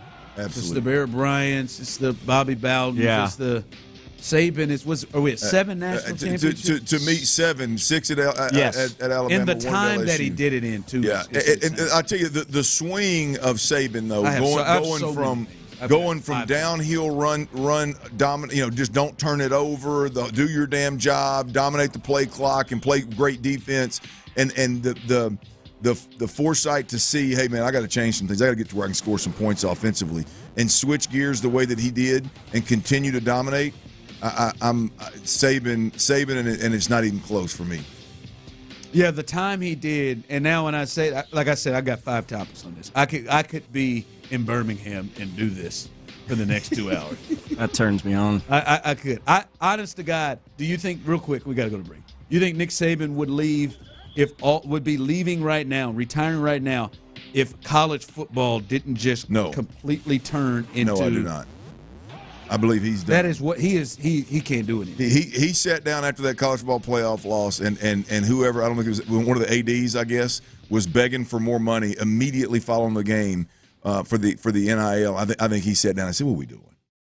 I don't want to. I think that has pushed him out of here, I think I think it's going to push Harbaugh out. You're going to lose maybe your top 2 coaches. Was anyone reporting this was a possibility at the end of the season? That I heard. I feel like I think this came at the end. I don't think he was going to do this. All right, we'll continue. We'll let you know the injury report for the Texans and the biggest news in the sports world right now. Nick Sabin, head coach at Alabama, he is retiring, and now the number 1 job in college football, is open. We'll get Clint's top 3 right now, who he thinks would replace. I think it's Dabo Sweeney, but you got to have contingency plans after that. Who will it be? All of that coming up next on The Drive. All right, Ron Kraft Chevrolet, they got huge savings on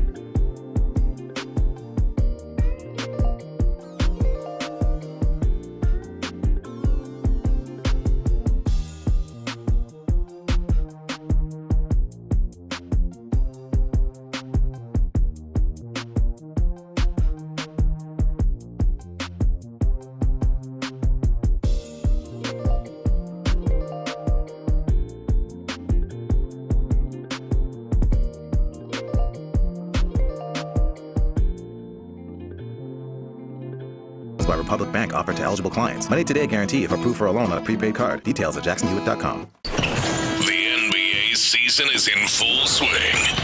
And if you live for the hardwood drama, you'll love Odyssey's newest podcast, Heat Check with Trista Crick. Stay up to date with the latest storylines, hottest takes, and best interviews from around the game. New episodes every Monday and Wednesday. Just follow Heat Check on the Odyssey app or wherever you get your podcasts. Sports Radio 610 presents The Drive with Stoerner and Hughley.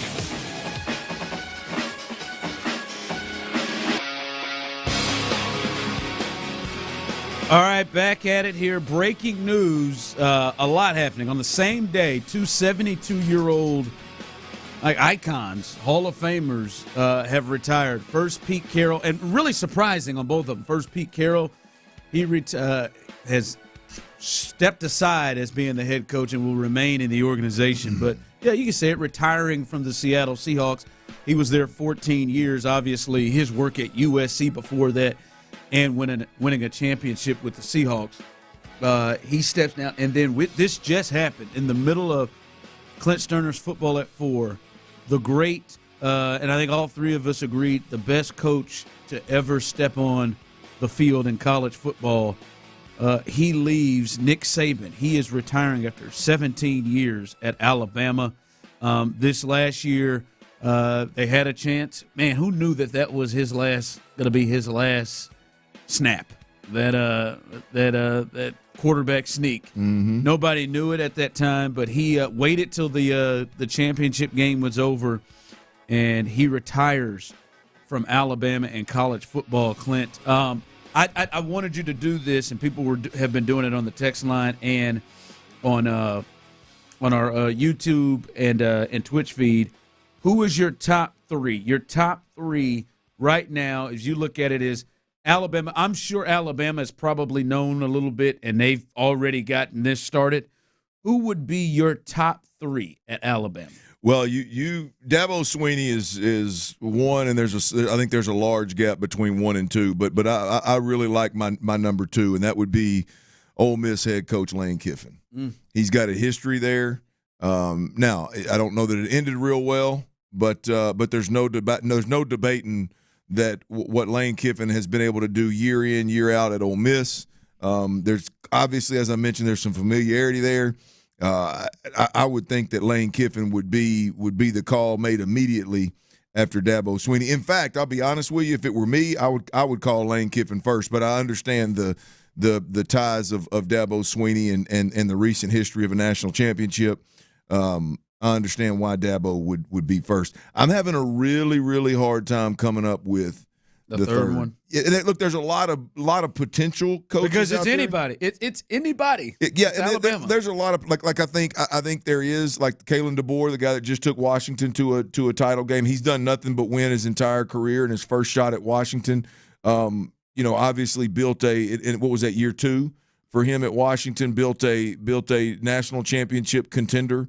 And so you'd be getting a guy that's done nothing but win and done it at the Power 5 level now. And, I think my man Mike Norvell at Florida State, I think he'd be very gettable right now, and he's hot at Florida State with what's going on in the ACC. So there's a bunch of coaches out there that I think would be very gettable, but you're talking about Alabama here. Ron, I'm having a really hard time coming up with who I would place in that number 3 spot. Yeah, I seen someone texting Dabo, Dan Lanning out at Oregon, and then Mike Vrabel is someone sending. Yeah, NFL is open too. By the way, I think Tyler just said in my ear that sources are saying that Dan Lanning is who Alabama's targeting. Yeah, I mean that would make sense. Where was Dan? With Dan Lanning, he went to Georgia. With Kirby, but he's Alabama before that. Well, was he at Alabama with Kirby? I don't know if he was at Alabama with Kirby. The only thing is, and I'm sitting there thinking about this, and I'm thinking about the reason why I believe Sabin left. And you said it on the other side, and I think Sabin left, and I think they're going to lose. I think college football is going to lose Jim Harbaugh too. And those are bona fide stars in the league. And college sports is about the coaches. Hell, even Jimbo's weird ass was a star, somebody that you knew and was in some way entertaining with his fast talking ass. But you lose those two guys, and I think you lose those two guys because of how the nature of college football is going right now. The NIL stuff, the transfer portal, you got to wake up and you got to fly everywhere. I know you got a private jet, but you got to fly everywhere to go ahead and recruit freshmen or recruit high school kids. Then you got to recruit your own kids. I mean, you got to do that first. Then you got to pay them. Then you got to figure all that. I wonder if you do go younger with people who are equipped and not tired of doing that. And I don't think Lane is tired of it, to your point. Oh, he's done the portal as well as anybody. He is loving it. And I don't think that Dan Lanning is either. I think Dan Lanning is also. I wonder if with Dabo, if Dabo's like, if he's, because Dabo's not nearly as old as Nick, right? I mean, I think Dabo's in his 50s, but Dabo has been doing this a long time. But the thing about Dabo, though, Ron, is like, hey, you think it's tough at Clemson. 54, I mean, to me, it's fixing to gets ratcheted up at Alabama. I think it's a little easier, especially the years that he was at Clemson. It's been a little easier to win in the ACC than it is at Alabama in the SEC. I'll tell you another one. I do like the Dan Lanning. He was at Alabama. So he's been at Alabama? Just for 1 year. He was just there for 2015 year. They won a national title that year. He was only there 1 year, went to Memphis, then he went back to Georgia as a linebackers coach. But he's obviously intertwined in all those Bama guys, Georgia guys, SEC guys. I would place Dan Lanning as my third. So I would go Dabo Sweeney, Lane Kiffin, and Dan Lanning. And I'll be honest with you again, I don't know that I don't like Dan Lanning better than I do Dabo Sweeney in terms of who gets that job. If Alabama put it all out, full court press on Dan Lanning, Lane Kiffin, Dabo Sweeney, if they said this is the one we're targeting, yeah, you think all of them would leave their places? I think the one that's going to jump the easiest is obviously Lane Kiffin. I mean, I think Lane Kiffin, if you ask him to be completely honest, I think he probably believes he is tapped out at Ole Miss. I mean, he winning 11 games at Ole Miss and beat top 10, top 12 finishes. I mean, you're really moving the needle at Ole Miss doing that right there consistently. And so, yeah, man, those three guys would be the top three guys. I don't like the DeMeco Ryans. I don't like the Vrabel. Those are kind of, we don't even know if those guys would be willing to recruit. Yeah, much to do everything that it has. Much less know-how. I think they'll call. Yeah, maybe especially DeMeco, an ex Alabama player. I don't think there's any. I don't think there's any piece that DeMeco would go back there as what he's doing here in Houston. He seems like an NFL guy. It'd be very much like when A&M had the opening and they went after Dan Campbell. Like there was reports that they were looking at Dan Campbell. Wow, Nick Sabin. Jeez, who is going to take that job? What I do feel is here's the deal. I feel like this is going to be now a domino because somebody else is coming open. Whether it's Ole Miss, whether it's Oregon, whether it's Clemson, I would be shocked if somebody gets hired that's just off the streets and not at a big program. It's hard for me unless it's Urban Meyer. They would. Who wants to follow Nick Saban at Bama? You know what I mean? It ain't like to me.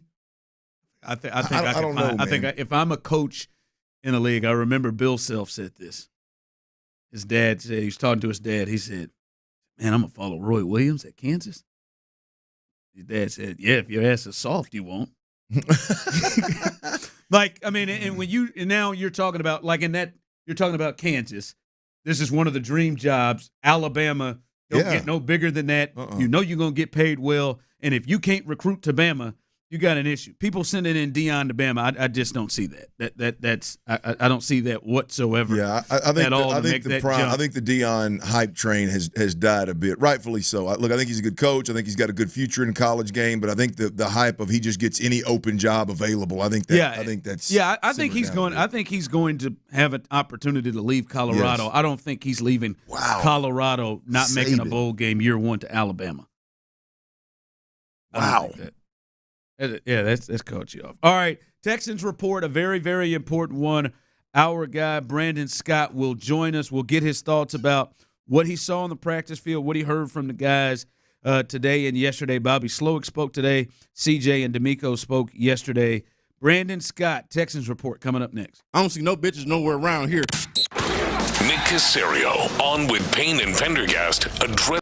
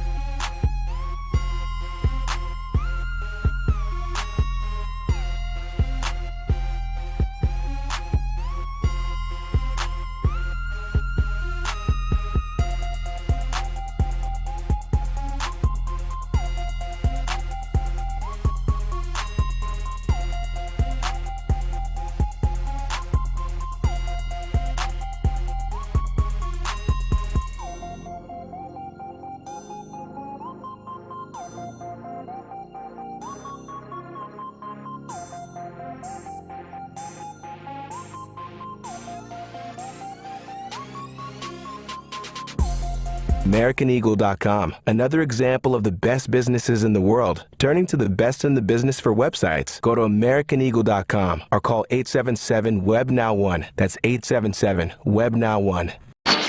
Live from the Twin Peaks studios, Sports Radio 610 presents The Drive with Stoerner and Hughley. All right, welcome back in as we are live, and it is a playoff week, and we've been doing this Texans report each and every Wednesday at 4:40. Brandon Scott joins us. Someone texted and said, "Hey, who the hell is doing the Texans report?" I said, "B. Scott is." "Oh, okay. I thought he was out." I said, "No, baby, he's in. He's anybody in here acting like no bitches." No, he ain't running. I wouldn't miss the playoff. Hey, I wouldn't miss this time for nothing. He may miss maybe one of them Titans ones. He ain't missing the playoff game. Playoffs? Wasn't missing that either, man. He's in the building now. Yeah, I'm here for it. So you've been there the last all week, and the last couple of days is everything has moved up. So normally on this day it's DeMeco and CJ, but today is the coordinators. Yep. And it's interesting. I heard you pressed upon Mr. Bobby Slowick. I wish Bobby Slowick would have just responded to you. Now, what you think I'm gonna do? Yeah, we just got to get clear. What you think I'm gonna do? Got to get as much as we can, man. But before we get there, what's the overall vibe?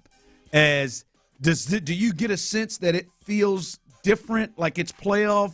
Like there's a change of intensity. What's the vibe you're feeling around there? Well, no, I would not say I sense a change of intensity because they have, and I give them credit for this. They've done a remarkable job of just staying consistent, whether things were going well, whether it's regular season, postseason, winning, losing, whatever it was. They've been remarkably consistent, and I think that's benefited them.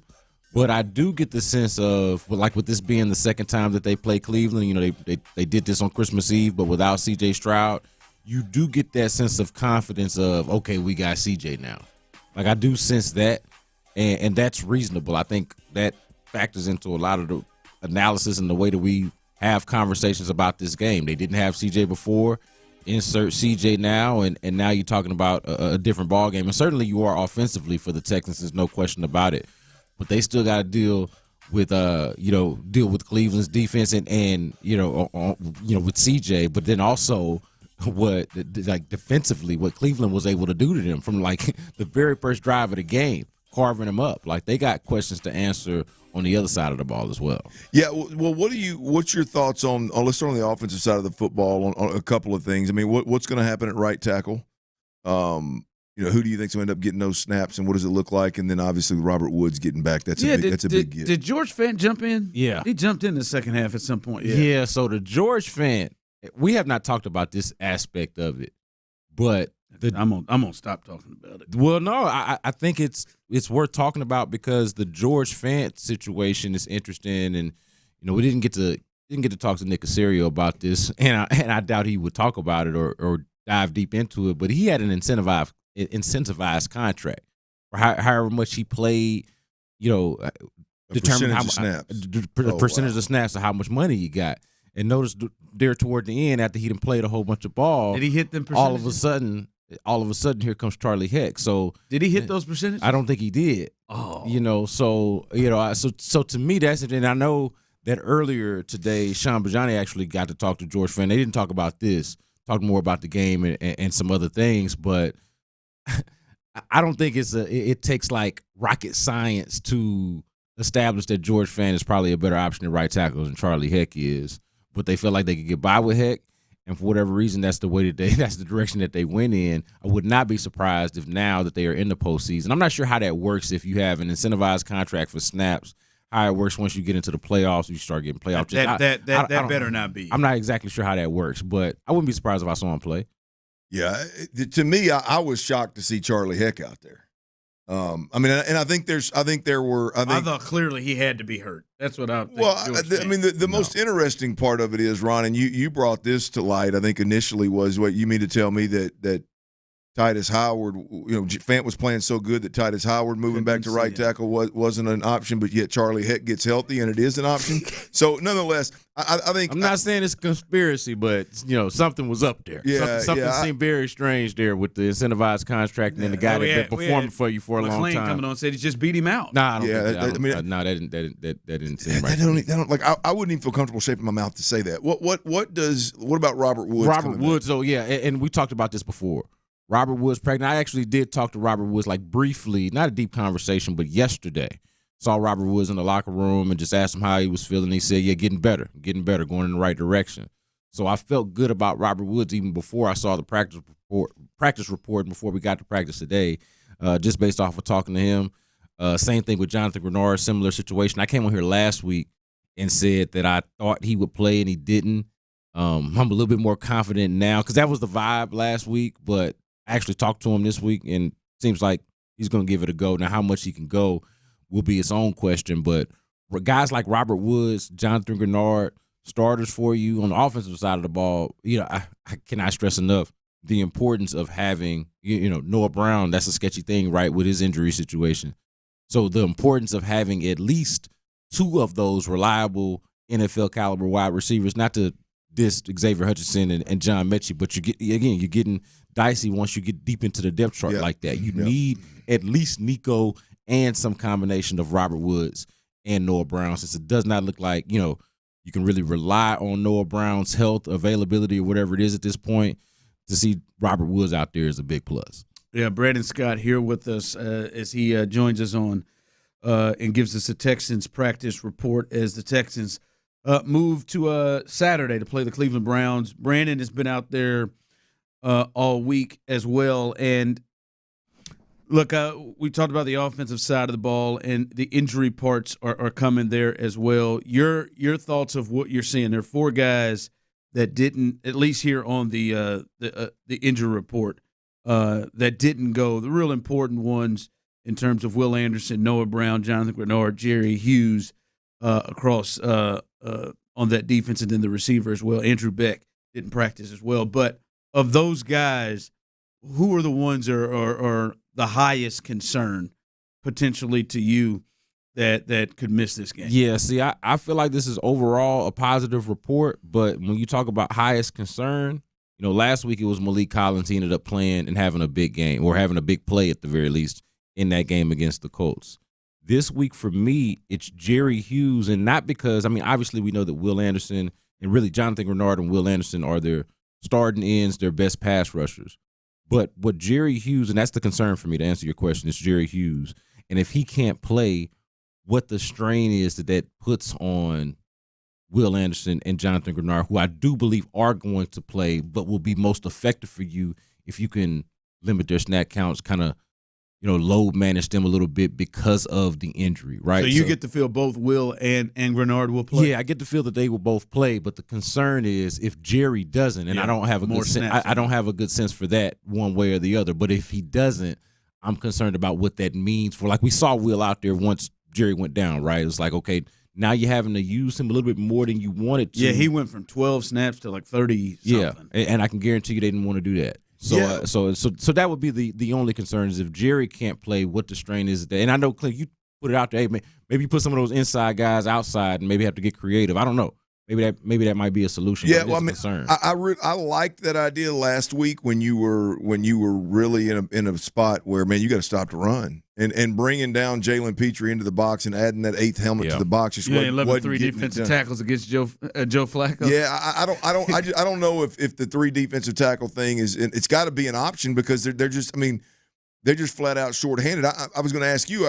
I'm surprised that they haven't brought anybody in or added anybody to the roster, even at the position. Yeah. Right now you've got 5 edge rushers, and three of them are not practicing today. And today is Wednesday, which is effectively Thursday with a Saturday game, and you would have thought that if they were going to do that, they would have done it by now. Yeah. So at this point, if they were to do it, that would be very surprising if they were to do it at this point because they've already gotten through a couple of days of practice. So I'm with you on that. But to me, it means like maybe it's a positive thing for Jerry. Like I talked about this last week. The odd thing about the practice report this week is that, hey, guys cannot practice and still end up playing. Now, if they rule them out tomorrow, that's his own thing. And that's what ended up happening with Jonathan Grenard when I was optimistic about that last week, and they ended up ruling him out anyway. But if they're not practicing, I don't feel like that necessarily means that they're not playing. It just means that they're load managing them at this point. Yeah. So we'll see on that. Hey, man, this last game, one thing I'm going to gauge the feel and the confidence from them. One thing out of that last game against the Browns was Amari Cooper, right? That was the big point of the game is he dominated that performance. But a lot of things are going to be different for the Texans. Obviously, C.J. Stroud, Will Anderson didn't play. There were some different things there. It seems like they were pushing how different things were going to be, with the Colts from week 2 to this one. You're getting the same sense that they see 3 weeks ago as a completely different team or a completely different game going into this one. Yeah, that's to me where like the biggest difference in confidence. I feel like I talked about earlier, they've been pretty steady, but I do sense a different confidence level with CJ being out there. But I'll say this, like to this point, man, this is the first really good defense and I think y'all have hit on this a little bit already on the show, throughout the week. This is the first really good defense that C.J. Stroud is facing since that Jets game. And, I tried to ask him about it a little bit yesterday, and he didn't really want to get into it much. And maybe it just is too far removed, and the timing of it is odd.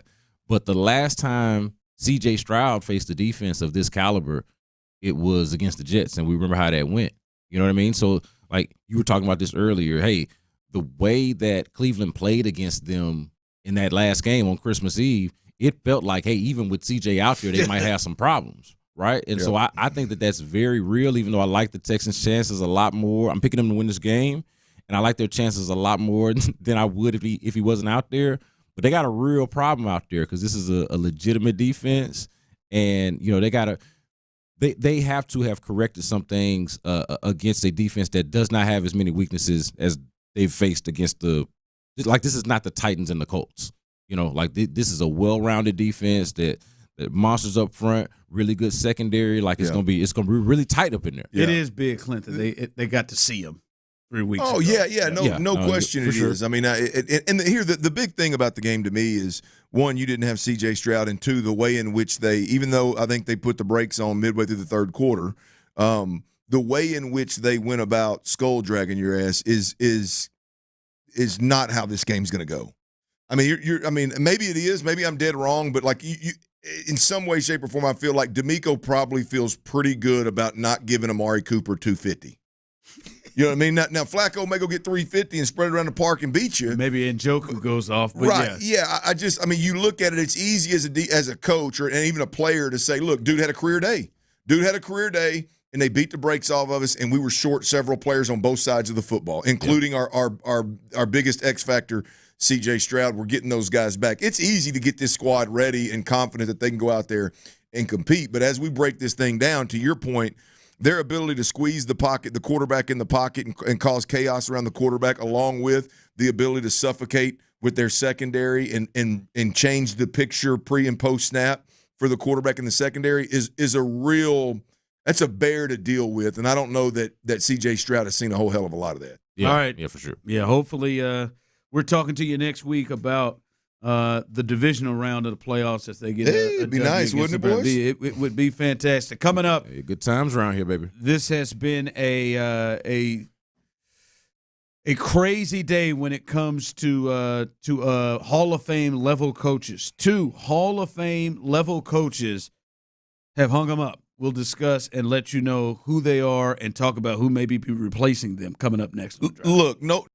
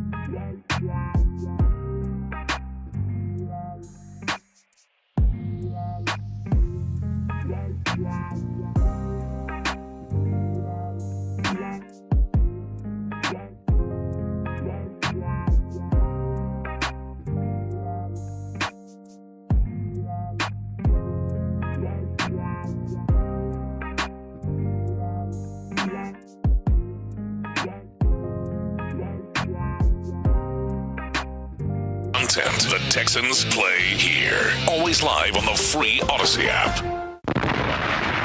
Sports Radio 610 presents The Drive with Stoerner and Hughley. It's the 5 o'clock fire. Brought to you by Regions Bank. It is 5 o'clock. Congratulations. Hopefully you're off work. Luckily for you, old dirty the DILF. The big DILF. And Psycho T have the latest. And it's a big day. A big day in the sports world and a big day in the coaching sports world in particular. Two 72-year-old Hall of Fame greats, all-time greats, have decided to hang them up.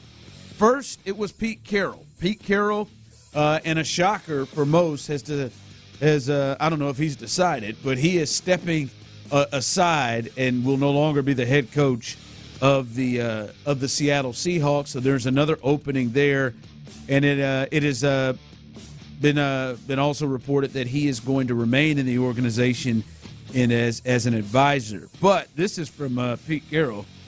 I'm freaking jacked. I'm not tired. I'm not worn down. What's coming now? I have got no idea, but I'm excited about it. Why did Pete Carroll agree to step aside? I competed pretty hard to be the coach, just so you know. That's Pete Carroll. At the age of 72, Carroll said, I realize that I'm as old as you can get in this business. Says it's a good move for the organization, and he went along with it. So that is Pete Carroll, who it sounds like Pete Carroll still wants to be the coach of the Seattle Seahawks. Yeah, it sounds like Pete Carroll wants to let everybody know that if anybody's interested, he is still interested in coaching, but he's going to hang on. He's going to hang on to that gig up there in Seattle, at least the title or the employment, maybe not the title. Yeah, he's look, this struck me, to be honest with you, Pete Carroll as he going to management and saying, "Hey man, I'm old, I'm tired, I still want to be a part of this. I helped build, but it's time to move on. Now's a good time." It doesn't sound like, according to that report, it doesn't sound like that is what went on here with Pete Carroll. And then Nick Sabin. Nick Sabin, he is retiring from Alabama. 72-year-old Nick Sabin won 7 national titles, 6 with Alabama, 1 with LSU. The only coach to ever win 3 national championships in 3 different decades. Nick Sabin, as we said, we all agreed the best to ever do it. Which of these are you most surprised by, Clint? Pete Carroll stepping down or stepping away from Seattle, or Nick Sabin? Man, we've talked about this a couple of times since the news broke, I've thought that Pete Carroll just rode hard and put up wet and needed to leave the game behind for a couple of years now. But the more we talk through it, I think the more surprising one is Nick's. I mean, is Pete Carroll. Is Pete Carroll. I can. The college game is changing in ways that I just simply don't blame coaches for wanting to get out, especially coaches that have won enough, they've made enough money, they're at the end of on the backside, if not at the end of their career anyway. Why do you feel the need to continue with all this, the wild west that is college football right now? We've heard Nick Saban talk about it multiple times. So I'm not surprised that Nick Saban, given the frustration that he's shown over the last couple of years with all the changes that have been made, I'm not surprised that Nick Saban said, "Hey, I'm done with this." Yeah, I mean, just think about it. Not even go. It's not even the same sport when he took over in 2007. Yes, yeah. Let alone when you played. It's not your coach Houston Nutt didn't have to. I mean, it's a completely different game at this point now. And you're right. In the NIL stuff, as we said, man, you got to recruit your own guys. every month it seems like you got to recruit high school kids, you got to try to get guys in the transfer portal, you got to do all that is a complete different sport. And as you said, man, and I'm 72 years old, I've won 7 national championships, I've been here 17 years or whatever, I'm out. Well, the interesting thing with Sabin to me is that one thing Sabin, he did several things significantly better than other coaches, but one thing that Sabin did better, significantly better than other coaches, was develop players. And so I always said this about Sabin, he doesn't rebuild. He just kind of reloads, right? Every year he's got 2 quarterbacks in the pipe that's just ready to rock and roll, and he's got an offensive lineman. You lose 2 or 3 in the top 2 rounds of the draft, boom, you plug them in. It's like you never missed a beat. Well, those guys now are transferring out. More of them are transferring out. He didn't have that dynamic of having to recruit every year the guys that he had in his pipeline to take over. You look at his quarterback situation this year.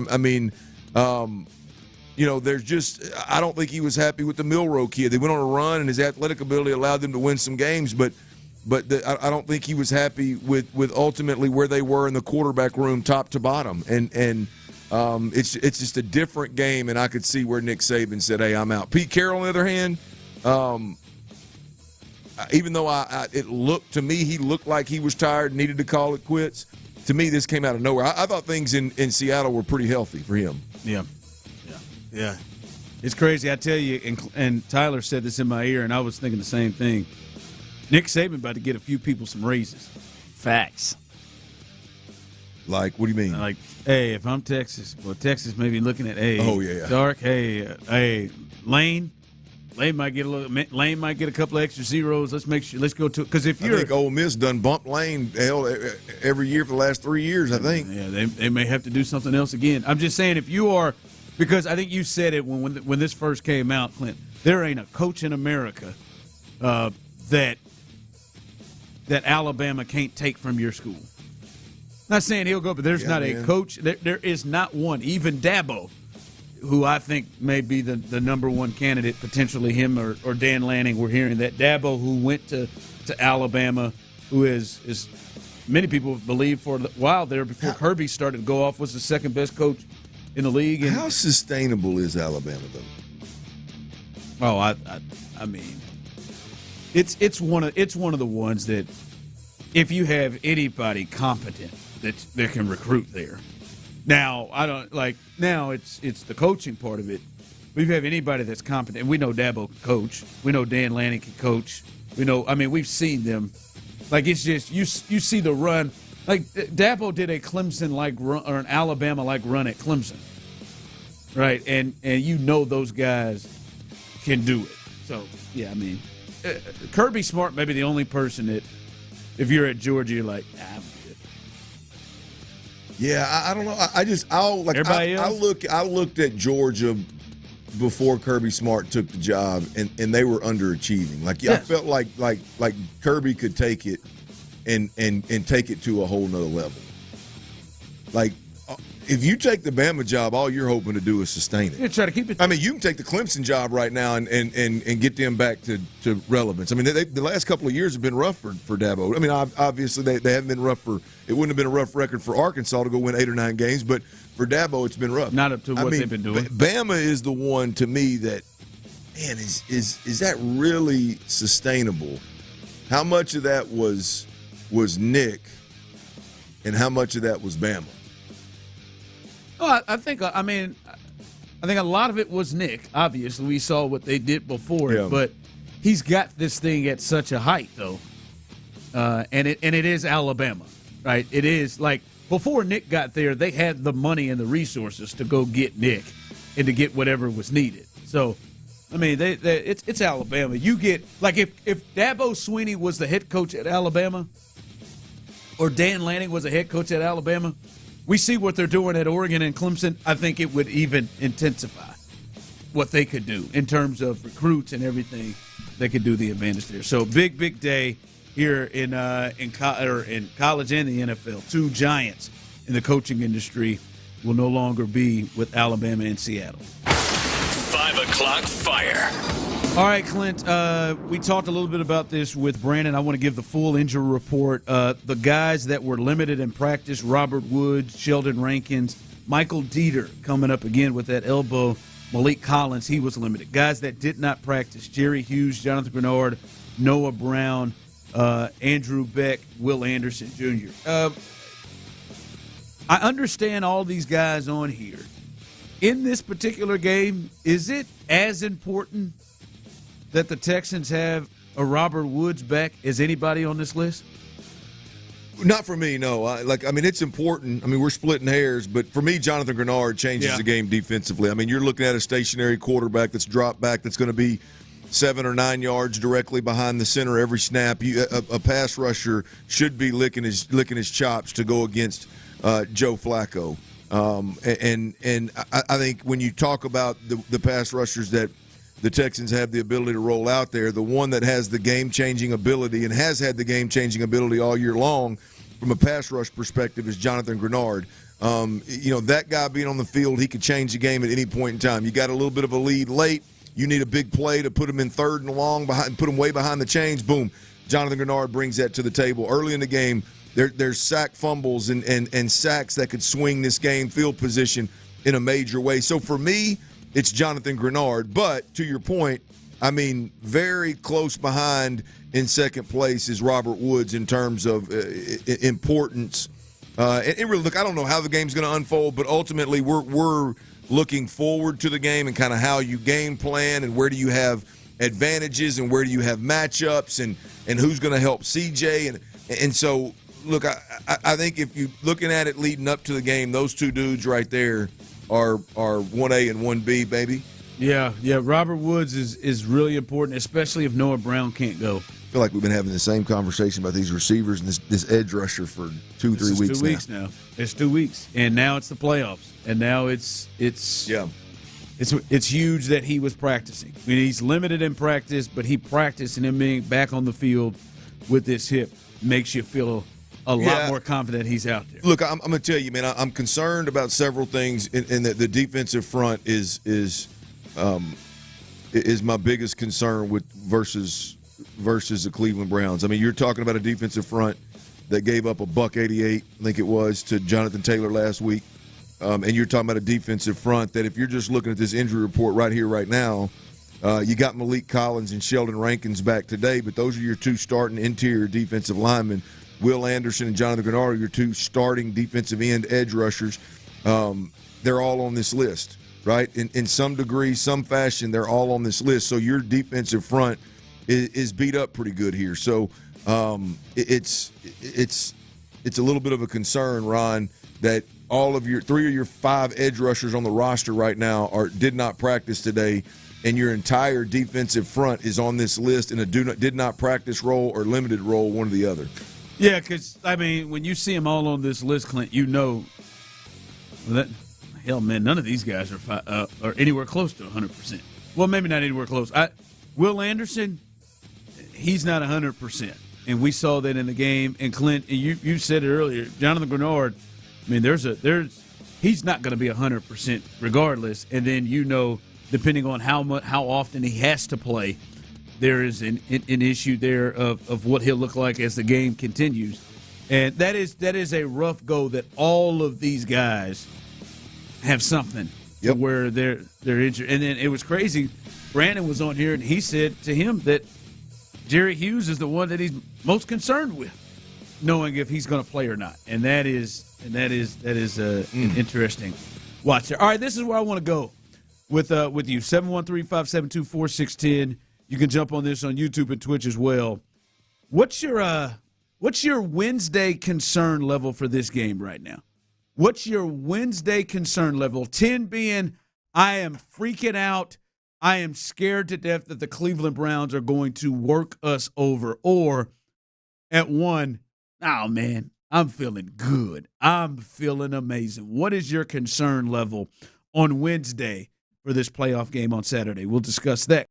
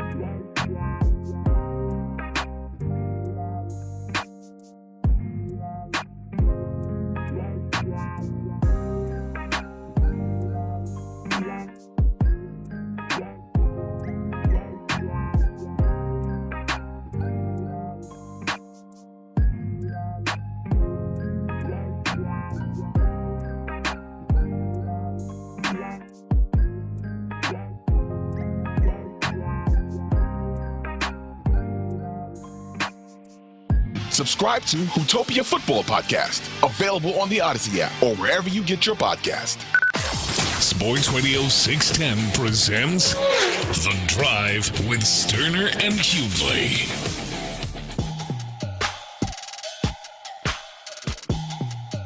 All right, 713-572-4610. Also on YouTube and Twitch. One, we appreciate however you're taking us in. All right, if you're taking us in on Sports Radio 610 on the Odyssey app, we appreciate you. Tyler is giving you a couple of hellos on the camera. If you're watching us on YouTube and Twitch, he's shooting a gun and giving you the wink as well. So he got a couple gigums in there. Did he? Yeah. I would like to just stop now. It's good. Good. A lot going on here as the Texans are looking for a playoff W at home against Cleveland. And because I'm telling you, I'm going to do this Friday too. I want to get the levels checked.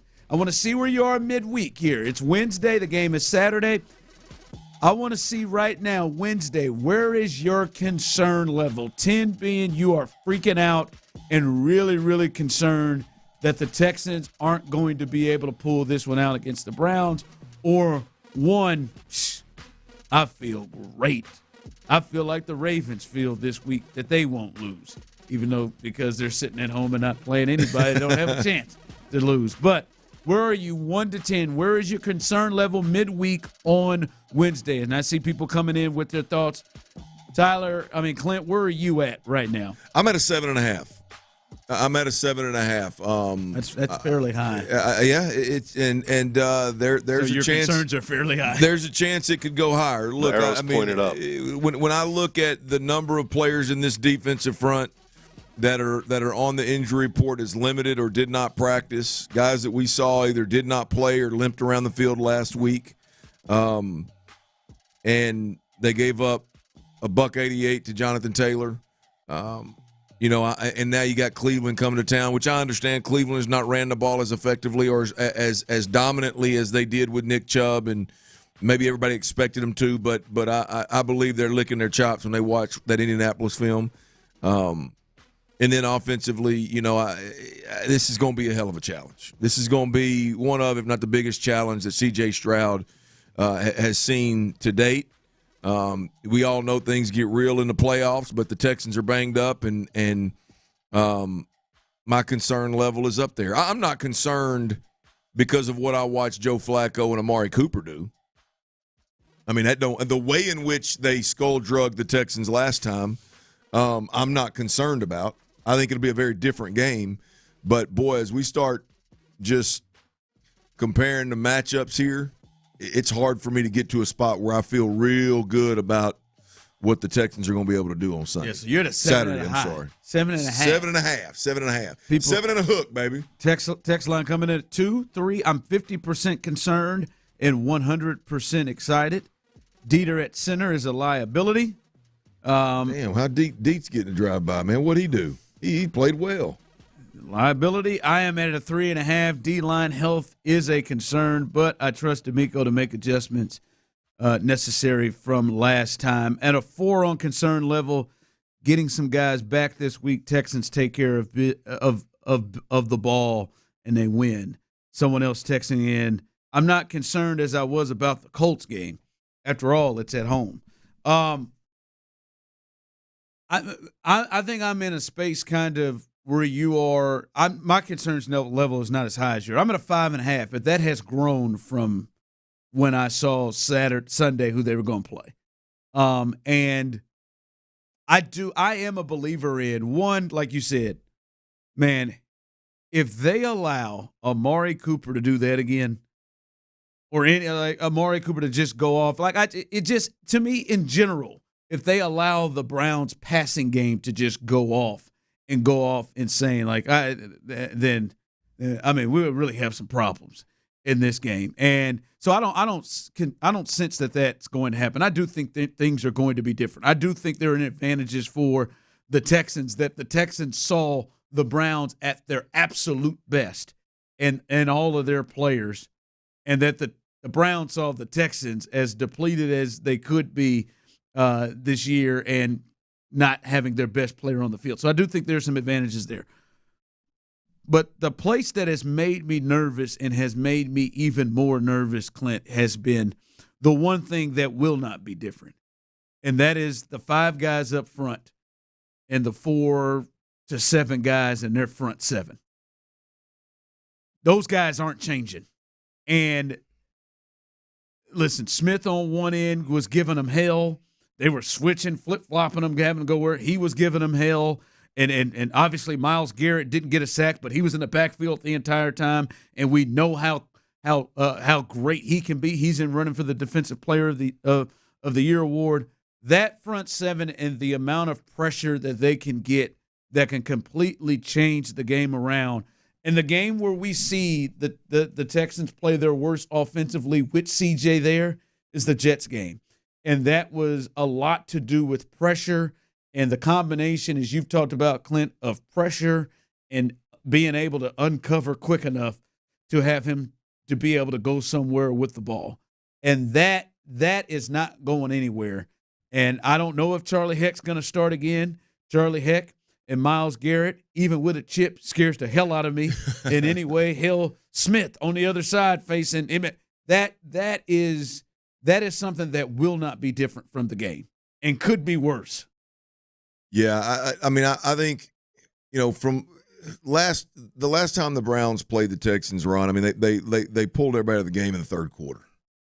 That's rough. And so as we look at it, it's like, yeah, there's going to be a lot different. But look, I mean, they went out there and just throttled the Texans. Yeah, it was a domination. I mean, it wasn't just, things will be different and we got our guys. No, I mean, they went out there in an NFL game, convincingly had control of the game the entire time, and in the third quarter decided to put a backup quarterback in and some depth players at the edge rusher position. Now, because Davis Mills came in and made a little noise, obviously they had to put those guys back in. But at the end of the day, they were unbelievably dominant. And so the question becomes, right, does Jonathan Grenard, that hadn't practiced or played in 2 weeks, is he healthy enough to make the field to close that gap? Will Anderson, who watched hobble around the field last week, is he good enough and healthy enough to help close that gap? Is C.J. Stroud with ultimately Nico Collins and maybe a Robert Woods that's returning after missing 2 weeks? I mean, are those guys good enough to close that gap? Because that gap was not what the scoreboard would tell you. That gap was significantly larger in what we watched last week. So. It's hard to look back at that last game, positively or negatively, to be honest with you, and really get any kind of gauge for this one. Yeah. I don't think it'll be the same game, right? I think even with what Cleveland brings in their front seven, I mean, CJ is just a better player than what they were putting out there. Oh yeah, and he makes everybody better around him. And but that, like that, there were some games, and especially in particular that Jets game, where they got so much pressure, where CJ didn't look like the CJ we were accustomed to seeing up to that point. Yeah, well, with that game and your point about the defensive front and them being able to collapse the pocket and their secondary being able to suffocate. There are no changes there. Yeah, that's the thing is to me, you're going to find out, like, you need some man beaters that can win right now. How we talked a lot about Nico Collins this week. And Nico has rightfully so deserved the conversation about, do you believe he's a number one receiver in this league or not? But the number one top tier wide receiver is a guy that strikes fear into a defense from, can beat you immediately. Can when he's covered, he's actually open, throw the football his direction, he makes those catches. We're going to find out a little bit more about Nico Collins, I think, this week. This team's going to need Nico Collins to do more than get over the top of a safety and outrun a corner. Catch a screen, get the angle, get the sideline, and go get a big chunk play. Like this week, the guys on the other side of the football are going to be significantly better. And there's going to be opportunities for Nico Collins to go make plays maybe that other guys on the squad ain't making. And we'll see. We'll see if he can go up and get those. I'm glad you brought that up because I want to talk about it on the other side. You just said about guys on the field, the other guys who ain't making them. How concerned are you about the non-Nico wide receivers and their production? We'll discuss that coming.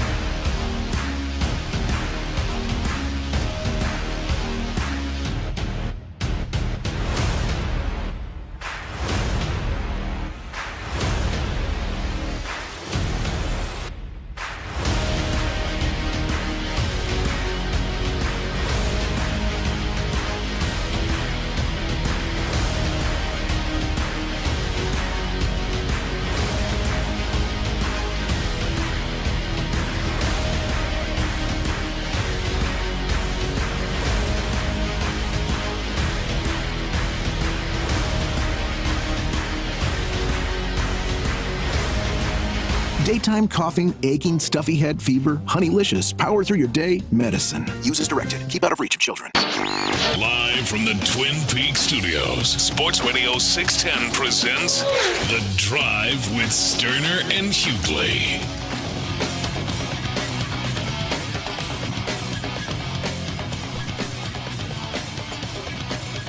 Here they go on the text line, baby, as they're riding high, 713-572-4610.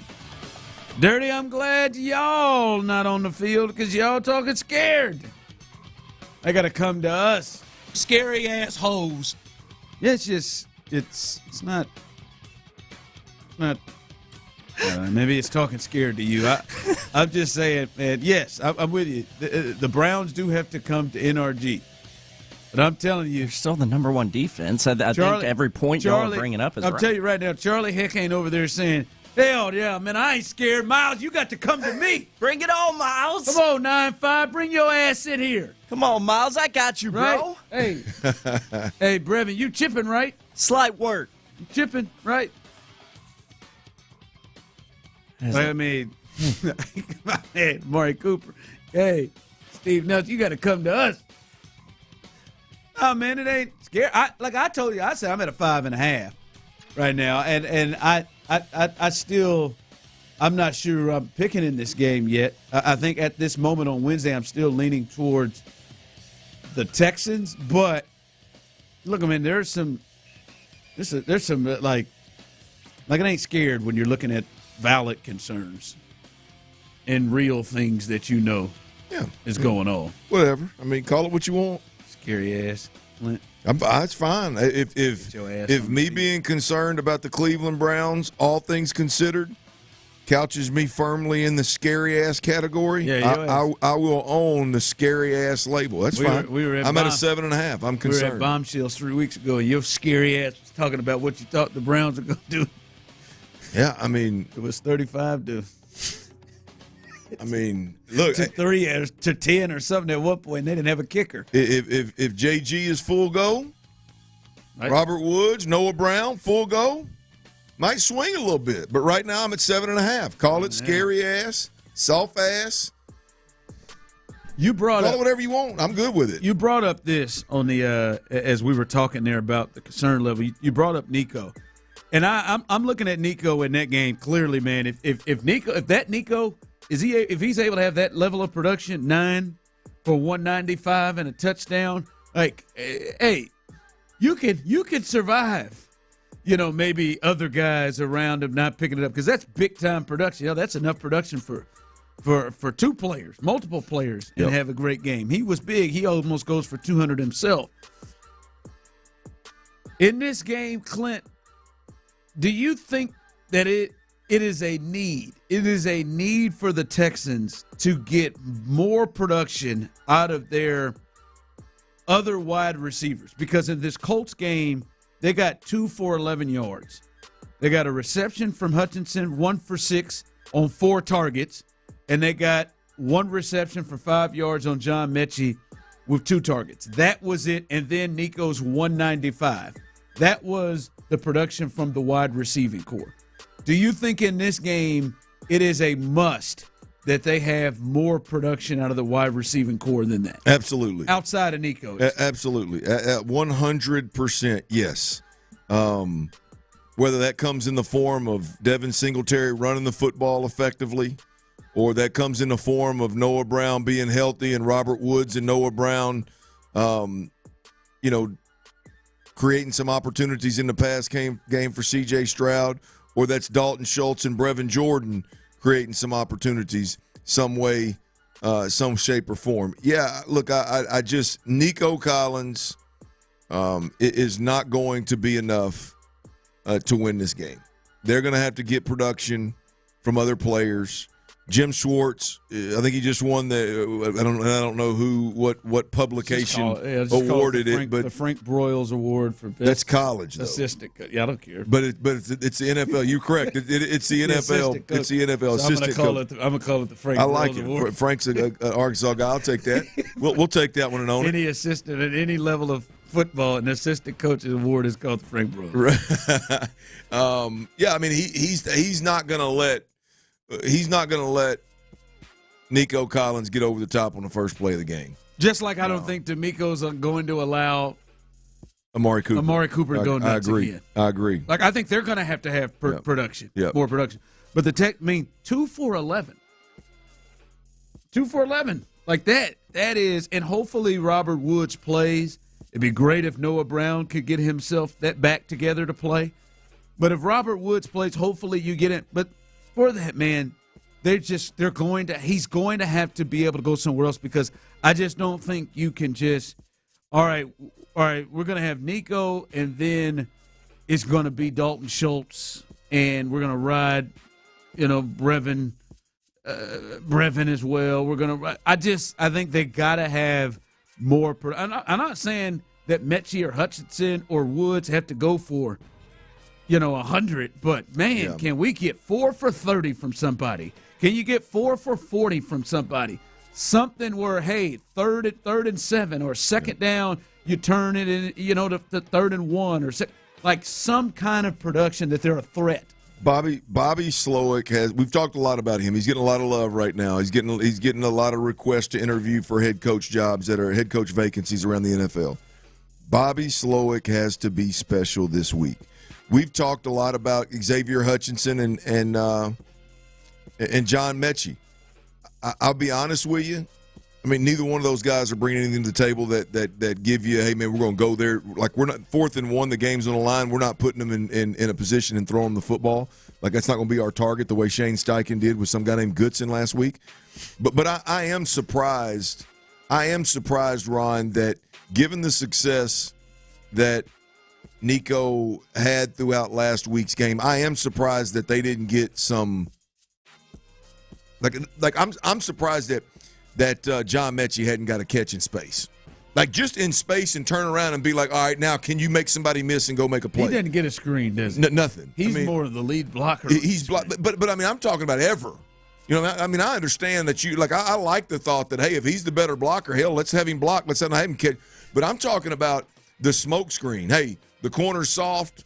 They got the safety down in the box. Instead of running it that direction, let's just stand up and see if John Mechie can make a catch with 5-yard cushion and make somebody miss. Mechie's dropped open opportunities like that, though, man. And he dropped a touchdown. But here's the deal, Tyler. I agree with you. Like, it's hard to plan, but that's all they got. Yeah. Like, the Texans right now at the receiver position don't have the luxury to go, well, Mechie's dropped a couple balls. That's what they got. Mm-hmm.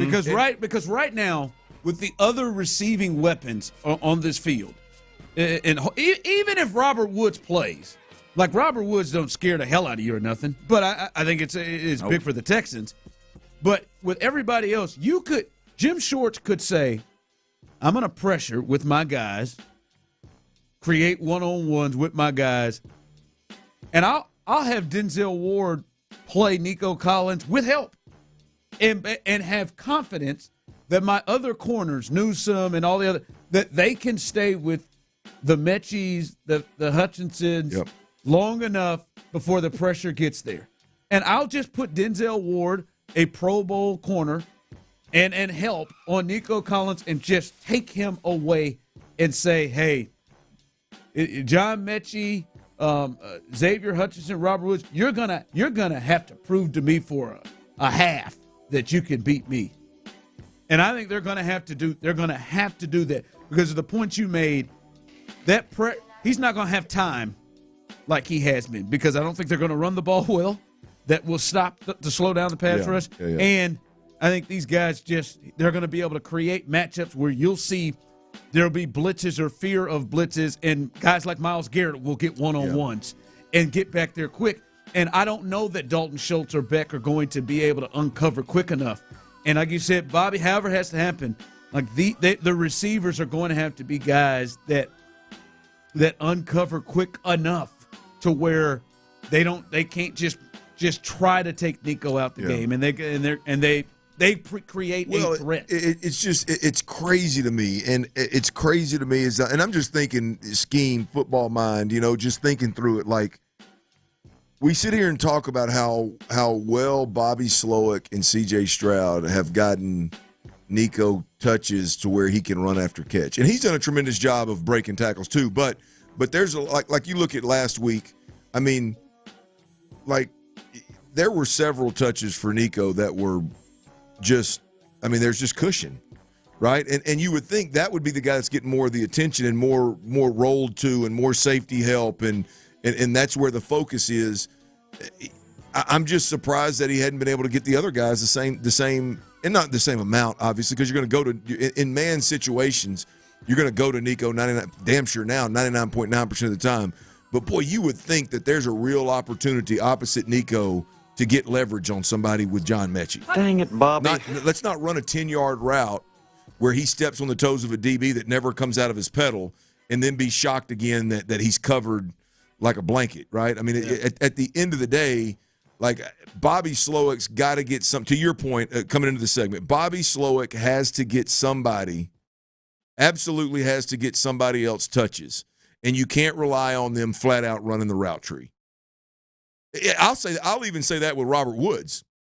I mean, Nico Collins right now is the only guy that can get somebody out of a pedal, that can run the route tree and get separation. Everybody else, it's going to have to be rub routes. It's going to have to be concepts that they need help. Yep. Two guys attacking one zone. Like it's going to have to be Bobby Slowick. This is a monster. Obviously, it's a big game for everybody. It's a playoffs, but this game is really a Bobby Slowick game. And maybe used off of Nico, using that there. So that is something they got it. It's got to be more than 2 for 11.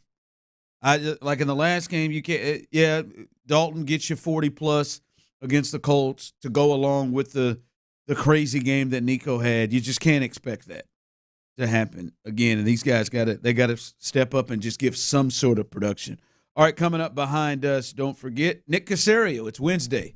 Nick Caserio always speaks on Wednesdays on Texans All Access. They'll be coming up as soon as we hand this thing off to them at 6 o'clock right behind us. So Nick Caserio, he was on our air earlier this week with Payne and Pendergast. Very, very entertaining there. You'll hear him as he gets ready for his first playoff game with the Houston Texans. So stay tuned for that. Tomorrow, don't forget, programming note, Cal and Hannah McNair, they will join Sports Radio 610. They'll first be on In the Loop, so you want to check. I think you might want to be safe and just jump on. Really, I think just jump on at 10 o'clock.